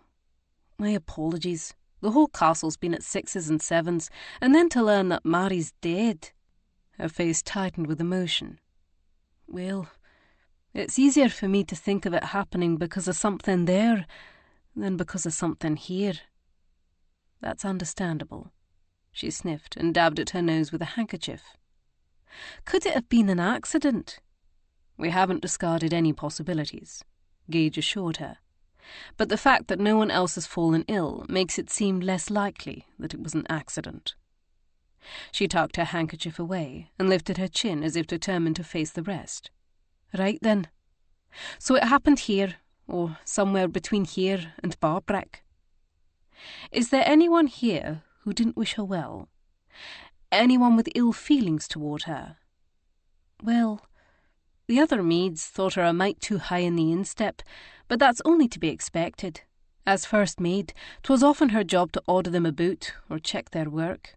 'Twas natural they'd feel disgruntled toward her for making them redo their work when she believed it shoddy. Gage tipped his head in acknowledgement. Beyond that, then? She began to shake her head when I spoke up, having had a thought. Were any of them jealous of Mary's relationship with Liam? Nay, she replied with a derisive laugh. Dinna get me wrong, Liam is a good and sturdy lad, a good catch for any lass, but he wasna the type to inspire jealousy. Perhaps there was some envy among the Barbreck maids, but no among this mutton-headed lot. Somehow I doubted the Barbreck maids were any more sensible about the men they dangled after than those at Portalic. From the comments I'd gleaned thus far, they were more taken with Callum than Liam. Not that Liam was unattractive, but when compared to Callum's rugged charm, there was little doubt who turned more heads, though Anderley's presence must have thrown some sort of wrench in the household's normal operations. His smouldering, almost exotic allure must have caused Callum no small amount of competition, at least for the maids' titters. I wondered what effect he was having on the Portalic maids now. Deciding it was useless to pursue the subject further, when Bree and Anderley would undoubtedly be able to uncover more from the maids themselves, I brushed a minuscule piece of lint from my blue skirts as I attempted to casually turn the subject. We understand Mary often assisted Miss Margaret as part of her duties. Aye, Miss Margaret preferred her. She corrected herself. And I canna say I blamed her. The other maids are too clumsy and feckless. She heaved a sigh, staring forlornly in the direction of the small window. I suppose Cady will have to do now, or myself. I wanted to ask her whether she might have heard or seen something during her time above stairs that might have put her life at risk, but something told me to withhold the question. Not only was Mrs. Kennedy unlikely to know the answer, but she'd already proven herself hesitant to gossip about her employers. Had she not believed we already knew about the broken engagement, I doubt she would have shared it with us. So instead, I elected to enlist her aid, hoping to draw on her age and experience to help us with another matter. Mrs. Kennedy, I'm hoping you might be able to assist us with something, I confided, leaning toward her. while we know Mary was killed by poison, we are having some difficulty identifying what kind. The symptoms are somewhat unusual." She inhaled deeply, correctly sensing I was asking her to brace herself. "I'll help if I can." "Do you know of a substance that causes the sufferer to bleed from their facial orifices, their eyes, nose, and mouth?" She flinched. "That is unusual." "It also causes ulcers in the mouth." She lifted her hand to her chin as she considered my question. My gaze shifted to Gage, relieved to see he didn't seem to disagree with my sharing such details with the housekeeper. After all, the information wasn't exactly sensitive. Several members of the Barbreck staff had seen the bleeding. If Mrs. Kennedy could identify the substance, then that would help us figure out how Mary had ingested it, and who had access to such a poison. If not, we'd risk little. "I've heard the rhubarb can cause bleeding from the nose and eyes." Mrs. Kennedy raised her finger. "Just the leaves, you mind, no the stalks. The leaves are very poisonous, but I've only ever witnessed them causing severe stomach complaints, and you said nothing about that." I shook my head, though it was possible those didn't come on until just before her death. But then where was the evidence of it? "Then I don't think that can be it. Not to mention, Mary would have had to eat several pounds of it for it to kill her." Something that was highly improbable. Gage and I thanked her for speaking with us, and then he returned to the entry hall in search of the butler, while I allowed Mrs. Kennedy to escort me to the kitchen to speak with the cook. However, the cook did not take kindly to being questioned. In fact, she wouldn't even stop bustling around the kitchen for 5 minutes to answer my queries, declaring herself to be too busy. The look Mrs. Kennedy gave me as she turned to leave told me she'd expected such a reception. I might have viewed this behaviour with some suspicion, except for the fact that the round, rosy-cheeked woman was plainly in distress. One stiff breeze, one wrong word, and I suspected she would crumble to pieces. As a person who also felt the compulsion to do something when faced with a crisis, I understood what her bustling was all about. So I did not rebuke her for her fractious behaviour. I didn't counter her when she said Mary had eaten from the same bowls of food at breakfast as the rest of the staff, and that any food she'd taken with her on her hike to Barbreck she'd fetched for herself from the pantry, and so the cook had no way of knowing. I didn't refute her when she claimed everyone adored Mary and would never wish her harm. I didn't question her assertion that no rhubarb was grown on the estate, and when I was dismissed, I left without a fight. There would be no victory in breaking the woman, and any further questioning would only accomplish that. It was better and far kinder to step away and, if necessary, return to speak with her later. Knowing the rest of the staff were in Bree and Anderley's capable hands, and Gage was still closeted with Calder, I climbed the stairs to the ground floor and wandered out into the courtyard. Curious if Miss Campbell had returned, I circled the castle, peering into the stables, and then continued around to the side facing the loch. There, the courtyard ended in a small terrace before giving way to the solid stone wall of the castle and a precipitous drop down to the tiny inlet where a handful of boats were moored at a jetty. I noticed that a narrow staircase was built into the side of the cliff face, leading to a door cut into the rock several feet below where I stood. It must have led into the cellars and servants' quarters below ground. It would be a dizzying climb, but undoubtedly served both a useful purpose, offering a direct route for supplies and fresh fish from the sea to the castle, and a strategic one in centuries past. Should the castle be surrounded, escape by sea would still be possible. I lifted my gaze to the steely waters of the loch, the boats bobbing on its surface, and the green shores of the long island perched at its centre. The water today was troubled, stirred up by the wind even now riffling in my ears, and pulling strands of my hair loose from their pins and whipping them around my face. Its briny scent and the overcast skies roused in me memories better left buried. Memories of a time spent on the parapets of another crumbling castle, looking out over a troubled sea on the opposite shore of Scotland.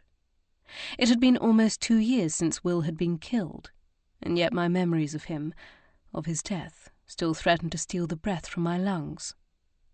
There wasn't a day that went by when I didn't think of my dear friend, and wished that I'd had the knowledge and foresight to prevent what his father had done to him, and to keep our inquiry from ending in such a tragic way. I lifted my fingers to grip the amethyst pendant dangling from my neck. It had been a gift from my mother just before she died, and was supposed to protect me. Whether it actually possessed magical qualities, I doubt it, but I always felt safer when I wore it. Just touching it made me feel calmer, safer. I blame my distraction on those distressing memories battering at me, for I failed to note Miss Campbell's approach until she spoke.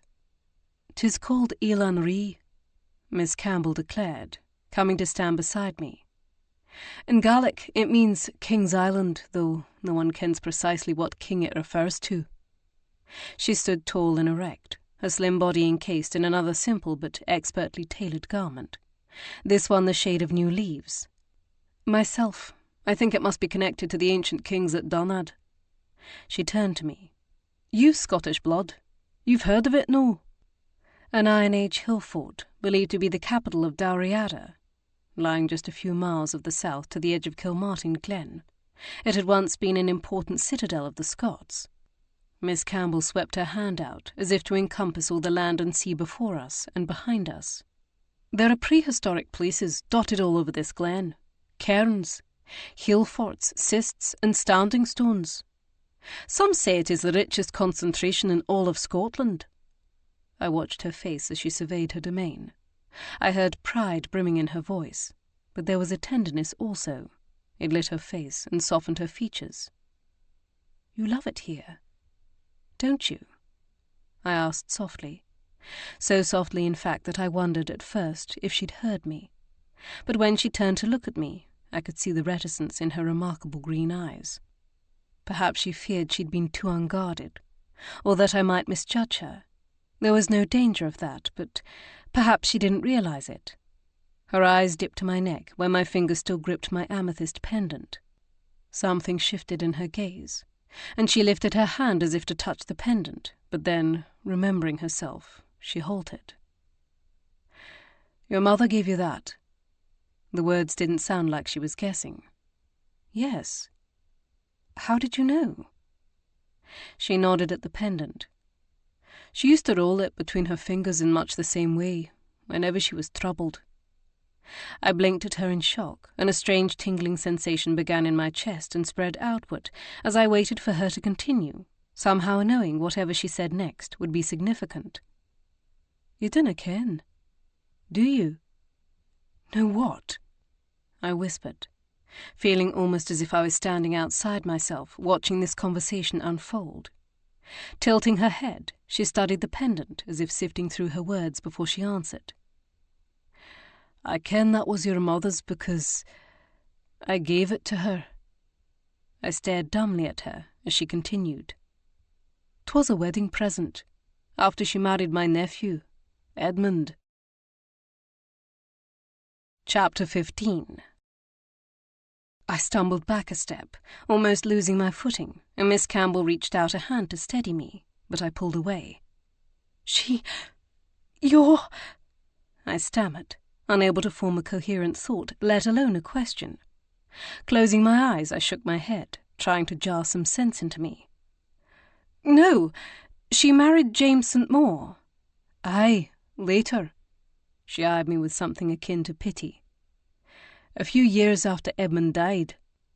I turned away to stare out across the loch, reaching out to grasp the low wall while I forced myself to take great gulps of chill wind in an attempt to steady my swirling thoughts. My father hadn't been my mother's first husband. If that was true, and I couldn't think of a reason why Miss Campbell should lie about something so easily disproved, then why had no one told me? My mother had died when I was 8, but surely this was information someone should have shared with me.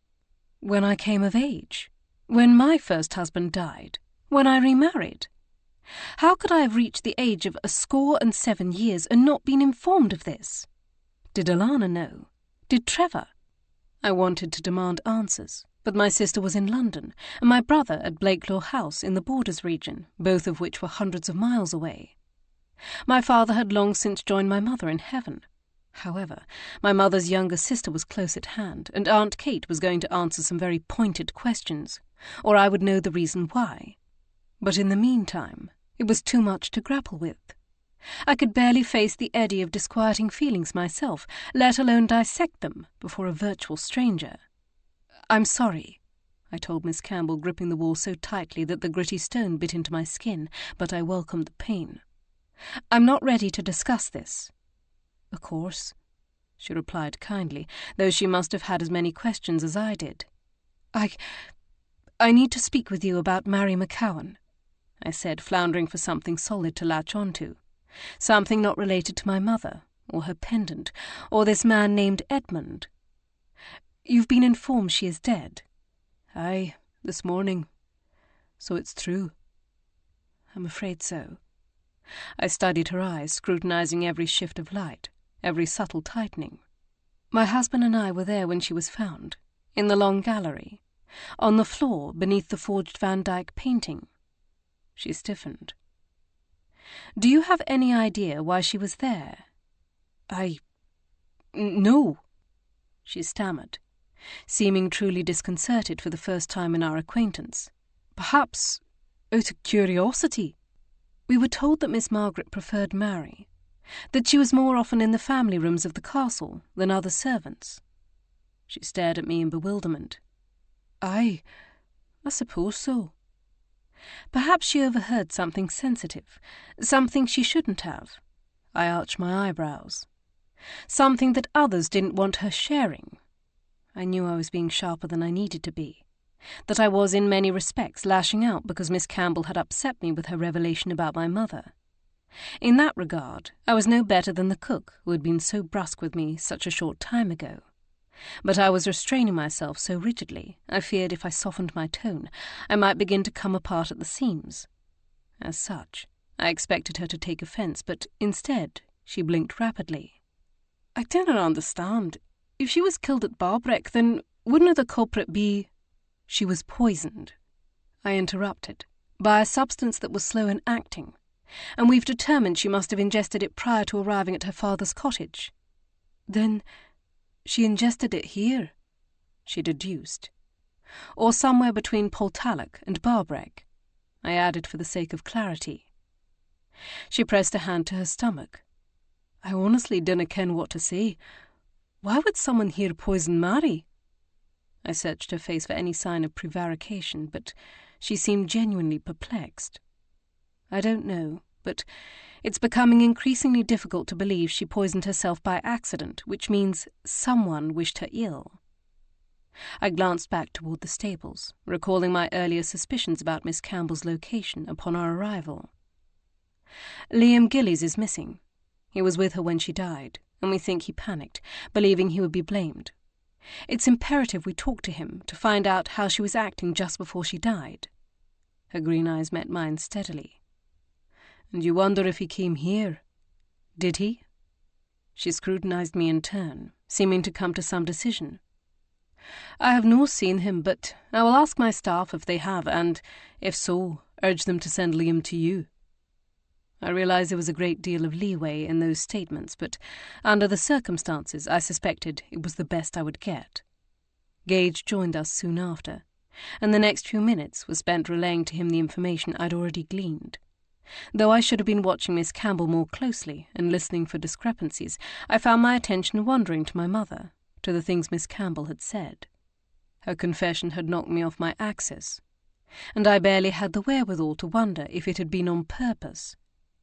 It wasn't until Gage asked a question about Miss Margaret that I was able to drag my attention back to the matter at hand. "May we speak with her?" I asked, when Miss Campbell finished answering. Her eyes and Gage's both dipped to my neck where, without conscious thought, I'd begun to worry my amethyst pendant again. It was clear from both their faces that they knew what that meant. My first impulse was to drop the necklace, as if it were on fire, but I knew that would make my fretfulness even more obvious, so I stilled my fingers, clutching it instead. "I'm afraid she hasna been feeling well these past 2 days," Miss Campbell replied, a furrow formed between her brows. "Truth be told, I almost asked Mary to stay yesterday because, as you already ken, Margaret prefers her. I even asked my sister about it, but she said she'd be fine. That it wasn't fair to keep Mary from her day off. That she looked forward to seeing her Da and Liam, and I decided she was right." "If I may be so bold," I began apologetically. "What infirmity does your sister suffer from?" Her eyes clouded with worry. "She has weak lungs and a weak heart. Has all her life." She turned to gaze out over the loch, where darker clouds appeared to be gathering in the west. "You should have seen her as a child. She was so very fragile. Spent most of her time indoors because my father worried about her so. You see, our brother William, who was born between us, died as an infant." I stiffened at the name. Had I not been thinking of William Dalmay just a short time earlier, hearing it would likely have only caused me a flicker of discomfort. But in this setting, with my nerves already so raw, I struggled to stifle my reaction. Even so, Gage and Miss Campbell both noticed, though they had the grace not to make an issue of it. "And our mother died soon after giving birth to Margaret," Miss Campbell continued. "Father feared she would be next." Her gaze drifted again toward the horizon. "To be honest, it's somewhat of a miracle that she's lived this long." I suspected that fact was a testament to Miss Campbell's care for her and the fresh, clean air of the Highlands. If Margaret had a weak heart and lungs, had the women lived near one of the cities, Glasgow or Edinburgh, old Riki herself, I doubted she would have survived long. I allowed my gaze to drift over Miss Campbell's noble profile. Between her love for Portalic and her affection for her sister, I suppose there was little wonder why she'd never left here, never married after her engagement to Lord Barbreck ended. She was tied here as much by her heartstrings as her duties and obligations. She and Margaret were the youngest Campbell children to survive to adulthood then, which meant that Edmund's father must have been an older brother, perhaps even the eldest, yet another Sir James. If so, that would mean the current Sir James would be Edmund's older brother. I wondered if Edmund had taken after his brother in his profligate ways. If that was how he'd died, but before I could become tempted to ask, Gage recalled us to the haste of our current situation. "Those look like storm clouds." Concern marred his brow, and I could tell the emotion was directed more at me than the weather. "I suggest we collect Anderley and Miss McAvoy and return to Barbreck before we're either detained here or caught in the deluge." He was thinking of Emma, of course.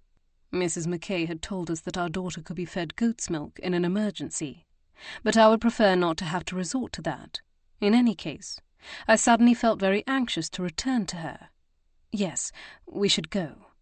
We took our leave as politely as could be managed. For my part, I felt wooden and awkward, but Miss Campbell seemed to understand, better than I might have in her shoes. We urged the horses to travel faster than they had on the journey to Portalic, racing the dark clouds that now seemed to be multiplying in number.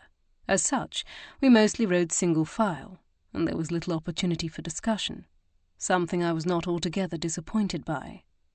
It gave me more time to contemplate what I'd learned before having to put it into words for Gage.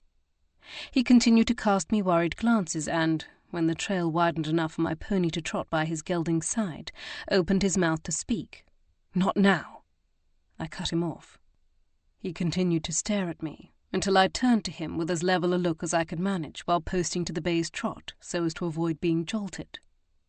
He dipped his head in acknowledgement before turning away, urging Titus to pull ahead as the trail narrowed again.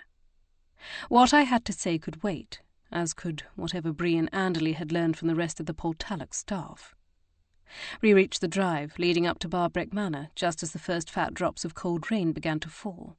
At first, they were sporadic, but as we rounded the drive toward the portico, it began to rain in earnest. We slowed the horses to a walk beneath the shelter of the roof, allowing them to pace up and down the length of the portico while we waited for the stable hands to hurry across the yard to collect them.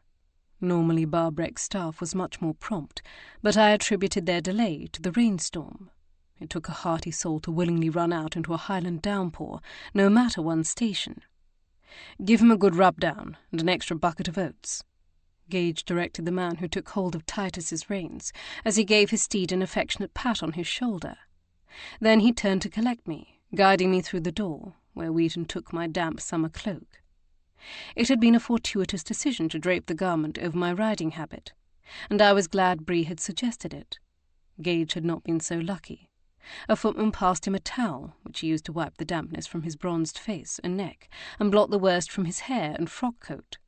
Even as he rubbed one side, a single drip of water trailed across his temple, over his jaw, and down the side of his neck, disappearing under his cravat. The sound of loud voices coming from the drawing-room captured our attention, and I turned to Wheaton in question. "The Earl of Ledbury has arrived," he said. My gaze flew back towards the drawing-room door. Charlotte's father. Of all the rotten timing, of course he would arrive when things were at their worst. It was Gage's turn to appear quizzical, looking to me for an explanation. Wheaton took the towel from him and discreetly withdrew as I pulled Gage toward the edge of the entry hall. "Charlotte told me her father is somewhat critical," I murmured, reaching up to straighten his hair. "She's afraid he doesn't precisely approve of Rye, and that when he discovered a maid here has been murdered, it would only make matters worse." I glanced over my shoulder at the sound of a raised male voice penetrated through the wood of the drawing-room door. "Just a moment." Gage propped his hands on his hips as his eyes narrowed in baffled anger. "Lord Ledbury is concerned about your cousin, who is one of the steadiest and noblest gentlemen I've ever met, and yet he allowed his daughter to marry Stratford." The late Earl of Stratford had been a notorious rogue and scoundrel long before the events at Gairloch Castle, when he nearly murdered Charlotte and her maid, as well as me. "Ah, but he was no," I retorted wryly. Gage's fury did not abate. "He's a hypocrite," I clarified. "Lovely," he muttered, resting my arm on his and leading me toward what was beginning to sound like a pitched battle. Gage didn't bother to conceal our entrance, instead throwing the door open wide as we strode into the drawing-room, side by side. Everyone turned to look at us, and I surmised that my fears were correct. Charlotte, perched on a sofa between Rye and Aunt Kate, with Uncle Dunstan standing behind them, stroking his beard, while Barbreck and Ledbury stood some 6 feet apart. Our entrance brought a temporary cessation to their volley of snarled insults, but I knew better than to believe it would last long. "Oh, of course you're here," Lord Ledbury scoffed, being the first to react to the sight of us. "Father!" Charlotte gasped. "How curious that mischief and murder should follow wherever you go." The Earl's lean face twisted in a sneer, which emphasized the sharpness of his nose and chin. The dainty features that were so lovely on his daughter seemed sprite-like on him. Even his tiny ears, peeking out from his salt-and-pepper hair and beard. "Father, how can you say that?" Charlotte protested. "If not for Mr. and Mrs. Gage, I would be lying dead at the bottom of a loch." He rolled his eyes. "Charlotte, do not resort to hyperbole. I still believe you overstate the matter. I assure you, she does not," Gage asserted in a voice that had made larger men tremble. "My wife bears a scar from the bullet Lord Stratford fired to prove it." I felt a twinge on my side, recalling the old wound. The bullet had only clipped me, but I still bore a 2-inch-long gash where the skin had knit back together. Lord Ledbury's eyes narrowed at my husband, as if he still might not believe him, or perhaps he simply didn't wish to. But he allowed the matter to drop. "I take it you're investigating this maid's death, then, seeing as it happened in the public rooms of the house?" I scowled, meaning we shouldn't have needed to investigate it if it had happened elsewhere, like below stairs, where apparently the staff was free to live and die as they would, as long as it didn't disrupt those who lived above. "Yes, we're looking into the matter," Gage replied smoothly, though I could feel the muscles of his arm tensing beneath my own, perhaps desiring to plant the pompous man of facer. His gaze flicked up and down my husband's form before turning away. "I still cannot understand how it was allowed to happen. My staff would never dare enter a room where they didn't belong unless it was part of their duties, and they certainly wouldn't dare to show someone from outside the staff into those rooms, let alone allow them to die there." Aunt Kate's brow lowered furiously at his disparagement of her ability to manage the household staff, but it was Barbreck whose outrage was most evident. His face had reddened, and his eyes seemed to be trying to bore holes in the Earl's head. I had been confronted by that enraged expression just a few short days ago, but Ledbury seemed to be little impressed by it. "I would like to retire to my room now," Ledbury declared. "It has been a long journey. Charlotte, perhaps you will accompany me." It wasn't a request, but an order. "Of course, Father," she replied resignedly, pushing to her feet. Rye rose to his feet beside her, touching her arm in a show of support before she crossed the room toward her parent. Accepting the arm he crooked for her, she allowed herself to be led from the room, but not before sending me a pleading look. What exactly she expected me to do, I didn't know. I could hardly issue a counter-order. In any case, Charlotte would need to wage at least part of this battle with her father on her own. The rest of us could only do so much. I glanced about me, though I did wonder where Lady Bearsden was. I would have thought Ledbury's aunt would have some sort of mitigating influence on him. Perhaps she was resting, as she was wont to do in the early afternoon, and didn't yet know her nephew had arrived. In any case, I hadn't the time or mental wherewithal to apply myself to Charlotte's problem at the moment. Emma needed attention, and then I had some questions for my aunt. Receiving Aunt Kate's calm nod of acceptance as I excused myself twisted my stomach in knots. She must know about Mother's first marriage, about her connection with the Campbells. After all, she had wed the nephew of their neighbour. Perhaps Mother had even been the one to introduce Aunt Kate to Uncle Dunstan. And yet my aunt had said nothing to me about the matter, not even to remark that Miss Campbell, whom Lord Barbreck had stormed off to confront, was my mother's former aunt by marriage.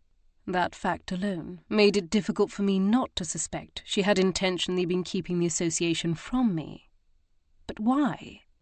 Why would she seek to conceal such a truth?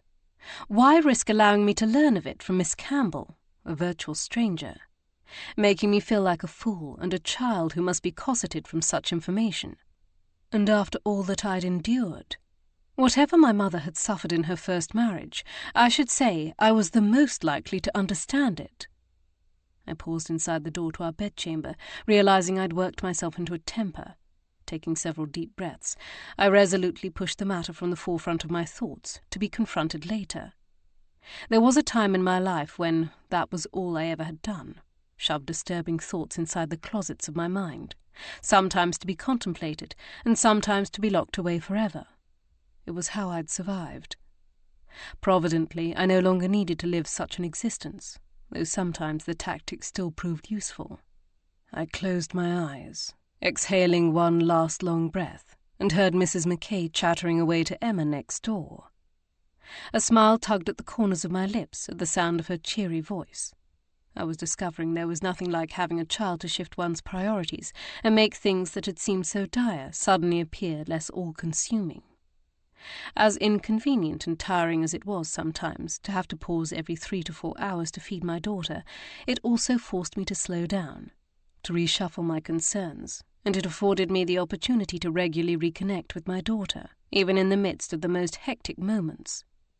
It also gave me more time for calm reflection, cradling Emma's downy head in one arm, while the other plucked lint from between the toes of her silky soft feet. Her grabby little toes collected it like a magpie. My thoughts began to drift to my memories of my mother. Because she died when I was young, I realized there were many things I didn't know about her.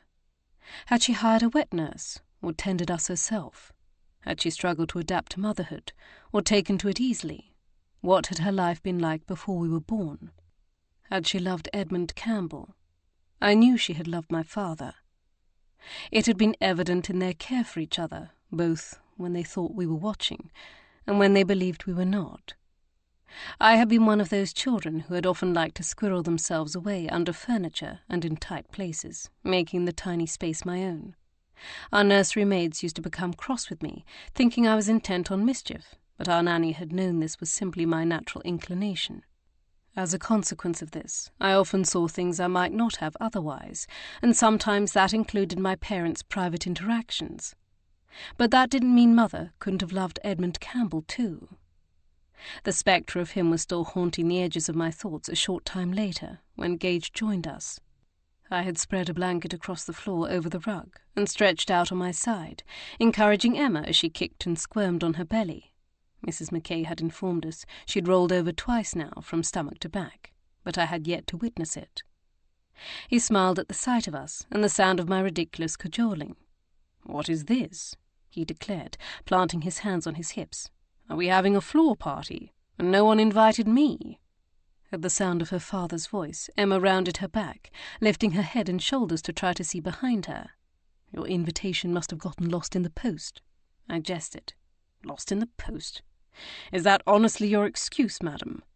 At this comment, Emma flopped over onto her back, grinning broadly up at him. I laughed out loud.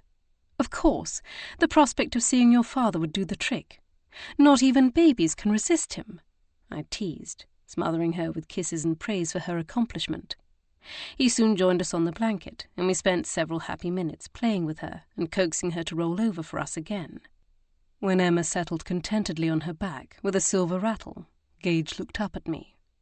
The concern that had been reflected in his eyes on our journey back from Portalic, now blunted, but still present. "What happened this morning?" He shifted to a sitting position, folding his long legs still encased in their riding boots before him. "You seemed unsettled after speaking with Miss Campbell," he said, choosing his words with care. I pushed upright, curling my legs to the side as I shifted through my impressions now that I was more removed from the initial shock. "Miss Campbell informed me that my mother had been a widow when she wed my father, that her first husband was her nephew." A flash of lightning through the window over my shoulder reflected in his pale blue eyes, but otherwise there was no discernible reaction. "And you hadn't known that before she told you?" he clarified to the bass accompaniment of a thunderclap. I shook my head. He turned aside, swiping his hand down his face. "That's quite a revelation." "Yes." My fingers lifted almost of their own accord to grip the smooth surface of my mother's amethyst pendant, seeking solace from it. Perhaps that's why she'd really given it to me. Perhaps the real protection it provided had always been in my being able to touch it and know that she was still with me, even in that small way, offering me what comfort she could. Was that how she'd felt about the pendant?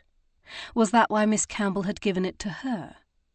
Gage's eyes dipped to the amethyst, and then returned to my face. "That must have been difficult to hear, particularly when the knowledge should have come from your family. I presume you're going to write to Alana and Trevor?" I nodded. "And I need to speak to my Aunt Kate, though I'm not sure exactly what I'm going to say."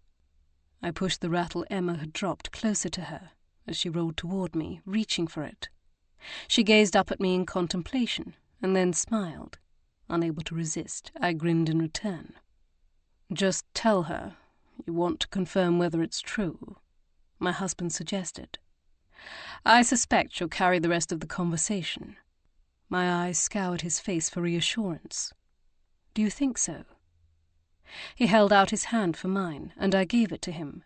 His calloused fingers brushed over my own in a caress before gently squeezing. "I do." My vision clouded with tears as I offered him a watery smile. Seeing the hands linked over her, Emma decided this was her cue to drop the rattle and reach for them, loudly protesting the fact that they were too far away. We lowered them to her, and then proceeded to tickle her. Chapter 16. "Is it true?"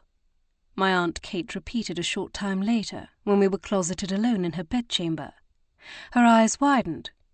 "Why, yes, but Kiera, are you telling me you never knew about Edmund?" The look on my face must have spoken for itself, for she clasped a hand to her chest in what seemed to be genuine distress. "Oh, my dear, I'm so sorry." She pressed a hand over the top of mine where it rested against the settee. "I thought for certain your father must have told you, or Alana, or, well, someone. But to learn of it in such a way, I'm so terribly sorry, my dear." I sat stiffly, gazing across the room toward where rain lashed the windows. A fire burned in her hearth, the logs crackling and popping as juniper branches lent their aroma to the air. The larger part of the chamber was cast in shadow, but inside the circle of the fire's light, a warmth pervaded, slowly thawing my reticence. "Then you weren't keeping it from me on purpose?" I asked. "Keeping it from you? Oh, no. Of course not, my dear. It's just, well, it was not the happiest time of your mother's life." My chest tightened with dread. "What do you mean?" She turned her head to the side, seeming to gather her thoughts. From this angle I could better see the silver threading her soft brown hair, and I felt a pang at the evidence of her age. though the largest part of my sorrow was not at the fact that my aunt was getting older, but rather that her sister, my mother, had not had the opportunity to do so. For that matter, neither had my father or Gage's mother. Emma had one grandparent left, and matters were so strained between Lord Gage and his son that I wasn't certain when, if ever, he would meet her. Aunt Kate turned back to me with a look of resignation. Edmund Campbell was somewhat of a scoundrel. She lifted a hand to her brow, sinking deeper into the embroidered silk cushions. Oh, I don't know why I'm mincing words. He was a scoundrel, plain and simple. He raked hell from Oban to Edinburgh and back again. The man was as faithless as they come. I listened quietly while inside my heart broke a little bit for my mother. It had been one thing to speculate that Edmund Campbell might have been a rogue, and quite another to hear it was true, and my mother had reaped the anguish of it. But the real trouble was that he was a charming scoundrel, and your mother loved him.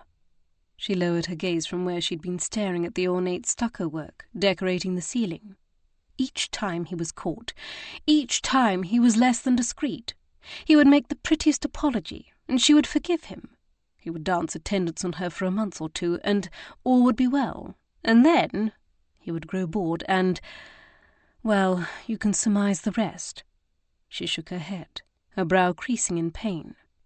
Greer had her heart broken so many times by that cad. If only she hadn't loved him. There was nothing she could do about the rest, but at least if she hadn't loved him, then her heart could have remained intact. I stared dumbfounded at the Jacob Morel watercolours gracing the wall immediately across from me, the tulips seeming to wilt before my eyes. I know it is not easy to hear. My aunt commiserated. Does Alana know all this? I asked, wondering if this excused her at least partially for not telling me. She'd wished to shield me from the pain. Yes, I shared it with her when she was pursuing Philip so ardently. I looked up in surprise. Her lips creased in subtle humour. You're aware he was a bit of a rake in his younger days, before he wed your sister. She teases him about it often enough. I nodded. Well, I feared that even if Alana convinced him to come up to scratch, marriage would not reform him. It rarely does, you know, but in Philip's case I was happy to be proven wrong. I tilted my head, wondering if she would have issued the same warning to me about Gage, had she not been hundreds of miles away at the time of our brief engagement.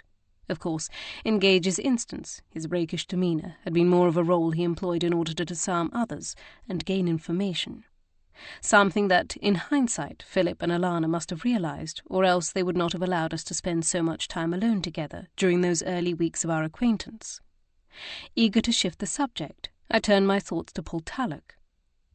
What was Mother's relationship like with the other Campbells? Amicable, I would say. She gave Edmund's father and brother no reason for complaint. But I gather her feelings toward Miss Campbell and her sister were much warmer. She told me once that if she could have remained at Portalic with them, she would have been quite content. I must have appeared as bewildered as I felt, for Aunt Kate's expression softened. She reached out to gently touch my chin. Oh, my dear, you're more like your mother than you realise. Her fingers smoothed back a strand of hair that had fallen against my temple, removing a hairpin and then refastening it to hold it in place. Did you never wonder why your mother was content to live out most of her life in a sleepy little village in the borders? She was quite happy there with your father. James was steady and honourable, practical, just what she craved. She sat back, clasping her hands in her lap. But we were speaking of the Campbells and Portalic. We had strayed from the topic, yes, but part of me wanted to urge her to continue talking about my parents for as long as she could. Having her share just that little bit and then cut herself off made me feel yet again the keen sense of their loss. My memories of them had begun to fade, but Aunt Kate's words had brought them back to life, if only for a moment. It was like a faint whisper in my ear, an image formed in smoke, but when I reached out to grasp it, there was nothing to latch on to. They visited Portalic often, usually when Edmund had stirred up some sort of trouble and needed to vanish for a time. He did leave your mother there a time or two when he went off on one of his escapades, but, of course, he wouldn't allow her to remain there indefinitely." Her voice dipped scornfully. "Then she wouldn't be by his side to appeal to his vanity and cater to his every whim when he tired of prowling." "Did Mother introduce you to Uncle Dunstan?" I asked. "That seems a logical assumption, doesn't it? But no, I met him in Edinburgh." A secretive smile played across her lips.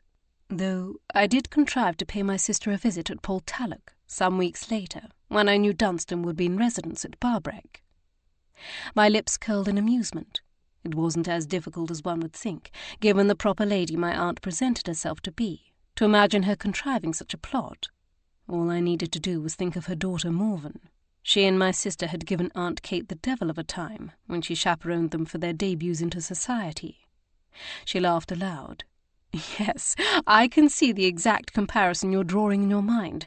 I was indeed as headstrong as my daughter, but fortunately I had my older sister attempting to restrain me and talk some sense into me.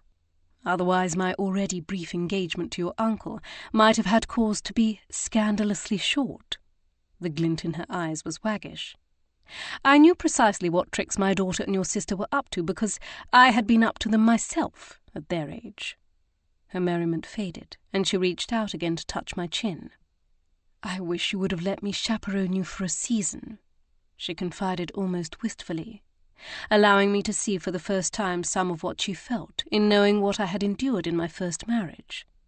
And now, knowing what my mother had endured in her first marriage, I realized perhaps she was also carrying around a measure of guilt that she had not saved me from a similar fate. Things might have turned out differently. It was my decision, I reminded her. I was the one who'd asked Father to arrange a marriage, so that I wouldn't be paraded before all of society on the marriage market and inevitably found lacking. My awkwardness had improved with maturity, and the self-confidence that came from my marriage to Gage, and success in solving inquiries. I no longer worried quite so much that I would say or do the wrong thing, nor cared as much what others thought of me when I did. But at 17 and 18, I had felt everything acutely, even when I didn't understand it.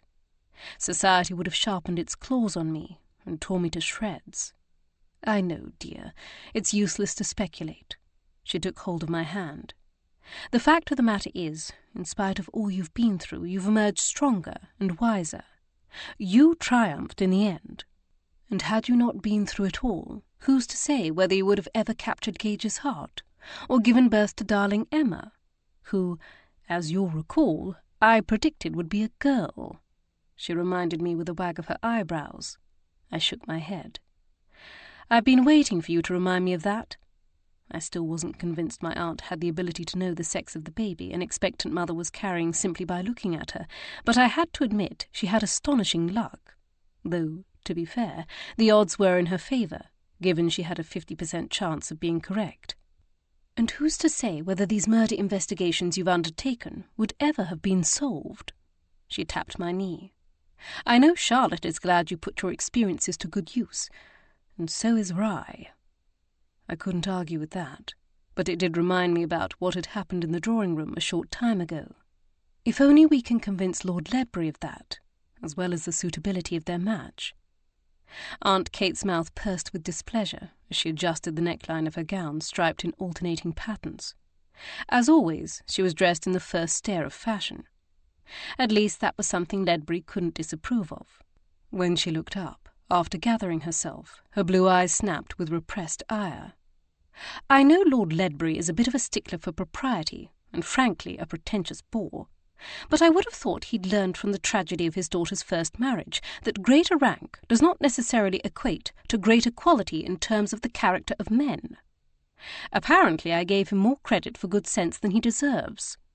She tugged at the lace trimming of her jiggered sleeve. "In any case, Rye's lineage is nothing to sniff at. He was already the grandson of a baron, and some day he will be the son of a marquess. Not his heir, no, but there is plenty of wealth to go around. He's already been given use of, and the income from, one of Barbreck's estates in Midlothian, for the perpetuity of his lifetime, and that of his sons." It was clear my aunt had been insulted, and I couldn't fault her for her outrage. Lord Ledbury had been unaccountably rude. I only hoped that if he could not be brought around, Charlotte would not bow to his pressure. But I also knew how much Charlotte disliked conflict.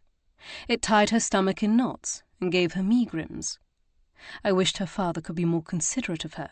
Surely he must realize how happy she was with Rye, and how flustered his disapproval made her. But then, like Aunt Kate, perhaps I gave him too much credit. All I had witnessed thus far showed me he was a selfish man, focused solely on his own vanity and consequence. That did not bode well for his support of Charlotte, or her enjoyment of the days to follow. "Did you learn anything helpful about Mary McCowan from the Campbells and their staff?" my aunt asked, breaking into my ruminations. "Yes, and no," I replied, forcing my thoughts along a different track. "Do you know if any rhubarb is grown at Barbreck?" "Rhubarb?" "Probably," she gasped. "The leaves." "Is that what poisoned her?" "Maybe, though it seems doubtful. As I understand it, she would have needed to ingest pounds of them before they would have killed her." "True. I've only heard of people suffering severe stomach upset. And yet we still had no evidence Mary had exhibited that symptom. I turned to watch the rain running in rivulets down the glass of the nearest window. "Did you know Lord Alastair resided in a cottage south of here, rather than at the estate?" "Yes," she replied, clearly cognizant that I was aware she must have known. Barbreck's younger brother had not died until 5 years earlier. "But let me guess, no one told you that either?" She heaved a long-suffering sigh in answer to the shake of my head. "My apologies, Kiera. Considering the fact he asked you to solve the riddle of these forgeries and figure out what happened to Mary, I had hoped Barbreck was being far more forthcoming with you, but it appears I was wrong." She rolled her eyes before turning to me. "I'll be certain you're given the key and granted access." "Thank you."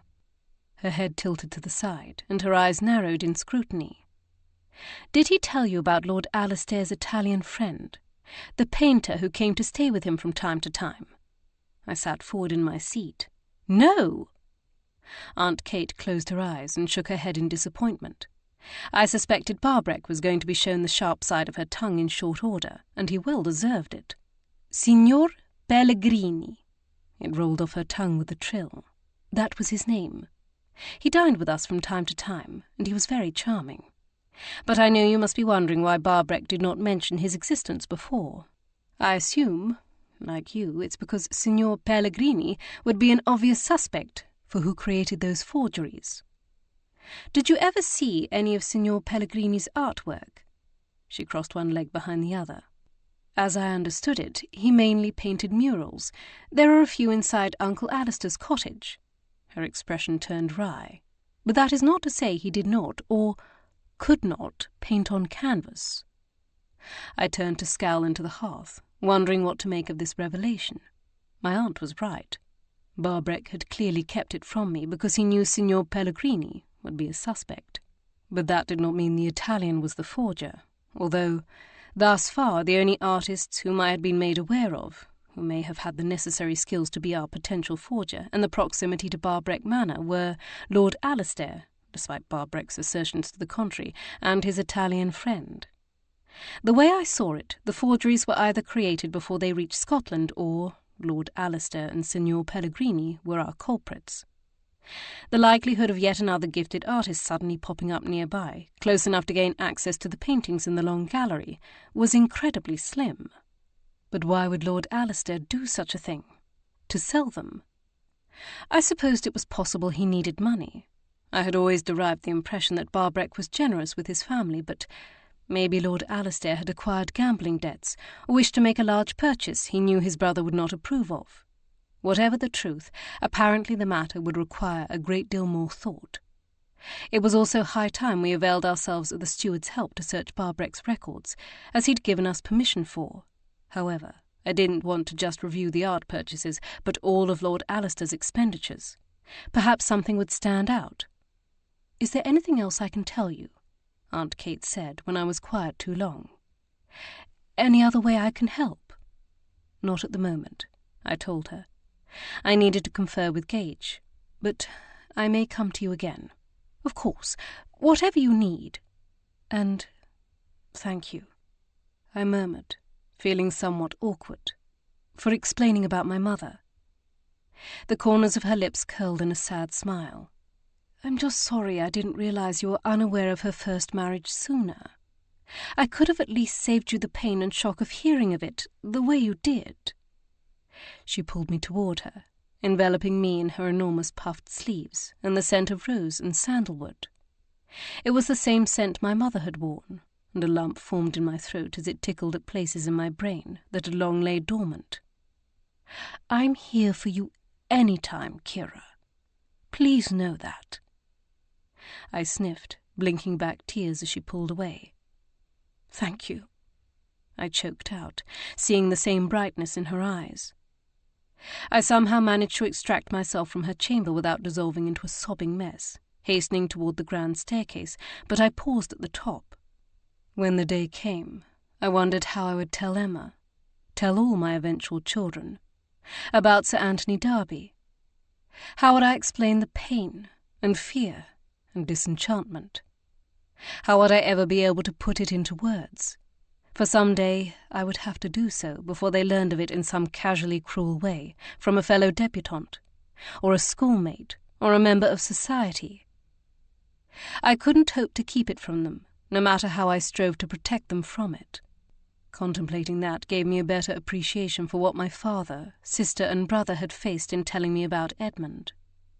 And I realized my initial conviction that my experiences with Sir Anthony should have made it easier for them to do so was false. That the opposite was true, because being able to intimately relate to some of the hurt my mother had faced only made it all the more terrible to accept. My empathy for her pain, merged with my own remembered suffering, made it doubly more difficult, for where did one end and the other begin? It was why even now my stomach cramped and my chest felt tight, and the very thought of Emma ever having to endure something similar nearly drove me to my knees. I vowed then and there I would do everything in my earthly power to prevent it. I would move heaven and earth to keep her safe, to keep a dishonourable person from having such control over her life. Dragging a trembling hand across my lips, I glanced about me, seeking distraction from my spiralling thoughts. That's when my gaze fell on the entrance to the long gallery.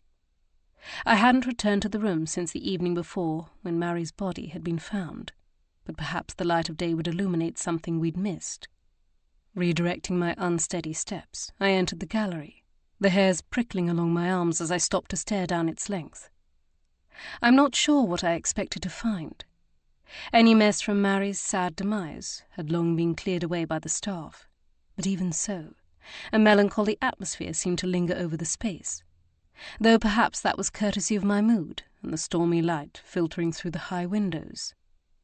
Slowly I paced my way down the marble floor, allowing the click of my boot heels to echo through the chamber.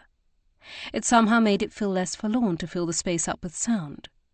I hesitated before the forged paintings that were allegedly created by Titian and Van Dyck, but once again, besides the fact that the paintings were frauds, I saw nothing out of place. Logic insisted that Mary must have been there for a reason. But had it been straightforward curiosity, or something more? Could she have been sent here? But by whom? One of the Campbell sisters. Perhaps they wanted to know more about the forged Van Dyck, but hadn't dared to attempt to see it for themselves. But why? What had they hoped to learn? Feeling a headache stirring behind my eyes, I rubbed my fingers over my temples, temporarily abandoning the puzzle of Mary's presence to continue going around the room. I'd yet to examine the rest of the art hanging here, or propped on pedestals, and while I didn't have the time to make an intense study of it, I wanted to take a precursory inventory. There were a number of paintings which were undoubtedly the work of a master, paintings I wanted the chance to study at leisure, including the painting of the god of war the other ladies had been tittering about, which, indeed, appeared to be by Caravaggio. But there were also a few more pieces that just seemed wrong somehow. They simply didn't fit with what I knew of the attributed artist. One of the Gainsborough portraits, for instance. It was too stiff and contrived, and it lacked the glazed effect he was so expert at, where the underpaint, usually an orange or pink beige, was allowed to partially shine through. Or the 17th-century Dutch landscape, whose frame proclaimed it to be the work of Salaman van Rysdale, an artist who had been in vogue among the English. However, the composition was careless and the execution uneven. There were also a number of Zoffany paintings I found suspect. Barbreck was plainly an admirer, but I had never particularly cared for that artist. He'd had great aptitude, and had undoubtedly been capable of excellence, but his body of work was also riddled with clumsy efforts, skewed perspectives, and other symptoms of an undisciplined or indifferent creator.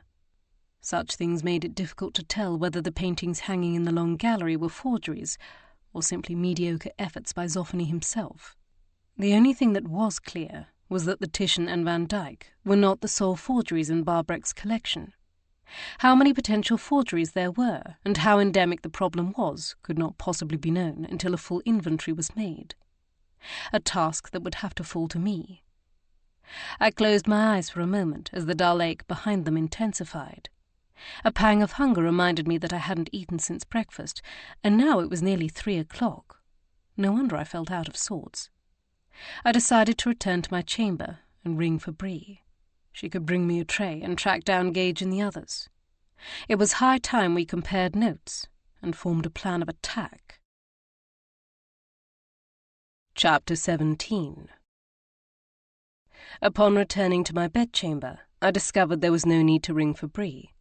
I could hear her raised voice clearly through the connecting door to the dressing room, and it was far from pleased. "You dunna get to have a say in who I spend my time with," she declared shrilly. The answering voice was more muffled through the wood, but I had no trouble making out the words or who the speaker was. "Maybe not, but the man is an ass," Anderley stated starkly. "Didn't you once say that men and women can be blinded to the faults of the opposite sex? That we often hold greater insights into our own gender?" My eyebrows arched at this reiteration of a debate they must have previously had. "Well, I thought you should know that Callum might be pretty to look at, but he's a selfish, unprincipled oaf," he finished scathingly. "Look at you. Canna take the advice, but you can dish it back," Bree retorted. "Do you honestly think me so shallow as to only care about a person's looks? If that was the case, then you and I would still be courting." I turned away from the wall shared with the dressing room, suddenly feeling my cheeks heat with guilt over listening to their conversation. But it wasn't as if I had a choice. I didn't even have to strain to hear their voices. "Dunna get all puffed up now. 'Twasn't a compliment." Frustration strangled Anderley's voice. "All I'm trying to say as a friend is that you should be wary of him. And all I'm trying to say for the 3rd time is I'm no gudgeon, nor a green girl. I can look after myself." At this I could hear her footsteps crossing the floor, but there wasn't time to react before she threw open the door and came sailing into the bedchamber. I stood arrested by my own embarrassment, but also by the high colour in her cheeks and the fiery flash in her eyes, coupled with her strawberry blonde hair, several wisps of which had tumbled loose about her face. She looked magnificent. All I could think was that it was no wonder Anderley had picked a fight.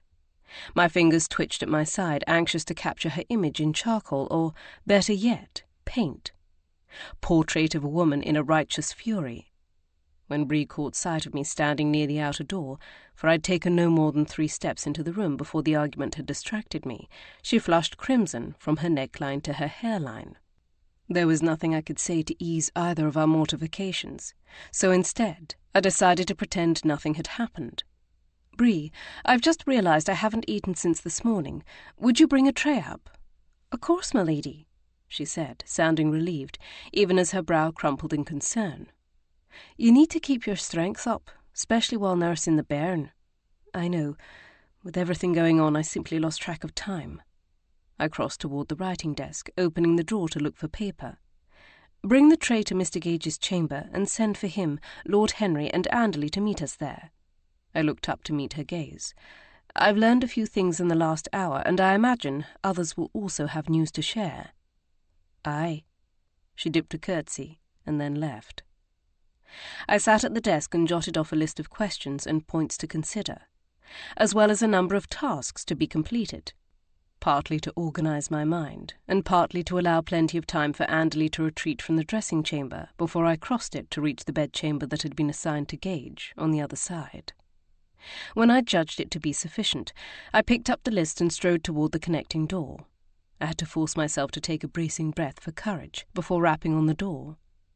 When no one answered, I opened it and, to my relief, found it empty. Gage's bedchamber was also unoccupied, and I made myself comfortable at the twin to my writing desk, angled near one of the tall windows, to continue reviewing my list. I allowed my gaze to play over the contents of the room as I pondered. As Gage only used this room to change, sleeping in my bedchamber, I had not yet entered it, but I found its aspect to be pleasing. Deep blue drapes framed the windows and highlighted the intricate scrolling design etched in nearly the same shade of blue on the silvery grey wallpaper. In fact, the same blue chased itself around the room, in a toile bedspread, the coil-patterned rug, and the handsome Louis XIV chairs positioned before the hearth.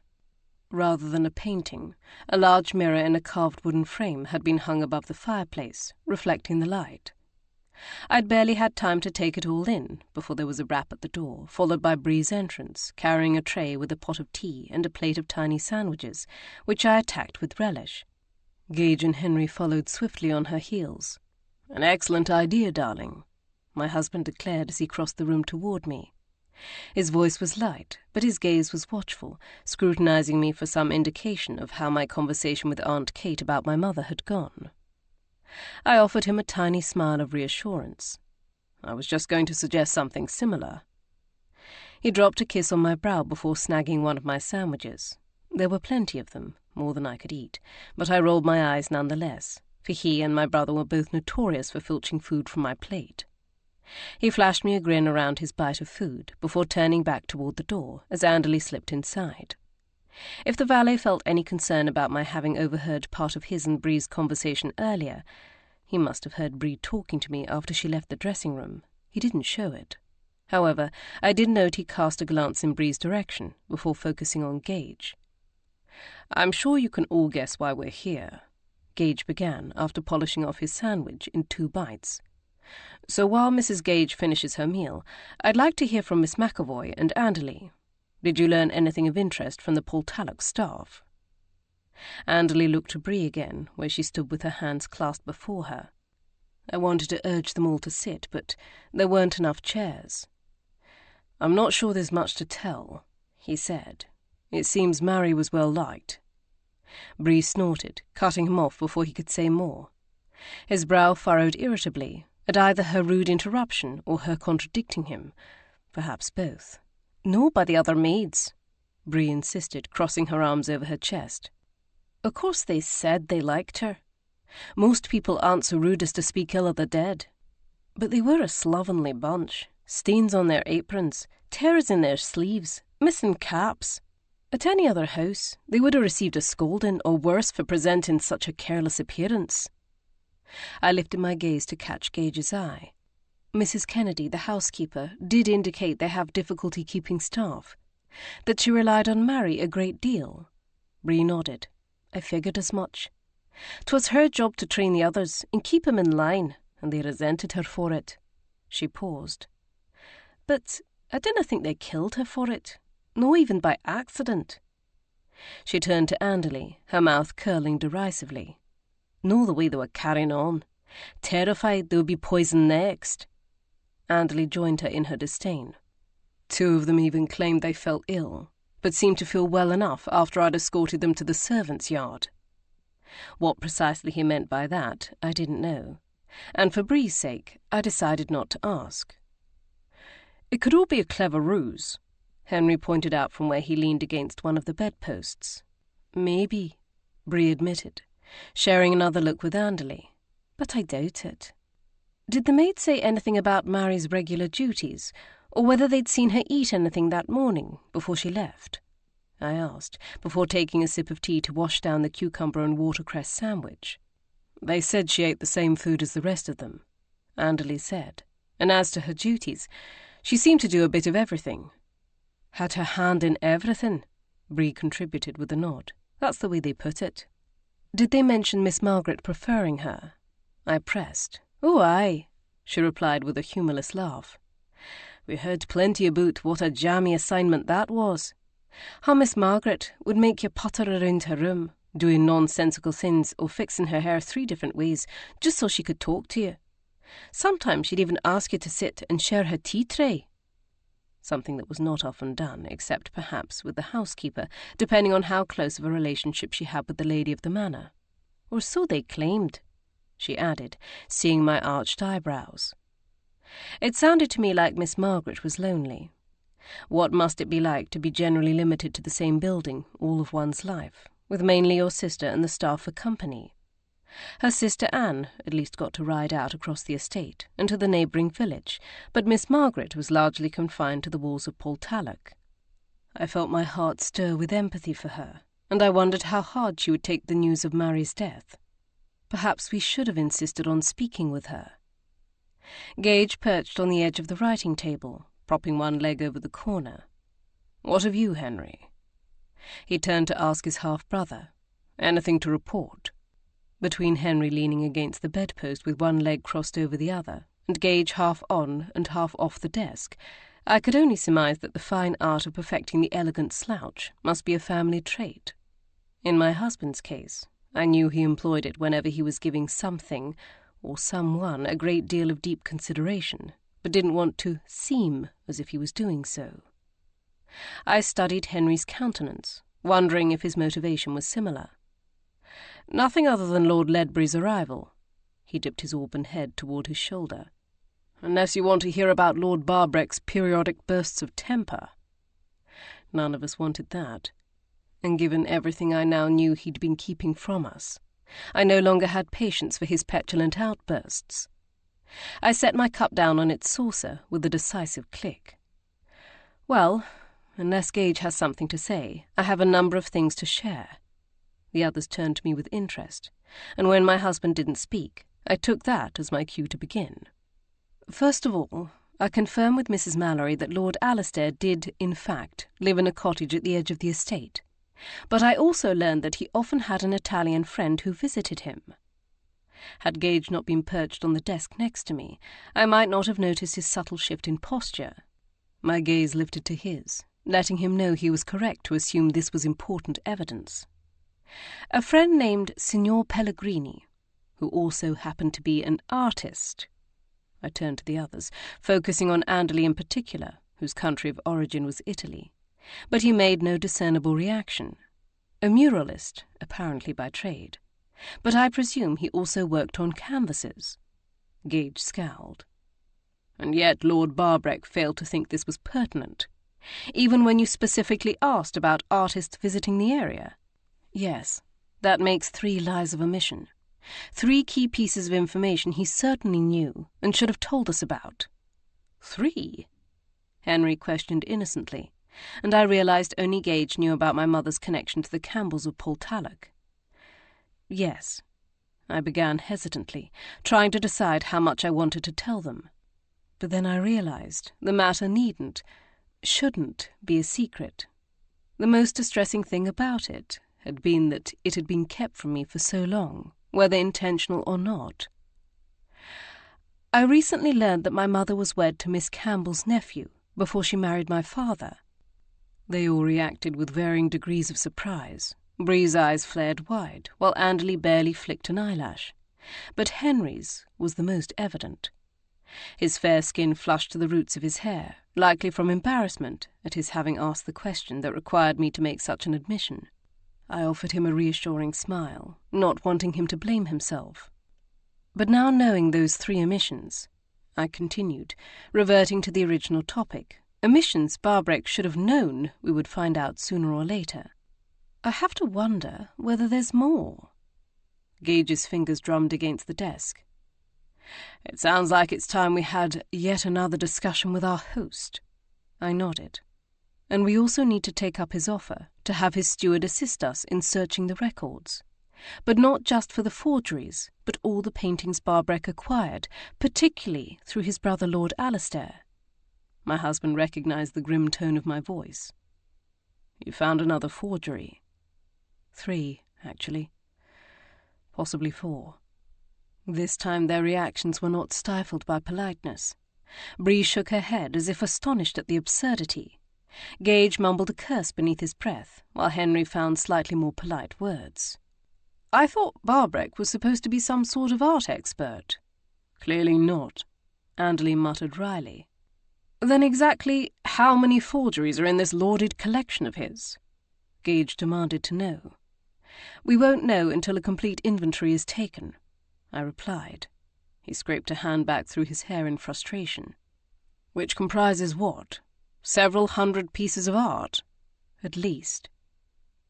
The task of assessing it would have to fall to me, so if anyone should be feeling irritated, it should be me. Though, truth be told, examining art was never truly a hardship. Even the poorly executed ones afforded opportunities to learn something.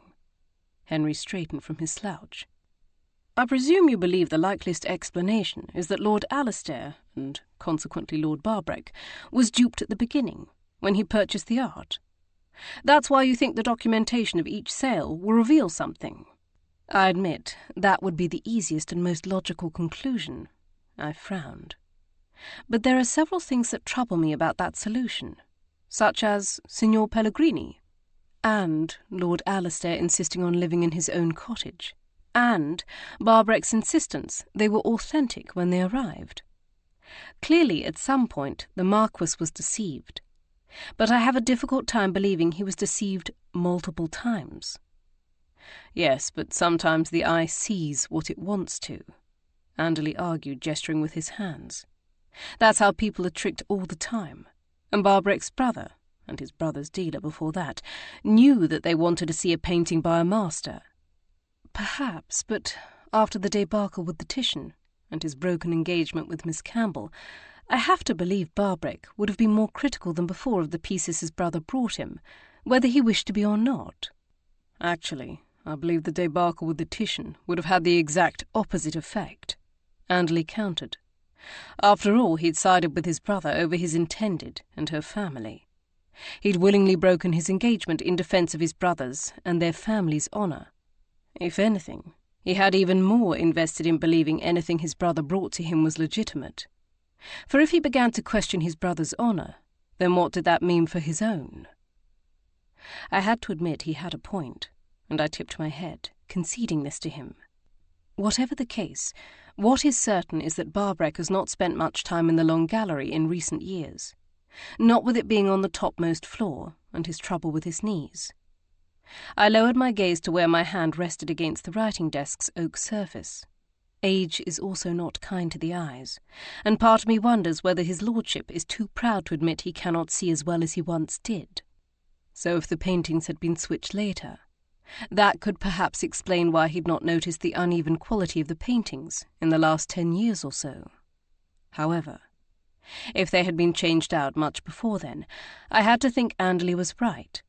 Barbreck had allowed himself to be blinded by pride and emotion. If only we could pinpoint when the forgeries had taken their place in the Long Gallery, then we might have some answers. "You think Mary McCowan's death has something to do with those forgeries?" It took me a moment to realize my husband was speaking to me, and that he'd correctly interpreted my ruminations. I know we don't have any evidence proving such a thing, but everything inside me is telling me it has to. From everything we've learned, Mary was not a creature of whim. If she was in that Long Gallery, then she was there for a reason. I just don't know what. Not yet. Gage reached out to still my gesticulating hands, offering me a gentle smile. "You don't have to sell me on the idea. I learned my lesson long ago, never to doubt your intuition." My insides warmed at this simple demonstration of his confidence and faith in me. "Then, if we can figure out how and where the forgeries came from, we might better understand who killed Mary." "Or vice versa," Henry summarized. "Yes," I agreed, grateful to him for putting it so succinctly. Gage straightened his relaxed posture. "Then, Kiera, why don't you continue to focus on the forgeries, since you obviously have the most expertise in that area?" I made a note on the list before me. "I'll finish examining Barbreck's collection, so we know how many forgeries we're being confronted with, and begin trying to figure out how they're related, and how they connect to Mary." I peered up at Gage. "One of your priorities needs to be finding Liam Gillies." We need to know exactly what symptoms Mary was exhibiting before she died. Maybe then we can better identify the poison she ingested." "As to that," Bree interjected from her position standing behind the back of one of the chairs, "I wondered whether it might be some sort of pigment, something you would use in your paints." I tilted my head, much struck by this idea. "I ken how poisonous some of those substances are. 'Tis why you trained me to mix them for you while you were expecting the bairn." "And that would tie in with the art forgeries," I added, letting her know I was following her reasoning. "It's an interesting possibility. Some pigments contain arsenic, antimony, or lead, among others." I frowned. "But most of those cause severe gastric distress, and I've never heard of them causing someone to bleed from their facial orifices." I narrowed my eyes. "I shall have to think on it." Gage's face had tightened during this litany, perhaps unhappy to be reminded of the potential dangers I faced while pursuing my passion for painting. But he knew how much my art meant to me, and how careful I was with my pigments, so he kept his apprehensions to himself. "I also find myself returning to Mary's position at Portalic," Bree confessed, her brow scored with deep furrows beneath her strawberry blonde curls. "What do you mean?" I asked her. "Well," she paused, seeming to sift through her impressions. "I ken you were told that Mary took her position at Portalic because there were no positions open here at Barbreck, but I've visited enough big houses like this one to ken that there are always positions open for hard workers like Mary, especially if they've family already on the staff." "Then you think Mary went to work at Portalic of her own volition?" I replied, having also pondered the oddness of the maid's employment choice, though I hadn't been able to see it as clearly as Bree. Her gaze was solemn. "I think it highly likely." "If that's true, then it raises a number of new questions," Gage remarked. "For why would she choose to work for a different household than her father?" "And a different household than her beau," I reminded them, though I suppose we don't know exactly when Mary and Liam began courting, particularly when that different household is rumoured to pay less, and shows a markedly greater rate of changes in its staff. Anderley drawled, his expression conveying his opinion of that fact. "Perhaps she was enticed there for some reason," Henry suggested, speaking into the brief silence that had fallen after all these statements. We all turned to look at him more fully, and he shifted his feet as if uncomfortable with the scrutiny. Of the 5 of us, he was the newest addition to our investigative unit, and also still growing accustomed to his relationship with his half-brother. It had been evident to me from the beginning how much he wished to make a favourable impression on Gage, but perhaps that also extended to our investigative quartet. He squared his strong jaw with the cleft in the chin. "It stands to reason that if she chose to work at Portalic, and she wasn't escaping something negative about Barbreck, then there must have been something that attracted her there instead." "You may be right," Gage said, rubbing his equally strong jaw between his fingers in thought. "I wonder if her father or Liam would know, or if it's something she deliberately kept from them." His gaze strayed toward Bree. "Miss McAvoy, see what you can uncover about the matter, but do so circumspectly," he cautioned. She nodded. "Of course." Her whiskey-brown eyes seemed to reflect as much as they concealed as they met mine. "I'll also find out what I can about Miss Ferguson." I continued to meet her gaze steadily, even though I was now curious whether she already knew something, and if so, why she'd not wanted to reveal it in front of the others. "Lord Henry and I can ask Mr. McCowan about Miss Ferguson's visit to him when we pay him another call and ask about Mary's employment at Portalic," Gage remarked, rising to his feet from his partial perch on the edge of the desk. "We'll also explore the area around Liam's former home and make a preliminary search of Lord Alistair's cottage." He cast me a knowing smile. "Though I'm certain you wish to be there when we take a look inside." My lips curled upward in agreement, but my attention was more consumed by the look I'd seen flutter across Anderley's features. It was evident he'd expected to be the one to help Gage question Mr. McCowan and search for Liam, as his position in the past had always been as Gage's right-hand man. When I had begun joining Gage in his inquiries, Anderley had been forced to grow accustomed to me often inserting myself in that position. But there had still been many instances when, due to my gender and lack of experience, Anderley's presence had been preferred and needed over mine. But Henry was a man, one who was strong and fit, and trained as a gentleman in shooting, fencing, and fisticuffs. If Henry was now to ride at his half-brother's side, then where did that leave Anderley? His and Gage's relationship as valet and employer had never been a normal one.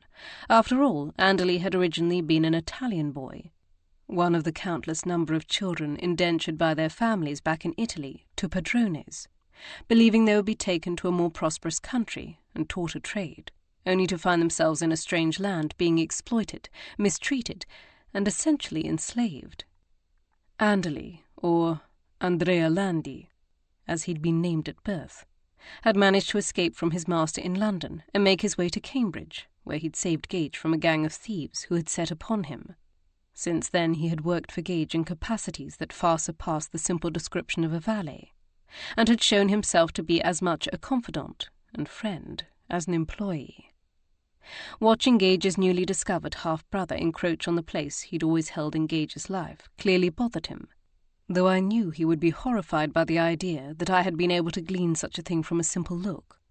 Anderley was normally able to blunt his emotions, to stifle and pack them away, and refuse to give them sway. It was a technique he'd learned for his own survival, one that we recognized in each other, for I'd adopted the same strategy during my marriage to Sir Anthony, though I no longer strove to employ it.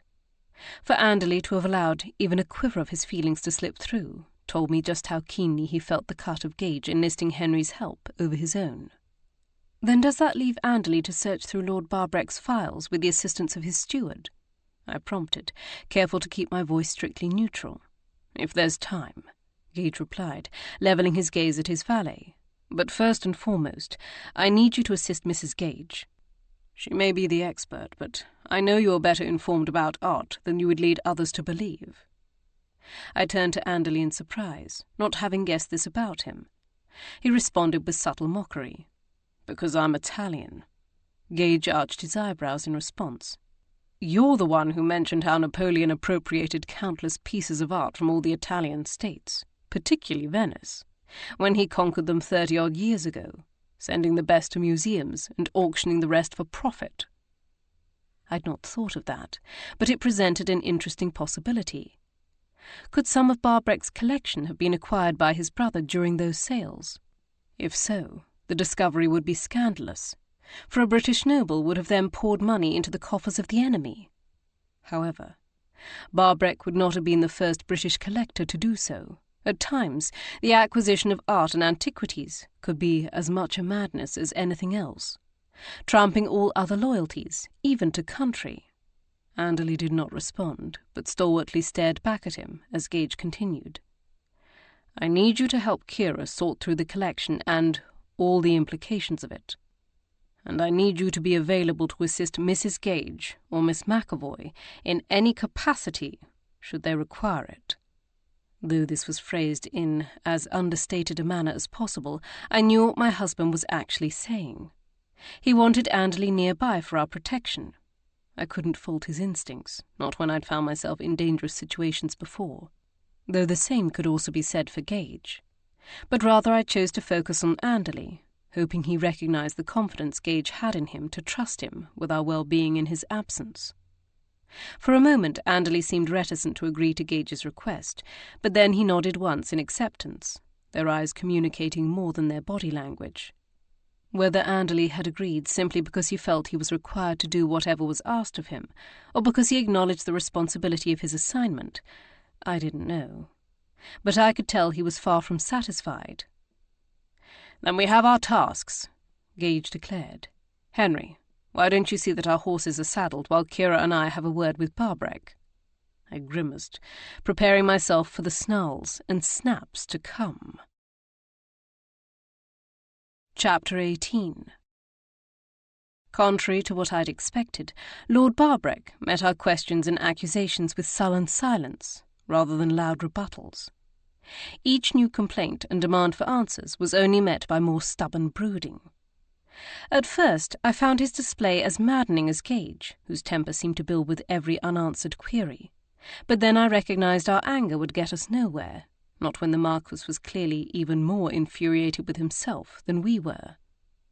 I rested a hand against Gage's chest to quiet him before he could utter another vehement challenge. He turned his scowl on me, but obeyed my unspoken request. At first, Barbreck didn't seem to notice that we'd stopped speaking, but continued to glare out the windows of his study, overlooking the formal garden. Out of the corner of my eye, I could see that Gage was tempted to break the silent stalemate, so I kept my arm linked with his, determined that we wait out the older man. I knew Barbreck well enough to realize that he wouldn't be able to keep his mouth closed for long. Not when someone else wasn't rattling on and driving his impetus to remain taciturn. He huffed one aggrieved breath, and then another, wriggling his shoulders as if finally acknowledging the uncomfortable sensation of having been trapped in his lies of omission. Aye, I neglected to tell you about Alistair's cottage and his Italian friend, he begrudgingly admitted. But that's only because neither is of any consequence. He glanced at me before returning his gaze to the water-speckled windows and the gentle rain that was still falling. And I thought you kent about your mother. How was I to ken you didna? Come now, my lord, I replied in milder reproach than he deserved. If your brother's cottage and Signor Pellegrini were truly of no consequence, then you would never have felt the need to conceal them from us in the first place. He turned his ferocious glare on me. Dinna try to flim-flam me, lass. 'Twas to keep you from leaping to the wrong conclusion, just as you're doing now.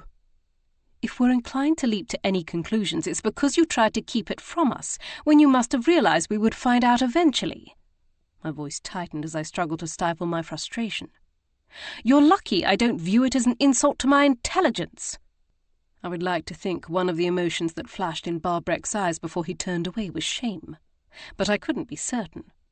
The old curmudgeon had always been difficult to read, and that was before I'd ever been confronted with this vindictive side of him. Prior to my discovery of the first forgery, he had always been a crusty old uncle figure, prone to impertinent remarks and a dry sense of humour. But since then his cackling laugh and gentle teasing had been replaced by surly scowls and spiteful quips. It was Gage's turn to place a quelling hand over my own, where it rested against his arm, and I made myself take a deep breath before I spoke. We will be visiting Lord Alistair's cottage. Will you provide us the key, or will we have to break down the door? Aunt Kate had said she'd make sure I was given the key, so I knew no door-breaking would be necessary, but Barbreck didn't know that. His gaze met mine askance, and for a moment I thought I detected a slight curl to his lips. If I'd amused him, that had not been my intent. Then he reached into a drawer in his desk to extract a thick key, plunking it down on the desk. Gage stepped forward to pocket it before the Marquess changed his mind. Now what can you tell us about Signor Pellegrini? I demanded. He arched his chin and leaned farther back in his chair, which creaked in protest. No much. He hailed from Rome, or thereabouts, if I recall rightly. Preferred not to talk about himself, though he was always happy to share stories about the great and the good he'd met in his travels and painted murals for. Perhaps realizing this wasn't much of an endorsement, he then amended his statement. He gave me no reason not to believe him to be the upright and honourable gentleman he presented himself to be. My brother was certainly fond of him. That might be true, but if Alistair had convinced Pellegrini to paint forgeries for him, then his endorsement was meaningless. Do you know if this Signor Pellegrini is still alive? Gage asked, remaining focused on the facts. Nay, he died a few years before Alistair in a shipwreck in the Mediterranean. I turned to meet Gage's gaze. Then at least we knew he wasn't still lurking about creating forgeries either for himself or on the Campbells' behalf. You should know I've identified at least 3 more forgeries, I informed him coolly, anticipating an outburst much like the other 2 had provoked. However, while his face and balding head flushed red, his mouth remained firmly closed. I'm about to embark on a full inventory, and I shall notify you of the results. Are there any paintings in storage? At first it seemed he wouldn't answer, having returned to his sulk, but then he grumbled as he turned away. I'll have wait and show you. I studied his profile, wondering what other secrets he might be keeping from us, what other lies of omission he might have made, but I knew any further pressing on our part would only be met with stony silence. Gage pulled me toward the door, but as we reached the entrance, I couldn't resist one last glance over my shoulder. Barbreck still sat in the same posture, but the anger that had seemed to radiate from him seconds before had dampened to something weaker. His eyes were trained on the portrait I had painted, the one of the woman who looked much like Miss Campbell. Whatever he continued to protest about his brother's innocence and honourability, I could tell that, privately, doubts had begun to creep in. An unwanted pulse of sympathy clenched my heart before I pushed it away in irritation. While Alistair might very well have deceived him, Barbreck still could have chosen to handle things differently. He was the one who had allowed his own pride to blind him for so long and cost himself and others so much. I could only hope he didn't allow that same hubris to cost those around him even more. I met Anderley in the long gallery 3/4 of an hour later, after I'd tended to Emma. I was determined to make the most of our time, and the gallery seemed like the logical place to start. As I'd requested, he'd brought paper and pencil so that we might begin a list of the paintings. I think our best course of action is to begin by making a note of all the pieces of art we find suspect and their location, I told him. Then we can compare the list to Barbreck's records before returning to the paintings for further examination and testing, as needed. This would both save us time and spare the paintings any of the damage those tests might cause, no matter the care I took. A swift look over Anderley's arm showed me he'd already anticipated such an undertaking, marking the Titian and Van Dyck down on the paper. We circled the room clockwise from those paintings, adding the alleged Gainsborough, Salaman van Rysdale, and 2 Zoffany pieces I'd re-examined that I'd taken notice of earlier that day. Anderley also suggested we add a Filippo Lippi painting to the list, and when we pulled the small piece away from the wall, we both agreed the back of the panel on which the image was painted appeared too fresh and new. Having finished in the long gallery, we progressed through the corridors and into the other chambers, working through the house from top to bottom. Despite the fraught nature of our task, I discovered I was enjoying myself. It wasn't often that I was able to debate the merits of a painting with someone who had more than a rudimentary knowledge of art. It also allowed me to witness the side of my husband's valet I normally wouldn't be permitted to see. Anderley possessed a love for argument and debate, one that sparked in his eyes whenever we deliberated a piece's techniques and merit. At times I even suspected he was playing devil's advocate, simply to rile me and spur on further discourse. I began to feel empathy for Bree, if this was a game he often played, but I knew my lady's maid could more than hold her own.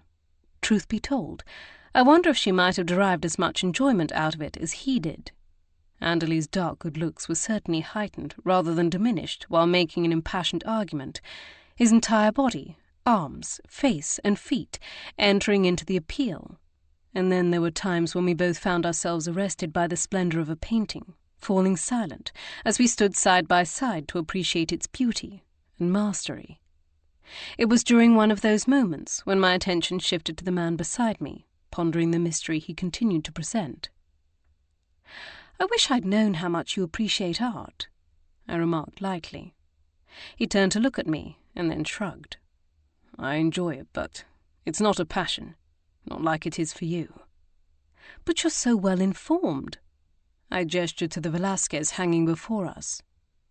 "This is not the first time you've studied such works." "I'm Italian," he replied, as if this justified it all, and I felt a pulse of amusement.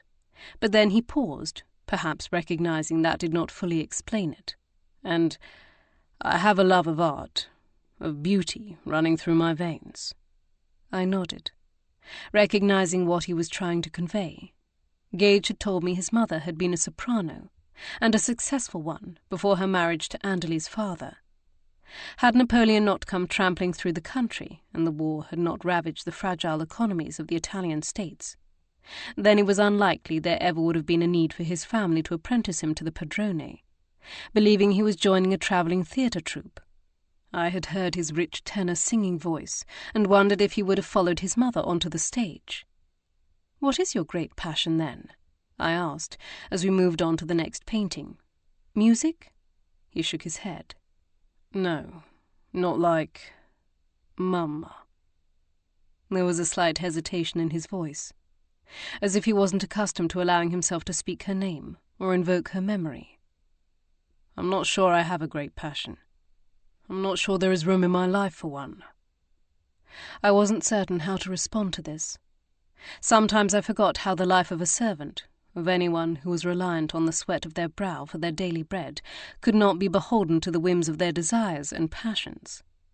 The number of people who were able and allowed to follow such pursuits were few and far between.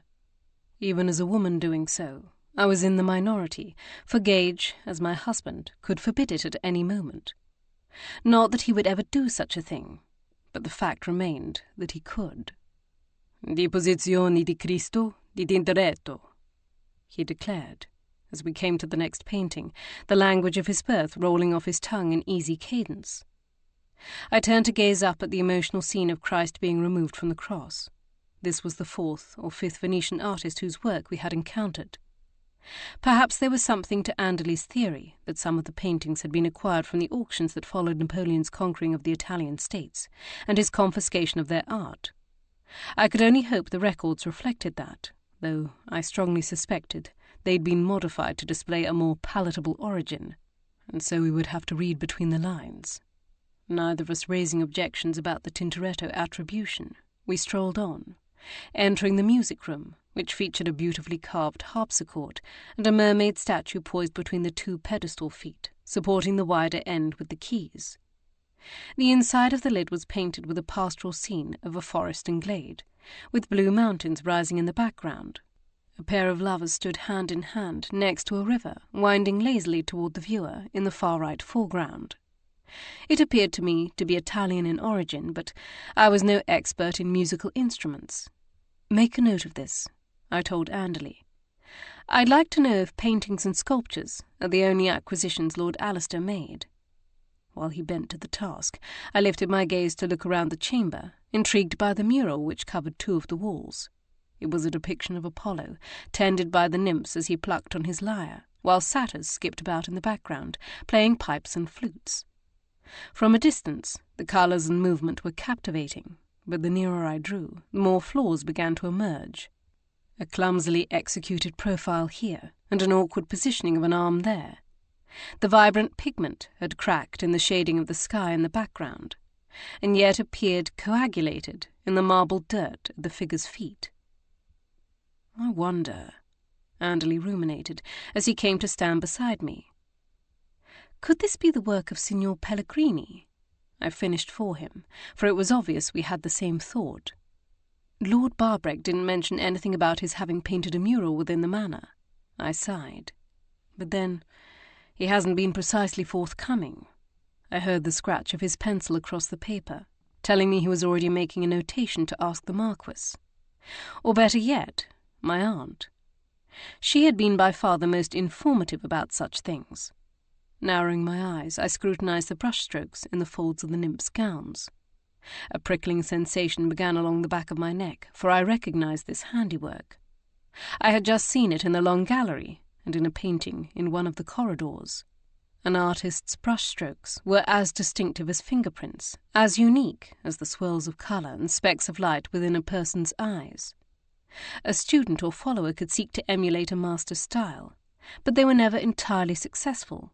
There were always subtle and telling differences which could be deciphered by the trained eye. The same could be said for forgers. I must have made some sort of noise or sign of recognition, for when I looked up it was to find Anderley studying me with almost as much intensity as I'd been studying the painting. "You found something important?" he prompted. "Yes." I nodded to the wall.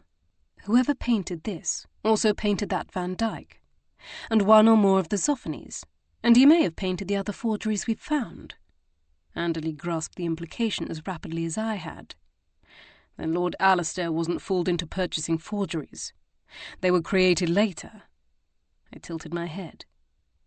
"Unless he purchased them in Italy from the same man who later visited him here and painted this mural, but I think it's more likely your interpretation is correct." I frowned. that Lord Alistair and Signor Pellegrini deliberately forged the copies, either while abroad or after they'd returned to Scotland with the originals in their possession. Then they either forged the copies before giving them to Barbreck, or switched them for the originals at a later date. I pivoted to gaze out the window at the broad sweep of lawn leading down toward the loch. Perhaps they tried to fob the forged copies off first, but when they were almost caught by the Titian they sold to the Campbells, they altered their method. They gave the original to Barbreck, so the painting would initially stand up to his and others' scrutiny, and then later, when interest in it had waned, they replaced it with the copy while the Marquess was away. That would explain why his lordship did not recognise that so many of his paintings were forgeries, Anderley agreed, particularly as his eyesight deteriorated. Yes, but... I turned to look up at a pastoral landscape by an artist I didn't recognise hanging on the adjacent wall. How were they able to make the switches without anyone noticing? Some of the forgeries are quite large, though none of them were as massive as the one mounted before us. Even if Lord Barbreck was away, taking part of the staff with him, there would still have been several dozen servants at work in the house and on the grounds. Someone must have seen something. Anderley propped the book he'd used as something sturdy to write on against his hip, and tilted his head, seeming to give the matter his full consideration. The staff of grand homes aren't precisely known for their discretion. If one of them had seen something, then the rest of the staff would know about it within hours. And if the upper servants were loyal to his lordship, then you can be certain they would have informed him of it. But what if the upper servants weren't loyal to his lordship? I asked, following the direction of his speculating. His mouth flattened into a grim line. Then they might easily have squashed the story among the lower staff with threats, or explained it away. A furrow formed between his dark brows. Wheaton has only been butler for about 3 years. I presumed he'd learned this from one of the members of the staff, or perhaps Wheaton himself. Which means the former butler was pensioned off just a few years after Lord Alistair's death. Apparently, he had been in service here at Barbreck Manor for most of his life, and butler for 40-some-odd years, most of Lord Barbreck's tenure as Marquess. The same span of years when the forgeries would have been swapped for the originals. "We need to speak with him," I stated. He nodded. "I'll ask for his direction as soon as we've finished here, and then look in on Bree," though I didn't think my expression had betrayed by even a flutter of an eyelash what I was thinking. Anderley's already correct posture straightened even further. If one of the servants who are still here does know something, I might not appreciate her poking around. "That's true," I readily agreed. "And Gage did ask you to see to our safety while he was away." A pale flush tinged the crest of his cheekbones, a sight I had never thought to see, for Anderley was not easily embarrassed or discomfited, and his olive-toned skin masked much of such a reaction, though I wasn't certain precisely which of my words had brought it about. Wishing to spare him, I turned away, moving on to the next painting. "Just a few more rooms," I declared. "I've already examined many of the paintings in the more public areas on the ground floor, and it's doubtful the forgers would have been audacious enough to swap any of the works of art hanging there for fear of Barbreck or the others noticing the change." That didn't mean they hadn't considered it, but there was a reason the forgers had gotten away with their ruse for 50 years, and that was because they were clever enough not to take such foolhardy risks. I could only hope they'd been foolhardy in other ways. Chapter 19. The list being finished, Anderley left it in my care, and hurried below stairs to check on Bree and speak with Wheaton about the former butler. This left me standing in the small parlour on the uppermost floor of the manor. As we'd descended methodically through the floors of the manor, we'd realised we'd forgotten the narrow tower that housed but 2 chambers, and so we'd retraced our steps up the stairs to inspect it last. But we'd soon discovered there were few pieces of art in the parlour, and even fewer in the billiard-room. None were of note. I watched as Anderley disappeared down the circular stone staircase and moved to follow, but then the staircase winding upward caught my eye. From the exterior, I'd noticed the parapet at the top of the tower and suspected there were fine views of the surrounding countryside from its height. Folding the paper carefully and tucking it into the pocket of my morning dress, I changed course. As suspected, the door at the top opened onto a flat roof. The rain, which had first poured down earlier and then drizzled, had moved on to the east, leaving the evening sky painted in shades of fiery oranges and yellows. I breathed deep of the brisk air, its crispness settling with almost a bite at the back of my tongue. The vista over the trees toward the blue undulating loch to the west and the green and brown marbled crags to the north, east and south was certainly spectacular. It possessed a light and clarity I'd yet to see an artist truly capture on a canvas, and one I readily accepted was beyond my ability, no matter how I might have strived to ensnare it with pigment. It was that clarity which called to me now as I lifted my arms to rest them on a merlon. I'd observed long ago how often the higher I was, the clearer my thoughts became. Whether it was the loft of the library at Gairloch Castle, the tours of Dartmoor, or my art studio at the top of our Edinburgh townhouse, the loftier my position, the more lucidity it brought, and I definitely craved lucidity now. It seemed that Anderley and I had uncovered the origins of the forgeries, if not the forger's precise motives or methods, but I still didn't see how they connected to Mary McCowan and her death. Perhaps I was clutching at straws, seeing a connection where there was none. But even as such an excuse occurred to me, I'd already discarded it. They were linked somehow. Every instinct within me told me they were. But how? If Gage and Henry could find Liam, perhaps some of our questions would be answered, but I was logical enough to realize it would be mutton-headed to expect he could answer them all. I turned toward the south, hoping to catch sight of the brothers returning to Barbreck, perhaps with another man in tow, which was when I spotted her. She was standing on the opposite side of the river, at the edge of a line of trees which skirted the base of the ridge of crags which separated Barbreck from the rest of Argyll to the south and east. She was too far away for me to distinguish anything about her, other than the fact that she was wearing a brilliant blue cloak. But the sight brought a lump to my throat. My mother had owned a cloak the exact same shade of azurite. Whenever she wore it, her lapis lazuli eyes, the same colour as my own, sparkled like jewels. I hadn't thought of the cloak in years, but now I wondered what had happened to it. Perhaps Alana knew. Perhaps she'd kept it. The woman didn't move for a long time, but simply stood there, half in the shadow of the trees and half out. I couldn't see her face, but I somehow felt that she was watching me. When I shifted across the roof to be nearer to her, she whirled about in a graceful movement. Then, with one last look over her shoulder, which raised gooseflesh across my skin, she vanished into the trees. My heart pounding in my ears, I raised my hand to stop her, though what I intended to do then I couldn't fathom. All I knew was that look. That twirling movement was so familiar. And for a moment I thought for certain the woman was my mother, which was impossible. My mother had been dead for 18 years. At 8 years old, I'd not been allowed to view her body, but my father and dozens of other family members had. There was no doubt that her remains lay in a grave beneath the branches of an old oak tree in the graveyard next to St. Cuthbert's Church in Elwick, Northumberland. So the very idea that she was here now, watching me from the trees, was not only absurd, it also bordered on mad.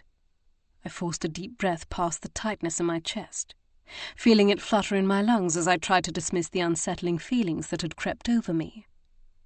The woman had to be someone else. Why she had been standing at the edge of the trees, I didn't know, but she must have been there for a reason. Perhaps she had information for us, information she was hesitant to share, or else why hadn't she simply rapped on the door to the manor and asked to speak with us? I scanned the trees one last time, and then allowed my gaze to trail up over the boulder-strewn Portalic crag, which rose above them. But there was no further sign of the woman, or her azurite cloak. Forcibly turning my back on the sight, I retreated to the stairs, regaining some of my equilibrium as I entered the castle and began to descend. A tight laugh escaped from my lungs at my silliness. Of course it made sense that the distinctive shade of the cloak would have invoked my mother's memory, especially after learning, just that morning, that my mother had once been wed to a man who hailed from the castle a short distance away. But to let my imagination run rampant, to actually consider the woman might be my mother, or her ghost even, was daft. I shook my head, hastening down the next flight of steps, and nearly collided with Miss Ferguson as I emerged in the corridor outside the long gallery. She stumbled back, pressing a hand to her chest. "My apologies," I told the governess, reaching out a hand to steady her, but she shrugged it away. "I misjudged how fast I was moving." She nodded, smoothing back a strand of blonde hair that had come loose from its pins, and eyed me warily. It was clear I'd given her a great fright, and no wonder. She had stumbled across Mary's body in the adjacent room nearly 24 hours before, and it was evident that it still troubled her. "Would you like to sit with me for a moment?"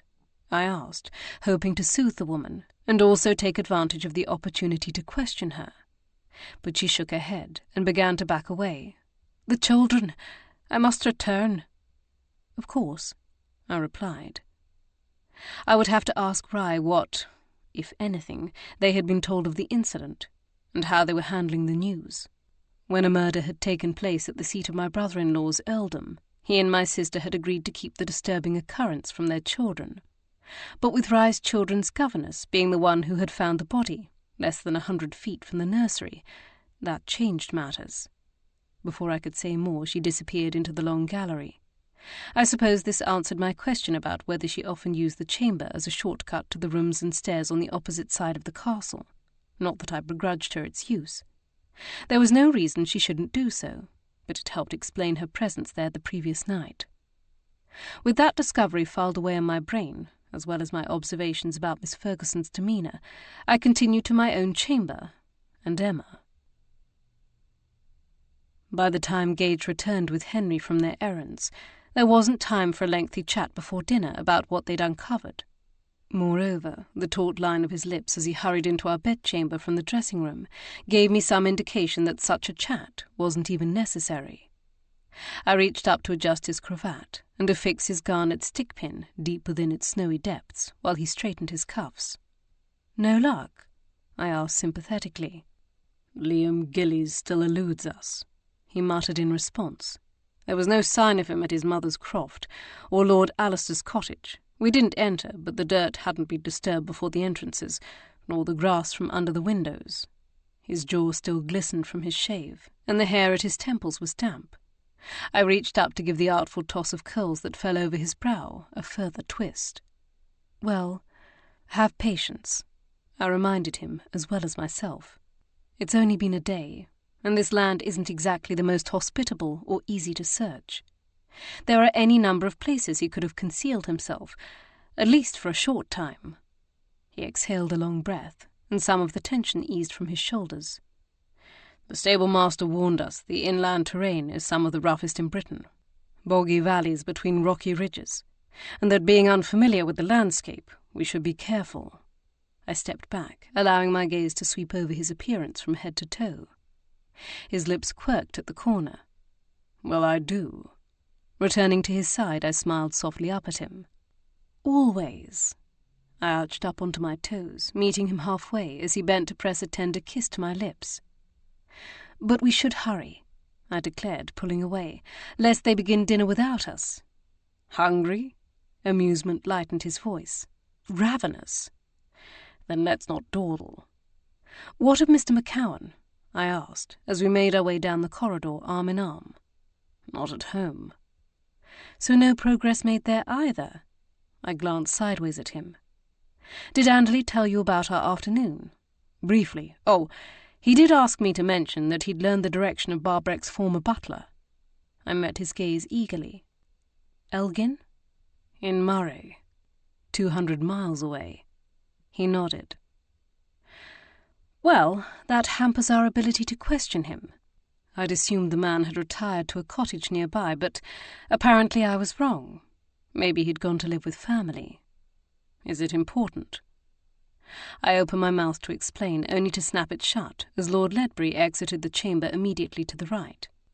We checked our steps as he closed his door with a decisive click. He nodded over his shoulder to us once, curtly, and then strode down the corridor. "It appears the Earl hasn't softened toward Mallory or his family," Gage murmured under his breath. I agreed, my voice hardening. "And if he continues in this vein, He's going to throw a wet blanket over the entire wedding and extinguish all of Charlotte's joy. An apt description. I wish I knew how to help. I paused. Other than solving this murder, I sighed. But I'm not sure even that will be enough. His arm tightened around mine. Well, don't let him extinguish your joy for your friend and cousin.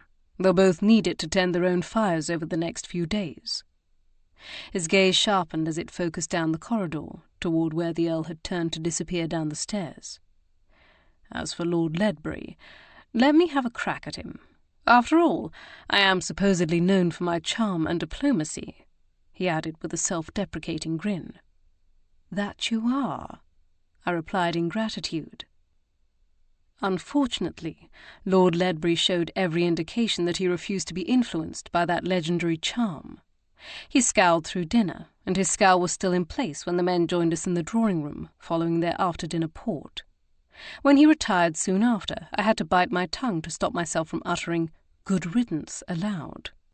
As a consequence, everyone's spirits were dampened to some degree, especially Charlotte's and Lord Barbreck's, though I suspected Barbreck's mood was due more to the forgeries and ongoing murder investigation than Lord Ledbury. I was pleased to see how attentive Rye was to Charlotte, clearly sensing her distress every bit as much as I did, and the worry in her eyes seemed to soften by degrees whenever he took her hand in his. When they wandered off together shortly after Ledbury retired, hopefully enjoying a stroll in the gloaming and a moonlight kiss, I decided it was safe for me to withdraw as well. It had been a long day, and weariness made me push to my feet slower than I wished. Gage materialized at my side, as attentive as my cousin had been, and we made our way to the door, only to be brought up short by the appearance of Wheaton. "Mr. and Mrs. Gage," he bowed.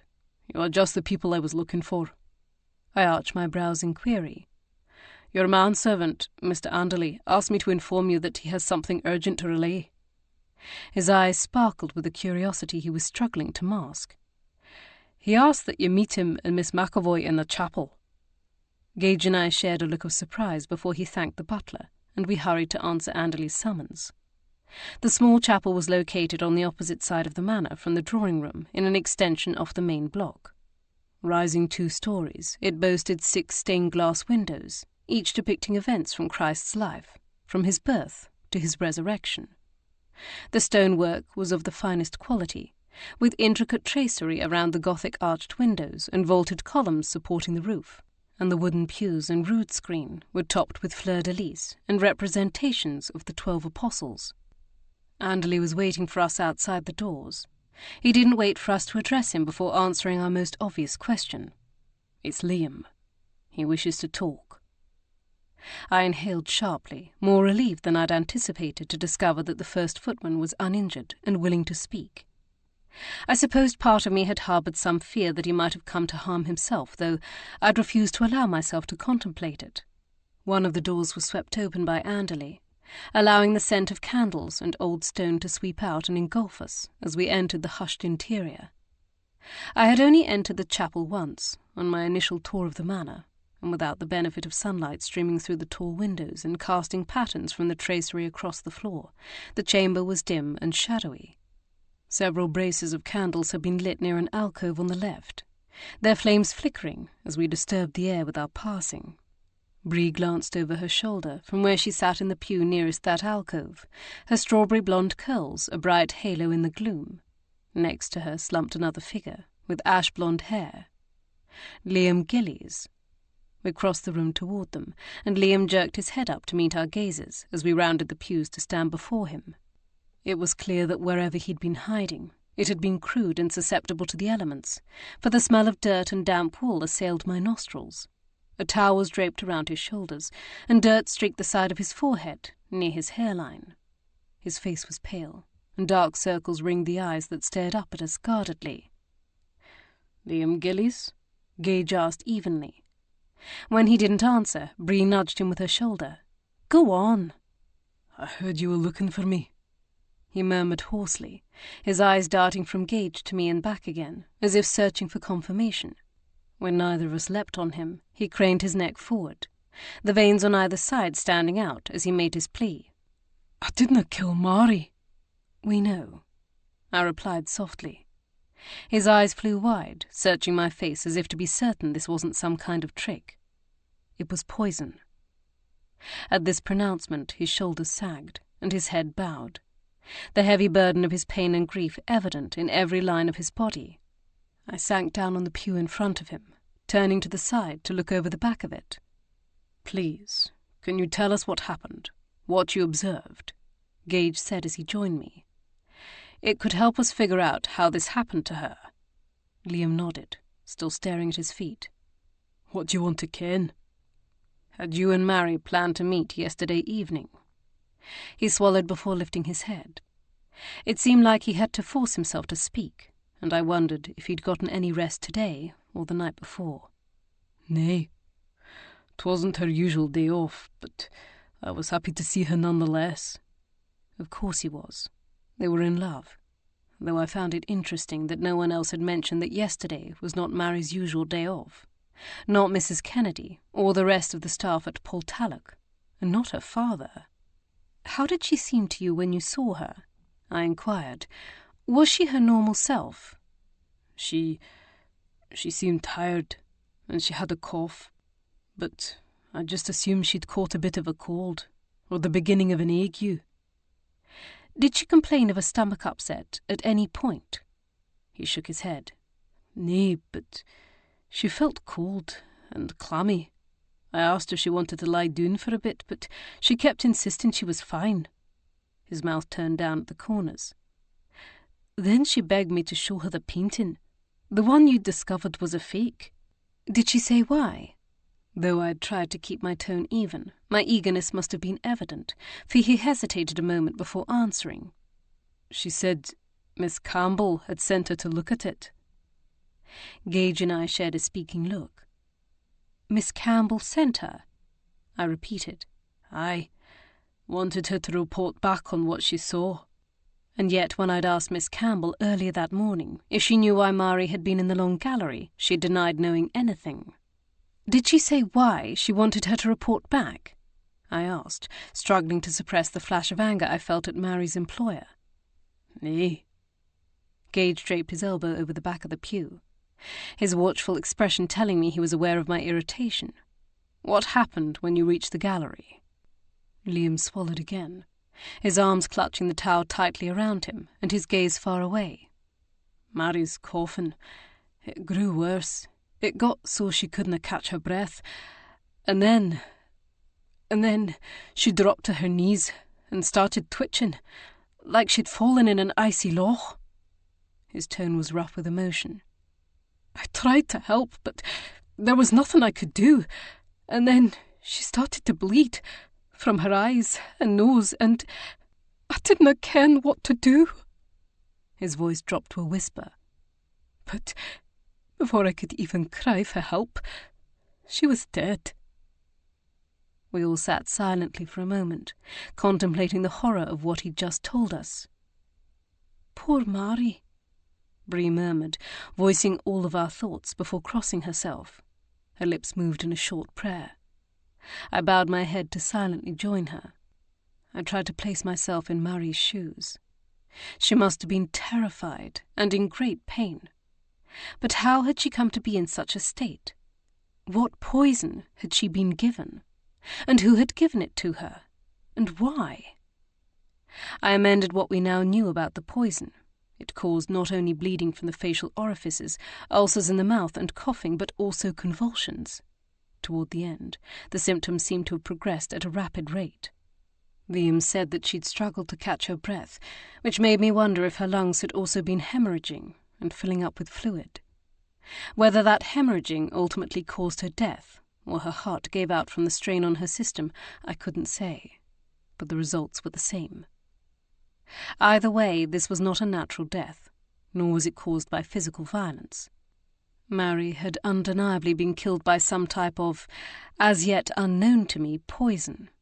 What also seemed certain was that Miss Campbell had been the reason she went to the long gallery, despite her protestations to the contrary. It was possible Liam had lied, seizing on the excuse that Mary's employer had sent her in order to explain away his infraction in sneaking her up to that chamber, but I didn't think so. I could detect no artifice in his statements, only pain and grief and confusion. Miss Campbell, on the other hand, had multiple reasons to deny her involvement, chief of them being her feud with Lord Barbreck. I wondered how she would respond when we confronted her with Liam's assertion. Our past interactions had suggested she was a sensible and pragmatic person, but I had witnessed more times than I could count how the act of murder could drive the sense right out of a person. Chapter 20. My feet dragged as I climbed the stairs to our bedchamber, while Gage settled the matter of Liam's absence with Wheaton, at least temporarily, though we didn't anticipate the footman being released from his employment when his behaviour had been motivated by grief and shock. Gage wanted to be certain no actions were taken against him for the time being. I spared a moment of curiosity for how Callum, the second footman, would react to Liam's return, but it slipped from my thoughts as I sank down on the edge of the bed to unfasten the ankle ties of my slippers. I dropped each satin shoe and reached under my skirts to roll down my stockings before sinking my toes into the plush rug with a sigh. I listened for the sound of Emma's cries or Mrs. Mackay's voice from the nursery next door, but all was quiet. Leaning forward, I reached for the watch I'd set on the bedside table, only to be brought up short at the sight of the object on my pillow. It was a portrait, a miniature watercolour affixed in a round golden frame. Lifting it carefully, I cradled the image in my hands, recognizing the figure immediately. After all, I saw many of the same features in the mirror every morning, including the bright dots indicating her lapis lazuli eyes. But what was this miniature of my mother doing on my pillow, and who had put it there? I looked about me, as if the answer might be found in one shadowed corner of the room or another, but the chamber was empty except for me. I couldn't halt the flutter of uncertainty in my stomach, or the way my skin pebbled as if a chill wind had blown across the back of my neck. Just as I couldn't stop my thoughts from straying to the woman I'd seen this afternoon from the rooftop. Was this a coincidence, or was someone deliberately trying to conjure the image and memory of my mother? Flipping the portrait over, I discovered that someone had written her name on the back, or her name as it had been when this watercolour was painted, Greer Rutherford Campbell. She had not yet wed my father, and was perhaps still wed to Edmund. Alana, Trevor, and I were not even specks in her eyes. How long I sat staring down at the lovely woman, I didn't know, but I heard the door open and then close, and still I didn't look up. I heard the soft swish of Bree's skirts as she bustled about my dressing room, and then approached. "Is that you, milady?" she asked, having paused beside me. I inhaled a ragged breath before replying. "My mother. You look like her." "A bit." I reached over to prop it on the bedside table before turning to face her. "I found it on my pillow. Did you put it there?" Her brow furrowed slightly. "Nay, milady." She paused, considering the matter. "But maybe Mrs. Mallory placed it there." I glanced back toward the painting. She was right. That would be like my aunt. Perhaps she had it in her possession, and after our conversation that afternoon about my mother's first marriage, she'd decided I should have it. I forced a breath deeper into my lungs. Yes, that was the likeliest explanation. There was no reason for this uneasy feeling, and I would ask her about it in the morning to prove it. Unfortunately, my aunt had not yet risen the following morning when Gage, Anderley, Bree, and I set off once again for Portalic Castle. Today it was Henry who was left behind, but with the important task of searching Barbreck's files with the aid of the steward. I had given him the list of potential forgeries, whose purchase agreements he should locate, while also gleaning as much information as he could about Lord Alistair's financials and his usual methods for acquiring art, and from whom. Given the duties he sometimes undertook on behalf of his family, travelling far and wide to put matters in order for the Duke and Duchess of Beaumont and his various half-brothers and sisters, he was likely the best person to accomplish the task anyway. He would be able to spot discrepancies or odd business and financial practices far quicker than I could in any case. We arrived just as Miss Campbell was striding from her door in another sensible riding habit, but at the sight of us her footsteps checked. Our eyes met, and the subject of our private discussion during the last visit came rushing back to me. My cheeks flushed, recalling how I'd told her I wasn't ready to discuss her revelation about my mother, and I still didn't know if I was. Whether she sensed this turmoil or merely recognized the seriousness of our intent, she said nothing of the matter and turned to usher us inside. Bree and Anderley were taken below stairs, while Miss Campbell led me and Gage into the drawing-room before swivelling to face us with her hands clasped before her. She didn't waste time with trite cordialities. "You've uncovered something." "Liam Gillies has been found unharmed," Gage informed her.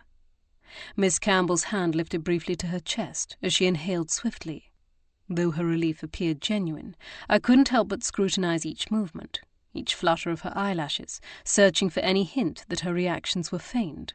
He returned to Barbreck Manor, and his recollection of the minutes prior to Mary McCowan's death further confirms the evidence of its cause being poison.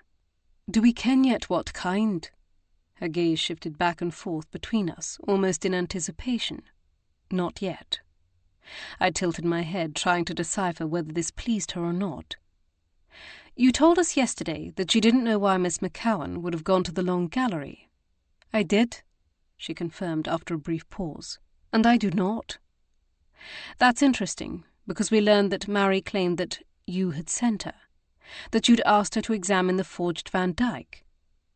The corners of Miss Campbell's mouth tightened, and her posture turned rigid. "Well, I dinna ken why the lass claimed that, but I can assure you I did not," she huffed in affront, and the sound was so much like the one I often heard Lord Barbreck make that I nearly missed what she said next. "To be sure. Why would I send an upstairs maid with no knowledge of art whatsoever to inspect a painting owned by my former fiancé?" When she phrased it that way, it did seem strange. "Then you're saying Mary lied?" I pressed, wanting her to be clear. "I suppose." Turning to stare across the room toward the hearth, her gaze clouded with bewilderment. "Though I dinna ken why she would have done so. 'Twasn't like her." She frowned. "Just as it isna like Liam to deny her anything. So why would such a ruse be necessary?" Gage and I stood waiting as she sorted through the implications, much as we had already done, curious if she would come up with an explanation we had yet to consider. Gage had also taught me that sometimes silence was more effective than words, that people, both the guilty and unguilty, often felt driven to fill it, revealing far more than they ever would otherwise. When she emerged from her musings to realize neither of us had spoken, but was simply staring at her, her eyebrows dipped into an angry V. "I didna send Mary to examine any of Barbreck's accursed paintings," she snapped. "Nay, dear," a voice behind us proclaimed. "But I did." Gage and I turned to see Miss Margaret Campbell enter the room on the butler's arm. She paused just inside the doorway and turned to offer the man a gentle smile of gratitude as she patted his arm to send him on his way. Her sister hastened to help her, but Margaret waved her off, making her way slowly toward the chair before the hearth she'd claimed during our first visit. "I could have told you that during our last visit, had I been allowed to see you." She arched her eyebrows in gentle scolding as she glanced back over her shoulder at her sister. Miss Campbell scowled. "You sent Mary to examine the Van Dyck?" I repeated, crossing the room to join Miss Margaret as she lowered herself into the chair with great care. She exhaled a small grunt as her bottom settled onto the cushion. "Aye, and before you ask," she shook her head, "I had no idea dear Mary would come to harm. I simply wanted to gather what facts I could to spare Anne any further pain." Her soft brown eyes hardened. "That man has caused her more than enough." The anger faded from Miss Campbell's face, leaving only fond exasperation. "Oh, Meg. Would have gone myself if these old knees would have held me up." "Your lungs," her sister protested, moving to take the seat next to her. Miss Margaret waved this objection away. "Bah!" I looked at Gage, interested in what he thought of this exchange. It certainly seemed sincere, but a vague stirring in my gut made me wonder whether Miss Margaret was lying for her sister. Or was it merely residual confusion and anger from yesterday's revelation about my mother? Was I unfairly determined to blame the messenger in some way, shape or form, even with a different crime? My insides squirmed at the thought, and I had difficulty finding a comfortable position on the settee across from the two ladies. "We understand that you preferred Mary to the other maids." Miss Margaret looked to me and nodded, sadness transforming her lively face. "I'm sorry for your loss," I began, offering her my sympathy. "You must have trusted her greatly." A rattling sigh escaped her chest as she turned forlornly toward the fire, her arms hugging the shawl tightly draped over her shoulders.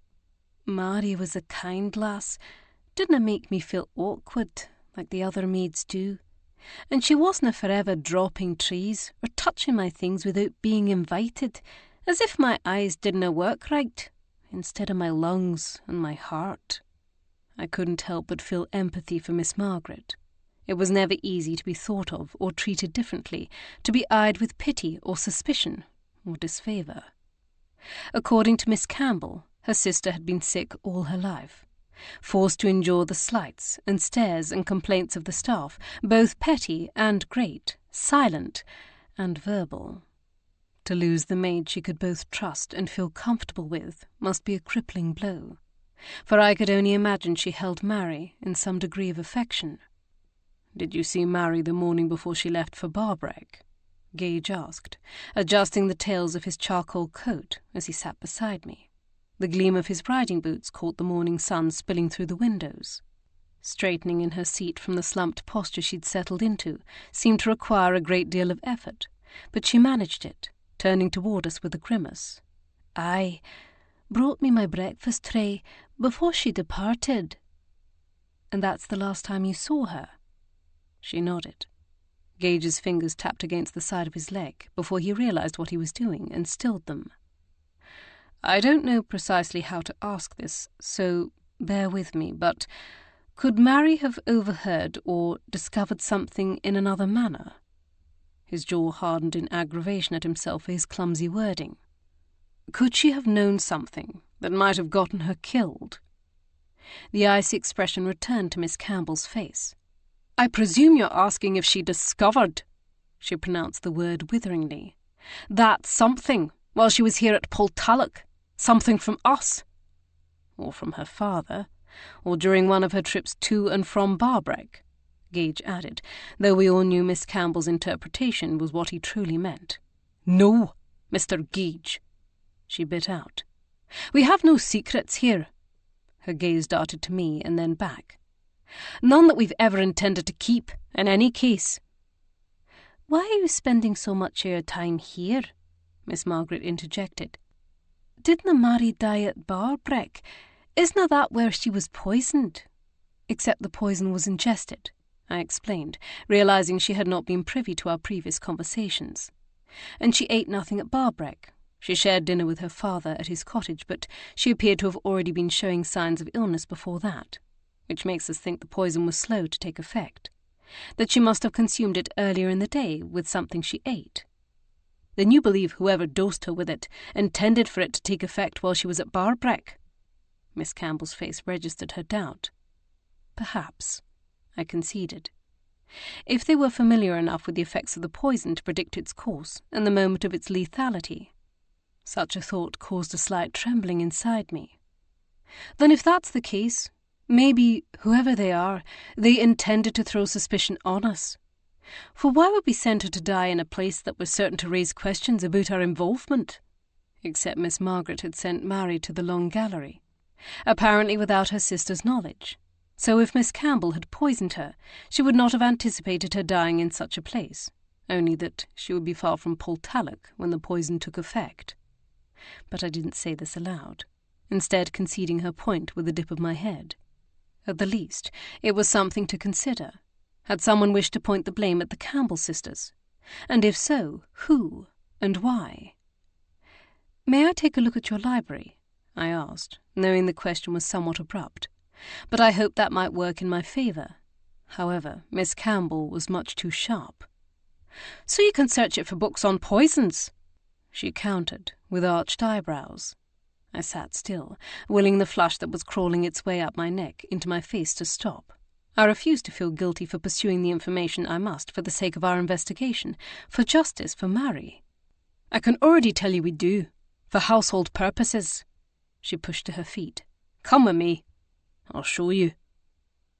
With a glance at Gage, I rose to follow her from the room. After all, this was what we'd hoped for. The chance for one of us to speak to Miss Margaret without Miss Campbell's hovering presence. I left him to proceed with that, and applied myself to keeping Miss Campbell distracted as long as possible, even if it meant discussing my mother. She guided me down the hall to a chamber near the stairwell. Though smaller than many noblemen's libraries, it was plainly well used. The bookcases standing against every available piece of wall space were packed cheek by jowl with books, upright on their sides, and even slanted sideways, when that was the only available slot. One panel of similar tomes was shelved 2 deep. The books were also well loved. The leather dented and worn smooth with handling, and some of the spines were even cracked.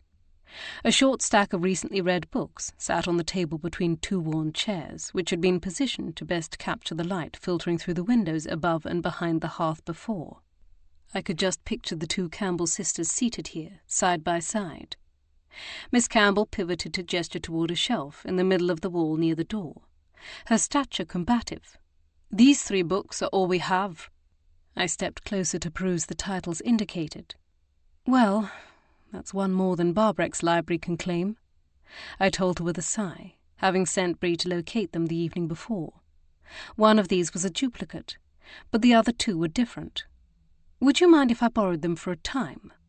Miss Campbell glared at me, as if she couldn't decide precisely how to react, outraged or bemused. It was a look I was accustomed to seeing. "Until we know what killed Mary, I'm afraid our inquiry into her death is rather at a standstill. And while there are a number of ways the murderer might have learned of the poison, after all, recipes and knowledge are often passed down by word of mouth from mother to daughter, or cook to maid. Unless someone comes forward who recognizes the symptoms, I'm afraid the only way I know of to uncover it is by studying these books." Her posture had softened during this speech, perhaps recognizing I was simply after the truth. If the poison was found in one of the books shelved here, then yes, that would mean it was possible the Campbell sisters were aware of it, but others might be as well. Just as it was possible, even if the poison was not contained in these botanical and household management volumes, that they might have learned about it from another source. "You're very persistent, aren't you?" she finally remarked. I shrugged one shoulder. I have to be. She studied me for a moment, a transformation coming over her face. "Aye, I suppose you do." Dust swirled upward as she slid the books from the shelf and passed them to me. "Your mother was much the same." She looked up to meet my gaze, as if challenging me to turn away. I swallowed, forcing my feet to remain planted where they were, rather than flee. Gage needed more time with Miss Margaret. "I wouldn't know," I replied softly. "I was just 8 when she passed." She nodded. "And children dinna often see their parents as full people, with flaws and triumphs, hopes and dreams, until they're older."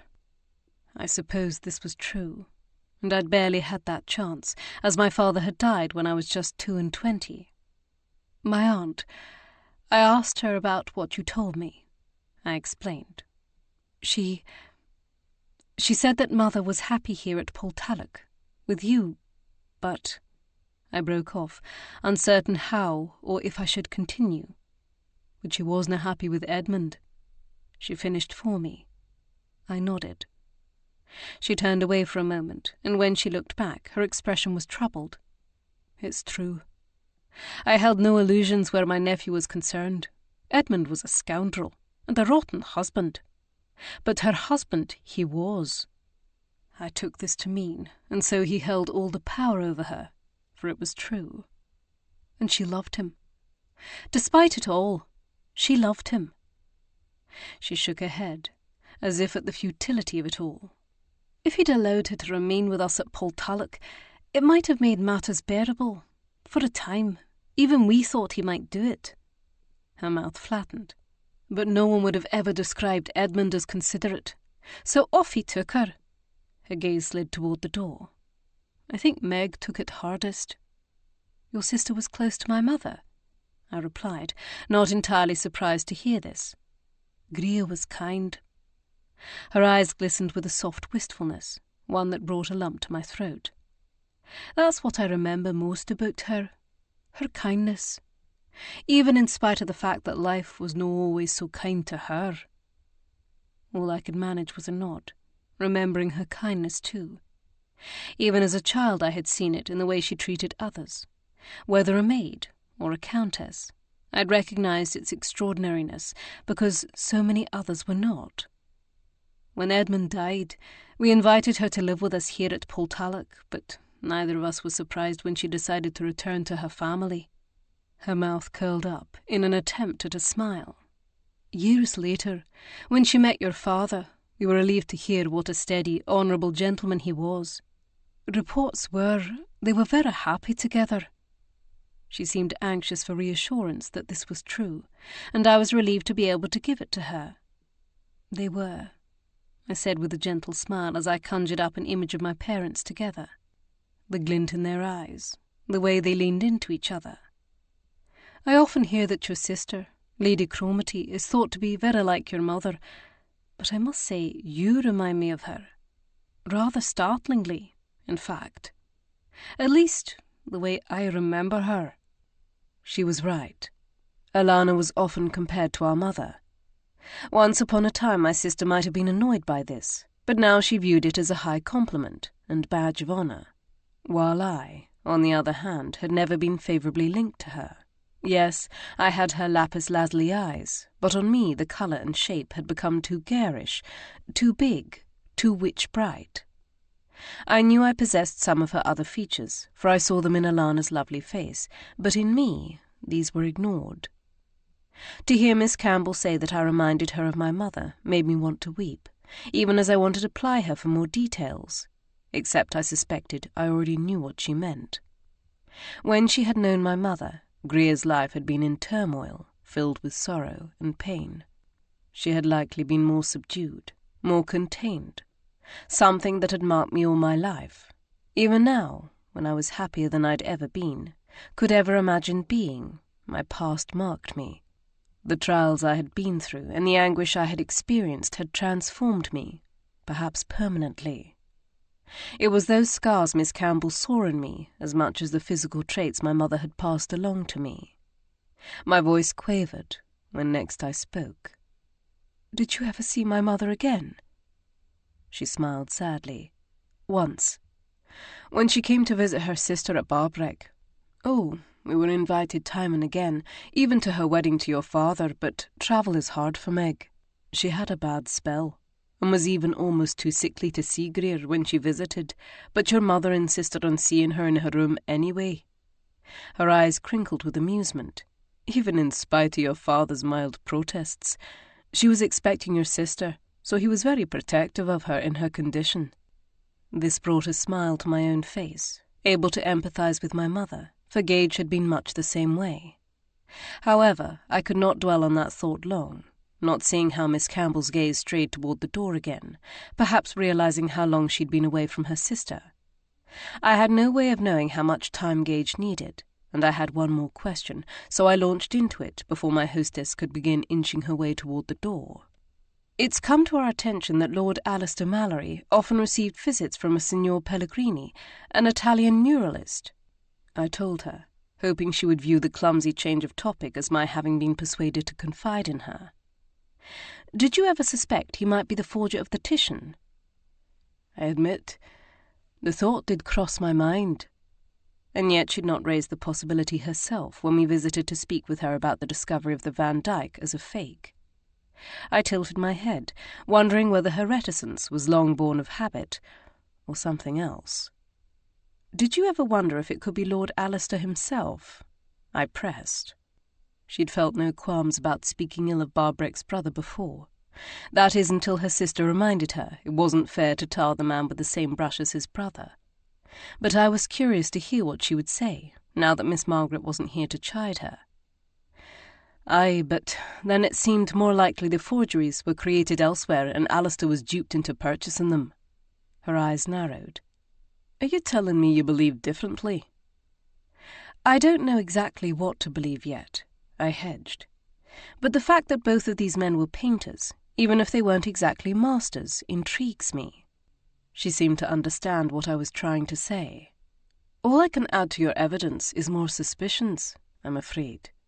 Her gaze dipped to the back of one of the chairs as she trailed her hand over the chintz fabric. "But I can tell you.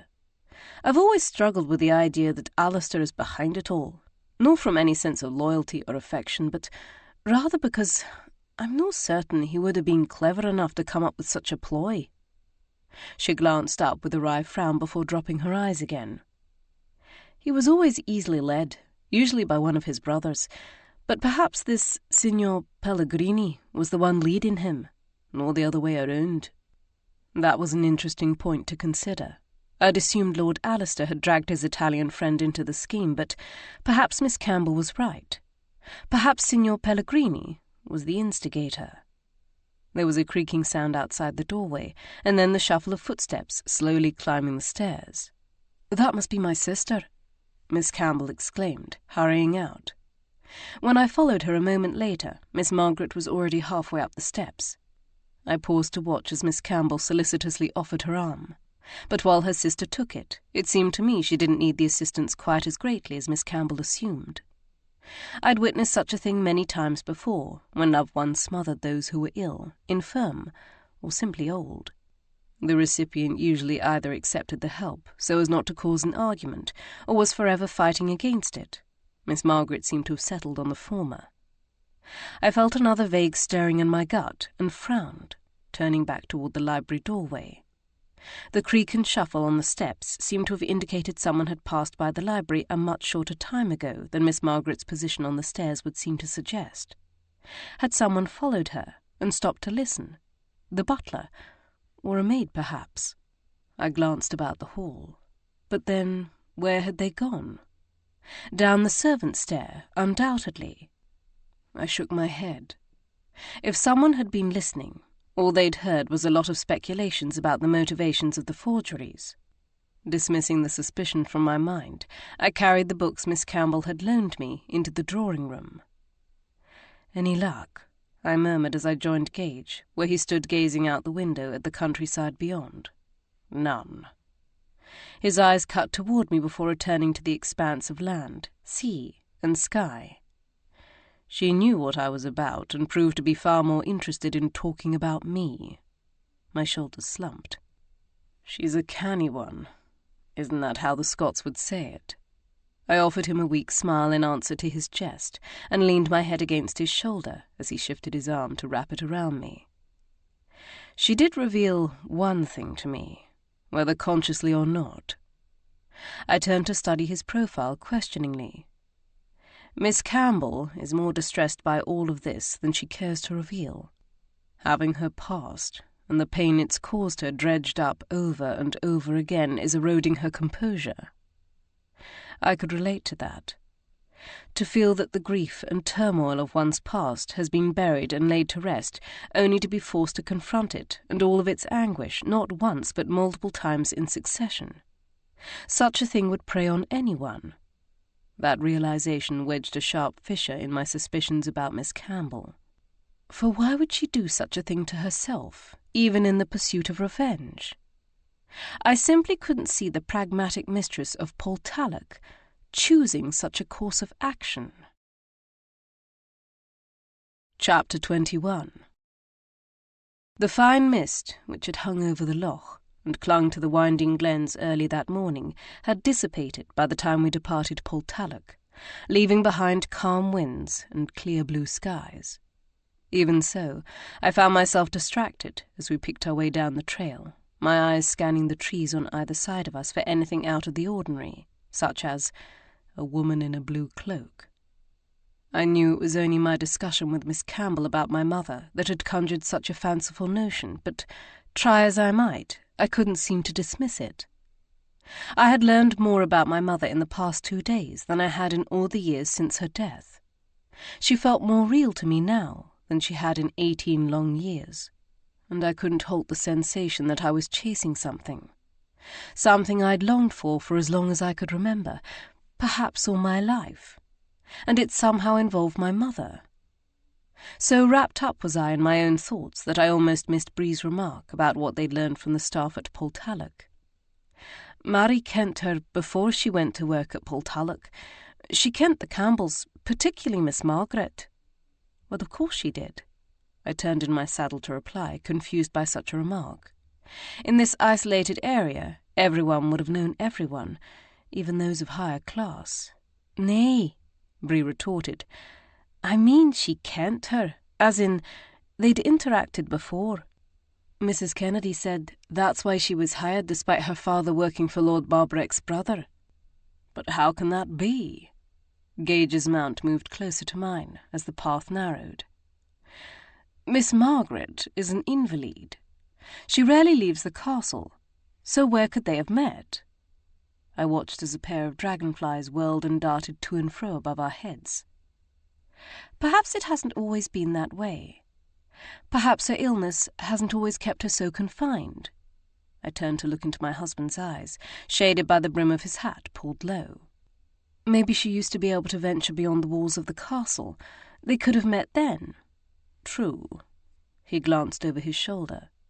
"Was Mrs. Kennedy the only one to confirm this?" "Confirm it? Yes," Anderley answered leadingly. "But the other maids seemed to have no trouble believing it. They seemed to think this was the reason for her preferred treatment." I rolled my eyes at the maids' obvious resentment. It would be easier for them to blame it on such a thing than examine their own behaviour for fault. I turned my head to peer through the trees as they crowded closer, their shade deepening. The sweat that had gathered at the back of my neck began to cool as I allowed my thoughts to turn over everything Bree had just revealed. Something she'd said was tickling my brain, trying to get my attention. "Wait!" I exclaimed in realization. "Did you say Mr. McCowan worked for Lord Barbreck's brother?" I turned in my saddle to see Bree's eyes widen warily, perhaps not knowing this was news to us. "Aye, least, that's what Mrs. Kennedy said." My gaze darted to Gage, who seemed to find this piece of information as interesting as I did. "Now why do you think Barbreck never told us that?" Technically, even working for Lord Alistair, Mr. McCowan had been under the employ of the Barbreck estate, so it wasn't a lie, but it was definitely another sin of omission. "For that matter, why did no one else?" Gage groused. "We're investigating the forgeries purchased or created by Lord Alistair, and Mary's death. Given Mr. McCowan's connection to both, it seems a curious thing not to mention." I had to agree. Even Mr. McCowan failed to speak up about it. He reacted when we mentioned Mary having died in the Long Gallery, but he said nothing. "And if the forgeries were created in Alistair's cottage, he likely knows something." Gage leaned over to rub a soothing hand against Titus's neck as he suddenly flicked his mane. "We need to speak with him again." I scowled, contemplating what sort of information Mary's father might hold about his former employer. As yet, we had gathered only bits and pieces of information about Alistair, about the man he'd been, and what he might have been capable of. He was a mere sketch. We didn't even know how he'd died. I took a swift breath, feeling the sensation in my gut that always alerted me when I'd stumbled upon something potentially important. It mingled with the knowledge that had been weighing on my mind since we discussed the poison with the Campbell sisters. "Has anyone mentioned whether there have been any other suspicious deaths, either at Portalic or Barbreck or in the surrounding area?" I broached hesitantly. My question was met with astonished silence. "No?" I queried again when no one spoke. "What are you thinking, Kiera?" Gage asked, knowing me well enough to realize that I would never posit such a suggestion without cause. I took a deep breath, rife with the scents of the forest, trying to find the right words to voice my unsettling suspicions. "It's only that if whoever poisoned Mary intended for it to take full effect when she was at Barbreck, perhaps even inside the Long Gallery, then they must have known exactly how long it would take to work its way through her system, and the only way they would have been able to make such an accurate calculation is if they were familiar with the substance." My voice deepened. "Very familiar." Gage's expression was aghast. "You think they've used it before?" "It's either that, or simply luck or coincidence that Mary died where she did." No one seemed to have an answer for this, but I could tell they held as little faith in luck and coincidence as an explanation as I did. "We need to expand our search," Gage asserted. "I think so," I agreed. "We need to be sure." The trail began to widen again, and the trees thinned, giving us glimpses of Loch Craignish in the distance, its waters sparkling in the sunlight. "We can speak to the staff," Andley offered with a glance toward Bree. "And I'll talk to my aunt," I said. Gage's body swayed easily with the gait of his horse. "I assume this revelation was at least partially inspired by Mr. McCowan's connection to both Mary and Lord Alastair. So I suppose that means we should find out how Lord Alastair died. Barbreck said that Signor Pellegrini was killed in a boating accident, but I don't recall him mentioning the reason for his brother's passing. I'll ask Aunt Kate. I need to speak with her about another matter anyway," I told him, thinking of the miniature I'd found on my pillow the previous night. My eyes narrowed on the path before us. "Then I think it's high time we examine the interior of Alistair's cabin." After seeing to Emma, I went in search of my aunt and found her in the rose parlour with most of the other ladies. I felt a pulse of guilt at not being able to join them, but then firmly squashed it. What Charlotte and Ryan needed most now was a resolution to Mary's murder, and the worries plaguing the household associated with that. Allowing myself to feel a guilt that neither of them wished me to would merely hinder the investigation. Even so, I concealed myself at the edge of the doorway and beckoned to Aunt Kate the moment I caught her eye. Lady Bearsden was the only other person to see me, and she simply smiled in what seemed to be commiseration. Having discreetly excused herself, Aunt Kate spoke in a low voice as she met me in the corridor, ushering me toward the morning room. "We can talk in here." The chamber's wide windows overlooked the azalea terrace of the manicured gardens. Bright blossoms in a kaleidoscope of shades bordered the path which slanted towards the massive fountain at the heart of the garden. Bees buzzed between the flowers, and a yellow butterfly fluttered around the stone urn at the border of the walk. I paused to stare out at the lovely vista, suddenly wishing I had nothing more pressing on my mind than which colour of azalea I preferred. "You have questions?"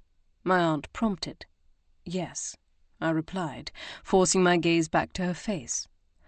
"First," I held out my hand, "have you seen this miniature?" She blinked, taking it from my fingers. "Why, yes, it's your mother." Her gaze darted between my face and the portrait. "She gave it to me many years ago, before she married your father. I looked for it yesterday, after you came to speak with me, but it wasn't in the place I usually kept it." She searched my face. "Where did you find it?" "It was left on my pillow sometime yesterday evening." She straightened in surprise.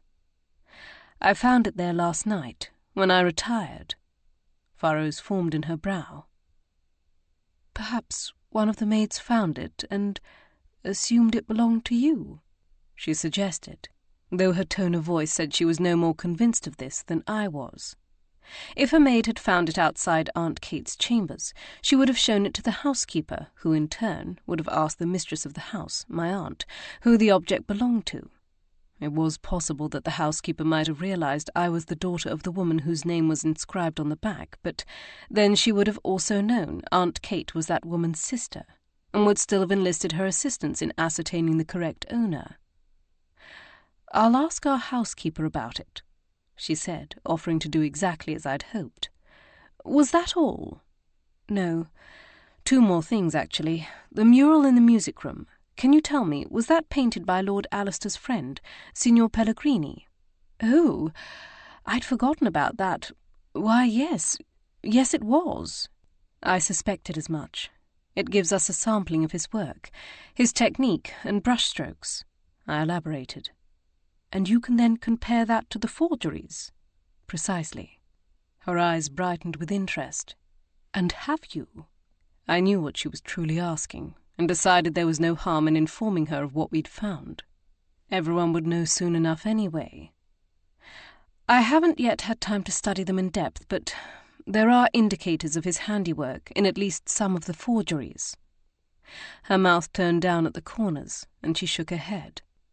I feel like I shouldn't be surprised, but I am." She turned to gaze out the window, her hand lifting to the locket dangling around her neck, much like I clutched my amethyst pendant when I was anxious. "Does this mean his lordship's brother is also involved?" "More than likely." She heaved a sigh of grave disappointment. "Oh, Alistair." "You knew him?" It was a statement rather than a question, for the answer was obvious, but I hoped it would convince her to elaborate. "I did. He was urbane and amusing, if a bit vain and supercilious. Truth be told, he was always a bit of a mystery, forever travelling and preferring his cottage to the manor. He liked to keep to himself." "How did he die?" "A sudden illness, though he was 74 years old. He'd lived a good long life." My face must have registered my uncertainty. "I'm afraid I was never privy to all the details, but if you want to know more about it, I can write to the local physician, or you can speak to Mr. McCowan. He was with him until the end." Mary's father. Yet again, he was a figure at the periphery of our investigation. "It's true, then, that he worked for Alistair?" I clarified, grateful she'd broached the subject for me. Her brow lowered. "Is that something else Barbreck neglected to inform you?" "We thought he was the estate carpenter." She heaved a sigh of aggravation. "He's undoubtedly talented with wood, and he's been employed in a number of such projects around the estate, but his chief position was as a manservant to Alistair when he was home, and caretaker of his cottage when he wasn't." I thanked her, and then set off to meet Gage and Anderley in the library, where I found Anderley perusing the titles on one of the bookshelves, while Gage was seated in a chair near the window, reading some sort of document with creases. At my appearance, my husband glanced up and nodded before returning to his letter. Anderley took this as his cue to have our horses saddled and brought around, murmuring his intentions to do so as he departed. My gaze strayed toward the door on the opposite side of the room, wondering if Henry was still closeted inside Barbreck's study with his records, before crossing toward Gage. He refolded the paper and pushed to his feet, meeting me halfway. There were no brackets at the corners of his mouth, so I assumed the missive had not been from his father. "Cromarty," he replied in answer to my unspoken question, lifting the letter. "How do they fare?"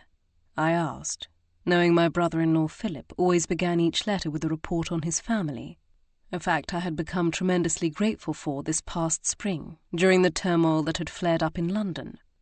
In the tumult of all the political manoeuvrings between the Whigs' labours to pass the popular and long-awaited Reform Bill, and the Tories' efforts to squash it, rioting had erupted in the capital. Fears of armed insurrection had even led many wealthy citizens to make gold withdrawals, threatening the economic security of the Bank of England and further destabilising the nation. Philip's and Alana's letters had been filled with frightening details, and I had been in genuine terror for them for a number of days. That is, until the Tories capitulated, and the King had given in to the demands of the Whigs and the populace at large, leading to the passage of the Reform Act. They are well, though, from the tone of his letter, I believe they are tiring of London, especially in the heat of summer. There was a reason most of society fled the city at the end of the social season for the cooler breezes and less fetid smells of the countryside. But there had been several pressing matters before Parliament this session, and so Philip and many of the other lords and members had remained. It was those pressing matters which turned out to be the main subject of his missive. "They've passed it." I looked up into Gage's expectant face, knowing only one such Act of Parliament could have brought such an astounded expression to his beloved features. It caused an answering flutter in my chest. "The Anatomy Act," he confirmed. I pressed a hand to my neck, feeling a rising sense of relief. Among other things, the Anatomy Act would now make the unclaimed bodies at workhouses, hospitals and prisons available to physicians, surgeons, and medical students, for the purposes of teaching and research. This would end the macabre necessity of hiring body snatchers to supply the corpses for their lecture halls and laboratories. Of a certainty, the Act was not perfect. The very fact that the law it replaced had solely made provisions for the bodies of convicted murderers to be anatomized, making the act of dissection a form of punishment, by extension, seemed to now criminalize the act of being poor.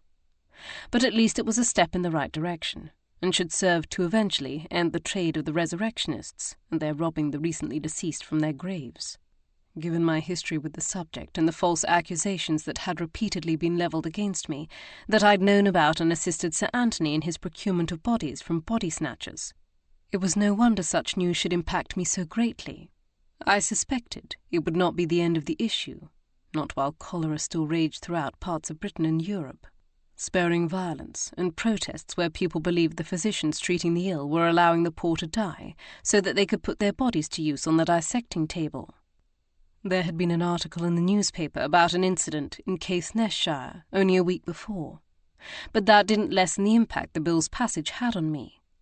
The sensation that I'd almost been granted a reprieve from some terrible punishment. It actually made my knees weak and tears prick at the back of my eyes. Noticing this, Gage wrapped his arms around me and pulled me close. Relieved? I nodded, still too stunned to speak. Maybe now some of the horror that had attached itself to the act of dissection would lessen. Maybe people would begin to view it in a different light. And maybe they would stop looking at me with such fear and disgust when they contemplated such things. "Did he write anything else?" I asked, a few moments later, when I was able to gather the words. "Just that he and Alana and the children will be returning to Edinburgh within the week. Now that the Reform Act and the Anatomy Act have passed, he's eager for a respite." None of this news was particularly surprising or concerning, but a furrow formed in Gage's brow nonetheless. I lifted my hand to his chin, urging his gaze to meet mine. "Then what's troubling you?" "It's nothing," he insisted with a shake of his head. But it clearly was, and I arched my eyebrows to tell him I knew it. "It's only that Philip thanked me again for my willingness to assist the Whigs in pressuring the King and the Tories, and apologised for raising any hopes of my receiving a title. Earlier that spring, when it had appeared the Tories were going to prevent a third attempt at the Reform Bill from passing, even though the failure of the second bill had caused widespread unrest and rioting throughout London and other parts of Britain, the Prime Minister, Earl Grey, and his cabinet had decided they needed to find a way around them. So they had pressured the King to create a large enough number of new peers, all of whom would be Whigs, to push the Act through the House of Lords. However, when King William IV had balked at the suggestion, Earl Grey and his cabinet had all resigned, forcing the King to turn to the Duke of Wellington to form a Tory government. When that had led to the tumultuous week of revolt and unrest that had me so frightened about Philip and Alana's safety, Wellington and the Tories had been forced to concede to the Whigs. Facing the prospect of seeing the House of Lords flooded with new Whig peers after Earl Grey's government was reinstated by the King, the Tories capitulated by refraining from voting on the measure, allowing the Reform Act to finally be passed. Gage was to have been one of those new peers, but when he'd agreed to assist the scheme, he'd already known the matter was unlikely to progress that far. Everyone had expected the King to balk, so Philip's repeated apologies were unnecessary, though I didn't think that was what had brought such an unhappy look to Gage's eye. "And?" I prompted gently. He sighed, but I could tell his vexation wasn't directed at me. "And it reminded me of my father's last letter, how he crowed over the failure of the plot, and how ridiculous it had been for the Whigs to think it would succeed, as if most of the Whigs, myself included, hadn't anticipated just such a thing."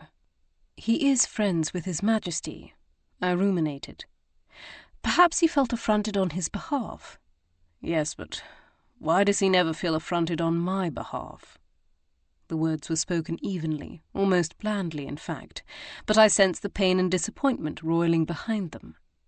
It was my turn to embrace him, offering him what comfort I could, while standing in the middle of the library when anyone could walk in on us at any moment.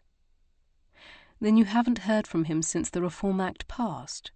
I asked, wondering how he'd broached the subject, or if he'd simply pretended it hadn't happened. "No. I imagine he's still licking his wounds." Then he'd not addressed Gage's questions about his affair with the Duchess of Beaumont and the existence of his half-brother, Lord Henry Kerr, either. Their correspondence since Gage had learned of Henry had been strained and not altogether encouraging, and I knew Gage was still struggling to accept what his father had done. was still doing, in practically denying wrongdoing and threatening to reveal certain secrets about the Duchess in retaliation. Gage and his father had not been close to begin with, and this had damaged their relationship nearly beyond redemption. Whether Lord Gage realized this, I couldn't say, but he certainly wasn't making any effort to fix it. Andley appeared in the doorway to tell us the horses were ready, preventing me from saying more, but I arched up onto my toes to press a kiss to Gage's cheek, smelling the bay rum of his shaving soap. Then I draped the train of my plum riding habit over my arm, and followed the valet out to the portico. Lord Alistair's cottage stood in a glen between two ridges to the east. The road which wound its way south from Barbreck to the village of Kilmartin and beyond passed not far from the cottage, but Gage and Henry had learned of a shortcut which snaked over the nearest ridge at its lowest point. It was toward this trail that Gage led me and Andley. As we crossed the bridge over the river Barbreck, I found myself searching the line of trees at the base of the ridge for any sign of the woman in the blue cloak, but then dismissed her from my mind as we turned north. Passing through a sheep pasture, we came to a burn which boasted two cascades as it weaved down toward the river. Had we continued to the north, we would have soon reached the riverbank opposite Mr. McCowan's cottage, but we veered south to follow the path paralleling the burn instead. It was narrow and steep at points, forcing me to concentrate on keeping my seat and not causing my mare to lose her footing, but the countryside surrounding us was lovely. I was impressed again by its wild beauty. As we followed the course of the winding burn, the ridge to the west entirely blocked our view of the sea loch and its scent that was normally borne upon the breeze. This allowed the crisp smells of the stones and earth, as well as the scrubby vegetation that clung to its slopes, to tease at our nostrils. The ripple of the water over the rocks formed a low accompaniment to the strikes of our horses' hooves and the occasional grating cull of a stormy petrel. The trail took a sharp turn, making a rapid descent, and then emerged in a wooded glen. A short distance ahead I could see the roof of a building emerge through the downy birch and pines as we rode toward it. This was Lord Alistair's cottage, though cottage was always a bit of a misnomer, for this home was nothing like the small crofts dotted here and there, which boasted rough stone walls and 2 or 3 rooms. This building was also built from stone, though the surface had been smoothed and whitewashed, and was large enough to contain at least 8 rooms, if not double that. We dismounted before the main door, and I noted its intricately carved wooden panels, as well as the window boxes decorated with ornamental carvings.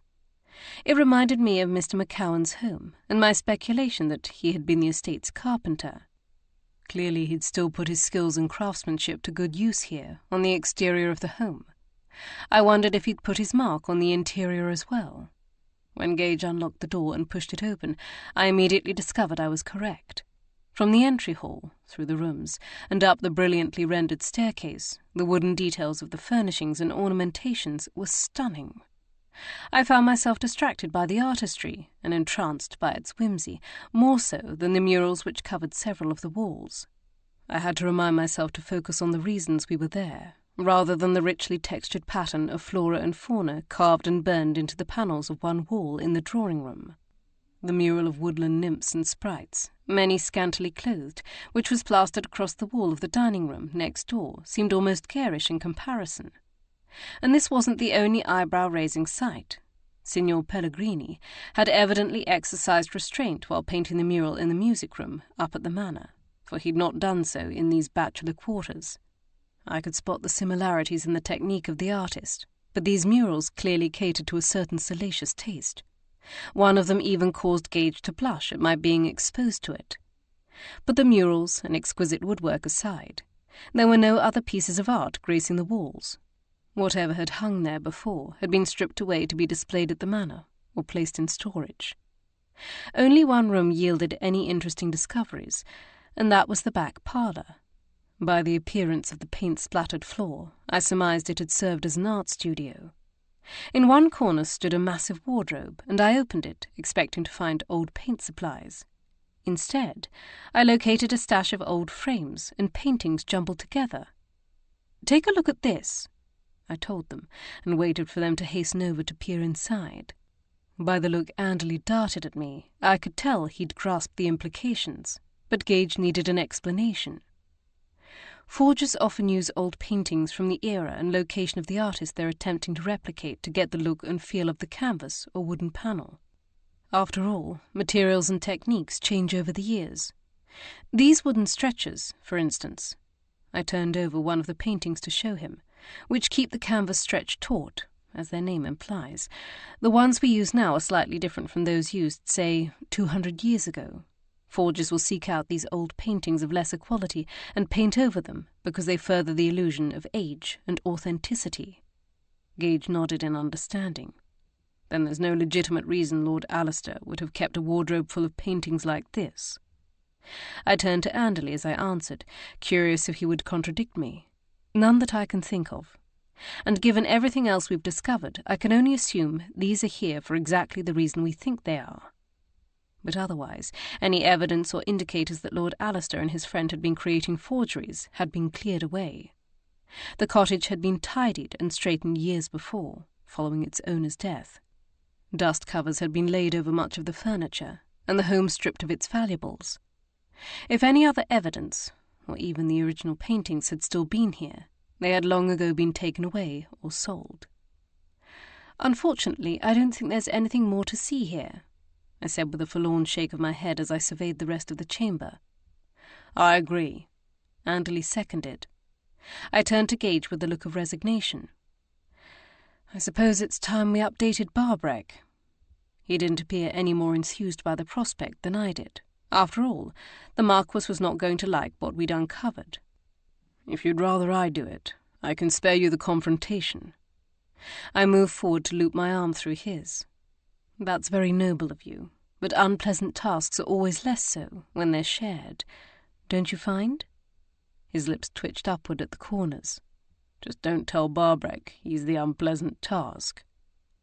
I arched my chin as he led me from the room. If he doesn't behave himself, I can make no guarantees.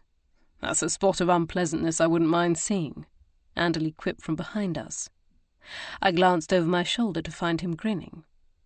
It's not often Mrs. Gage gets unpleasant, but when she does, it's always worth relating in the servants' hall. I knew he was jesting, but I was still horrified at the thought. That it is, Gage agreed. When I smacked his arm, he merely laughed. Chapter 22. In the end, there was no opportunity for me to become unpleasant with Lord Barbreck, for Wheaton was waiting for us upon our return to the Manor. Mrs. Mackay, our nurse, had requested that I come to the nursery, and I immediately dashed up the stairs with all sorts of dire situations playing out in my head. Had Emma fallen, choked, developed a fever? When I burst through the door to the small nursery adjoining our bedchamber, I had half convinced myself I would find my daughter was near death. However, the sound of her fussing quickly allayed that fear, though it didn't entirely squash my anxieties. "What is it? What's wrong?" I said with a gasp. "Is she injured? Is she ill?" Mrs. Mackay turned so that I could see Emma with my own eyes, lightly jostling her as she rubbed circles on her back. Her cheeks were red, and snot crusted the edges of her little nose, but her lungs sounded good and clear. That is, until she broke off from wailing to cough. "'Tis just a spot of catarrh, as bairns catch all the time," she assured me. "'Tisn't cause for concern, but I thought you should ken." She observed the way my breath still soared in and out of my lungs from my mad dash up the stairs. "Good heavens, what did Wheaton tell you?" "Just that you'd requested I come to the nursery," I replied somewhat sheepishly. Her smile was kind. "And you assumed the worst?" "Well, I had no explanation, but she seemed to understand regardless. The first illness is always one of the hardest, especially when it's your first bairn." I reached for Emma, and Mrs. Mackay passed her to me, though it didn't make my daughter stop fussing. "There's truly no cause for concern?" "None. See, her wee nose is already draining, and her snot's clear." Her gaze flicked up and down over my riding habit. "She's like to get it all over your gown, if you dinna take this." She draped a small blanket over my shoulder and chest. "But why is she so upset?" "Well, she doesna like having a stuffy nose, any more than the rest of us do, and she canna blow it out for herself yet." She brushed Emma's hair back from her forehead. Woke her from her nap, so she's fashed too. I sank down in the rocking chair, trying to take in everything she'd said, while cradling Emma close.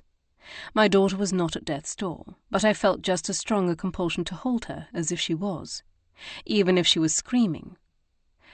"Could she want to nurse?" I asked.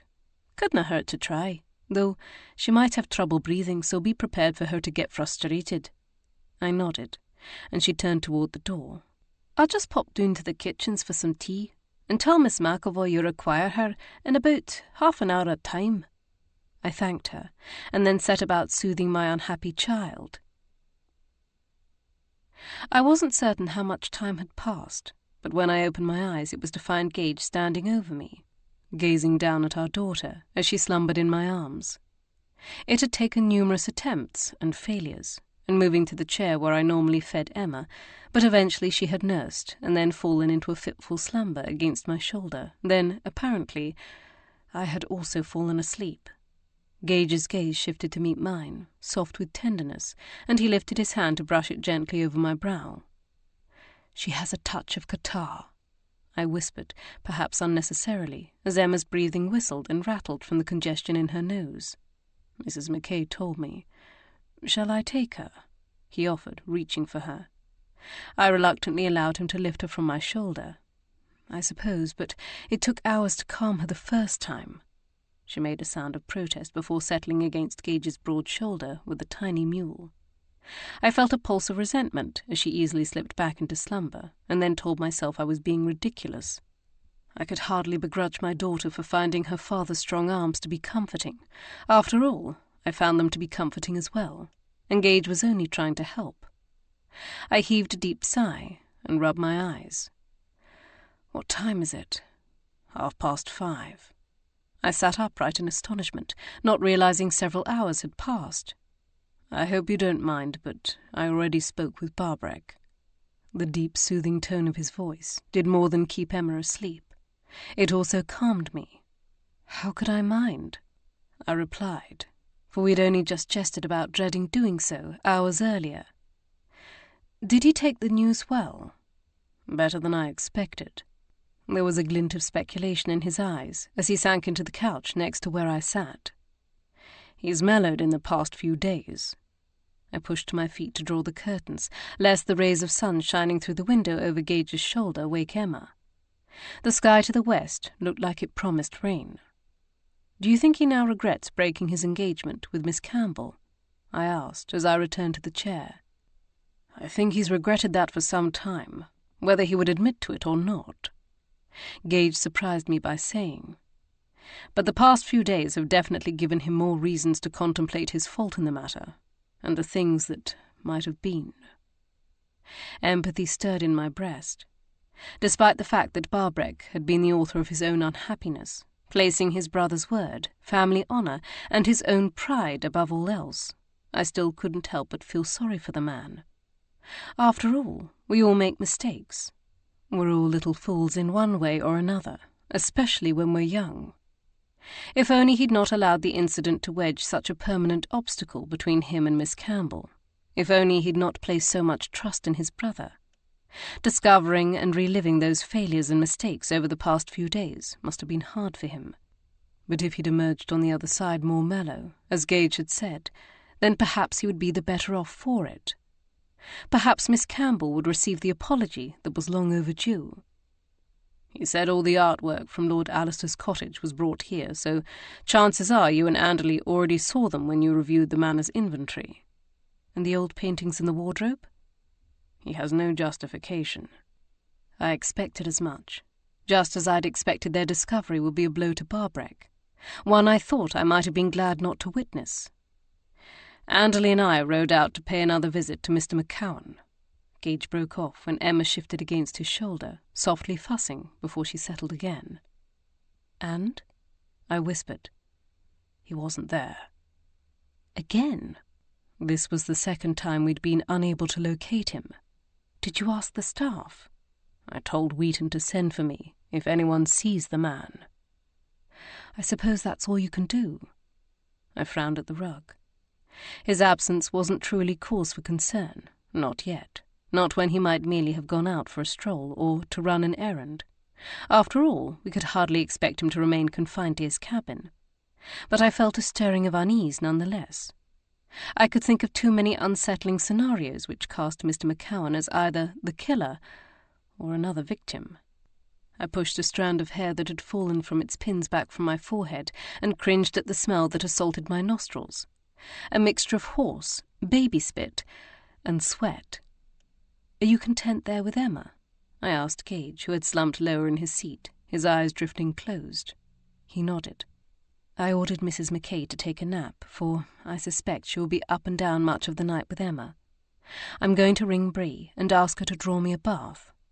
I marched across the room to do just that, and when I turned back, I found Gage had already shifted so that he could recline across the couch with his head propped on the raised end.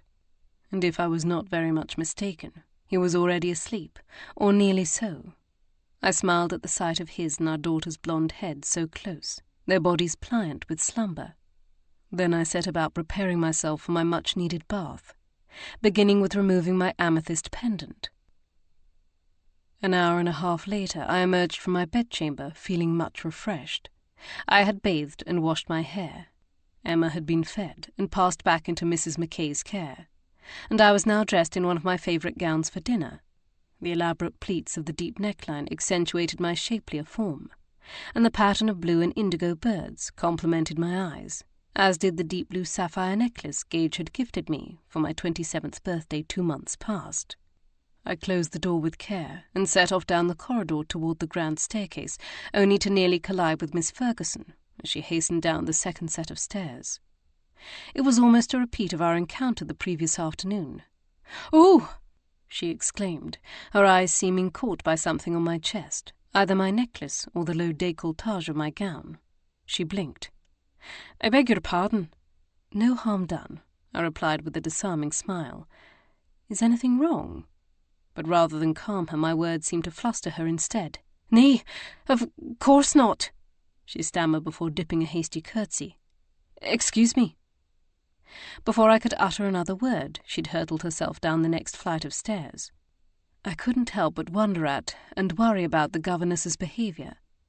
Before, she'd been defiant and almost domineering, especially towards Charlotte. But now she was fidgety and nervous. I supposed finding Mary's body like that could have caused such a drastic change in her. Maybe she feared the poisoner would strike again, at another servant, but I felt there might be something more. I was still curious about her visit to Mr. McCowan. I'd been waiting to question her again until Bree had reported back with what she'd learned about the governess, but perhaps it was time to speak with her regardless. Whatever Bree had uncovered thus far would simply have to be good enough. With that decision made, I resumed my stride down the corridor, only to be almost assaulted again. I flinched to the side as Henry's door flew open, and he came hurrying out, still tugging on his coat sleeves. "Mrs. Gage!" he gasped at the sight of me. "My apologies. I should have been looking where I was going. I haven't injured you, have I?" "Just my composure," I assured him. "And please, isn't it past time you began calling me Kiera?" He nodded and corrected himself. "Kiera." I offered him a gentle smile, and then reached up to adjust the folds of his cravat that he appeared to have mangled. "You seem to be in a hurry." "I lost track of time," he explained, as he submitted himself to my ministrations. "Still searching Barbreck's records?" "Yes. I'd hoped to be finished before dinner, but I've still another few hours of work, at the least." My gaze lifted to his face before returning to the cravat. "I take it the records are not as organized or straightforward as they should be."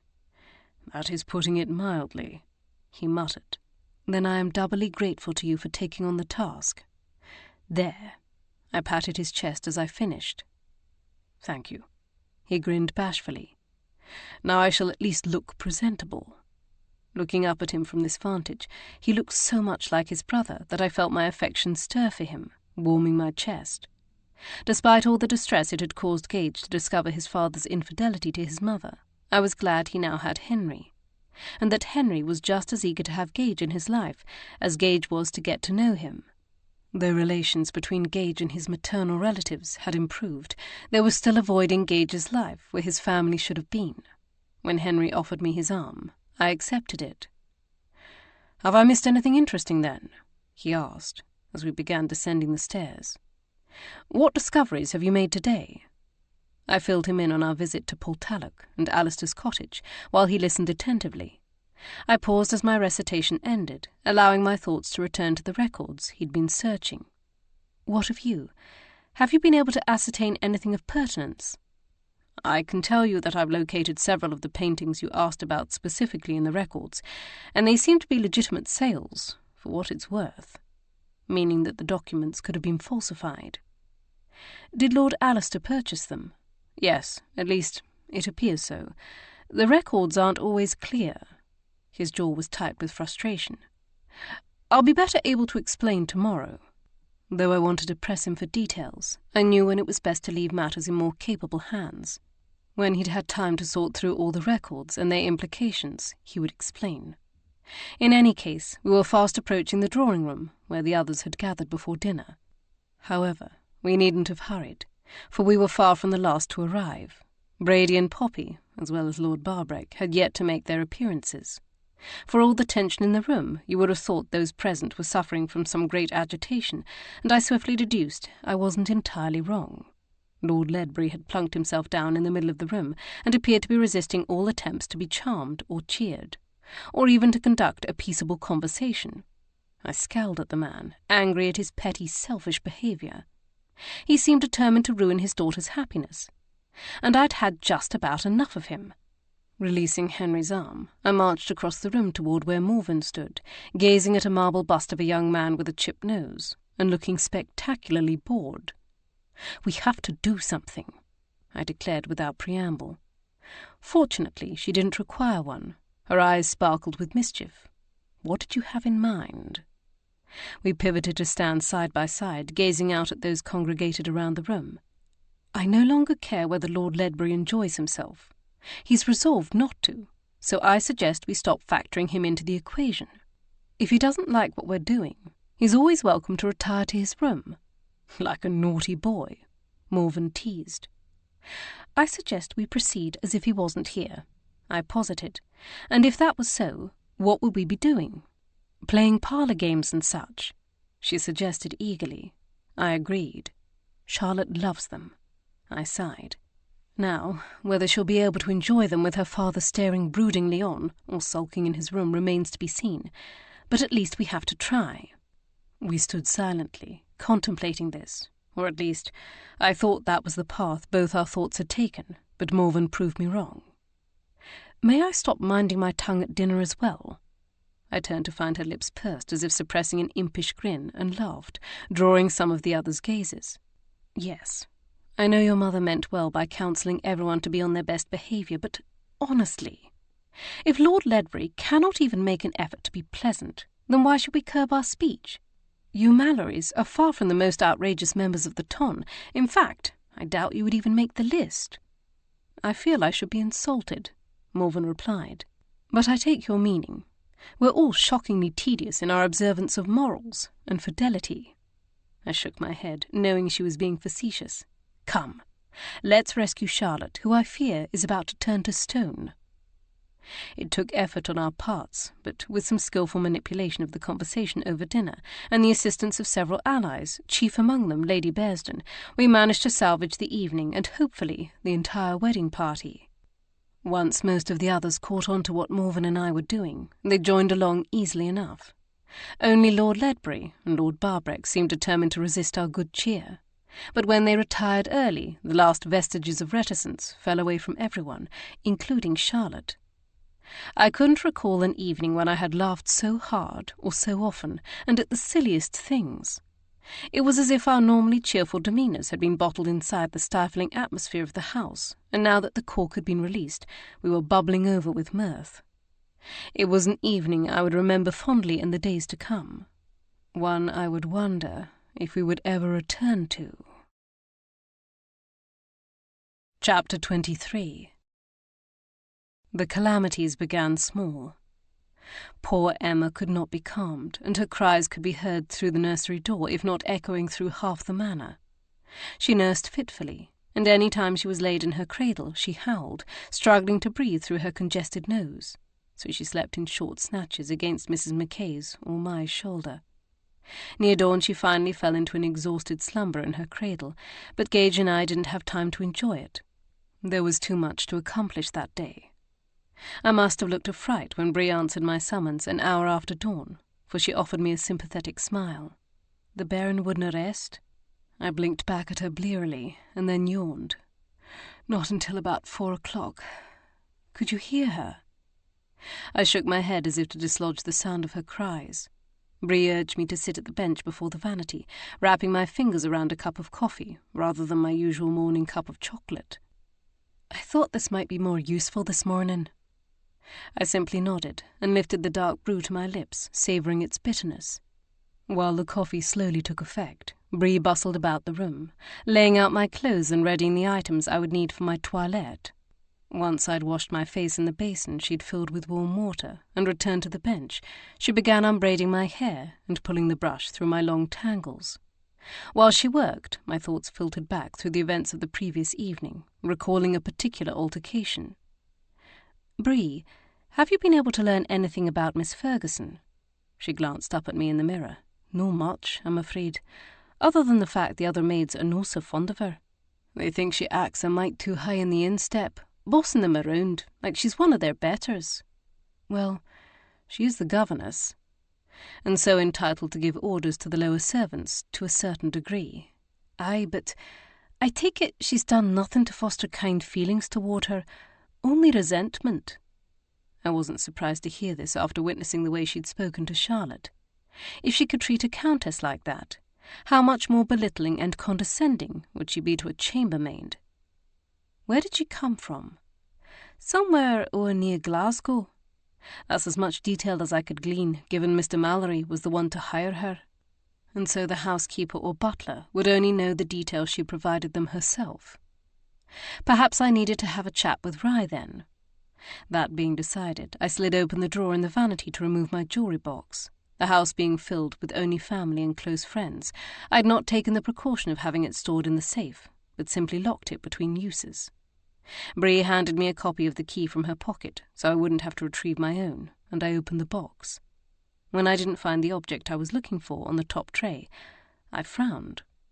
Lifting out the 3 levels of trays below it, I grew increasingly more agitated, as my quarry remained elusive. "Have you seen my amethyst pendant?" I asked Bree, as I scrutinized each tray, spread out across the vanity again. My more expensive pieces of jewellery were all there, including the sapphire necklace I'd worn the night before, but not my mother's amulet. "Nay, my lady, did you put it in the box last night?" "Yes, before I bathed." I looked about me, searching the table, and then the drawer the box had been set in. "Did you see it last night, when you put my sapphire necklace away?" I'm no sure, my lady," she admitted. "I wasna looking for it, and Miss Emma was wailing, so I was in a hurry to finish my tasks and get out of the way." I scowled, leaning over to search the floor. "It must have fallen out. It has to be here somewhere." We both dropped to our knees, searching under the furniture before opening every drawer, but the pendant was nowhere to be found. I dropped back down on the bench, my stomach twisting in knots at the idea that my mother's final gift to me was lost, or stolen. Almost 4 months earlier, it had been ripped from my neck by an Edinburgh criminal, and I'd feared it was lost for good, but a friend had retrieved it for me. To think that it had been taken again left me feeling shaken and vulnerable. "I'm sorry, my lady," Bree gasped, and I suddenly realized she was near tears. I seized hold of her hand. "It's not your fault," I assured her. "I was distracted too." "But I ken how much that pendant means to you."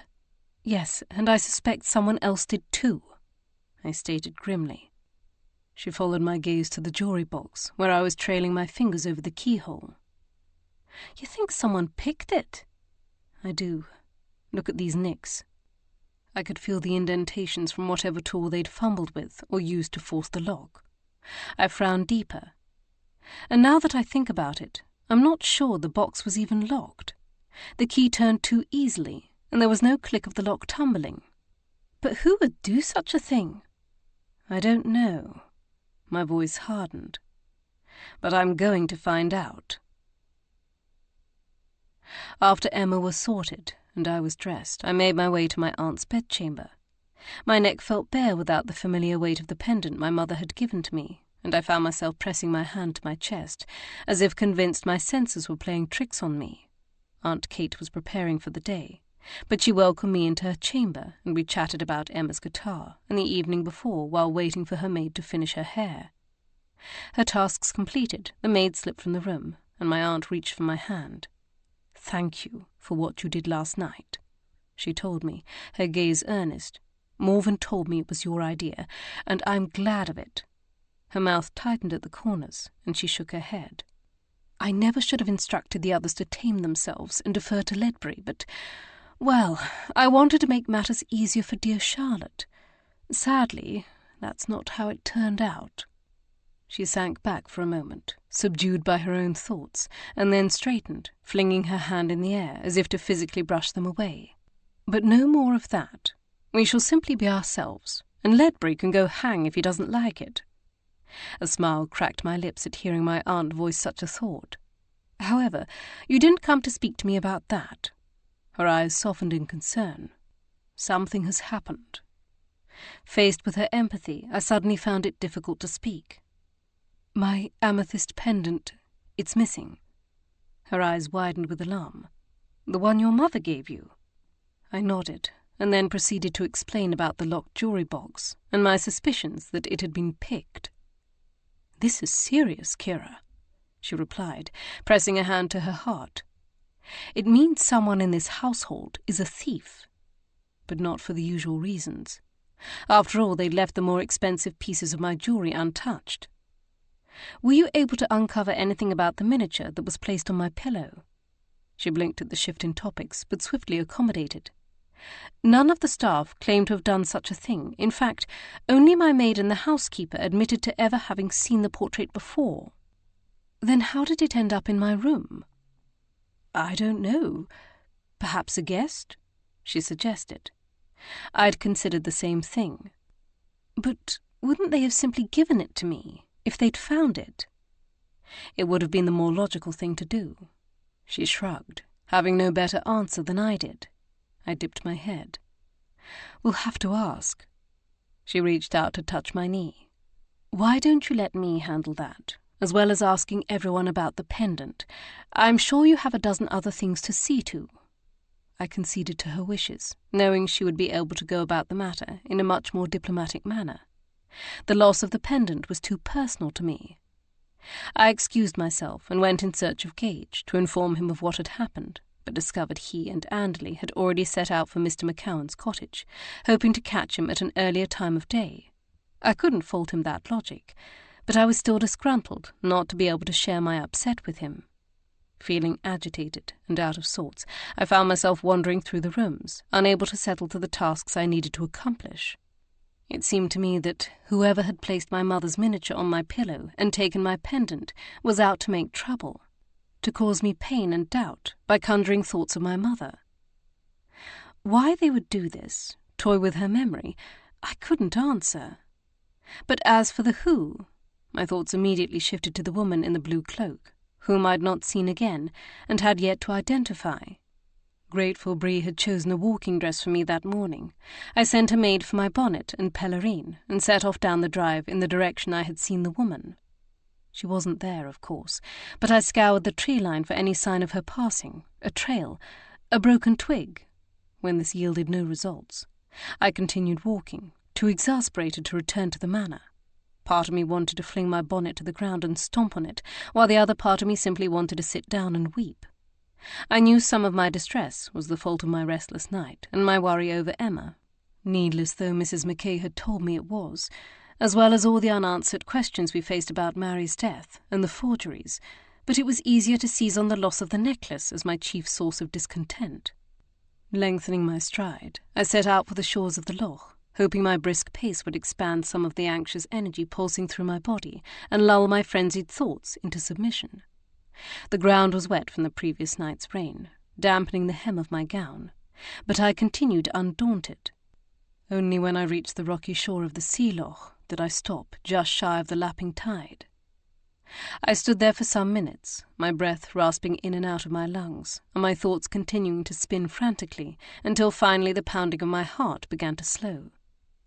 Tipping my head back, I closed my eyes, allowing the sound of the waves rolling up onto the rocks to calm me. The gentle rippling of the water soothed something inside me, smoothing the jagged edges of my distress, much as it had smoothed the stones along the shore for thousands of years. When I opened my eyes, I could see the green slopes of Eilean in the distance. I stared across at its shore, comforted by the knowledge that the waves that continued to wash the rocks before me would eventually wash over it, and then the tip of the Craignish Peninsula, and then further out to sea to the ends of the earth. Its push and pull was one long, unending rhythm. Not wanting to break the spell, I didn't turn when I heard footsteps edging closer over the rough ground, as if their owner didn't wish to startle me. Not until he was already at my side, Henry offered me a sheepish grin, his auburn hair ruffling in the breeze.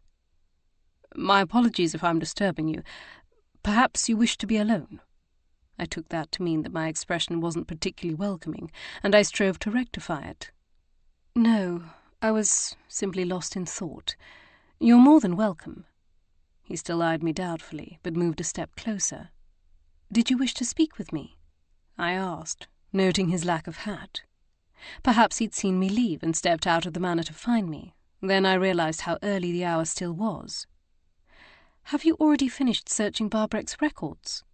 The evening before he'd said he still had at least several more hours of work to do before he was done. "Nearly." My brow furrowed quizzically. "Then—" He cleared his throat, clasping his hands behind his back.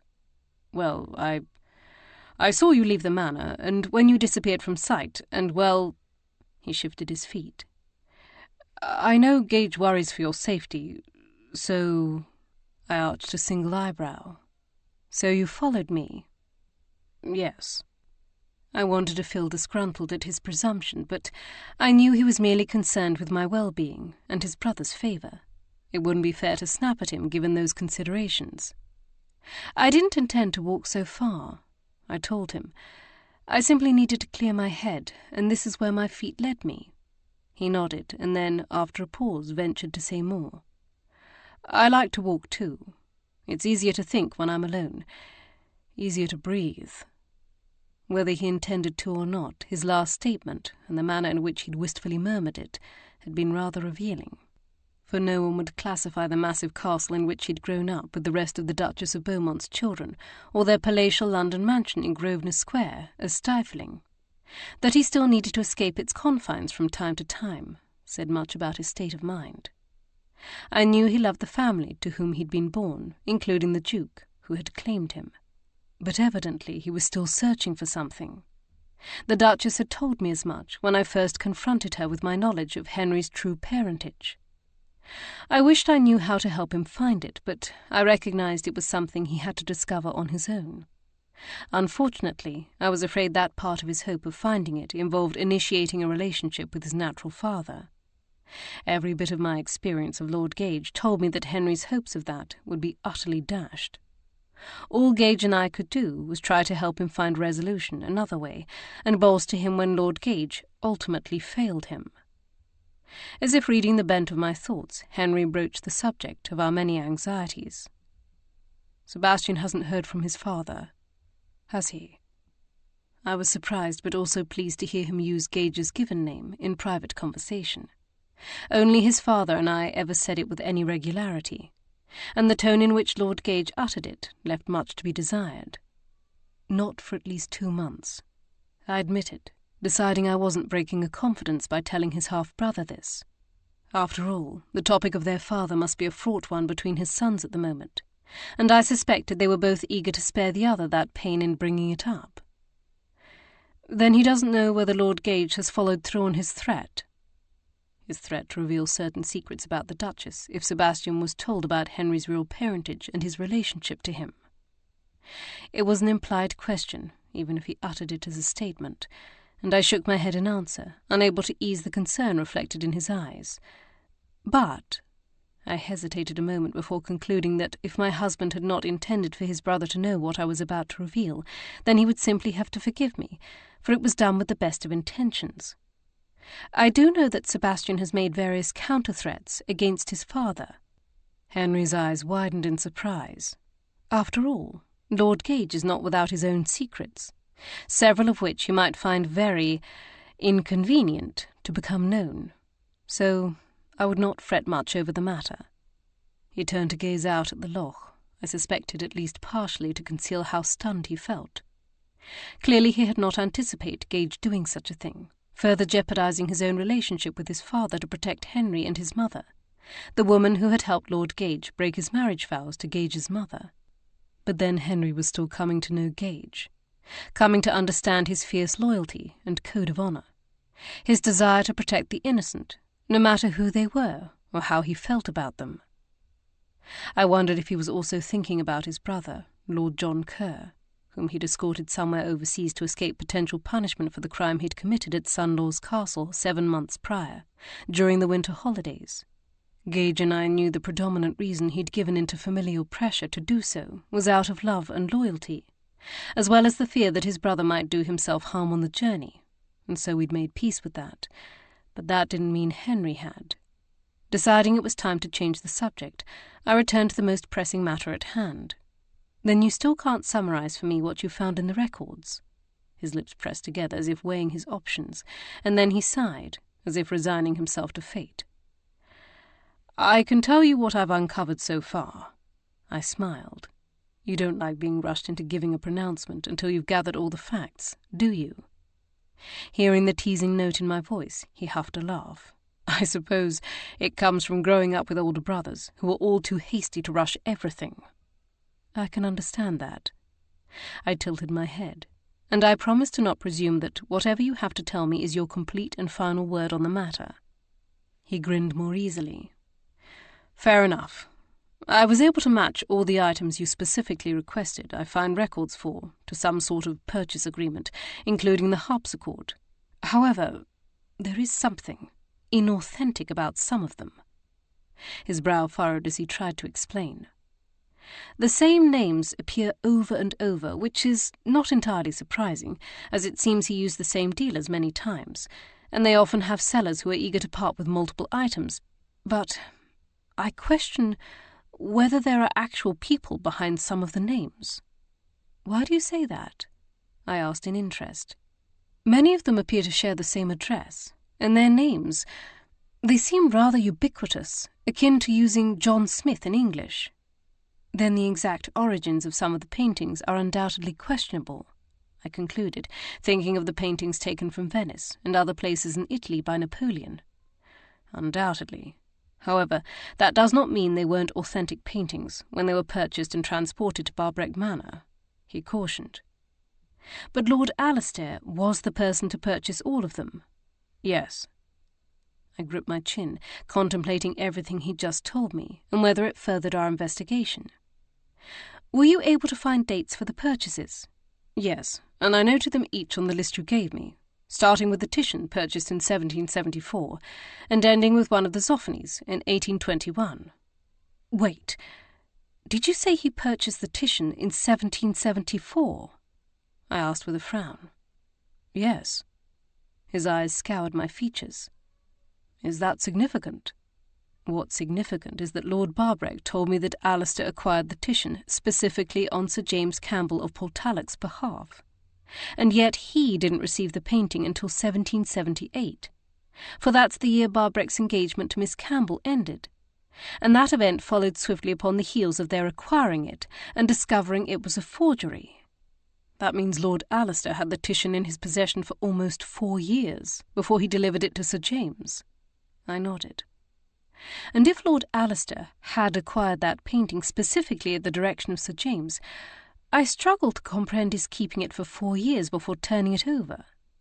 I recognise that his journeys may have been a considerable number of months or years to complete, but 4? Wouldn't he have shipped some of the objects he'd acquired home before then? Unquestionably, and he did.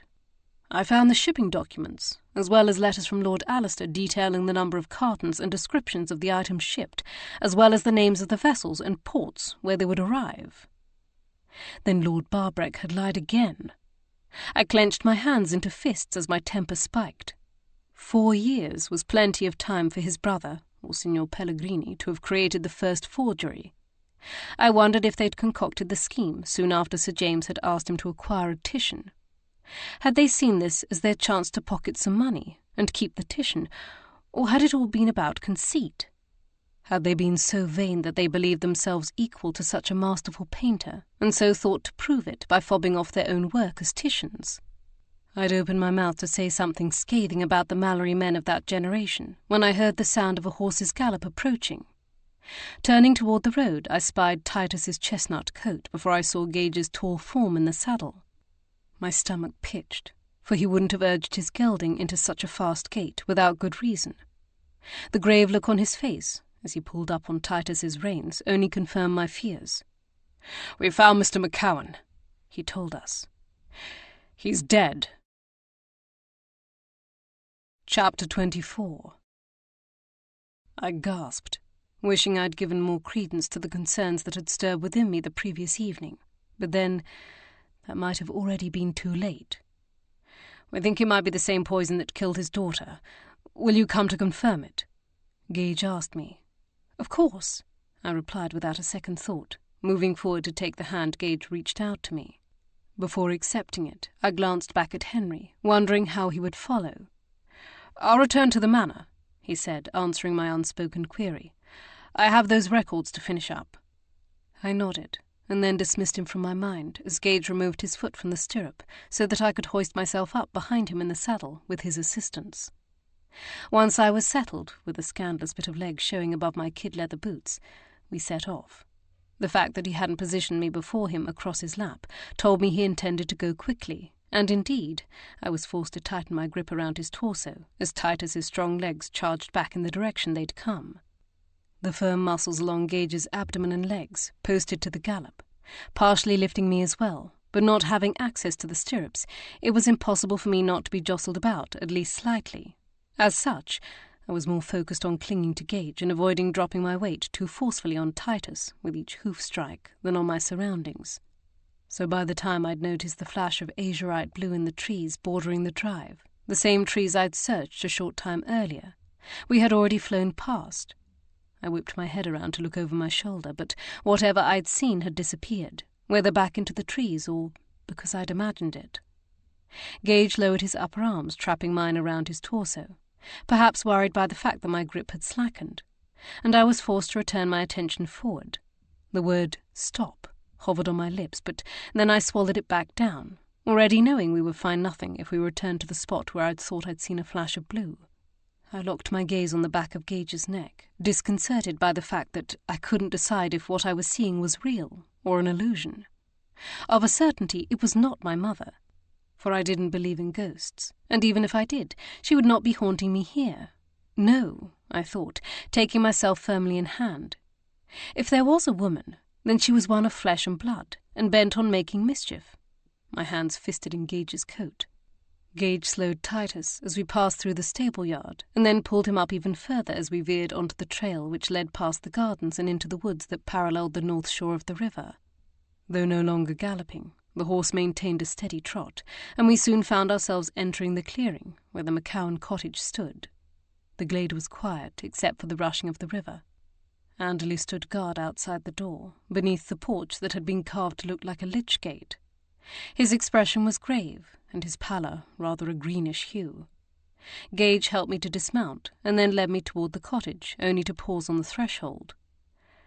"I warn you, the smell." His face was pained. "It's somewhat foul." "Not somewhat," Anderley muttered. I nodded.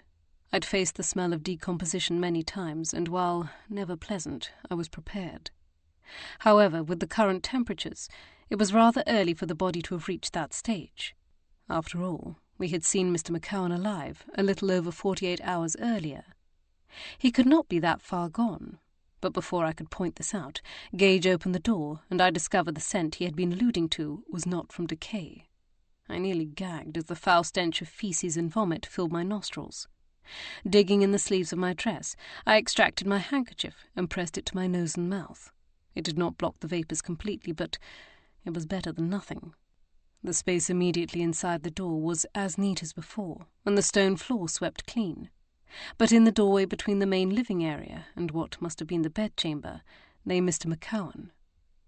We found him lying on his side with his arms outstretched like that, but we rolled him over to check for signs of life, he explained, pressing his own handkerchief to the lower half of his face. He was cold to the touch. I could tell immediately that rigor mortis had set in, for his body had stiffened in the position in which it had been found. The scent was stronger near the body, making me suspect it emanated from the bedroom. Forcing myself to ignore the impulse to flee, I knelt beside the body and reached for his fingers, attempting to manipulate them, but they remained unpliant. He's been dead for some time. Lying as he was in the doorway, I had to examine him upside down. But I had no desire to move any closer to that stench than I had to, so I leaned awkwardly over the body to better view his features. Tracks of dried blood led from his nose and eyes and had dripped on the floor where he lay. I pushed down on his chin, cringing at the sight of the ulcers and his rotting teeth.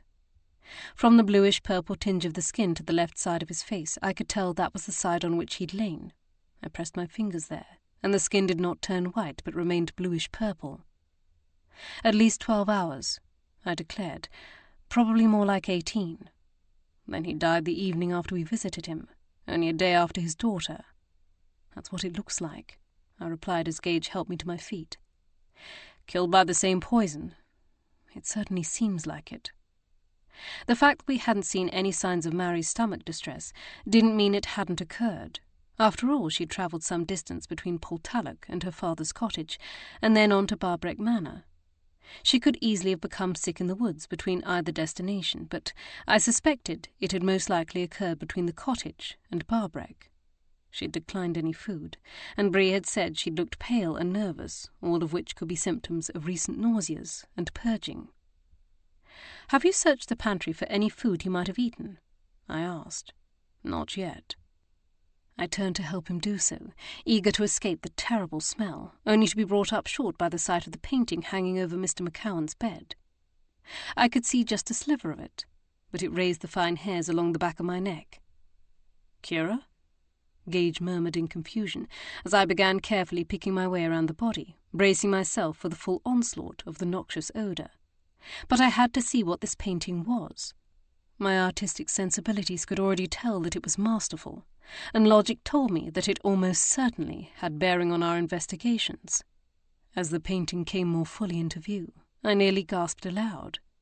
It depicted a furious seascape of crashing white-tipped waves, and roiling grey and orange-tinged clouds, as if to reveal the angry sun behind. At the centre was a storm-lashed boat, tipping precariously to the right, as it rode the foaming tip of an enormous wave, threatening to toss all of its terrified occupants from its confines. No, they weren't all frightened. One figure on the right was calm and peaceful, as if he'd just woken from slumber.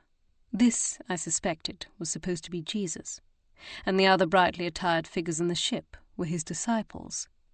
I had seen the same painting hanging in the home of Thomas Hope in London, or nearly the same. Christ's robe in this painting was a lighter blue, and there were a few other minor alterations. Hope's painting had been by Rembrandt, and this painting bore all the same hallmarks, the vibrant colours, the movement of light, the emotions conveyed by the characters, and how they seemed to waver from one to the other flawlessly. Whether it was by Rembrandt himself or one of his pupils, it was certainly a masterpiece, and worth far more than a man of Mr. McCowan's position could afford. The most feasible explanation for how he'd acquired it was that Lord Alistair had given it to him. Perhaps it had been a gift, but if so, it was an extravagant one, for this was no forgery, but the real thing. Gage called my name again, recalling me to where I was, and the stench I'd been able to momentarily forget while so absorbed in my study of the painting. Now it slapped me in the face. I gagged and turned away, studiously avoiding looking near the corner where I suspected the chamber pot sat.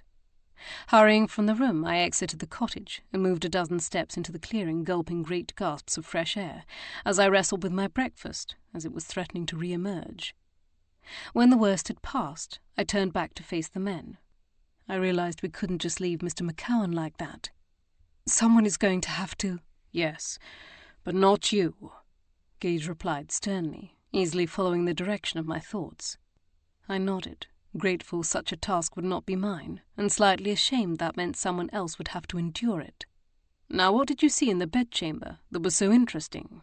Gage demanded, moving aside his coat so he could prop one hand on his hip. "The painting on the wall. It was by Rembrandt, or at the very least, one of his pupils." His and Anderley's eyebrows both arched skyward. "How could a man of McCowan's means afford a Rembrandt?" Anderley asked the obvious question.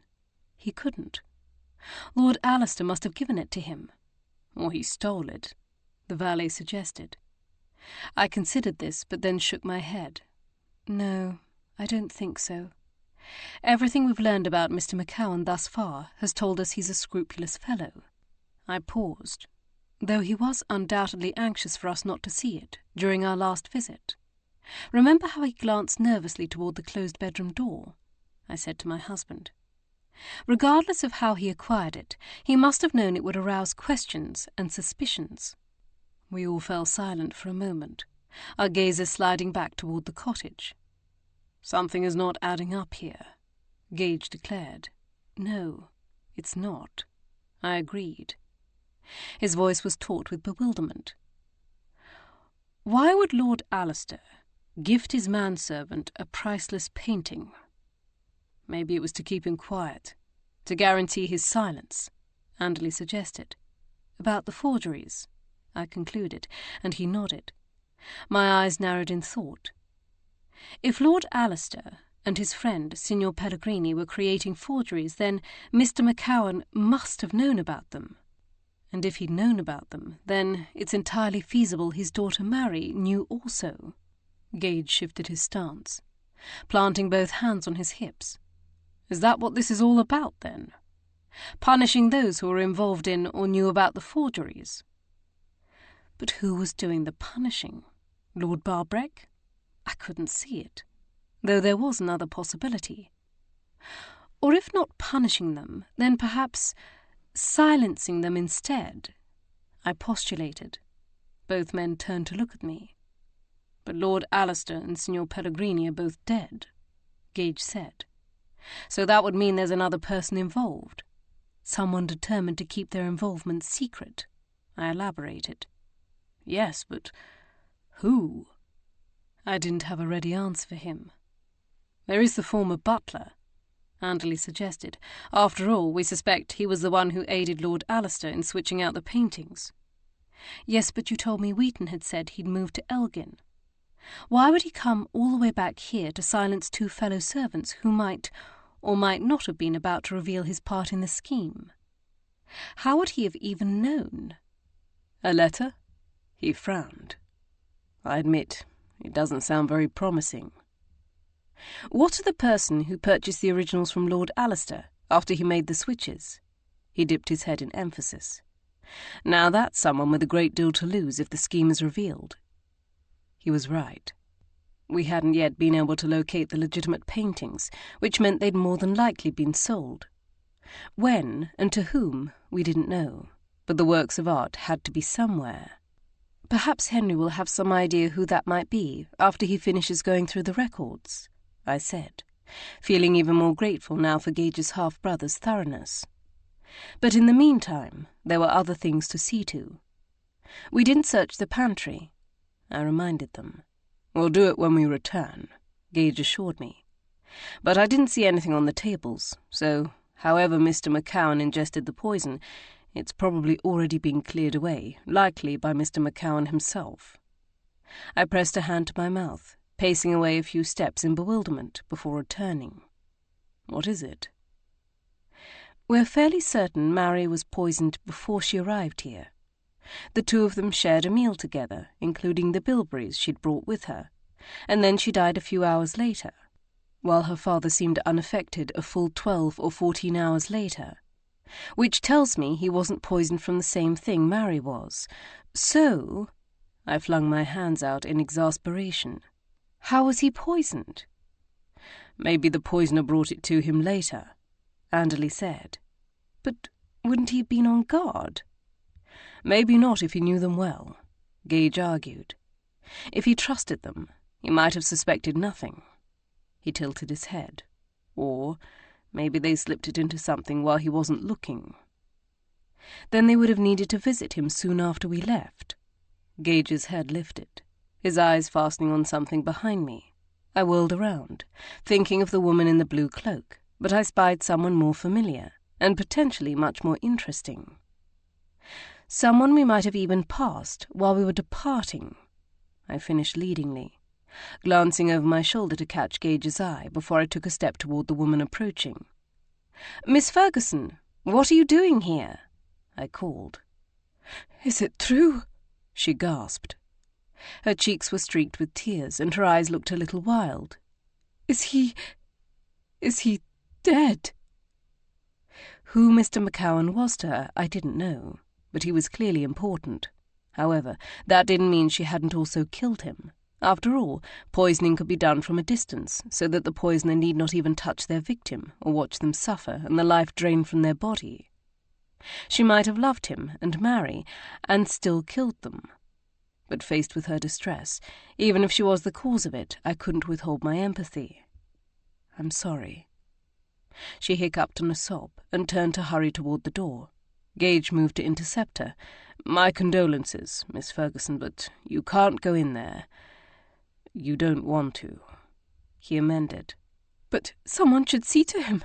Someone should—" She blanched, and her words broke off as if his last statement had just registered with her.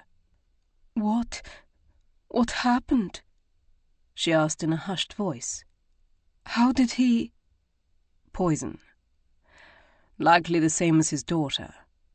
Miss Ferguson buried her face in her hands and wept, prompting my husband and his valet to look to me imploringly. Apparently, comforting sobbing females was a woman's job. I stepped forward, wrapping an arm around her shuddering shoulders. "Come with me," I coaxed gently, steering her toward a pair of rocks positioned beneath the cool shade of an oak tree. I perched beside her, passing her my handkerchief when I realized she had none of her own. When her tears had slowed, and the worst of her trembling subsided, Gage sidled over to join us, while Anderley remained respectfully at a distance, though still within earshot. "How did you know Mr. McCowan?" I asked as she dabbed at her eyes. Her hand stilled. He was my uncle." My gaze snapped to Gage's, not having expected this. "Then Mary was your cousin?" She nodded. "But when you found her in the long gallery, you told us you didn't know who she was." Her head bowed low. "I was afraid." But that wasn't all, and we allowed the silence to stretch, letting her know we knew this. "And I was maybe a little ashamed." She peered at me through red-rimmed eyes, fallen strands of her honey-blonde hair shielding her face. "I hadn't told anyone she was my cousin." "So it was a secret?" "It wasn't a secret," she retorted defensively, raising her chin so that I could see her blotchy face more clearly. She crossed her arms in front of her. "I just didn't like to share things about myself." Because she didn't want the other maids to find out about her lowly connection? Or was she more worried about concealing the less-than-genteel side of her ancestry from her employer? Considering the romantic designs I'd wondered if she'd had on him, after hearing Charlotte's concerns, and witnessing Miss Ferguson's treatment of her soon-to-be new mistress, perhaps she'd worried that would make Rye look at her differently. "I suppose governesses aren't often related to simple parlour-maids," I remarked leadingly. "My mother married above her station, though no one would have known it upon meeting her. And she taught me the same." "Then, when we last saw you here, you were coming to offer your uncle your condolences?" "Aye."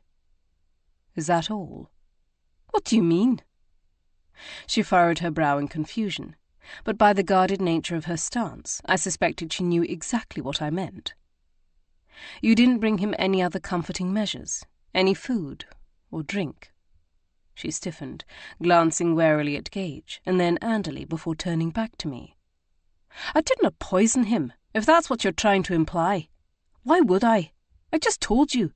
He's my uncle."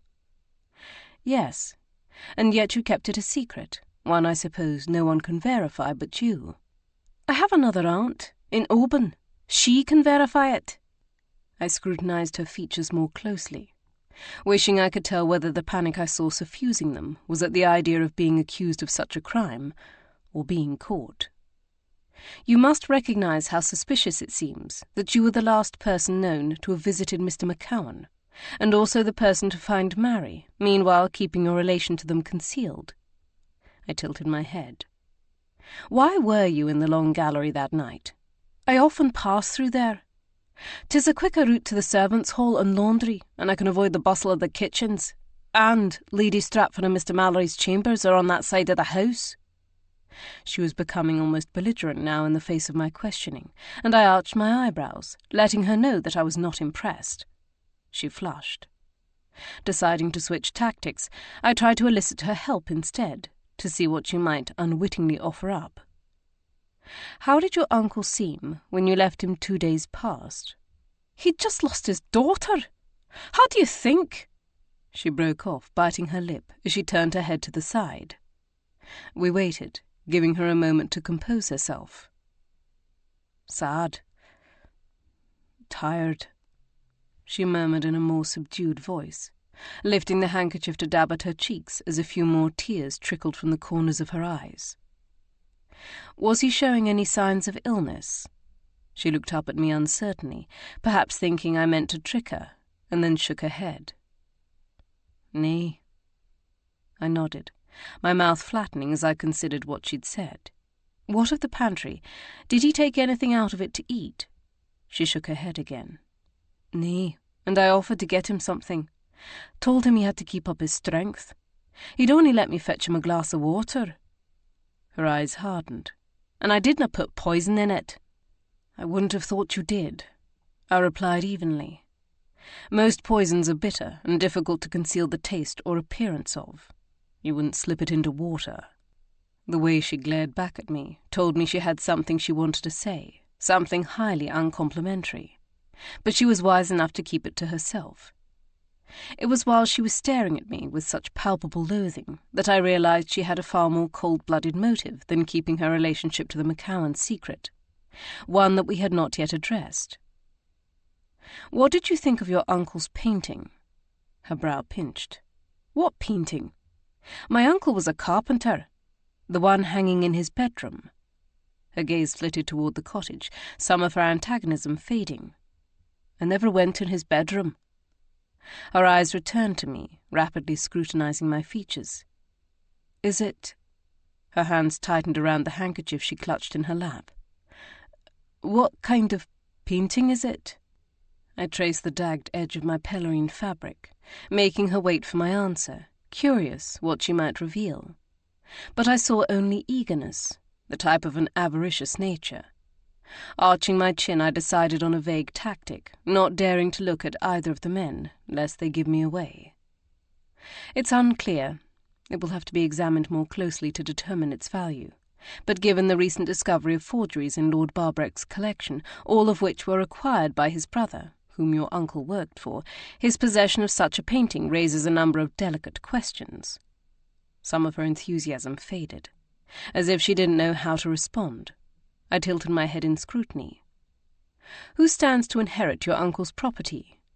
You? I suppose, she replied hesitantly. Or my aunt. I turned to stare at the structure before us.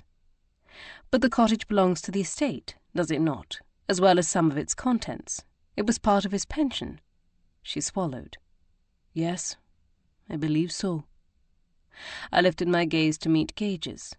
Delicate questions indeed. Of certain, the ownership of that Rembrandt was in question.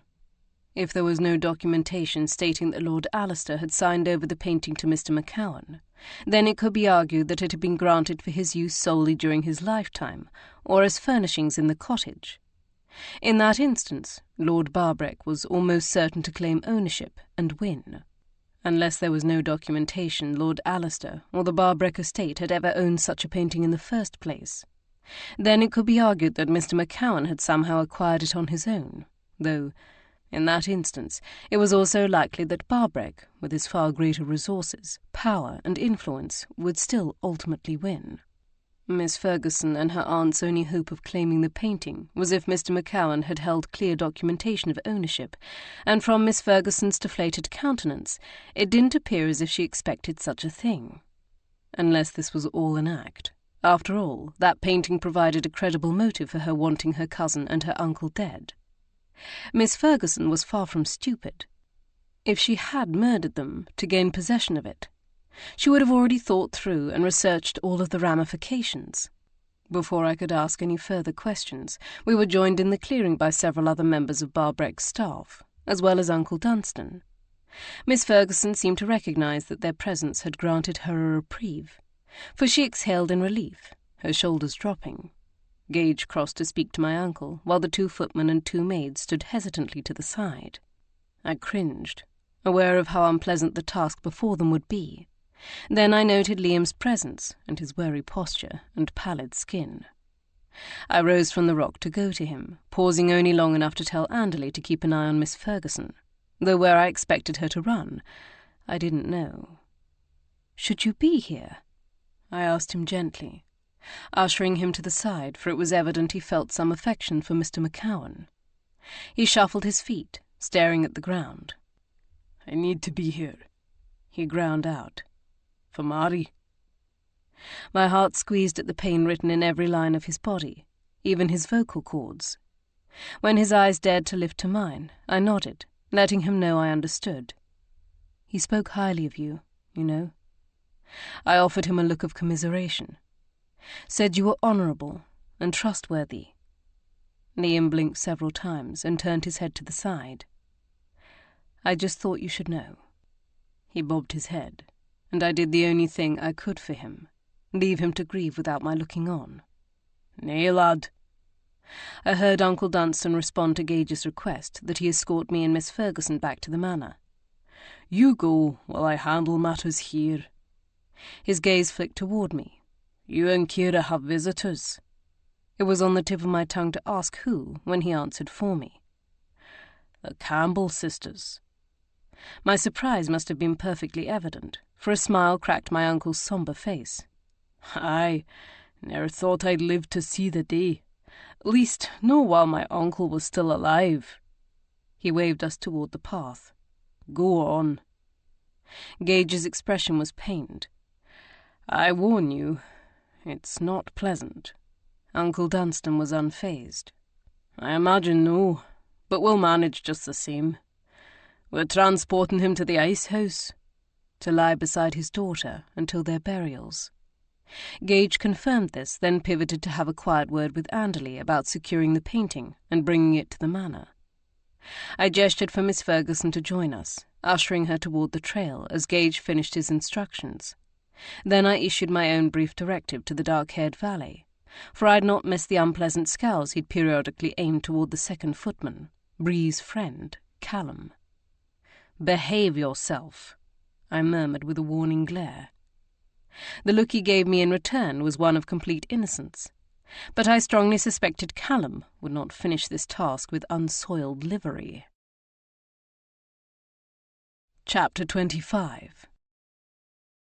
We were silent for much of our trek back to the manor, with Miss Ferguson marching in front of us, while Gage led Titus by his reins. Once the trees thinned and the manor came into view, the governess cast a defiant glare over her shoulder before diverting her steps down a different path, presumably one that led toward the servants' entrance. I only just resisted the urge to roll my eyes at her insolent behaviour. She certainly wasn't winning any points from me. I would need to say something to Rye. After all, she was the governess to his children. The difficulty was in knowing exactly how much to reveal. If she was guilty, then I didn't want her anywhere near my cousin's children, but if she wasn't, I didn't wish my hasty judgment to jeopardize her position. However, the children's safety had to come first. Perhaps confining them all to the nursery, with the other nursery maids and Brady's children's governess, would solve the problem temporarily. Then at least she wouldn't be alone with them. "Do you think she did it?" Gage asked, once Miss Ferguson's angry stride had carried her far enough away that she wouldn't overhear. I darted a glance at the unpleasant governess out of the corner of my eye. "I think she's covetous and exceedingly unpleasant." I heaved a sigh. But those things don't make her a murderer." He nodded, and Titus's bit jangled as he adjusted the reins in his hand. "The discovery of that painting certainly alters things, but I've been thinking, if it was the motive for the murders, then why didn't Miss Ferguson, or whoever killed him, remove it from the cottage before the body was found? After all, you estimated he'd been dead for approximately 18 hours. That's a large window of opportunity for them to have taken it." "Yes, but they probably weren't aware who knew of its existence, and whether that might complicate their efforts to sell it. Not to mention, where would they store it? Miss Ferguson couldn't just waltz up to her room and hide it under her bed.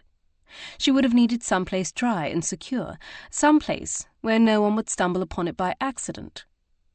Gage gripped my elbow to help me navigate around a large puddle in the middle of the path, while he and Titus strode straight through it. "Maybe they'd had a place in mind, but then your discovery of the forgeries in Barbreck's collection and our subsequent investigation complicated matters." I looked up from examining the hem of my gown for splatters. "You're thinking of Alistair's cottage?" "It fits all your parameters." I had to concede he had a point. I pressed my hand to my head, which had begun to ache. "I don't know what to think just now. It's all a bit of a muddle." I lifted my gaze hopefully toward the pale stone of the manor. "Maybe whatever has brought the Miss Campbells to Barbreck will help to make sense of it." We found everyone gathered in the drawing-room, including Lord Ledbury with his pinched face, and Lord Barbreck with his long one. The Marquess sat stiffly in the chair he seemed to prefer near the hearth, watching Miss Campbell out of the corner of his eye, while trying to appear as if he was not doing so. For her part, Miss Campbell also seemed determined not to glance in his direction, and, by all appearances, was more successful at it. I was most surprised to see Miss Margaret seated next to her sister, her shoulders bowed, but her eyes alive with interest, as she took in everyone and everything. I wondered when she had last left the confines of Portalic. Our prior conversation seemed to imply it had been years, if not decades. As such, I couldn't blame her for her curiosity. We greeted them before sitting on the sofa, opposite where the others had moved to make room. "We apologize for the delay," Gage told them before glancing toward my Aunt Kate. "But I imagine the reason for our absence has already been explained." Aunt Kate nodded. "It's just awful. Poor Mr. McCowan." "Was it poison? The same as his daughter?" Jack asked. His wife Morven shot him a quelling glare, as if her busybody self hadn't wished to ask the very same question. "I'm afraid so," Gage said. "Then that makes our reason for coming here all the more pertinent," Miss Campbell informed us in a tight voice before reaching out to touch her sister. "But perhaps this conversation should be conducted with just Mr. and Mrs. Gage." "Och dear, we've made them too curious now," Miss Margaret replied, patting her sister's hand where it rested on her arm. "Let 'em listen. 'Twill do no harm." "If you're sure?" she asked doubtfully. Her eyes were fretful, but I thought it was more on behalf of her invalid sister's health than whatever she was about to reveal. "I am." She cleared her throat. "I've had a thought about the poison. You see, I dinna eat so much as I once did. Often I dinna feel like eating anything at all, which troubles my sister." She darted a look at her sister out of the corner of her eye, whose mouth had primmed. "So sometimes I encourage the maids who attend me to take food from my tray, treats and sweetbreads and such, whatever they like, so my trays are no so full when they return to the kitchen, and my sister willna pester me about my lack of appetite." No wonder the other maids had been jealous of her partiality to Mary. Except in this instance, it might have saved their lives. "Did Mary take food from your tray? Did she take food the morning of the day she died?" I specified. She nodded. "Aye, and dinner the evening before." "Meg!" Miss Campbell exclaimed softly in scolding. Miss Margaret's face flushed guiltily. "'Tis only that you nag me so when I canna help it." Her eyes glistened with shame. "But if that poison was meant for me, and Mary and her father ate it instead—" She broke off to take a deep breath. "I dinna ken if I'll ever be able to forgive myself." Miss Campbell clutched her sister's hand firmly. What nonsense." She turned to her sister in startlement. "But, Anne, if the poison was in your food, if it was meant for you, then it's no more your fault that it killed Mary than it is the Stuarts lost the throne. No one blames you." "She's right," Gage assured her. "But it does alter things considerably if Miss Margaret was, in fact, the intended target, and not Mary and Mr. McCowan." I nodded. It also meant that, for Mr. McCowan to have been affected, Mary must have taken some of that food to him. But he'd only told us she'd brought him the bilberries she'd picked from a well-known patch along the way. I frowned. No. Wait. That wasn't right. We'd never specifically asked if she'd brought any food with her. He'd told us about the berries when I asked if the dinner she'd cooked them had included mushrooms or berries. So it was possible she had brought him something from Miss Margaret's tray. He had told us that Mary hadn't eaten anything he hadn't also consumed. "What did Mary take from your tray, both at dinner and breakfast?" I asked Miss Margaret. She sniffed, wiping her nose with her handkerchief. "A bit of cheese, and a plum, and a raspberry compote with some oat cakes." "The compote, then, would be the most likely culprit," I declared, shifting to look at Gage. "Which would have been transported in a jar." I told both Mr. Mallory and Anderley to examine the pantry. They should be able to tell us whether such a jar is in Mr. McCowan's cottage. Then we may have some sort of confirmation soon enough. I focused my attention on the sisters, Margaret with her head and eyes downcast, and Anne with her back rigidly straight and a martial gleam in her eyes that did not entirely mask her fear. "Do either of you know anyone who might have wished Miss Margaret, or either of you, harm?" I asked not unkindly. Miss Campbell's gaze flicked momentarily toward Lord Barbreck, but she did not actually speak his name. "No, Meg. Who could wish to harm her?" Barbreck seemed chastened by this look, enough that it prodded him into speech. "Anne, I ken I havena been kind or even very civil in these last decades," he admitted in a gravelly voice. "But I would ne'er wish you—" He nodded to Margaret. "Or your sister, to come to such an end." She listened to this avowal with quiet dignity, and then, with the same controlled grace, nodded in acceptance of this partial apology. It was easy to see why my mother had so admired her. "Could it be a member of your staff?" Gage inquired with some reluctance. Servants were often blamed for the sins of their employers, which had made us leery of accepting such a suggestion in the past. But maids and footmen were people too, with their own failings and prejudices, and so they could never be entirely ruled out. "Our staff is very loyal," Miss Campbell replied. Except we knew that they weren't. Their upper servants, perhaps, but not the maids who came and went with distressing regularity, as their housekeeper had confided. Perhaps it was an accident, Aunt Kate suggested, drawing all of our gazes. Maybe something was mistakenly added to the compote. She waved her hand in the air. Some herb, or berry, or whatever the poison was. After all, accidents do happen. The others began to murmur about this possibility, and I had to admit she was right. Accidents did sometimes happen. But it disturbed me that the poison had caused such an alarming end to its victims, and yet no one thus far had recognized it. If it was a simple herb or berry found in this region, wouldn't someone have identified it by now? The door behind me opened softly, and I glanced over my shoulder to see Bree entering. "You rang?" she queried, as she crossed the room toward where I stood, cradling Emma before me so that she could gaze out the window. A pair of birds must have made a nest above us, under the eaves, or in a crevice of the edifice of the building, for periodically the two sparrows would playfully soar and dive in front of us before swooping back up to their perch. Each time they did, Emma reached out a little hand as if trying to catch them, and exclaimed, "Ah, ah!" in approve of their antics. Bree grinned as Emma squirmed in excitement, and I noticed how it highlighted the charming smattering of freckles across Bree's cheeks and nose. "Well, no, I can tell someone's feeling better," she remarked, offering the child her finger to grip. Yes, Mrs. McKay gave her a warm bath this morning, and she made a liniment of camphor and lavender to spread on her chest. I'm sure it also helped that she'd been able to breathe well enough to nurse and fill her belly. Aye, I can smell it. My mum used to do the same. Work's a treat. Emma cooed in response to this, as if to agree, and Brie and I laughed at her adorable enthusiasm. Is that right? I told my daughter, pretending I understood exactly what she was saying. Well, you don't say. She tilted her head up and reached for my chin. I pretended to nibble the tips of her fingers to her grinning delight as I carried her toward the rug. Lay that blanket on the floor, I directed Brie, nodding at the quilt draped over the back of a chair.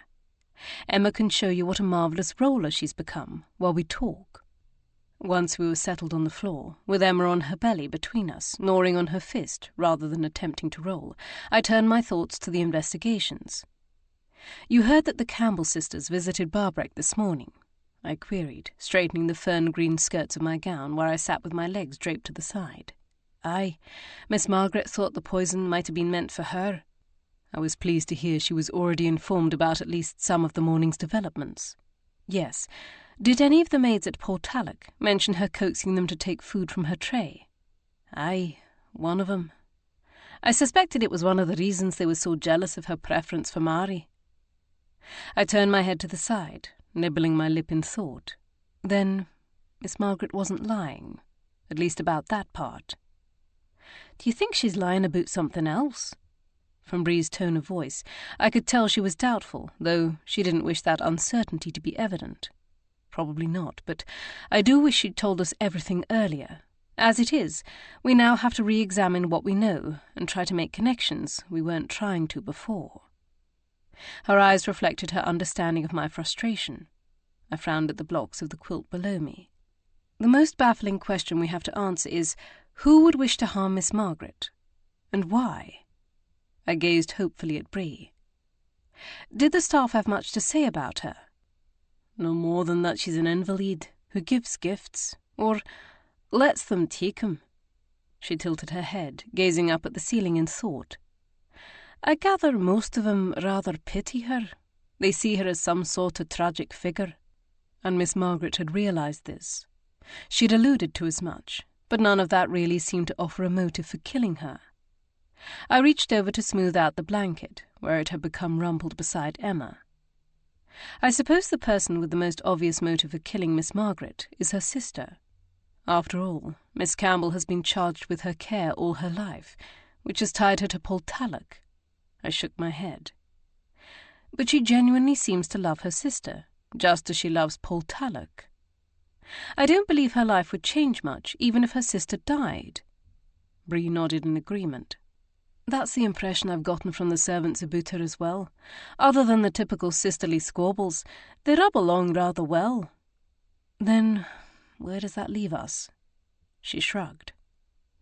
Everyone seemed to like Miss Margaret. She caused none of 'em any grief. How could she? With her being ill her whole life. She's harmless. I frowned upon hearing her words, wishing I understood why they made the base of my neck tingle. What? Brie asked, noticing my look. What is it? I don't know, I admitted. Maybe it's just that we know full well that no one is ever truly harmless. Our past inquiries have taught us that, so maybe we're dismissing someone we shouldn't. Miss Margaret! I narrowed my eyes, wishing I could isolate the precise reason why my instinct was humming. Maybe. Or maybe someone else. I pushed to my feet. One thing I do know is that I'm not going to allow another day to slip by without identifying that poison.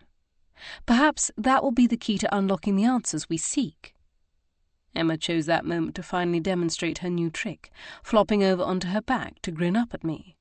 I dropped to one knee, joining Brie in heaping her with the correct amount of praise for this achievement, and then lifted her into my arms to fetch Mrs. Mackay. Once she was safely in the nurse's care, I gathered up the books I'd borrowed from the Campbells and made my way through the house to the library, with Brie in tow.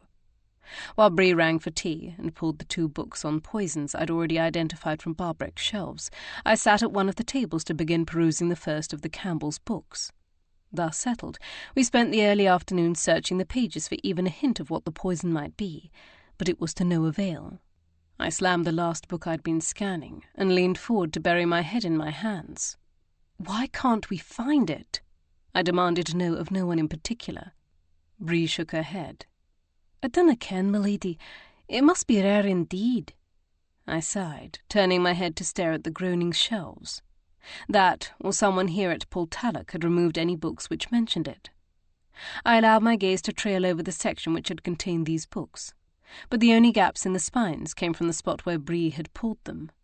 Sinking back in my chair, I tried to think of another way we might find our answer, but my brain was too tired. "I've been thinking about what you said," Bree remarked, forcing me to drag my gaze from the table where it had landed to her face. "About no one truly being harmless. And I keep coming back to the peculiarity of Mary's employment." I recalled her interest in Mary having taken a position at Portalic when her father worked for the Barbreck estate, and how she'd learned Mary had been acquainted with Miss Margaret before she was hired. "Go on." "I can't help but wonder whether there's a connection between Mr. McCowan working for Lord Alistair and Mary working for the Campbells.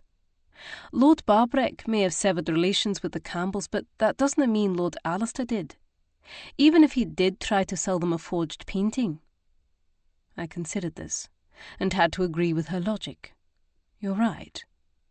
Stranger things have happened, though, given what we've uncovered about the forgeries, I doubt either of the Campbells will admit to the association if I ask them about it.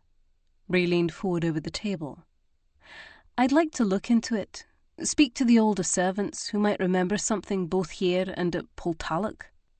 I searched her eager face, admitting that if anyone could wheedle the answers we sought from these Highlanders, it was Bree. But still I hesitated to send her off on such a task alone, especially when we weren't aware of the exact nature of the danger we faced.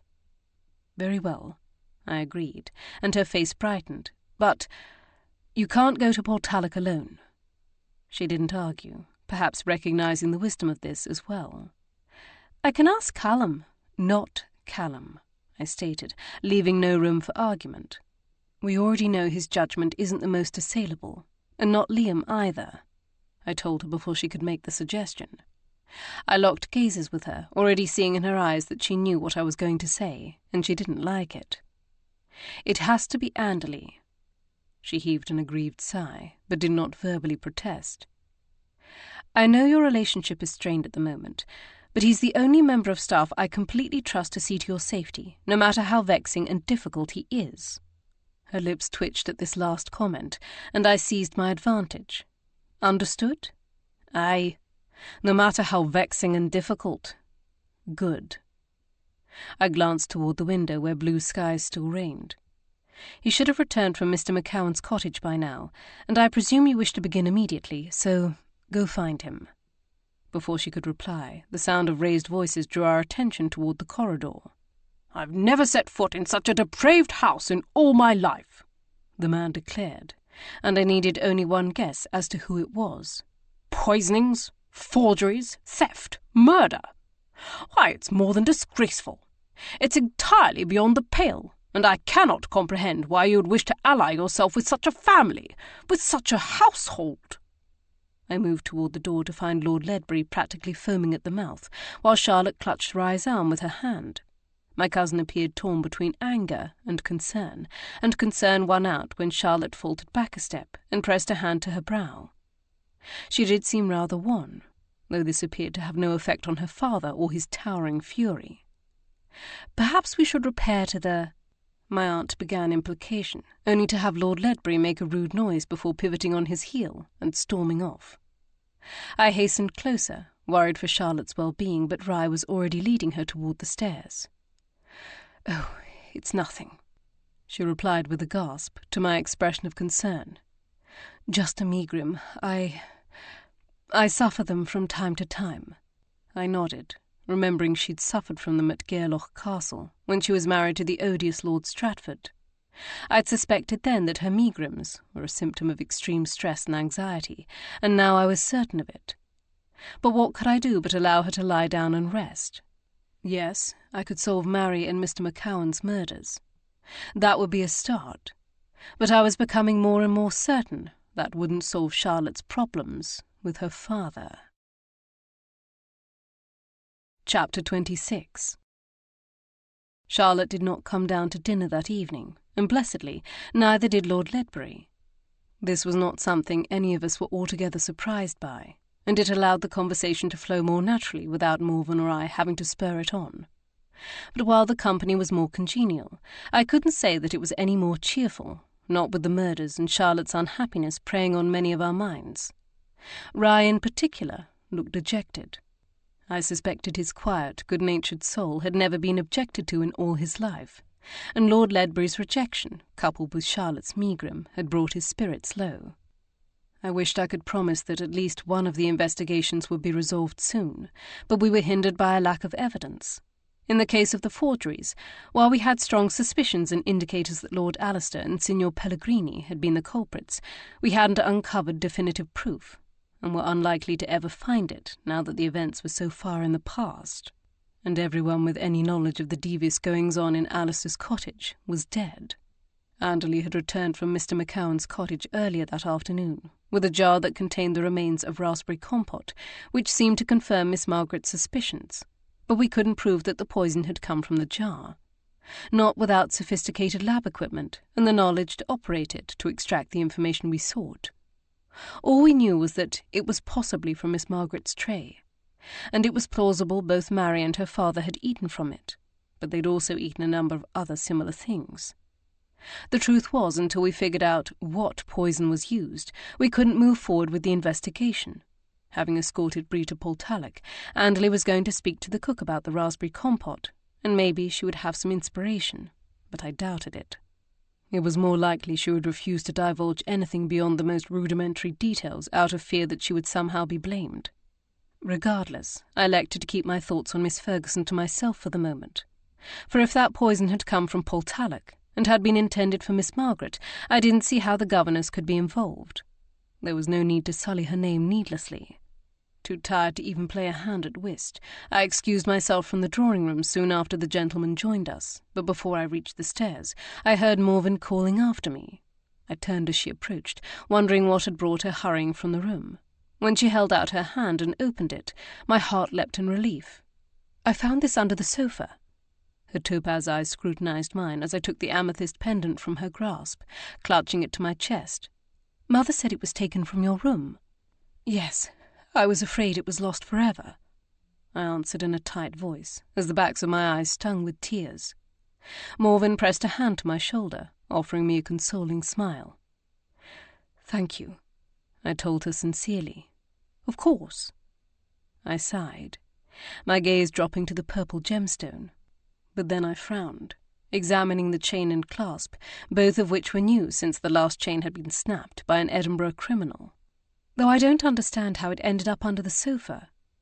I know I put it in my jewelry box. I distinctly remember doing so. Morven shrugged one shoulder.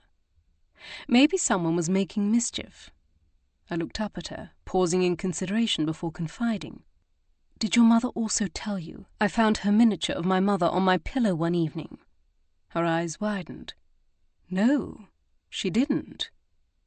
A V formed between her brows. Mischief indeed.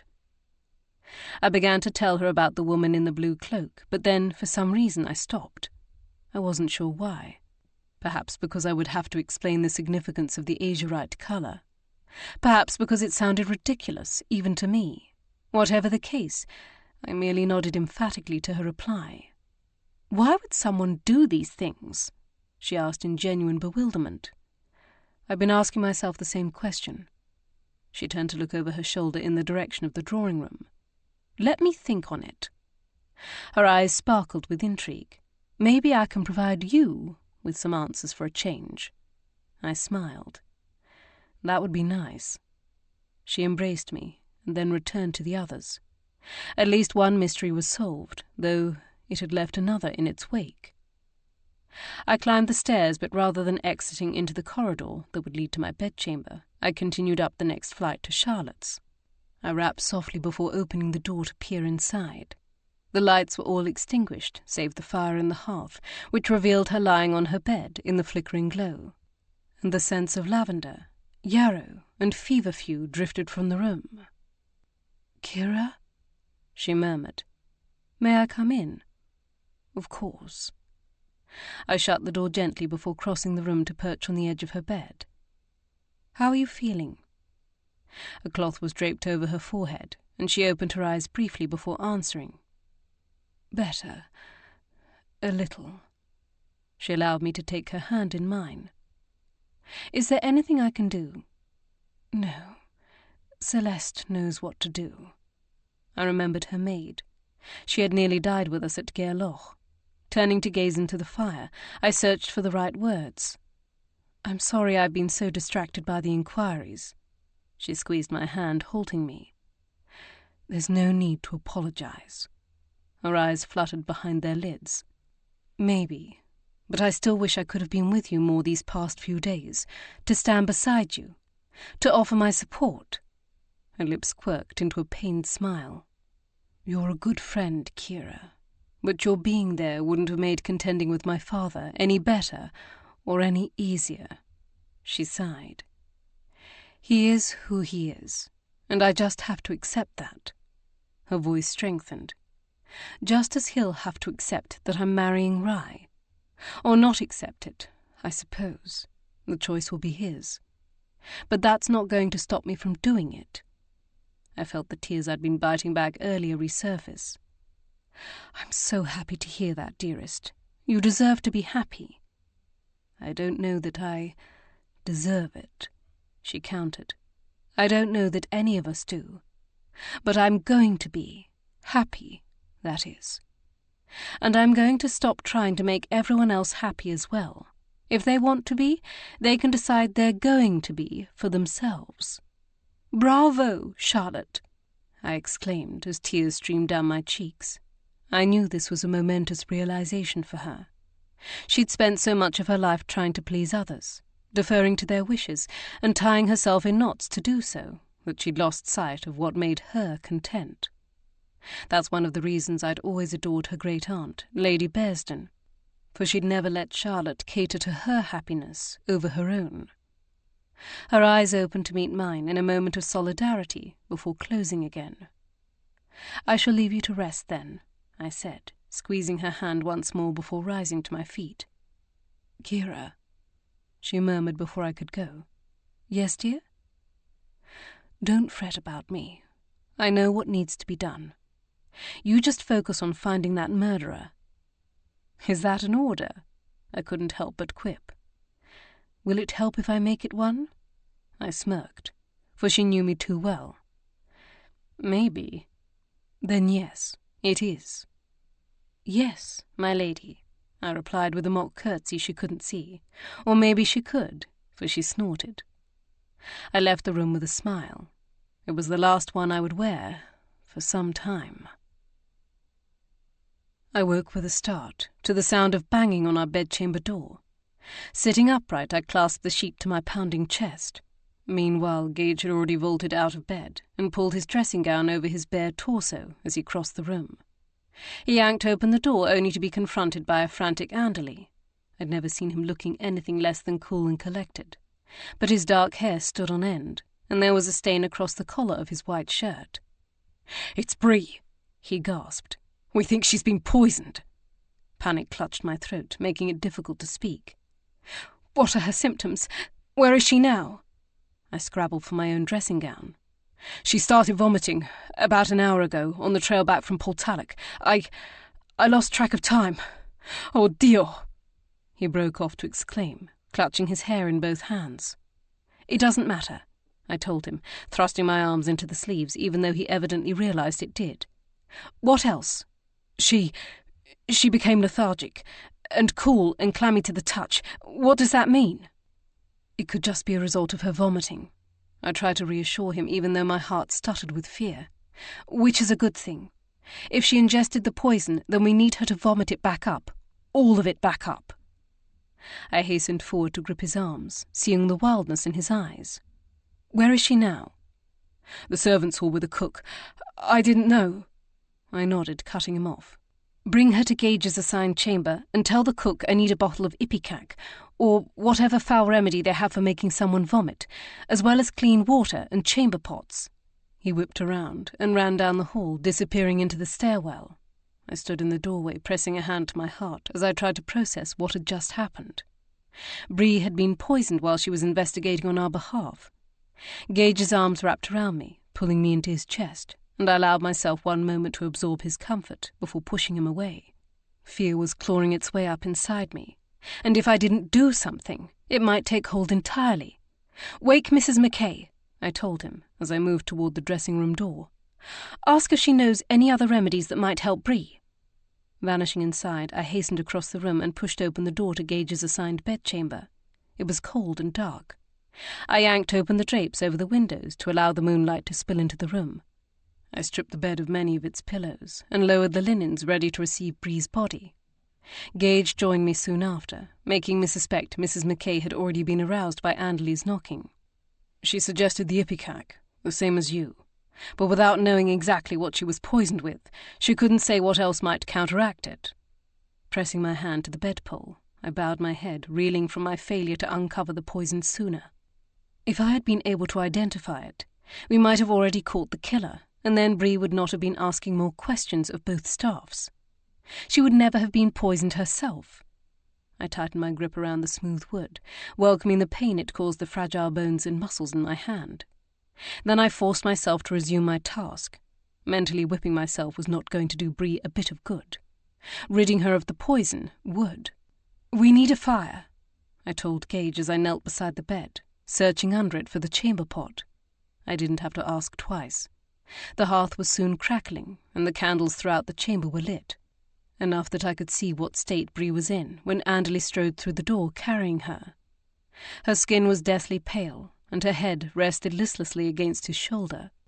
I could tell now that the stain on Andaley's shirt was vomit rather than blood, that she must have cast up some of her accounts as he cradled her in just such a position, for it stained her yellow bodice and skirts as well. "Lay her in the bed," I ordered him as two maids followed in his wake.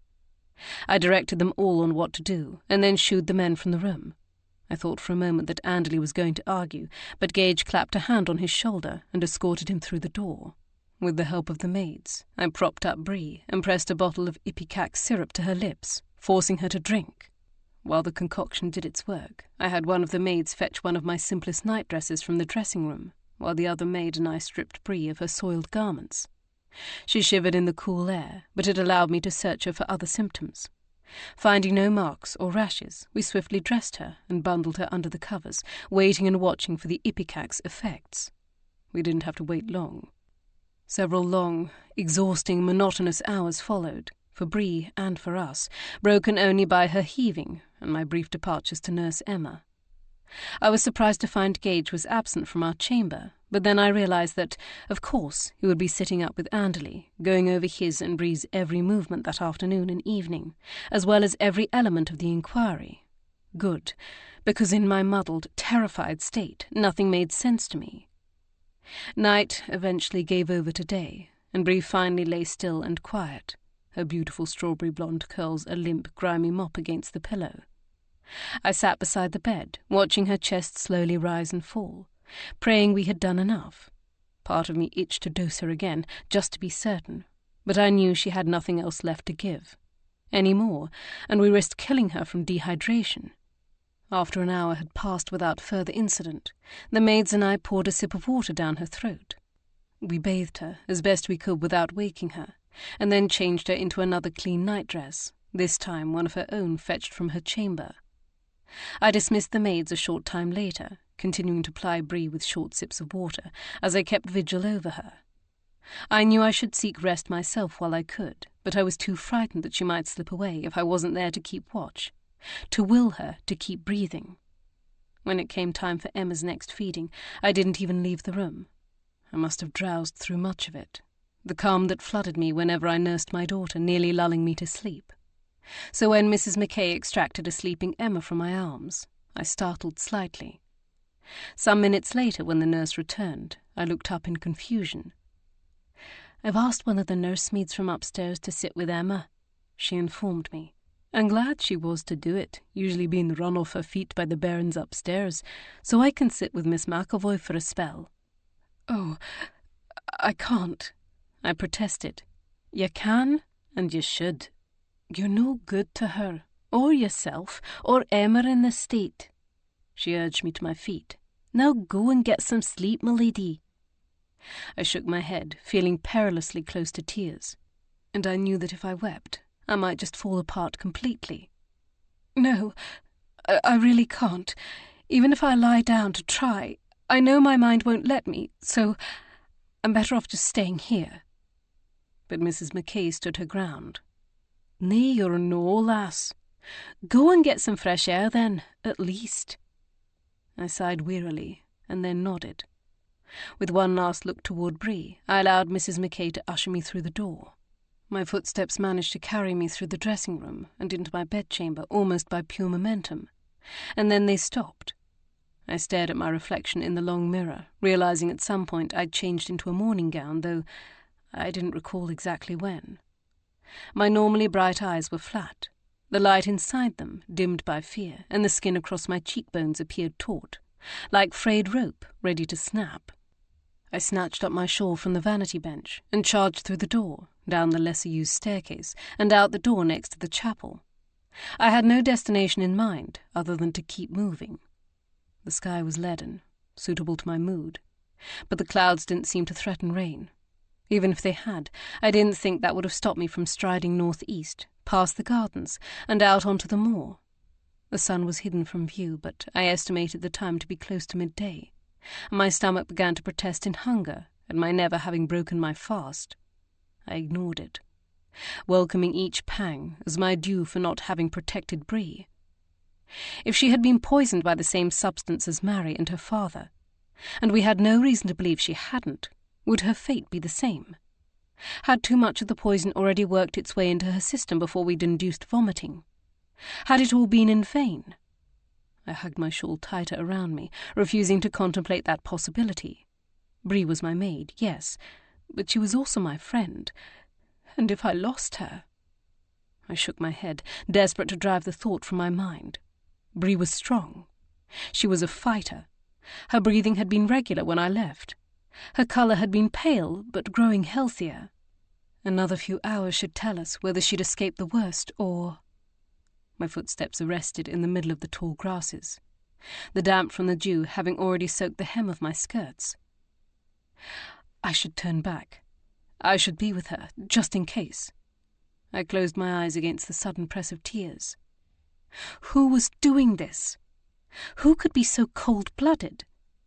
Bree had to have been getting close to the truth.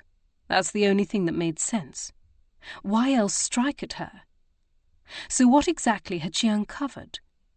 I forced myself to think back over our conversation in the library the previous afternoon.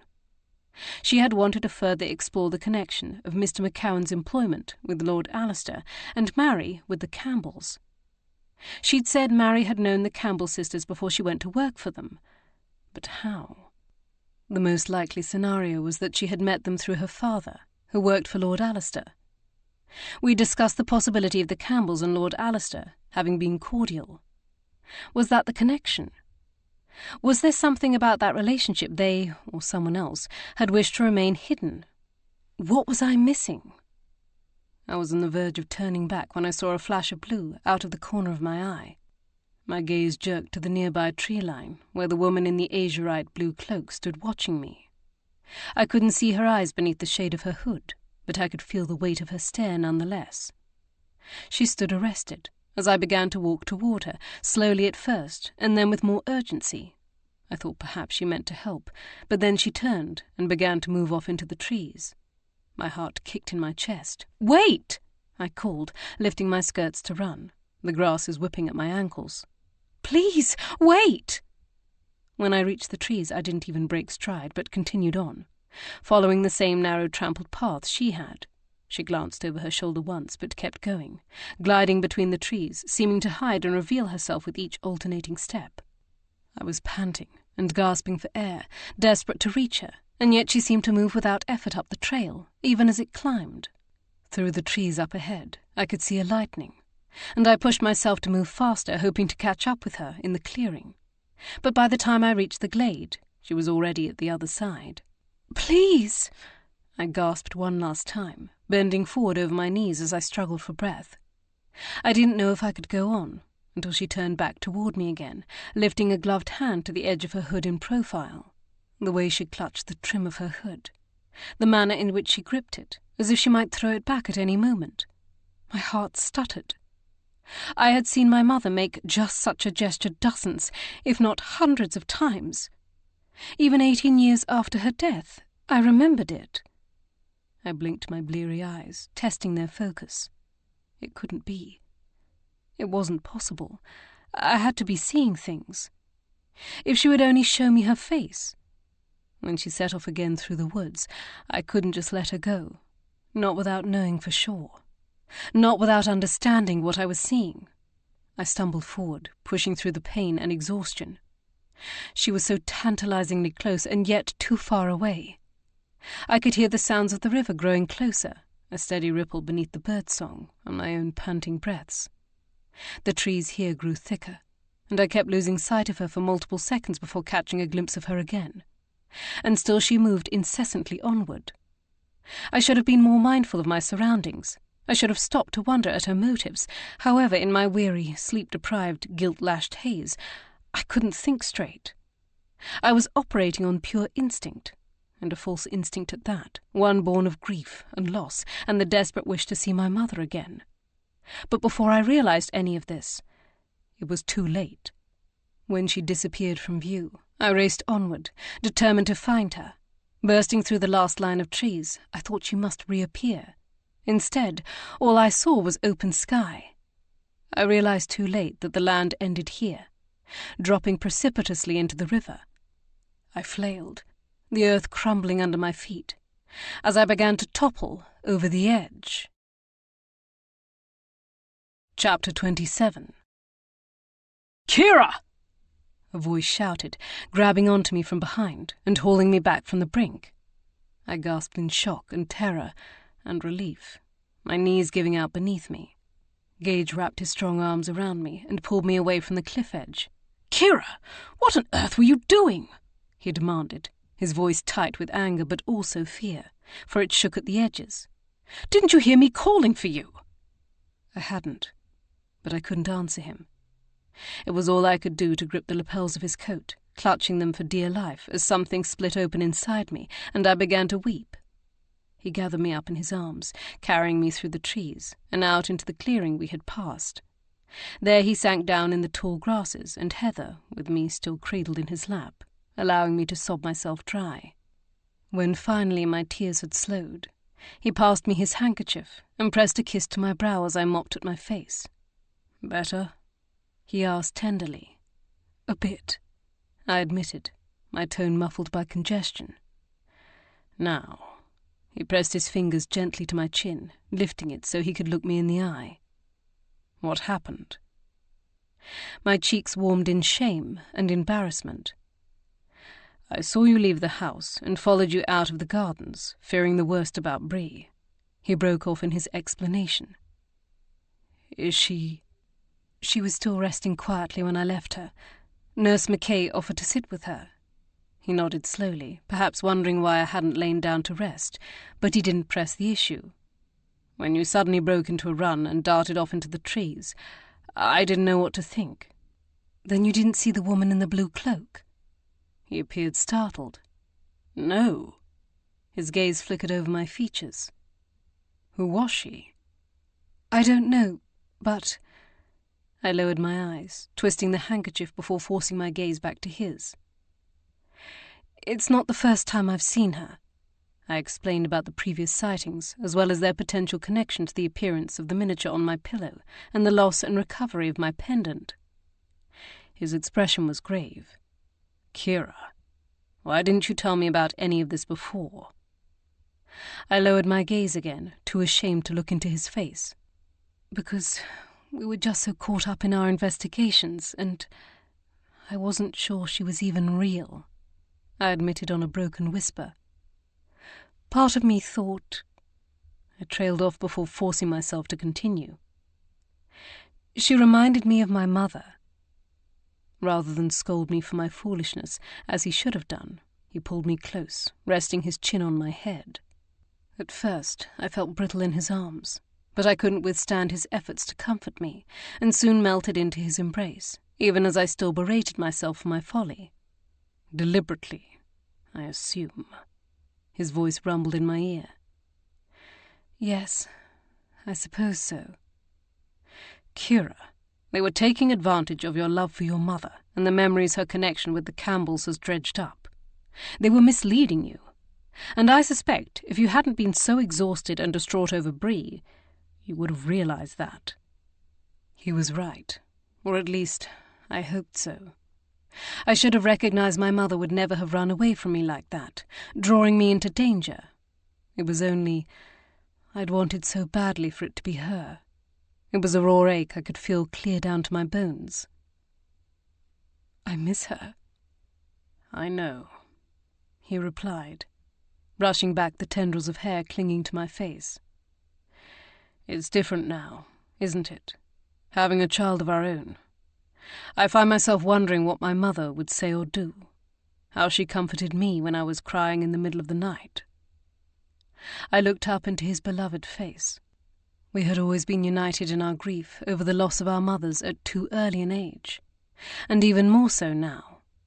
His eyes narrowed as he gazed out into the glade. I see so much of you and me in Emma, but I also see glimpses of my mother. Sometimes they're so fleeting. I'm not sure they were ever really there, not just my wishful thinking. He smiled sadly. So you see, I understand, at least partially. I trailed my finger over the cleft in his chin. I just feel so close to her here. Closer than I have in years, because people haven't been afraid to speak of her, as if her name alone would cause me pain. It does, but it's a good pain. Do you know what I mean? I do. His eyes glistened with sadness. My father practically banned mentioning my mother from conversation after she died. Until I met you, until you forced me to tell you about her, I hadn't uttered her name in years. He nudged me gently. Thank you for that, by the way. His mouth flattened. I suppose I should have done the same for you. It's not that you didn't, I protested, but you needed to hear it from people who knew her. He finished for me. Yes. I frowned, searching for the words. And I suppose I needed to more fully understand the woman she was. Not just the parts grasped by my 8-year-old brain. I needed to know that resilience is in my blood. Gage's face was soft with affection. That it is. His mouth flattened. But I still wish you'd told me. I know, I admitted. I should have trusted you. I should have trusted myself. I wrapped my arms around his neck. The next time I see a figure lurking in the bushes, you'll be the first to know, even if I'm partially convinced it's my mother's ghost. Gage's eyebrows arched. I suppose that will have to be good enough. I pressed a kiss to his lips, running my fingers through the hair at the nape of his neck. Thank you for saving me. Kiera. His voice was naked with emotion, but rather than speak, he used his mouth in other ways to show me how much he cared. When eventually we pulled apart and found our way to our feet, he took my hand in his, our fingers twining, and guided me back toward the manor. I glanced behind me as we left the clearing. Where do you think she went? I don't know, he admitted, needing no clarification as to who I was talking about. It had to be the woman in the blue cloak. But I suspect she's long gone. He was undoubtedly right. So I shifted my thoughts back to the troubles at Barbreck. Where's Anderley? Resting, or at least he should be. He frowned. There's no telling whether he listened to me. What was he able to tell you about what happened last night? Between berating himself that he'd allowed her to convince him to split up, so that they could question more of the staff. My heart went out to Anderley. I remembered how he'd looked when he banged on our door in the middle of the night. He felt guilty for not protecting her, perhaps even guiltier than I did, and I strongly suspected Bree would not appreciate either of us blaming ourselves. In fact, I could just hear her scolding us for such ridiculousness, that she could take care of herself, thank you very much. except she hadn't. He said the cook confirmed she'd made about a dozen jars of raspberry compote some weeks past, but that no one else had fallen ill from eating it. Gage said. Then the poison was added later. I frowned. What of Bree? Who did she talk to? What did she uncover? He said he didn't know. That Bree was unusually quiet on the ride back to Barbreck. He'd thought she was merely puzzling over something, until she became ill near the spot where the trail skirts closest to Loch Craignish. Then I suppose he doesn't know if she ate anything that was offered to her. Gage shook his head, lifting aside a low-hanging branch for us to pass under. Well, hopefully Bree can tell us herself, though... I pressed my lips together, ruminating on the matter. Bree is wiser than that. I find it difficult to believe she would have accepted anything from Portalic. But I imagine they took food from Barbreck in their saddlebags. I looked up at him, following the bent of his thoughts. Yes. We quickened our steps, veering toward the stables, so Gage could ask where the saddlebags had been taken. Anderley was just here asking for 'em, the stable hand told us, his eyes sharp with interest. Gage thanked him, and we hurried off toward the servants' entrance, finding Anderley just inside the door, already searching through both bags. You've had the same thought we have, Gage told his valet. That someone poisoned her food, he practically growled. Yes. Though he was more neatly groomed than he had been the previous night, there were dark circles under his eyes, and his olive skin was wan with fatigue. But I was one to talk. I must have looked much the same, or worse, since I'd been sobbing not 30 minutes earlier. My eyes still felt raw and gritty. I moved closer to examine the items he'd set on the table near the door. Even in the dim passage, I was swiftly able to pick out the most likely culprit. This. I seized the jar of deep red chutney. Opening the lid, I carefully smelled. Rhubarb with cherries. I clamped the lid back on. They must have hoped the bitterness of the poison would be masked by the tart fruit. I thought back to what the housekeeper at Portalic had told us about the poisonous qualities of rhubarb leaves, or that we'd attribute her illness to the improper preparation of the rhubarb. I glanced at the motley collection of food, but I would throw out the rest of it, just to be safe.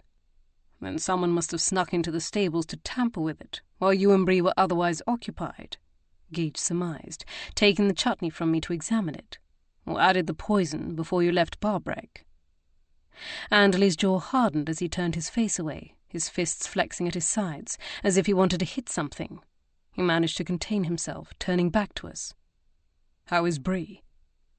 She was resting comfortably when I left her, I assured him, and I'm going up to check on her again now. May I see her? My breath caught at the raw emotion I heard in his voice. I could relate to the desperate need stamped across his features to ensure that Bree was safe and well. Yes, of course. I led both men up the stairs and rapped softly on the chamber door before opening it a crack to peer inside. When I was certain everyone was decent, I opened it wider to reveal Bree still lying beneath the rumpled white sheets.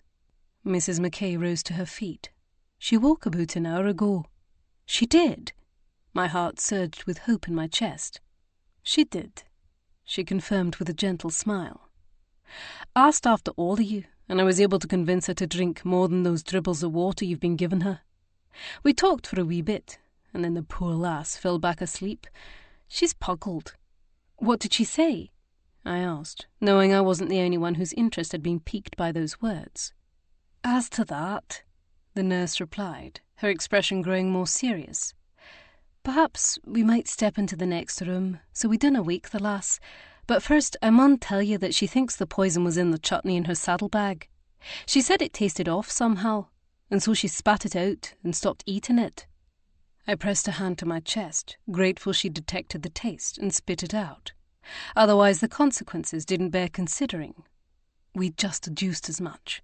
I began to explain, but Anderley spoke over me. Why didn't she say something? Mrs. Mackay's steady gaze shifted to the anxious valet. I dinna ken, but I suspect she figured there was nothing to be done until you returned here and could get help.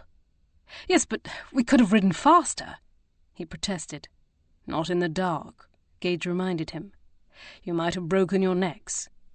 You did well, I told Anderley, knowing he wouldn't listen, but it needed to be said regardless.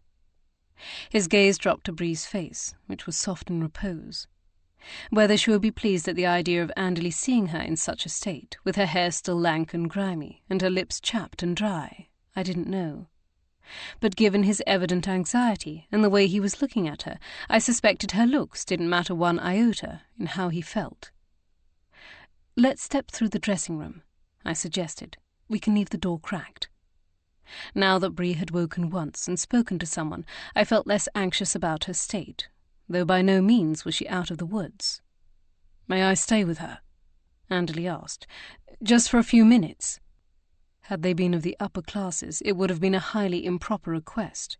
Even as servants, it bordered on inappropriate. But I had always found such strict rules to be ridiculous anyway. Andally would never harass a woman, let alone one who'd been ill and could barely lift her head, even one he loved. "For a few minutes," I confirmed, and then turned to lead the others from the room. Even so, Mrs. Mackay, Gage, and I stood just inside our bedchamber, with the 2 doors leading to and from the dressing room wide open. I nodded for Mrs. Mackay to tell us what she'd learned from Bree, but she said something even better. "I think I may ken what the poison is." If any lingering lethargy had remained, it was pulverized by this statement. "You do?" She nodded.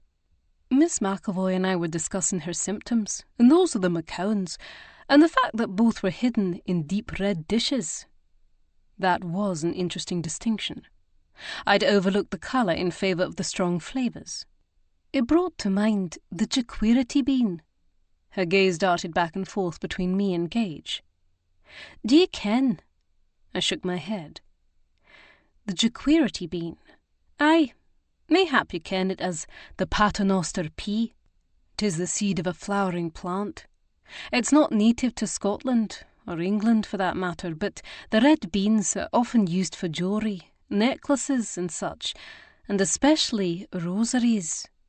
"And they're poisonous," I clarified, surprised to discover such a bean would be used in those objects. "No by touch. The poison is deep inside the hard shell, and has to be crushed or chewed to be released. 'Twas used in trials by ordeal long ago." She tilted her head. "Though some of the accused were informed ahead of time that if they swallowed the bean whole, it would pass through them, leaving them unscathed." She lifted her finger. "But if it was chewed, 'twas supposed to cause a right terrible death, including bleeding from the eyes, nose, and mouth." "That's it, then!" I exclaimed. "That's our poison." I turned to Gage. "We just need to find these paternoster peas and figure out who possesses them." "I ken someone who does." My eyes widened in surprise, and I could tell from her expression that the answer troubled her. "Who?" Gage asked. "Miss Ferguson." Gage and I shared a look of misgiving. "I noticed she carries a rosary, and it's made from paternoster peas." As if joining the voices of accusation in my head, we heard a wail from the nursery next door. "Thank you for telling us," I told the nurse. She nodded, and then hastened to the nursery to check on Emma and relieve the nursemaid. Meanwhile, I stood rooted to my spot, wishing I'd spoken to Rye and insisted we lock up Miss Ferguson until the matter could be investigated further, instead of letting her return to her charges and wreak more destruction on those around her. I hadn't thought to ask Mrs. Mackay whether she'd said so, but Bree must have also seen her rosary, or maybe Miss Ferguson had thought she had, and hadn't realised the significance of the beads. "We don't know yet for certain that it was her," Gage reminded me, rubbing circles in my back. "There may be someone else with jewellery made from paternoster peas." "That would be awfully coincidental." "Maybe, maybe not." "And will that person also have motive for wanting Kennan and Mary McCowan dead?" Gage had no answer to that. "We need to question her." I agreed, but not here.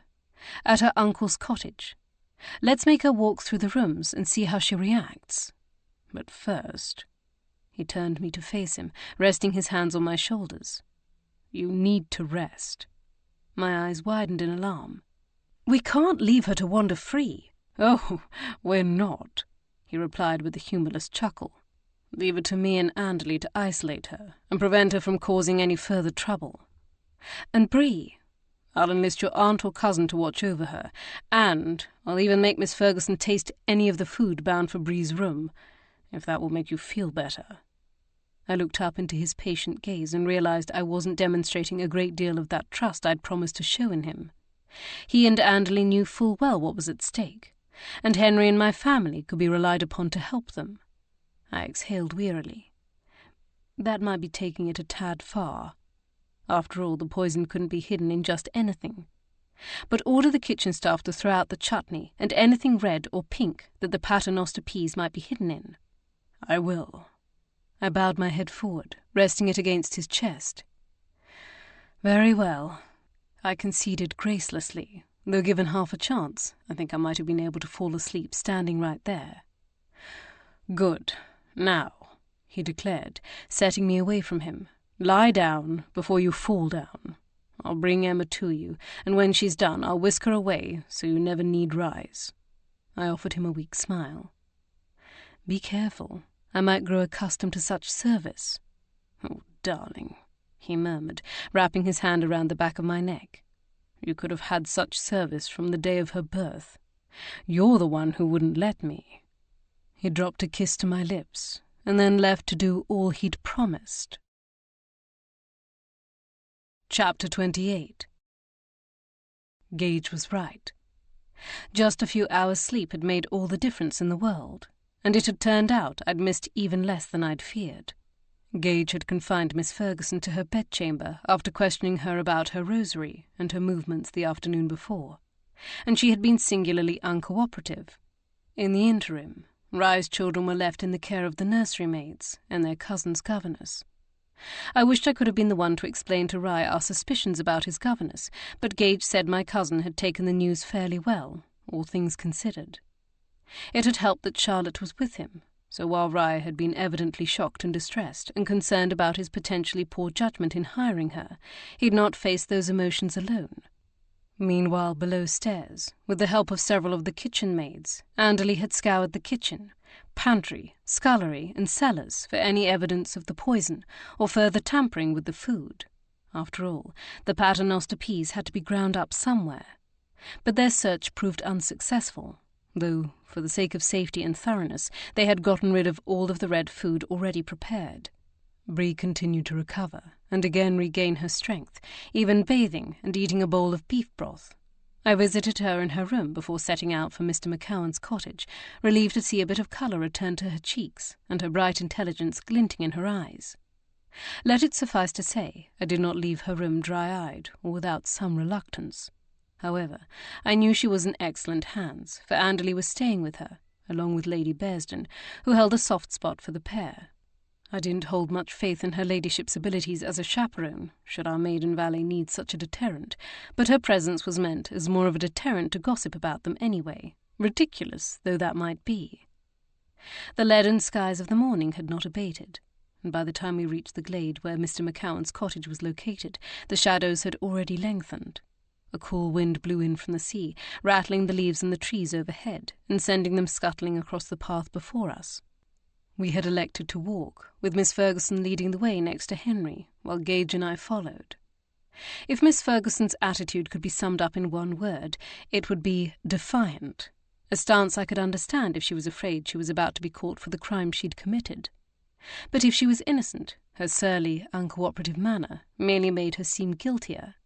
However, as we entered the clearing, her angry stride shortened and then stopped before the door.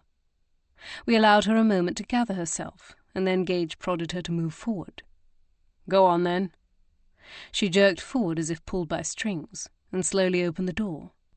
I crumpled the handkerchief clutched in my hand, having it at the ready in case the stench that had permeated the building the day before had not been completely cleaned away. I needn't have worried. The only scents to assail my nostrils were the harsh fumes of whatever cleaning agents the maids had used. We moved into the main room, and I noted the pantry cupboard doors gaped wide, showing they'd been emptied of all their foodstuffs. The door to the bedchamber had also been left open, though the floor where Mr. McCowan had collapsed between the two rooms was scrubbed clean of any trace of blood, leaving a paler patch of stone than that around it. Miss Ferguson crossed her arms in front of her, as her gaze darted around the cottage, looking as if she half expected something to leap out at her. Her eyes eventually fell to that patch on the floor between the two rooms, and her face paled, obviously deducing the reason for its discoloration. Then they lifted to meet mine, their depths frantic. "I didna kill him," she blurted, and then gestured toward Gage. "I didn't even ken those beads on my rosary were poisonous till you told me. How could I?" Her voice rose in pitch. "I mean, who strings a rosary with something that can kill you?" "Perhaps your mother warned you of them, or you read about them in a book. There are any number of ways you might have learned about them," Gage pointed out with faultless logic. "But I didna." She stamped her foot, some of her earlier defiance returning. "I would never have killed my uncle and cousin, especially no for a painting." She motioned wildly toward the bedroom. "I assume that's what you think. That I hope to inherit it. Well, I didna. I didn't even ken about it, and 'twill likely go to my aunt anyway." She was right. There were problems with the painting being her motive, but that didn't mean there wasn't another one, as yet unknown. "The fact of the matter, Miss Ferguson, is that you are the only person who has been discovered to be in possession of the source of the poison," Gage informed her sternly, his stance widening as he towered over the petite woman. "You were also seen visiting Mr. McCowan at this cottage by me and Mrs. Gage, and you concealed your relationship with both victims." His eyes narrowed. "You also had access to the kitchens at Barbreck Manor, and could easily have poisoned Miss McAvoy's chutney yesterday afternoon." "But I didna." Her eyes were wide with panic, and her chest rose and fell with each anxious breath. "I would ne'er hurt Miss McAvoy. I would ne'er hurt anyone." She clutched her head between her hands, staring at the floor several feet away. "I didna put poison in Miss McAvoy's chutney," she stated more calmly, though her voice was still ragged with distress. "And I didna put poison in my cousin's or my uncle's food." She clasped her hands before her, as if in prayer, as her gaze bounced between the three of us. "Please, you have to believe me." Part of me wanted to. I didn't want to believe the woman who had been charged with the care and education of Rye's children could do such a thing. But the evidence as Gage had laid it out was difficult to ignore or dismiss. She was the only person in possession of the poison, or at least the only person we'd discovered so far. There was a possibility someone else had access to the paternoster peas. There was also the question of how exactly she'd contrived to dose her cousin, Mary, with the substance. We'd shifted our focus to the raspberry compote once Miss Margaret had come forward to suggest she might have been the intended target. And the compote might still have been the substance containing the poison, but it might also have been something else. Miss Ferguson might have met her cousin on her day off, as she was journeying to her father's cottage, and given her something then. Or maybe I had been wrong about the length of the poison's latent period, the time between consumption and effect. After all, the time between Bree's having ingested it and her beginning to vomit had been shorter, though I wondered if my maid had either consciously or unconsciously induced her own vomiting.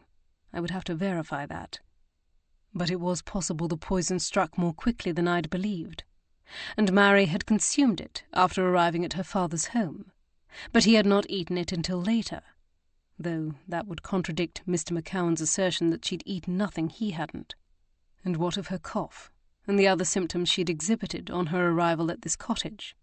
Whatever the truth of those details, Miss Ferguson was still our most viable suspect, and unless a better one presented themselves, or she could prove her innocence, our chief suspect she would remain. I scrutinized Miss Ferguson's features, thinking back to our conversation the day before. "You say you didn't know about the painting, that you don't expect to inherit it, and yet yesterday, when I asked you about it, I could sense your interest." She turned her head to the side, her shoulders inching upward. "It was perfectly apparent that you weren't as indifferent as you wished to seem. Perhaps you were intrigued by the money you could make from selling it." She surprised me when she suddenly snarled. "I don't want anything to do with any paintings my uncle might have possessed." Gage and Henry appeared just as taken aback as I was. I narrowed my eyes, realizing she knew much more than she was saying. "Why is that?" I pressed, careful not to divulge anything that might muddy the waters of her guilt or provide her an excuse for her actions. She clamped her mouth in a tight line, perhaps angry at herself for revealing as much as she had. How much loyalty did she feel toward her uncle and cousin? Would she still keep their secrets, even in death? Obviously. You already ken they were involved in the forgeries, she snapped, her gaze searching mine for confirmation. Well, involved in keeping it all quiet anyway. Go on, I coaxed when she broke off. Uncle worked for Lord Alistair. 'Twas with him morning, noon and night whenever his lordship was at Barbreck, and cared for his cottage when he wasna. And when Mary's mam died, my cousin was there too, helping out or playing quietly in a corner. They kent all his secrets. Yes, but how did you learn about them? A V formed between her brow. One summer, when I was 8, my mam decided it was time I got to ken my other relatives, or at least that's what she claimed. She sneered. She really wanted me out from beneath her feet while she hosted a house party, one my father couldn't afford. She exhaled irritably. But I digress. She sent me here to stay with Uncle Kennan and Mary, at Lord Alistair's cottage. I straightened. So you witnessed first-hand what he was doing? Aye, though I didn't truly understand until much later that what he was doing was wrong, or why my uncle was so insistent we no talk about it. Gage's gaze met mine, as shocked as I was to discover we had a first-hand witness, albeit an unreliable one at best, given her age at the time and her current predicament. Did Lord Alistair have many guests? A few. She eyed us more evenly now that she was resigned to talking. I suppose you already ken about Signor Pellegrini. I indicated we did. Did he assist Lord Alistair? Oh, aye. He was in the thick of it. And there were a few others who visited Lord Alistair from time to time, an elderly gentleman and a lady. Her expression turned guarded. She seemed to be very familiar with him. She always came and went in a cloak. A lover, perhaps, one intent on hiding her identity. Miss Ferguson seemed to think so. Did you notice whether any of them ever left with paintings? I asked. She shook her head. Nay, but I'm not sure they would have done so while we were watching, even if we were just bairns. She had a good point. Not every nobleman was ignorant of the watchful eyes of the servants that surrounded them, especially if they were doing something they wished to hide. I crossed slowly toward the door to the bedchamber. Then when I mentioned a painting hung in your uncle's bedchamber, you assumed it must be one of Lord Alistair's forgeries. Or worse, one of the originals he'd stolen. She lifted her chin haughtily. I spoke the truth. I don't want anything to do with it, and I imagine it rightly belongs to Lord Barbreck anyway. I moved into the bedchamber, relieved to find that the stench was gone, aided no doubt by the window that was left partially open. I allowed my gaze to trail over the contents. A paler rectangle than the surrounding wall was now evident above the bed, where the painting had once hung. Anderley had brought the suspected Rembrandt back to the Manor, where it sat in the Marquess's study. The objects littering the remaining surfaces were spare: a comb, a bit of string, a razor. By far the most surprising discovery in the room was the closet, which had been hidden behind the carved panelling along one wall. When I'd peered into the room the day before, I'd had no suspicion there was a cupboard concealed behind it. I moved closer to investigate. Anderley said they found it yesterday when they were searching the cottage. However, I didn't hear anything else he said, as my eyes had fastened on something inside. Reaching up, I removed the garment from the peg and turned to show the others the azurite blue cloak. Gage's pupils dilated, immediately grasping the implication, and as one, we turned to Miss Ferguson. She still hovered in the doorway, eyeing the cloak with disinterest, or a fair approximation of it. At the sight of our faces she stiffened, her eyes widening in uncertainty. What? Henry's expression behind her also registered confusion. Gage swiveled to loom over her. Did you attempt to coax my wife over a cliff this morning? His voice cracked like a whip, making even me start. Miss Ferguson cowered backward, only to be brought up short by Henry. Nay, I would ne'er, she stammered. Gage's eyes bored into hers, and she was shrewd enough not to look away. Where were you around 11? With the bairns in the schoolroom. I've been with them all day. You can ask the nursemaids. They saw me and heard me. The walls in the nursery are very thin." She was right. If she'd disappeared for long enough to lead me on such a merry chase, someone would have noticed. We would need to speak with the nursemaids, to be sure, but I didn't expect to discover she'd lied. I pressed a hand to Gage's back, hoping to calm him. I'd rarely seen him so furious. He slowly backed away from the governess. "We'll be verifying that." She nodded, still watching him warily. I draped the cloak over my arm, trying to decide whether it had been hung there to deliberately cast blame on Miss Ferguson, or simply because it was a convenient hiding location. Smoothing my hand over the woolen fabric, I found a hair. Holding it up to the light, it appeared to be either pale blonde or grey.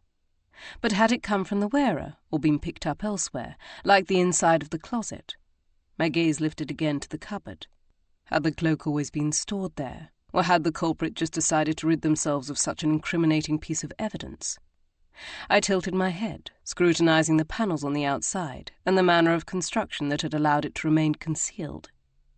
I could have sworn I'd seen something similarly constructed, and recently. Clearly Mr. McCowan had crafted it himself. I'd already noted what a talented carpenter he was. And then it struck me, like a thunderbolt.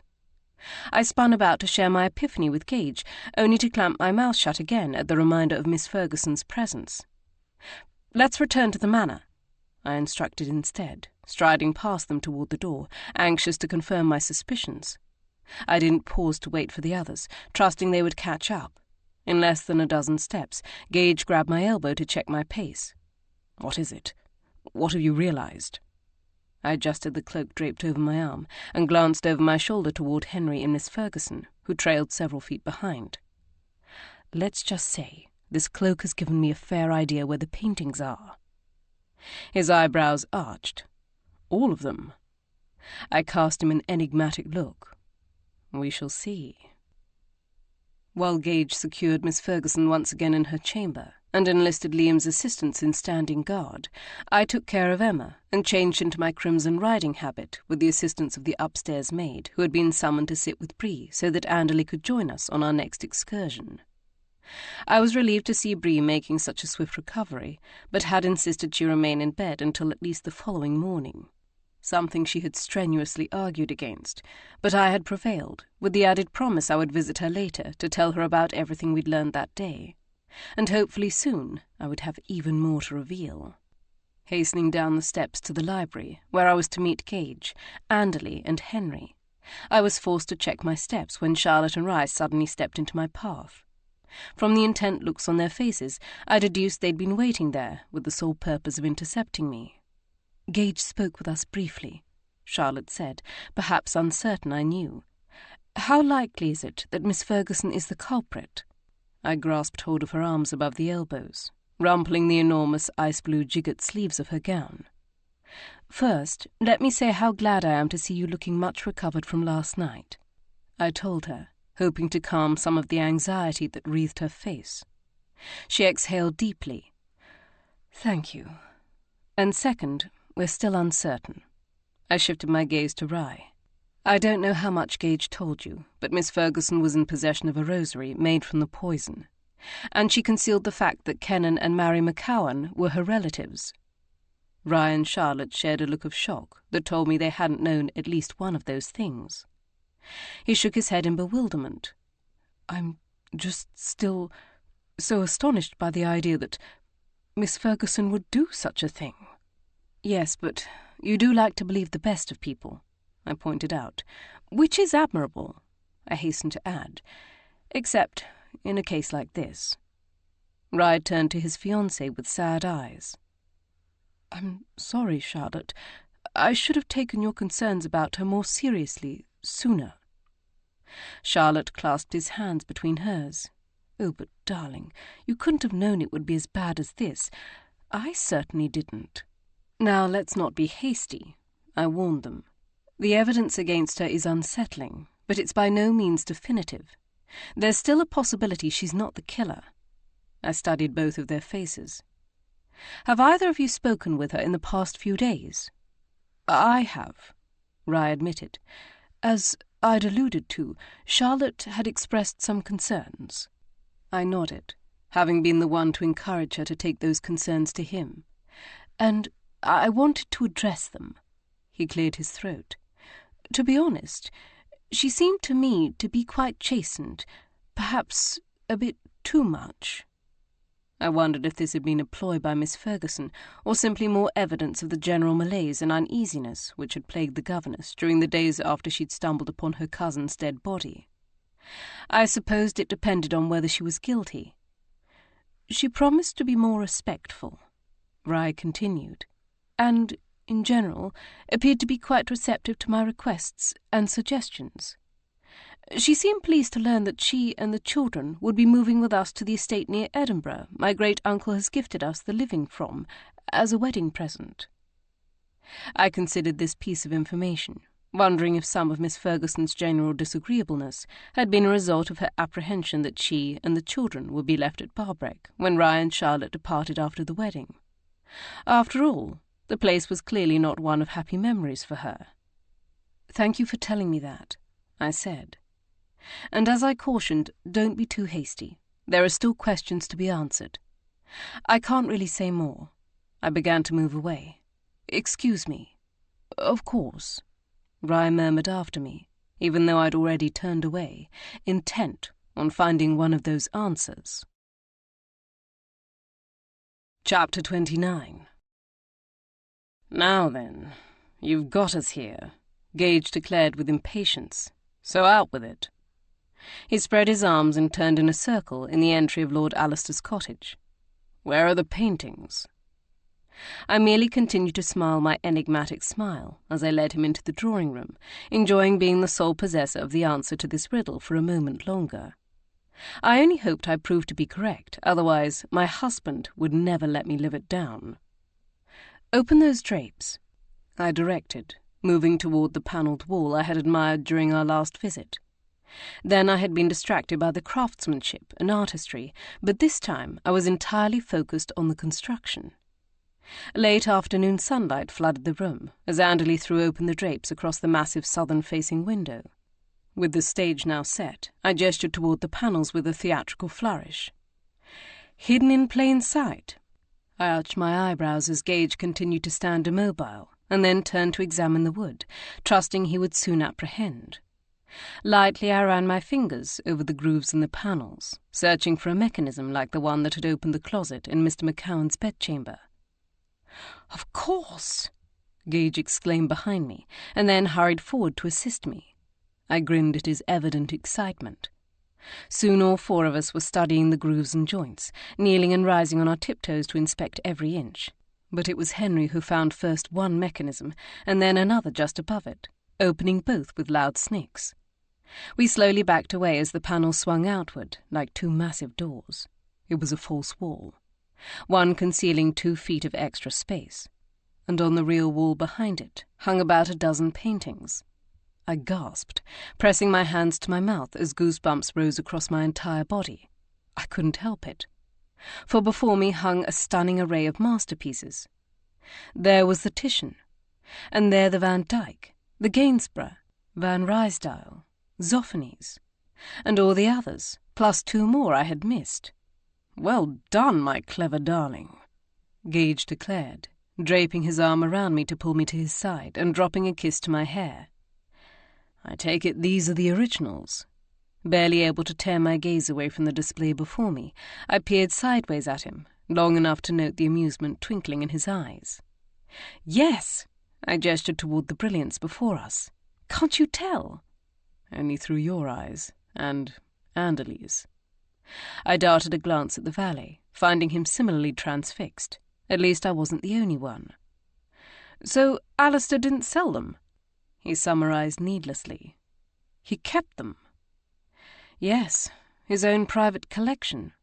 A furrow formed in my brow, which means his motivation wasn't greed. "Envy, then," Gage suggested. "Or revenge?" I frowned, puzzling over what I knew of the youngest brother of the Marquess. Or maybe it was greed, but not of money. "Of beauty," Anderley finished for me. I turned to meet his gaze, seeing that he understood the same thing I did. He wanted these works of art for his own, but Barbreck held the title and the money. The only way he could possess them was through trickery. I looked up at the wall, my eyes seeking out the Titian, and from what we knew, it had all started with this work by the renowned Venetian artist, which was supposed to go to Sir James Campbell of Portalic. I ruminated on that first forgery, wondering at his audacity.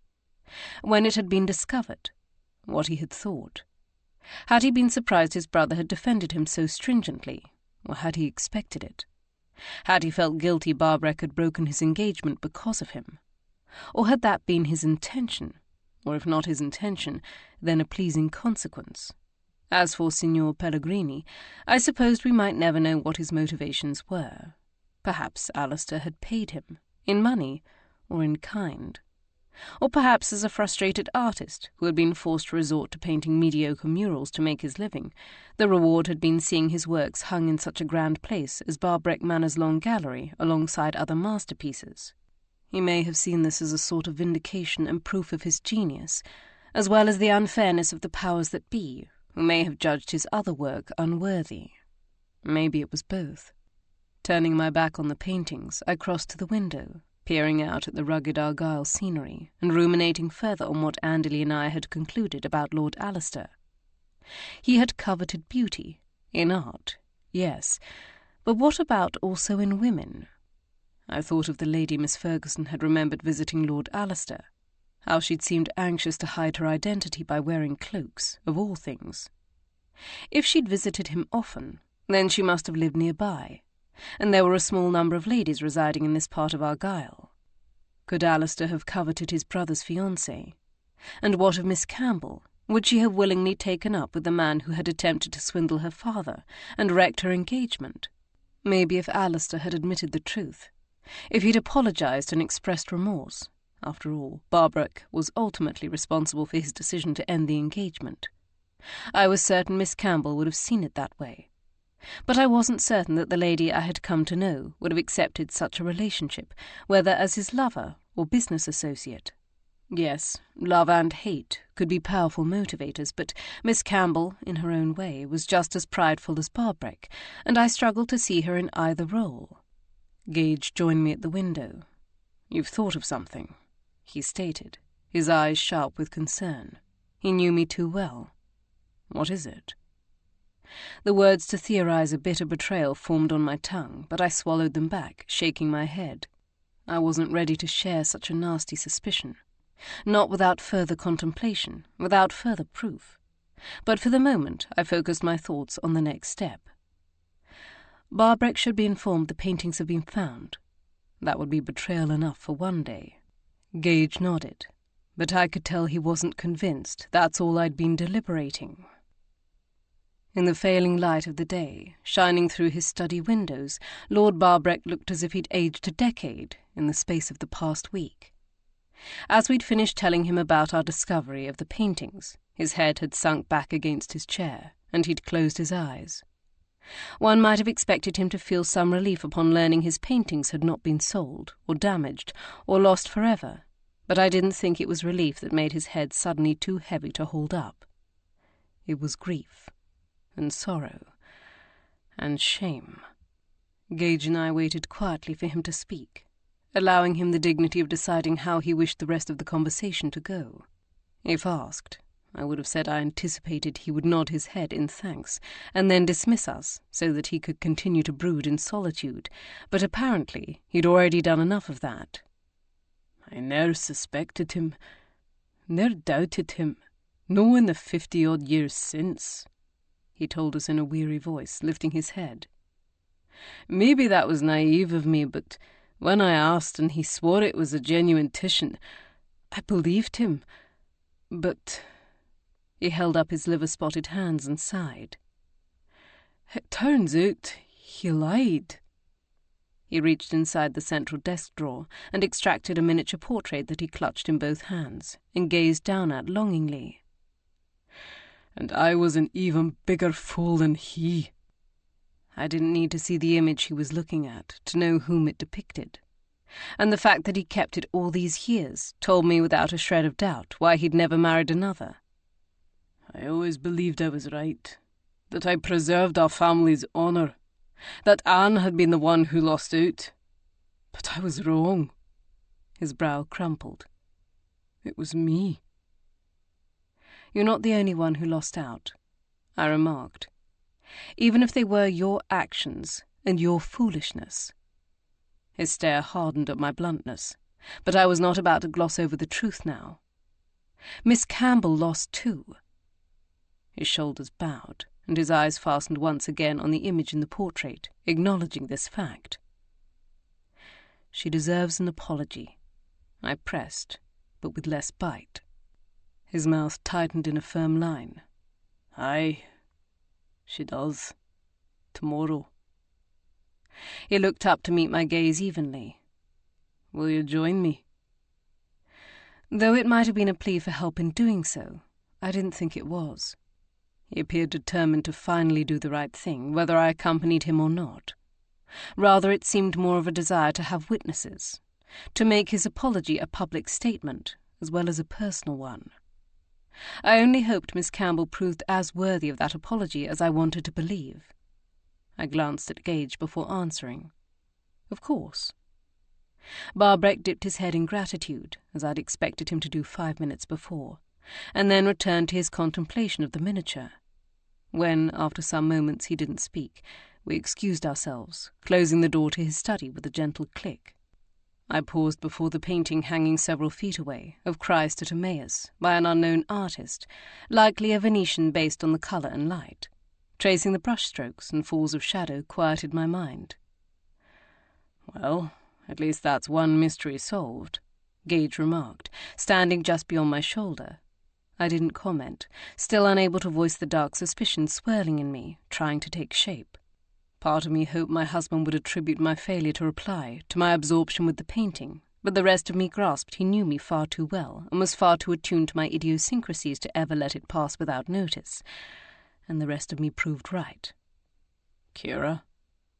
I hummed distractedly.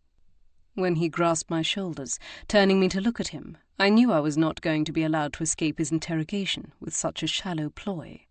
He searched my face for the answers I didn't yet know how to give. Why aren't you more pleased? You found the real paintings, and now they can be restored to their rightful place. What more could you ask for in that regard? I turned my head to the side, glancing at the study door. For Alistair not to have meddled, though meddle was much too innocuous a word. One for aunties trying to arrange marriages and sisters interfering in well-laid plans. Perhaps transgressed was better, or betrayed. Yes, he replied solemnly, matching my tone.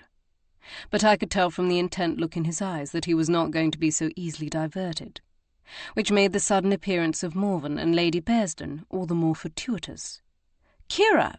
Morven exclaimed, raising her arm to hail me, as if I was across the garden rather than 20 feet down the corridor. Before turning to greet them, Gage gave me a look that told me our conversation was not finished, merely temporarily suspended, one I ignored, determined as I was to avoid it until I was ready. "What is it?" I asked my cousin, as she bounded forward with Lady Bearsden trundling along more slowly behind her with the aid of her cane. Noting the triumphant gleam in her eyes, I trusted we weren't about to be informed of another poisoning. She clasped my hand between hers. "You remember you told me about the miniature showing up on your pillow, and then I found your mother's missing pendant?" I lifted my other hand to press it to the amethyst. "Yes?" "Well, I've uncovered something." "Have you?" I replied, trying to suppress some of the amusement I felt at the victorious tilt of her head. She was clearly quite proud of herself. "I spoke to some of the staff, and one of the maids recalled seeing an older woman entering your chamber." My eyes widened at this pronouncement, and then immediately shifted to Lady Bearsden's face. "The maid told me she'd thought it was Lady Bearsden, so she didn't say anything," Morven continued. "But it was not," Lady Bearsden proclaimed with a harumph. "As if I would enter another guest's room without their being there, or having their leave to do so." I struggled to hide a guilty flush, for I'd done just such a thing numerous times in the past. Of course, it had been in the pursuit of one of our inquiries, but that didn't absolve me entirely. Mercifully, neither lady seemed to notice. "Yes, but the maid couldn't have known you'd not been given leave to do so," Morven pointed out.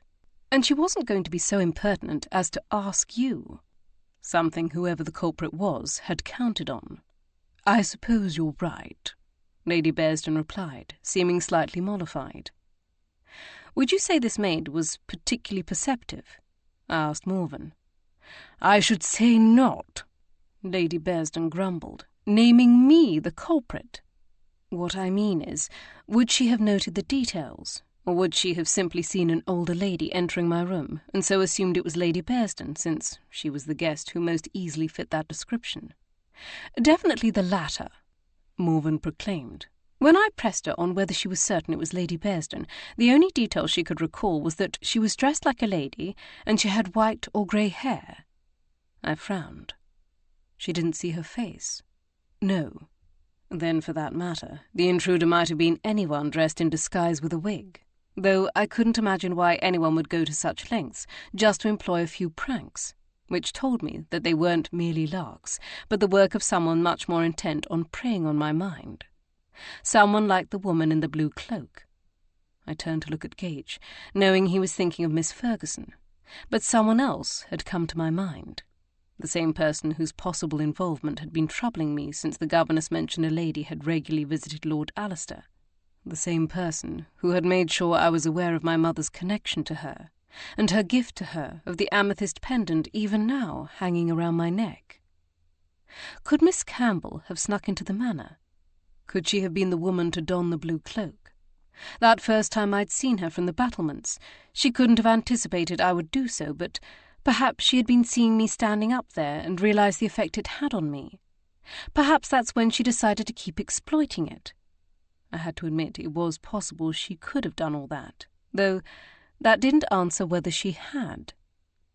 Just contemplating the idea of it left me feeling cold inside, for I had liked Miss Campbell. I had felt a growing affection for her, particularly in light of her relationship with my mother. But if she had sought to exploit that connection to some nefarious effect, then I had been well and truly fooled, at least temporarily. I turned to look up at the painting behind me, forcing my eyes to follow the sweeps of that long-ago painter's brush, to breathe through each swipe, as if I was making it myself, while my mind grappled with the unsettling possibility that Miss Campbell was complicit in the forgeries, and perchance a poisoner. For if she was the lady who had been such a regular visitor of Alistair, she had almost certainly known of his dishonourable activities. Activities Mr. McCowan and Mary had also known about, as well as her presence at Alistair's cottage. If she had been the older woman sneaking into my chamber and skulking about in a blue cloak, then she had been intent on at least hindering my efforts to investigate. She had also left the cloak inside Mr. McCowan's cottage, which made me suspect it wasn't the first time she'd been there. She might have poisoned both servants to keep them quiet about her past. After all, it was my discovery of the forgeries which appeared to have set everything into motion. Before then, Miss Campbell must have felt relatively safe from discovery. Alistair and Signor Pellegrini were dead. The McCowans were unlikely to speak up about it, or be believed if they did, but once I'd realized the Van Dyke was a forgery, everything had changed. We started asking questions, and she must have feared it was only a matter of time before the McCowans talked. It was a disconcerting feeling to suspect that my knowledge and actions, no matter how innocent or well-meaning, might have initiated the events that had led to other people's deaths. Usually the murders we investigated had little, if nothing to do with us, for they transpired for reasons independent of us, and we either happened to be nearby or were called in later to investigate. But this time was different. And while the notion of my feeling guilty about it was absurd, I did, in at least a small way, feel culpable, which made Miss Campbell's involvement all the more troubling to contemplate.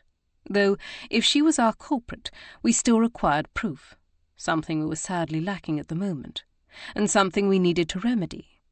I turned to find Gage watching me, and I gave him a slight nod, letting him know I'd accepted it was time we talked.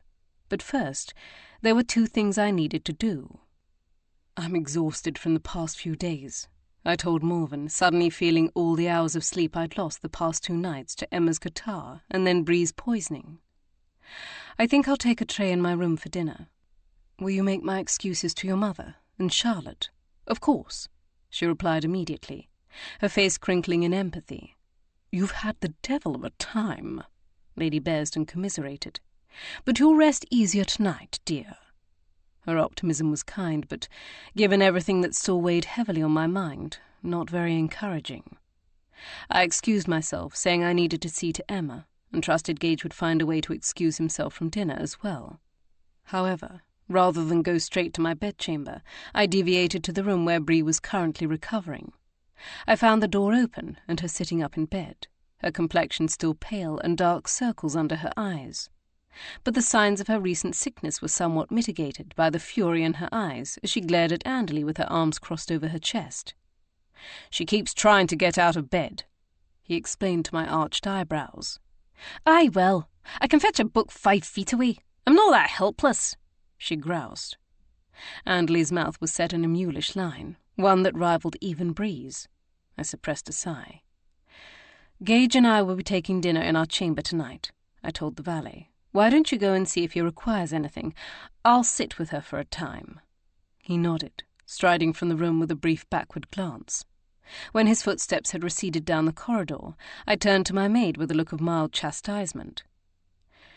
"He was very worried for you. You must realize that." My lips pursed wryly. "Or are you determined to be stubborn?" Chapter 30.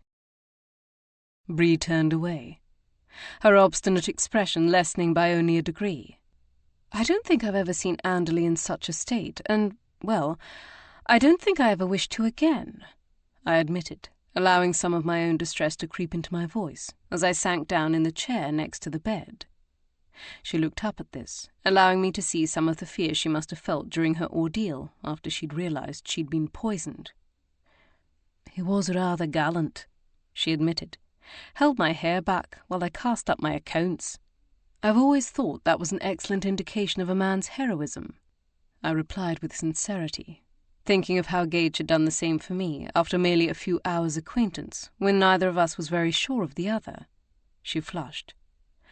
"I couldna seat my mount after that, so he took me up before him. Carried me up the stairs too, didna he?" I nodded. She seemed embarrassed by this. "You had just been poisoned," I reminded her.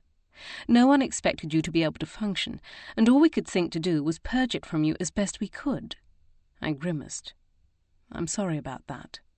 Dinna be. I understood why it had to be done, and under the circumstances." She lifted her hands as if to indicate her being alive. "I canna complain." We sat silently for a moment, each of us contemplating what might have been, and then I inhaled deeply, knowing if I gave way to such thoughts, I would never ask the questions I needed to. "Has the physician been to see you yet?" I asked, knowing a rider had been dispatched early that morning. "Nay." I frowned, but did not comment on that further, knowing Bree didn't hold the answers to what had delayed the doctor. Instead, I explained how we deduced that the poison had been put in her chutney, and that she'd survived because she'd not ingested more than a few drops, and we'd purged the rest in quick order. She confessed to some lingering stomach cramps, but that was to be expected given the violent vomiting 12 hours prior. I also told her how Mrs. Mackay had been the person to finally recognize the poison was the Paternoster pea. "I wondered when she got that glint in her eye after we talked this morning," Bree confessed. Her brow furrowed, and she glanced toward the window where outside the gloaming had fallen. "Was it just this morning?" I smiled in commiseration. "Yes. And now that you mention it, I do recall my mother telling me stories about the beads used to make some rosaries." Bree had been raised a Roman Catholic and still attended Mass whenever possible during our travels. "But do you truly think Miss Ferguson did it?" "I don't know," I admitted. "But thus far she's the only one we've discovered to have access to the poison." "Aye, but there are other Roman Catholics nearby who likely own rosaries. Even the Campbells are Catholic, if somewhat lapsed. That is, if Mrs. Kennedy is to be believed." I perked up at these last comments. "Did you see any rosaries while you were at Portalic yesterday?" "Nay, but then I didna go searching through their drawers and chests, where they'd most likely be kept." I tilted my head. "What were you able to learn?" I asked, having wondered what had triggered the poisoner to target her. She heaved a sigh. "No much. And believe me, I've been replaying every conversation I had yesterday, trying to figure out if I missed something." "You were trying to pry into the connection between Mr. McCowan working for Lord Alistair and Mary working for the Campbells, and how Mary had already known the Campbells before going to work for them." I reminded us both, and then informed her of the progress we'd made in the forgery investigation. How we'd located the original portraits behind a false wall Mr. McCowan had built, and all the details Miss Ferguson had remembered from her time visiting as a girl. "Does knowing that help you in any way?" Her eyes narrowed as she gave the matter her serious consideration. "Well, I've been thinking that if Mary met the Campbells before going to work for them, then maybe she'd met them, or one of them anyway, since Miss Margaret didn't leave Portalic much.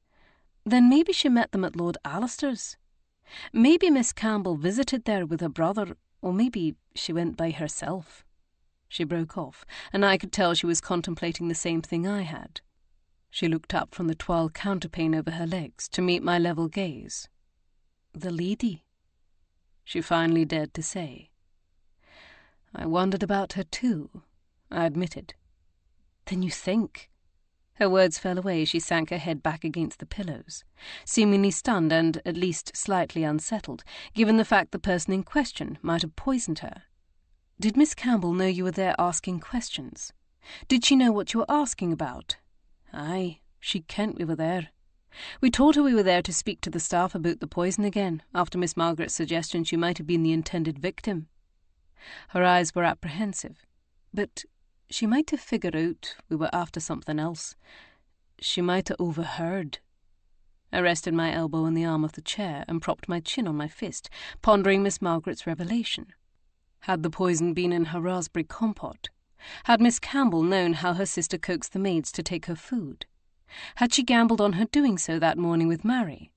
If so, she had taken a tremendous risk, one that would call into question the affection she seemed to hold for her sister. Or had the poison been added later, and been given to Mary in some other form, or by some other poisoner? I pressed my hand to my head, wondering if my exhaustion was making me muddled. "What are you going to do?" she asked, as if afraid of my answer. "Speak with Mr. Gage," I reassured her, pushing to my feet. "And nothing else for tonight, so get some rest. I promise not to ride off into trouble." She smiled tightly. "I'll try." So will I thought, not having any more confidence I would get much rest than she seemed to. So will I. The next day dawned too early. Emma woke just after 6 o'clock, demanding an early breakfast, and it had taken considerable effort to crawl out from beneath the covers to answer her summons. It didn't help that the dawn was cool, one of those Highland summer days that felt more like autumn, though I tried to console myself with the fact that at least it wasn't raining, especially since we would be venturing out in just a few short hours. Gage played lady's maid for me, as the evening before I'd ordered Bree to stay abed until she felt well enough, or at the very least until mid-morning, though I strongly suspected her to be up on her feet the moment the clock struck that hour. "Stop fretting," he told me as he finished lacing my day corset, dropping a kiss on my shoulder. "The answer will present itself. It always does, and fretting won't make it come any faster." He was right, about the latter part in any case, though I'd long feared our investigative skills would one day prove not up to the challenge. After all, not every criminal was stupid, and evidence wasn't always there, or straightforward. We had discussed the inquiry for hours the previous evening before falling asleep, sometimes going over the same points multiple times, but the answer was no clearer. Whether the poisoner was Miss Ferguson, or Miss Campbell, or some other player was not yet evident. But from his knowledge of and correspondence with the region's procurator fiscal, Gage strongly suspected that, as the evidence currently stood, the official would charge Miss Ferguson for the crime. Given my current doubts, this did not sit well with me. I wanted to be certain of her guilt, especially now knowing the procurator fiscal was a Campbell himself, a relative of the Duke of Argyll. The Campbells of Portalic might be a minor branch of the family, but they were Campbells nonetheless, and clan loyalty ran strong in the Highlands. Had Miss Campbell counted on that? If she was the culprit, had she been relying on her family connections to smooth away any difficulties if she was seen, or any evidence happened to point toward her? I couldn't dismiss the possibility. The Procurator Fiscal certainly hadn't been in any rush to investigate the crime, telling Gage he would rely on him and Lord Barbreck to handle the matter fittingly until he was available. While it was true that the jurisdiction of some officials covered several thousand square miles of land, and so they could not be expected to arrive promptly at every suspected murder, I also knew the status of the victims slowed his response. Had the McCowans been of a higher rank, the inquiry into their deaths would undoubtedly have taken higher precedence. Yet another example of the inherent injustices in our legal system. But in this case, also helpful to me and Gage, in not having the man breathing down our necks, potentially hampering our own investigation. So it was no surprise that I had these inherent injustices in mind when I was informed a short time later that the local physician had finally arrived to examine Bree. "I'm a very busy man, Mrs. Mallory," I heard him telling my aunt as I entered the room. "I canna be expected to come out to see every maid or footman who falls ill. You should have called the surgeon over at Kilmilford." "But she was poisoned, Dr. Brown," Aunt Kate reminded him. "Aye, and there's not much I could do for the lass if that was the case, but as I'm here now, I may as well take a look at her." He set his black bag down with a thump on the table next to the bed, where Bree sat with her mouth clamped firmly shut, minding her place, though I could tell by the look in her eyes that she was wishing this Dr. Brown to the devil. I was doing much the same from my position standing near the door. After a very rudimentary examination, which had not taken Bree's comfort much into consideration, he closed his bag with a snap. "She'll recover. 'Twas likely no more than a bit of gastric fever." "It was not gastric fever," I retorted, having had enough of the supercilious man. "2 people have died from poisoning by jequirity beans, and Miss McEvoy only survived because she consumed very little of it, and we dosed her with ipecac soon after." Dr. Brown's head reared back, visibly taken aback by this pronouncement. However, he wasn't about to take my word for it. After all, I was merely a woman. "That's highly doubtful, miss." "Mrs. Gage," I bit out. "Perhaps you know of my husband, Mr. Sebastian Gage, or my father-in-law, Captain Lord Gage, friend and confidant of our king." I wasn't above using the connection when it had its usefulness, like putting this cad in his place. "I see." He stood stiffly, his gaze assessing me. "Then perhaps it's possible." I wanted to roll my eyes, but my mother had taught me better manners than that, though apparently her sister had not taken those same lessons to heart. "Oh, for goodness sake," Aunt Kate snapped. "Do climb down from your high horse, Dr. Brown. My niece is never wrong about such things." I thought the physician was shocked and appalled before, but her assertion made his back straighten, as if a pike had been driven through it. My aunt ignored his high dudgeon. "Now, did you receive my letter?" "Your letter, ma'am?" he replied with wounded dignity. "Yes, the one I sent you several days ago to ask about Lord Alistair Mallory's death. You examined his body, did you not?" "Aye, and I assure you there was nothing untoward about it, if that's what you're implying." "How did he die?" I interrupted. He turned to me with a sniff. "He'd been suffering from a long-standing respiratory illness, which resulted in internal hemorrhaging and tachycardia, and ultimately heart failure." If he'd thought using those medical terms would deter me, he was sadly mistaken. "Diffuse hemorrhages?" I challenged. It took him several seconds to respond. "Aye." "How did they present? I assume you didn't perform an autopsy, so what were the symptoms?" His face was growing red with suppressed fury, probably at my questioning his findings. "I found dried blood inside his mouth and around his nostrils." I turned to meet my aunt's gaze, and then Bree's, for they both knew what that meant. Lord Alistair might have been killed by the same poison. In fact, given the pattern of events, I would have gone so far as to suggest that he had. And since Miss Ferguson had not yet been employed here at that time, that almost certainly ruled her out as a suspect, which left but one possibility. "Thank you," I told the physician as I whirled toward the door, anxious to find Gage and inform him of what I'd learned. I breathed a sigh of relief as I noted both Campbell sisters were seated in the drawing-room at Portalic Castle. They both had to be present for the plan Gage and I devised to work. In truth, calling it a plan was rather loftier than it was. It was really more of a forlorn hope, a last-gasp effort. For if someone didn't break rank or let slip the information we sought, then all we were left with were theories and suppositions. They greeted us cordially enough, though I could see that Miss Campbell had armed herself with the typical icy reserve she donned whenever Lord Barbreck was present, for which no one could blame her, least of all Barbreck himself. However, Miss Margaret was openly hostile. Her eyes snapped angrily, tracking the Marquess's every movement. Her feelings about him were quite unambiguous, and it was clear they stemmed from his past treatment of her sister. Lord Barbreck lowered himself into the chair nearest to Miss Campbell, a move which seemed to surprise her, based on the rigid tension in her frame. As we were there, at least ostensibly in support of his lordship, Gage and I made polite small talk, waiting for Barbreck to direct the conversation. After taking a moment to catch his breath, he dived into the heart of the matter.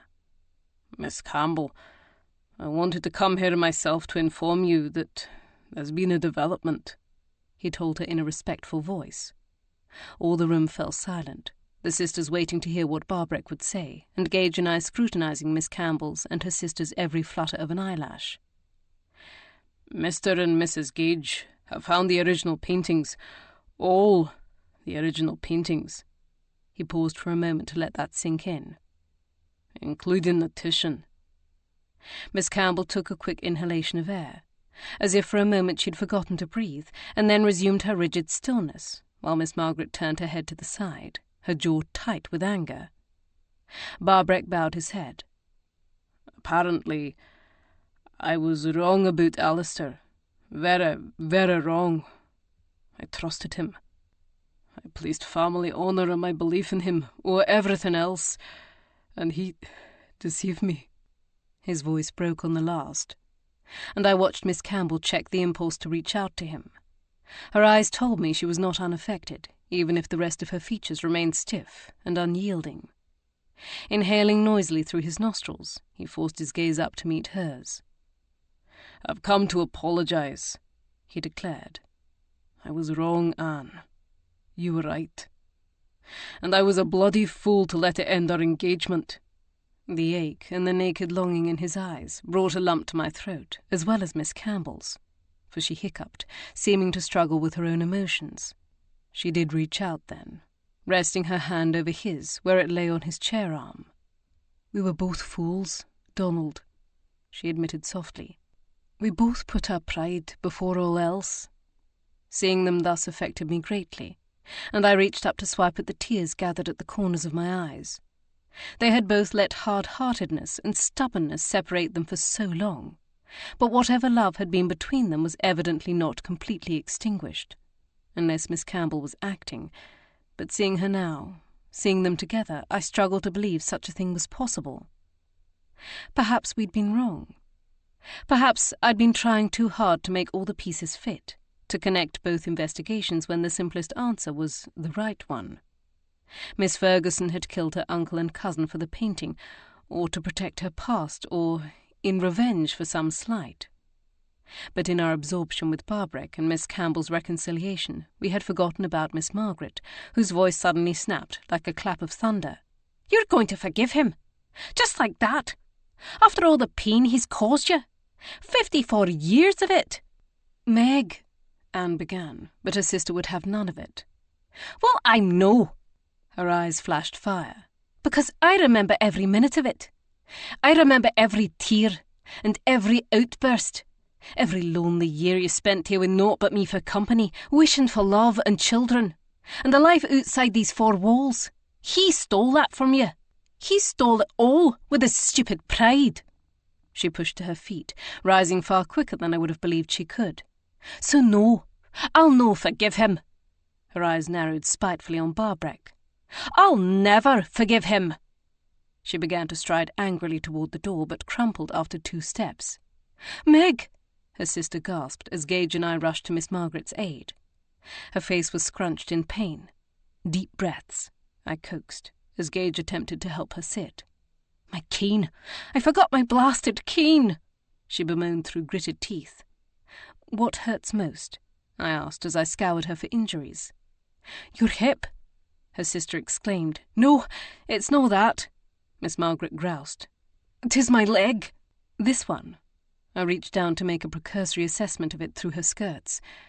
"It doesn't appear to be broken, but it may be badly bruised or sprained." I turned to my husband. "Can you lift her? Perhaps you should carry her to her chamber." I looked to Miss Campbell for confirmation. "Aye." She glanced over her shoulder toward where the butler stood in the doorway. "Calder will show you the way." Gage hefted Miss Margaret into his arms and moved to follow him. My gaze trailed over the floor, searching for what had tripped her up in the first place, or had her old legs simply given way. Miss Campbell grasped my arm anxiously. "Mrs. Gage, you have some medical training?" "A very little," I replied, "and almost exclusively on dead bodies." "Will you examine her? Make certain it's no serious. I can send for Dr. Brown, but he'll take hours to come, if he deigns to come at all." Having first-hand experience of this Dr. Brown, I well understood what she was saying, so I reluctantly agreed. "Of course, I'll do what I can." She thanked me, and I hurried after them. I found Gage settling Miss Margaret in her bed on the floor above, arriving just in time to hear her make a jest. "If I'd kent taking a tumble would result in my being carried about by such a bonny gentleman, I might have fallen sooner." Gage adjusted the pillow beneath her head, his eyes glinting with amusement as he looked up at me as I crossed the room. "Miss Campbell has asked me to ensure you don't require the physician or the surgeon," I explained to Miss Margaret, whose pleasure seemed to dim at my appearance. I supposed I couldn't begrudge her that.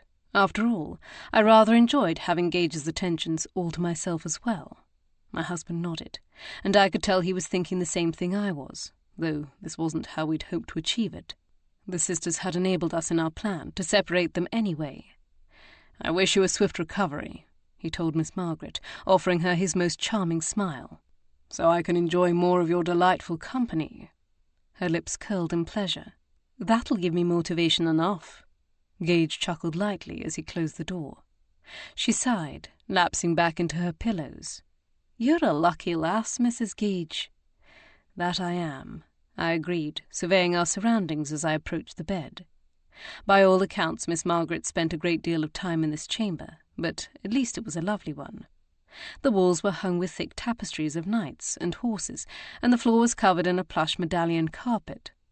I noted a clump of mud near the foot of the bed, and felt a pulse of dismay that Gage must have tracked it in on his boots, marring the pristine rug. I would have to inform the butler. The four-poster bed was constructed of pale oak and draped with fine linen, creating a cosy nest from which she could still see out the window toward the rippling waters of the loch. She turned toward the view now, looking small and frail against the massive bed, and I felt my heart swell with sympathy. How many times had she done just that, wishing she could venture further? She had mentioned her sister longing for a life outside these four walls, but I suspected that part was just as much a confession about herself. Given that context, I couldn't fault her anger at Barbreck on her sister's behalf. Honestly, it spoke well of her that she was outraged and anxious to protect Miss Campbell in whatever small way she could. Would I not do the same for Alana? Would she not for me? "Is your leg the only thing causing you pain?" I asked.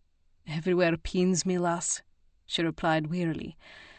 "But I nodded, lifting her skirt a few inches so I could prod and manipulate the leg.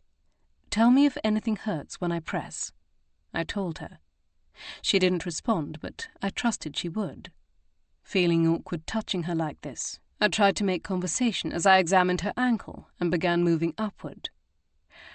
"I can understand your anger at Lord Barbreck," I began, hoping to elicit her confidence, "and your surprise at your sister's easy forgiveness.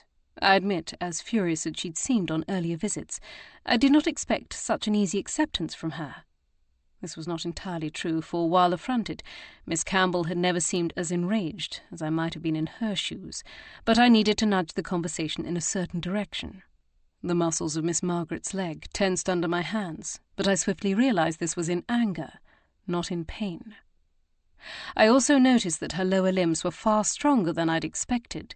The musculature was much more developed than I had anticipated for a woman who had been ill all her life and hobbled merely crossing a small room. A disquieting feeling began at the base of my spine, one that would not be dismissed, and for good reason. Chapter 31. Aye, Barbreck hurt her terribly. He hurt us all, and continued to do so o'er the years, spurning us. Miss Margaret heaved a sigh, her muscles relaxing again.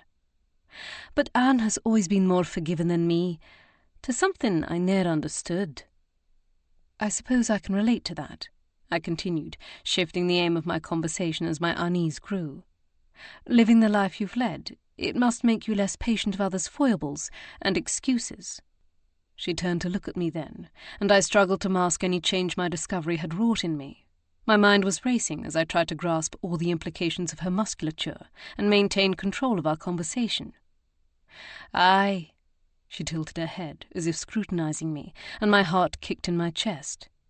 As it must you.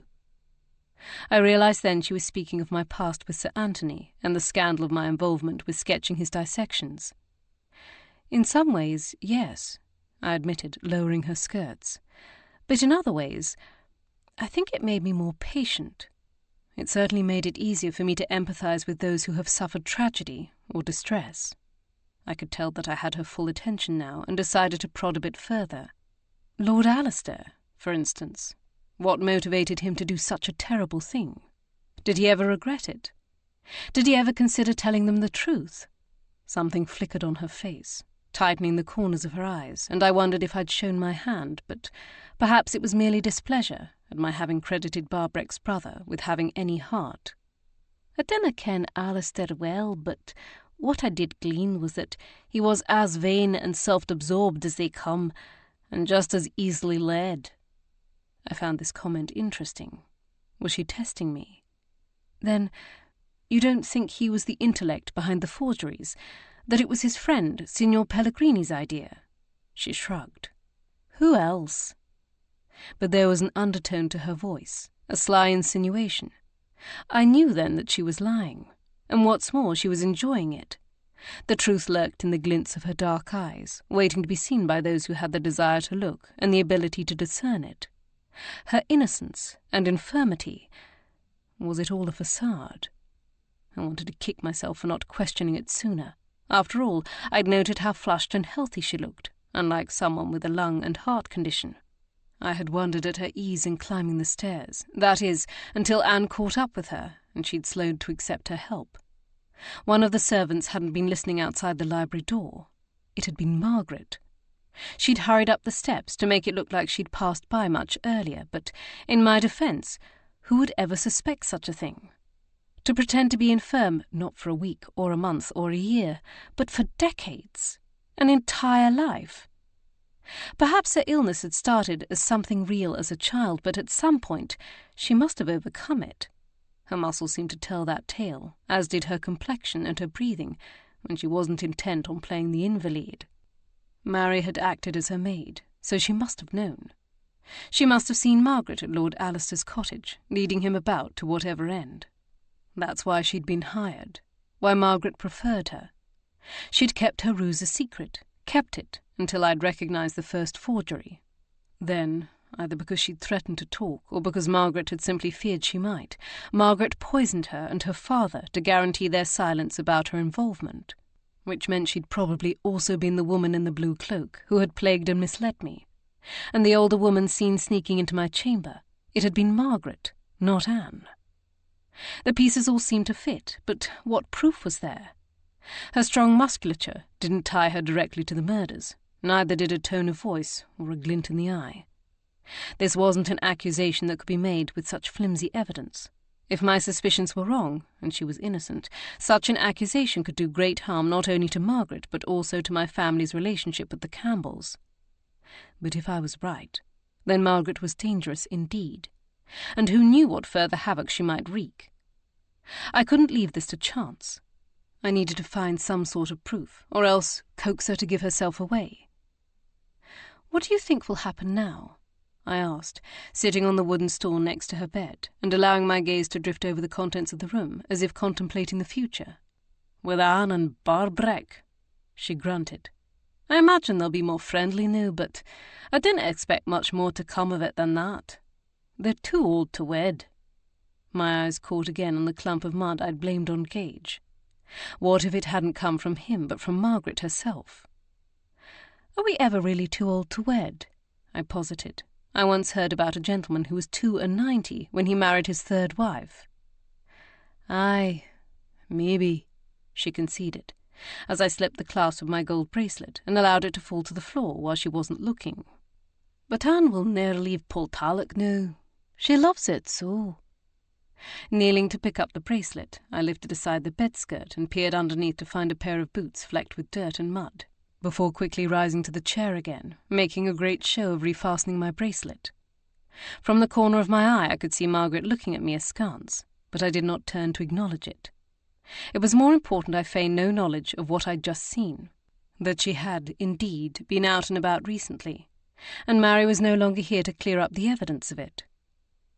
Miss Campbell's love for Portalic is unmistakable, but never is also a very strong word, I replied, continuing to prod at the potential of the future, hoping to find a vulnerability. She'll be a fool to do so, she snapped.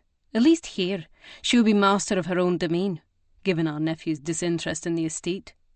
There she'd only be under Barbreck's thumb and contending with his cantankerous whims. They'd no last a day without screaming at each other. She breathed deeply, calming her sudden flash of temper. Nay, she'll realise all that. Or Margaret would helpfully point it out to her. She'll stay here. She nodded, as if the matter was decided. You know her best, I replied obliquely, allowing my gaze to travel again over the contents of the room, searching for any further evidence of Margaret's guilt. If I could just find the paternoster peas. Regrettably, there were any number of places where she might have hidden a rosary, or the loose beans, and what excuse did I have to begin searching for them? Then she offered me one herself. She pressed a hand to her chest, her face constricting in pain. My heart! I leaned toward her. Could you? She gasped, before waving her hand toward the bureau on the opposite side of the room. There's some medicine in the top drawer. Will you? I hurried across the room, opening the drawer indicated. Which one? I broke off as my eyes caught sight of the rosary strung with bright red beads nestled inside. It took me less than a second to register that there were no medicine vials inside the drawer beside it, and less than another second to realize that Margaret had known precisely what she was doing when she directed me to this drawer. It had not been providence, but machination. The bottom dropped out of my stomach as I whirled to face her. She had risen up onto her supposedly weak knees, her eyes blazing back at me with unholy fury. But it was the tip of the knife she held out toward me that most alarmed me. It was small, about the size of a ski-and-do, but wickedly sharp. Only when I recognized she was still several paces away, that surely I could reach the door before she could reach me, did the panic in my chest ease so that I could take a breath. "'Twas my boots," she demanded. "They gave me away, didn't they?" "Your legs, actually," I replied as conversationally as I could manage, deciding my best course of action was to keep her talking. Regardless of her physical fitness, she was still 70-odd years of age, and would eventually tire of perching in that position. When she moved, so would I. "They're not those of an invalid." "'Twas a gamble, pretending to trip like I did," she conceded. "But I had to force Anne's thoughts away from bloody Barbreck and back to me," she snarled, using far stronger words I'd rarely heard a lady utter. "You didn't want your sister to leave you," I realized with a start. Her eyes narrowed. "If I was never going to be allowed to leave, then neither was she." Her vehemence was unsettling, and I found myself wishing I could recall what was on top of the bureau behind me. Was there something I could throw at her? A book? A figurine? "Then your illness, was it ever real?" "Aye, it started out real enough. I was a sickly child, but then I was never allowed to get better. My father had already decided my place, and it was at Portalic, as a companion to my aging relatives." Her lips curled upward at the corners. "So I arranged matters to my liking." I blinked, stunned by the turn in our conversation.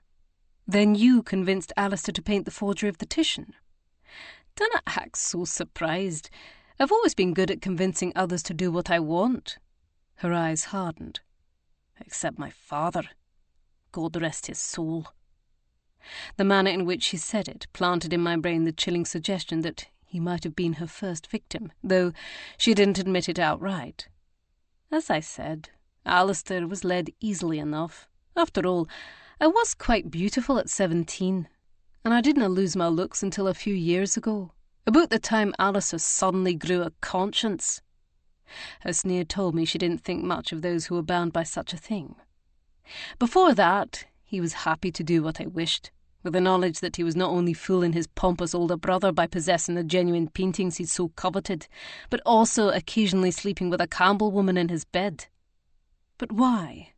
Why continue the ruse for all that time? I asked in astonished bewilderment. Your ploy had worked. Alistair painted the forgery, and then, I presume, you were the one to damage it, to convince your father to contact that expert who decried it. You took quite a risk, thinking that would cause a rift wide enough between Barbreck and your sister that it would end their engagement. Nay, I just recognised Barbreck's pride couldn't withstand the accusation. I blinked at her cool assessment of the situation. So you'd already ruined your sister's engagement and kept her at Portalic. Then why continue? Especially after your father died. Couldn't you have done what you wanted then? 'Twas too late, she snapped. I'd already lost all those years, any chance at a life and a home of my own. Gentlemen dinna marry spinsters when they can have young and nubile debutantes for their brides. She sat back on her heels, tipping the knife as if to idly examine the blade. Besides, I liked kenning that Barbreck was slowly being deprived of his precious collection, and that he'd no idea it was happening right under his nose, or if he did ken, he was too proud to admit it. Barbreck looks on me with pity. She practically spat the word. But he was the one too stupid to see the truth. He was the one being duped, and by his own brother, no less. She glanced up at me, as if to see what kind of effect her confessions were having on me. And as for Alistair, I liked watching his jealousy grow, no dwindle with every painting he took. And 'twas no hardship to endure his attentions, at least, no initially. Her smile was feline. I wouldn't offer myself if it was. All this time, you kept the scheme going, until, as you said, Alistair grew a conscience. Aye. Then his usefulness was at an end, and you can imagine the rest. She shrugged one shoulder, as if the matter was of little importance. There wasn't even a hint of suspicion, except for Mary and McCowan. But they wouldn't have dared say anything. Her gaze sharpened. Until you showed up. And I noticed the forgery. I'd already deduced this much. I could feel Mary watching me, and kenned 'twas only a matter of time before she or her dad talked. I couldn't have let that happen.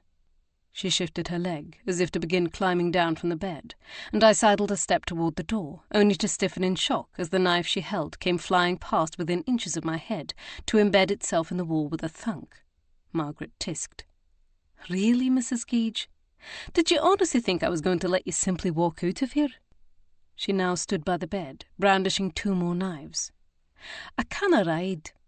I was never allowed, but I can throw with deadly accuracy up to 20 feet. 'Twas one of the skills I could practice while confined to my room. She nodded toward the walls. Why do you think there's so many tapestries in here? They're to cover the holes. I realised with sickening clarity that I'd made a fatal miscalculation. Margaret might have pretended to be infirm for 50 to 60 years of her life, but she was far from helpless, and she did not allow herself to be hindered by the same scruples as other people. I had no doubt she would kill me, find a way to make it look like an accident, and feel no remorse in doing so, only smugness at her own cleverness. But I had a daughter who needed me, a husband and family and friends who relied and loved me. I was not going to let her take me from them, and I was not going to let her outwit me. Yes, she was cunning and resourceful, but so was I, and I could be ruthless too, when the situation called for it. Pivoted slightly away as I was, I slowly, ever so slowly, tried to slide my hand through the slit in my mauve pelisse, to where my pocket had been tied beneath, without alerting her. I had taken to wearing one whenever we were in the country, or someplace I didn't want the bother of carrying a reticule about my wrist. I had also long ago learned to never leave my pocket pistol behind, especially while we were in the midst of an inquiry. but I feared I would never reach it before Margaret tired of talking. She seemed to like the sound of her own voice, as well as the opportunity to brag about her predatory, manipulative feats. But she was far from stupid. Eventually she would decide enough was enough, and I knew I had no hope of extracting the gun before she hurled her next knife. It was then that I spied the second door just a few feet away. It was partially concealed by one of the tapestries, and there was no telling what was behind it, or if it was even unlocked, but at the moment it was my best chance of escape. That must have been a lonely way to grow up, I said, hoping empathy might have some effect on her, or at least keep her talking while I worked out a plan. But my compassion seemed to have the opposite effect, making her brow lower in anger. "Dinna pretend to sympathise with me. That ploy willna work. And dinna try appealing to the fact you're Greer's offspring. It willna save you either." My heart stuttered in my chest, but I forced myself to breathe in and out as evenly as I could. "Your sister told me you were both fond of her," I charged. "Of course we were. Greer was worthy of fondness." This pronouncement might have softened me toward her if she wasn't wielding a pair of knives intent on killing me. "And Anne has kept a watchful eye o'er all her offspring from afar all these years. So we ken all about your being an artist and your turn as an investigator, as well as your more ghoulish past." Her lips curled with a cruel delight, that then just as swiftly disappeared. "But I did not anticipate you identifying the forgeries, though I shoulda." She scrutinized me from head to toe. "Your mother always saw too much, too." I stilled at this pronouncement, uncertain what she was implying. What had my mother seen? "'Tis why she left, and why she returned, to confront me. She kent I'd poisoned Edmund, put it in his brandy flask, and she wanted me to ken it, though she could ne'er prove it." Margaret gestured with the knives, making me flinch. "As I said, I liked Greer. I liked having her here, but Edmund kept taking her away." Aunt Kate had told me the same thing. How my mother had been happy here, but her feckless husband kept returning for her, only to betray and abandon her yet again. Margaret's expression turned black. "I didna expect her to leave and ne'er return, at least, no until it was too late." With each moment that passed, I could feel the clock silently ticking down. Margaret's mood was darkening, her umbrage growing, and it was only a matter of time before she struck. Having abandoned my efforts to reach my pistol as futile, I instead reached for the handle of the drawer in the bureau behind me and slowly began to pull it out, hoping my wide skirts masked the movements. Much as I loathed the current fashions for swathes of bulky fabric and ridiculous puffed sleeves, I had never been so glad of them. "And if she'd stayed?" I challenged. "What would you have done? Killed her too?" "Only if she crossed me," she replied chillingly, as if such a response was perfectly reasonable. Each tug of my hand ratcheted the tension within me, that it would be the one that she detected. Feeling I'd risked enough, I lifted my fingers to slide them into the 1 or 2 inch gap I'd made. The tips brushed against coarse wool, and I clamped hold. "It was you in the blue cloak, wasn't it?" I accused. One eyebrow arched upward in satisfaction. "The same shade as your mother always wore." "And you, who placed her miniature on my pillow and stole my pendant, only to drop it under the sofa when you came to plant that lie about the poison being for you?" She shrugged. "I tried to save you from this fate, but you persisted in pursuing your inquiry. You tried to lead me off a cliff," I snapped, my temper igniting at her implication that she'd been doing me a favour. I yanked the woolen garment out a little further, crumpling it in my fist. "That too," she readily admitted. "And you poisoned my maid." "Aye, she was sniffing too close to the truth." Her gaze met mine sharply in accusation. "But you're the one who sent her here, into danger." I lifted my opposite hand to point at my chest. "I am not about to take responsibility for your malicious actions, you selfish witch. You delight in hurting others, and you care nothing for anyone but yourself." "Guilty as charged." Her dark eyes were bright with intent, and I knew in the next moment she would raise her knife. This was my only chance to escape. Praying the garment I'd snagged had enough heft to it, I hurled it across the room at Margaret and darted towards the second door. Thrusting aside the tapestry, I grasped the handle and yanked open the door, diving behind it, just as I heard the thwack of another knife striking the wall where I'd been standing. Pulling the door shut, my gaze frantically searched the space into which I'd run for something to prop under the knob. The chamber was a parlour of sorts, its contents dimly lit by the sunlight filtering through the thick drapes still pulled across the window. Catching sight of a second door, I dashed toward it, only to freeze just short of opening it. This door must open onto the same corridor as Margaret's bedchamber, and if that was the case, then she might very well be standing out there right now, waiting for me, having predicted my route. I spun around, searching for some alternative means of escape, but there was none. The only means out of this parlour were through that door, or back through Margaret's bedchamber, and out into the same corridor. I was effectively trapped. I pressed my hand to my wildly beating heart, ordering myself to think. Dropping my hand to where my pocket lay beneath my pelisse, I felt the hard lump of my pistol. I still had that, and Margaret was yet unaware of it. But I would rather not have to shoot her, even after all she'd done, even if she deserved it. I felt ill at the notion. I might be capable of ruthlessness when it was required, but that didn't mean I had to be merciless. My gaze darted between the settee, the drapes, and the chair, formulating a plan.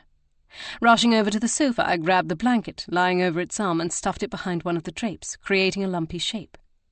I snapped up the footstool and crouched behind the wide bergère chair. With everything in place, I pulled my percussion pistol from my pocket. Cocking the hammer, I said a swift prayer, that my ploy would work, that the shot would be loud enough for Gage to hear it.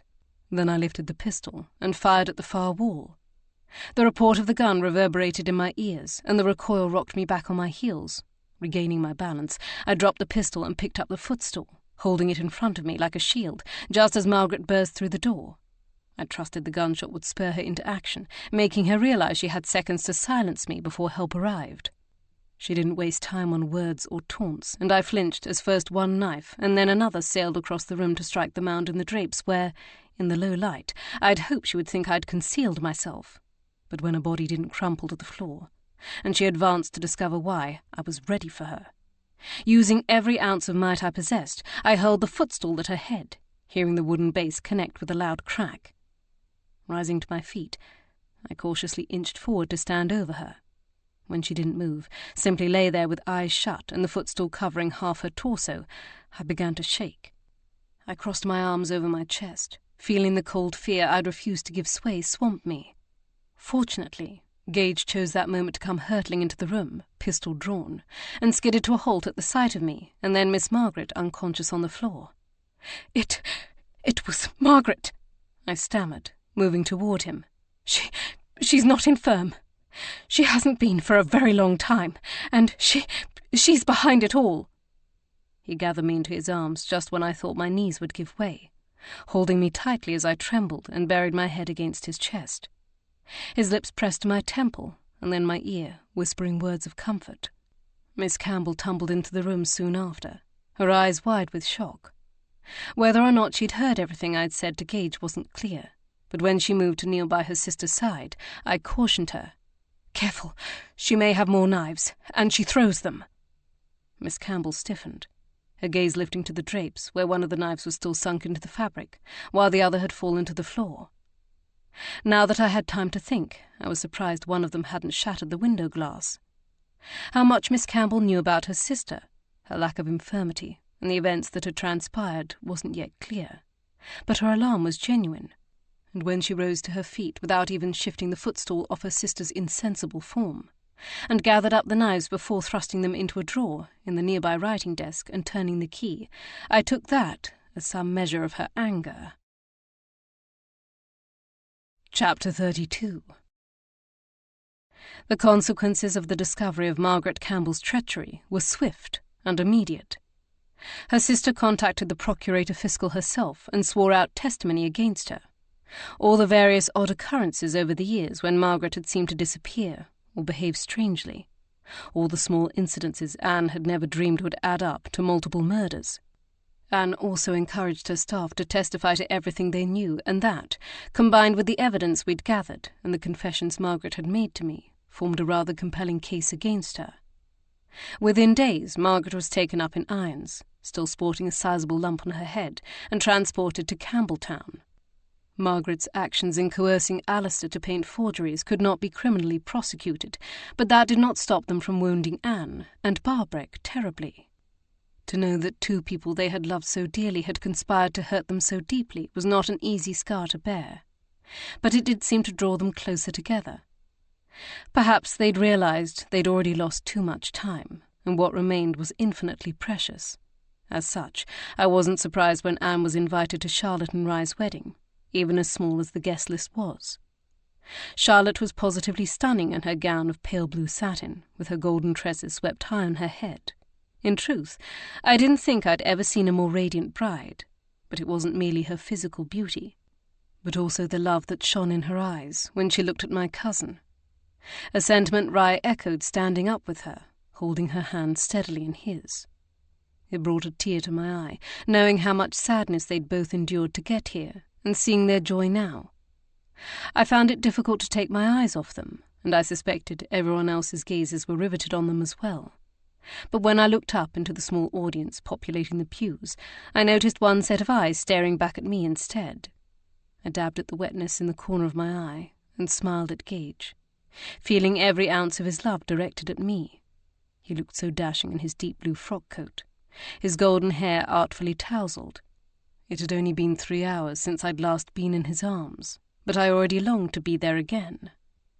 My confrontation with Margaret had changed me. It was a situation I'd walked into with no expectation of danger, and yet Margaret had turned out to be more intent on killing me than perhaps anyone I'd ever faced. Given that fact, and its unpredictability, I'd found myself more determined to live each moment to the fullest. Whether Gage realized this or not, I wasn't sure. But I suspected my inability to keep my hands off him might have given him some clue. My gaze drifted to the right to find Lord Ledbury observing the ceremony with at least a look of tolerance. I wanted to believe that even a man with as callous a heart as he seemed to possess couldn't sit there unmoved. I knew from Charlotte that he had tried and failed one last time to persuade her not to wed Rye, but she had stood up to him, as she'd pledged to do, and she seemed lighter for doing so. Or perhaps that was just her joy in marrying Rye, overshadowing everything else. Regardless, now there was nothing Lord Ledbury could do. The vows were spoken, and Rye tenderly kissed Charlotte to much applause, even from Rye's children, and a contrite Miss Ferguson, whom Rye and Charlotte had decided to keep in their employ probationally. Ignoring all protocols, we swarmed them with well-wishes. I laughed as Lady Bearsden flapped her arms, tears streaming down her face as she declared how happy she was. Later that evening, I cradled a sleeping Emma in my arms while Gage reclined on the bed beside us. Her belly full and her nose now clear, she drifted off to sleep. My love for her had also somehow grown deeper from my frightening experience, though I would have sworn before that would be nigh impossible. Because of it, I treasured each smile, each babble, each trusting moment she rested in my arms just that little bit more. The chamber being so cosy and peaceful, with just the 3 of us populating it, I was reluctant to disturb it by returning Emma to her cradle, especially with the view I had of Gage's muscular torso while he had his arms clasped behind his head. There was a spot on his neck just above his clavicle that I particularly wanted to press my lips to. However, Gage's thoughts seemed to have followed a slightly different path. I wonder why Margaret never took any of the paintings for herself after Alistair died. Or why she didn't try to sell them. He ruminated as he gazed across the chamber at the Van Dyck that Barbreck had insisted be temporarily hung in our chamber. Truthfully, I would have preferred that it be returned to the Long Gallery, where it belonged, not associating many happy memories with it, but I knew Barbreck had intended it to be a grand token of gratitude, so I hadn't argued. It was never about the money, I told him quietly, or the art. He turned to look at me. The memory of what Margaret had done, and what she'd tried to do to me, passed between us. His hand stole into mine. It was about control. I inhaled past the tightness that had settled in my chest. She and Sir Anthony would have made quite the pair. He squeezed my fingers. But neither of them will ever trouble us again. I breathed deep once more, offering him a small smile. No. Lifting up on his elbow, he trailed his fingers across my jaw, cradling it as he kissed me. He was just deepening it when there was a knock at the door. Pulling away, he sighed. Who could that be at this hour? He groused as he climbed from bed. Emma made a soft grunting noise, smacking her lips in her sleep, and I smiled down into her sweet face. I could hear Gage's low voice conferring with someone in the corridor. When he turned back toward us, closing the door, he held a letter. "That was rather late delivery," I remarked. "Or did the staff forget to give it to you in the midst of all the excitement earlier today?" "Anderley said the rider told Wheaton it was urgent," he said, moving closer to the light cast by the fireplace. I frowned, trying not to worry that something had happened to Philip or Alana, or one of their children, or even my brother Trevor. For who else would send us such an urgent message? When he hesitated briefly after examining the seal before breaking it, it did not alleviate my worries. I watched as he unfolded the letter and began to read. Moments later, tension furrowed his brow and corded the muscles in his arms and neck. "What is it?" I asked, alarmed by the changes in him. He finished reading and then appeared to scan the lines once again, as if unable to believe what he was reading. "It's from my father's valet." He looked up at me, shock and pain radiating from his eyes. "Father was attacked." "When? Where?" I gasped, sliding my feet to the side of the bed to go to him, still holding Emma. He glanced back down at the missive. 3 days ago, in Yorkshire." His eyes met mine, uncertain and afraid. "Apparently he was on his way to Edinburgh, to see me." His gaze dipped to our child. "To see Emma." He seemed to be held immobile, stunned, and unsure what to do. After all the hurt his father's actions, past and present, had caused him, and the unpromising nature of his recent correspondence, I could understand his bewilderment and indecision. So I took command of the matter for him. "You wish to go to him, don't you?" He blinked. "Yes." I nodded, crossing to the bell-pull to summon Bree and Anderley. "Then we'll leave at first light." My eyes dipped to our sleeping infant, or as close to it as we can manage. I rapped once on the nursery door before entering. Then I laid Emma in her cradle and briefly explained the situation to Mrs. Mackay, trusting she would begin packing what she could while her charge slept.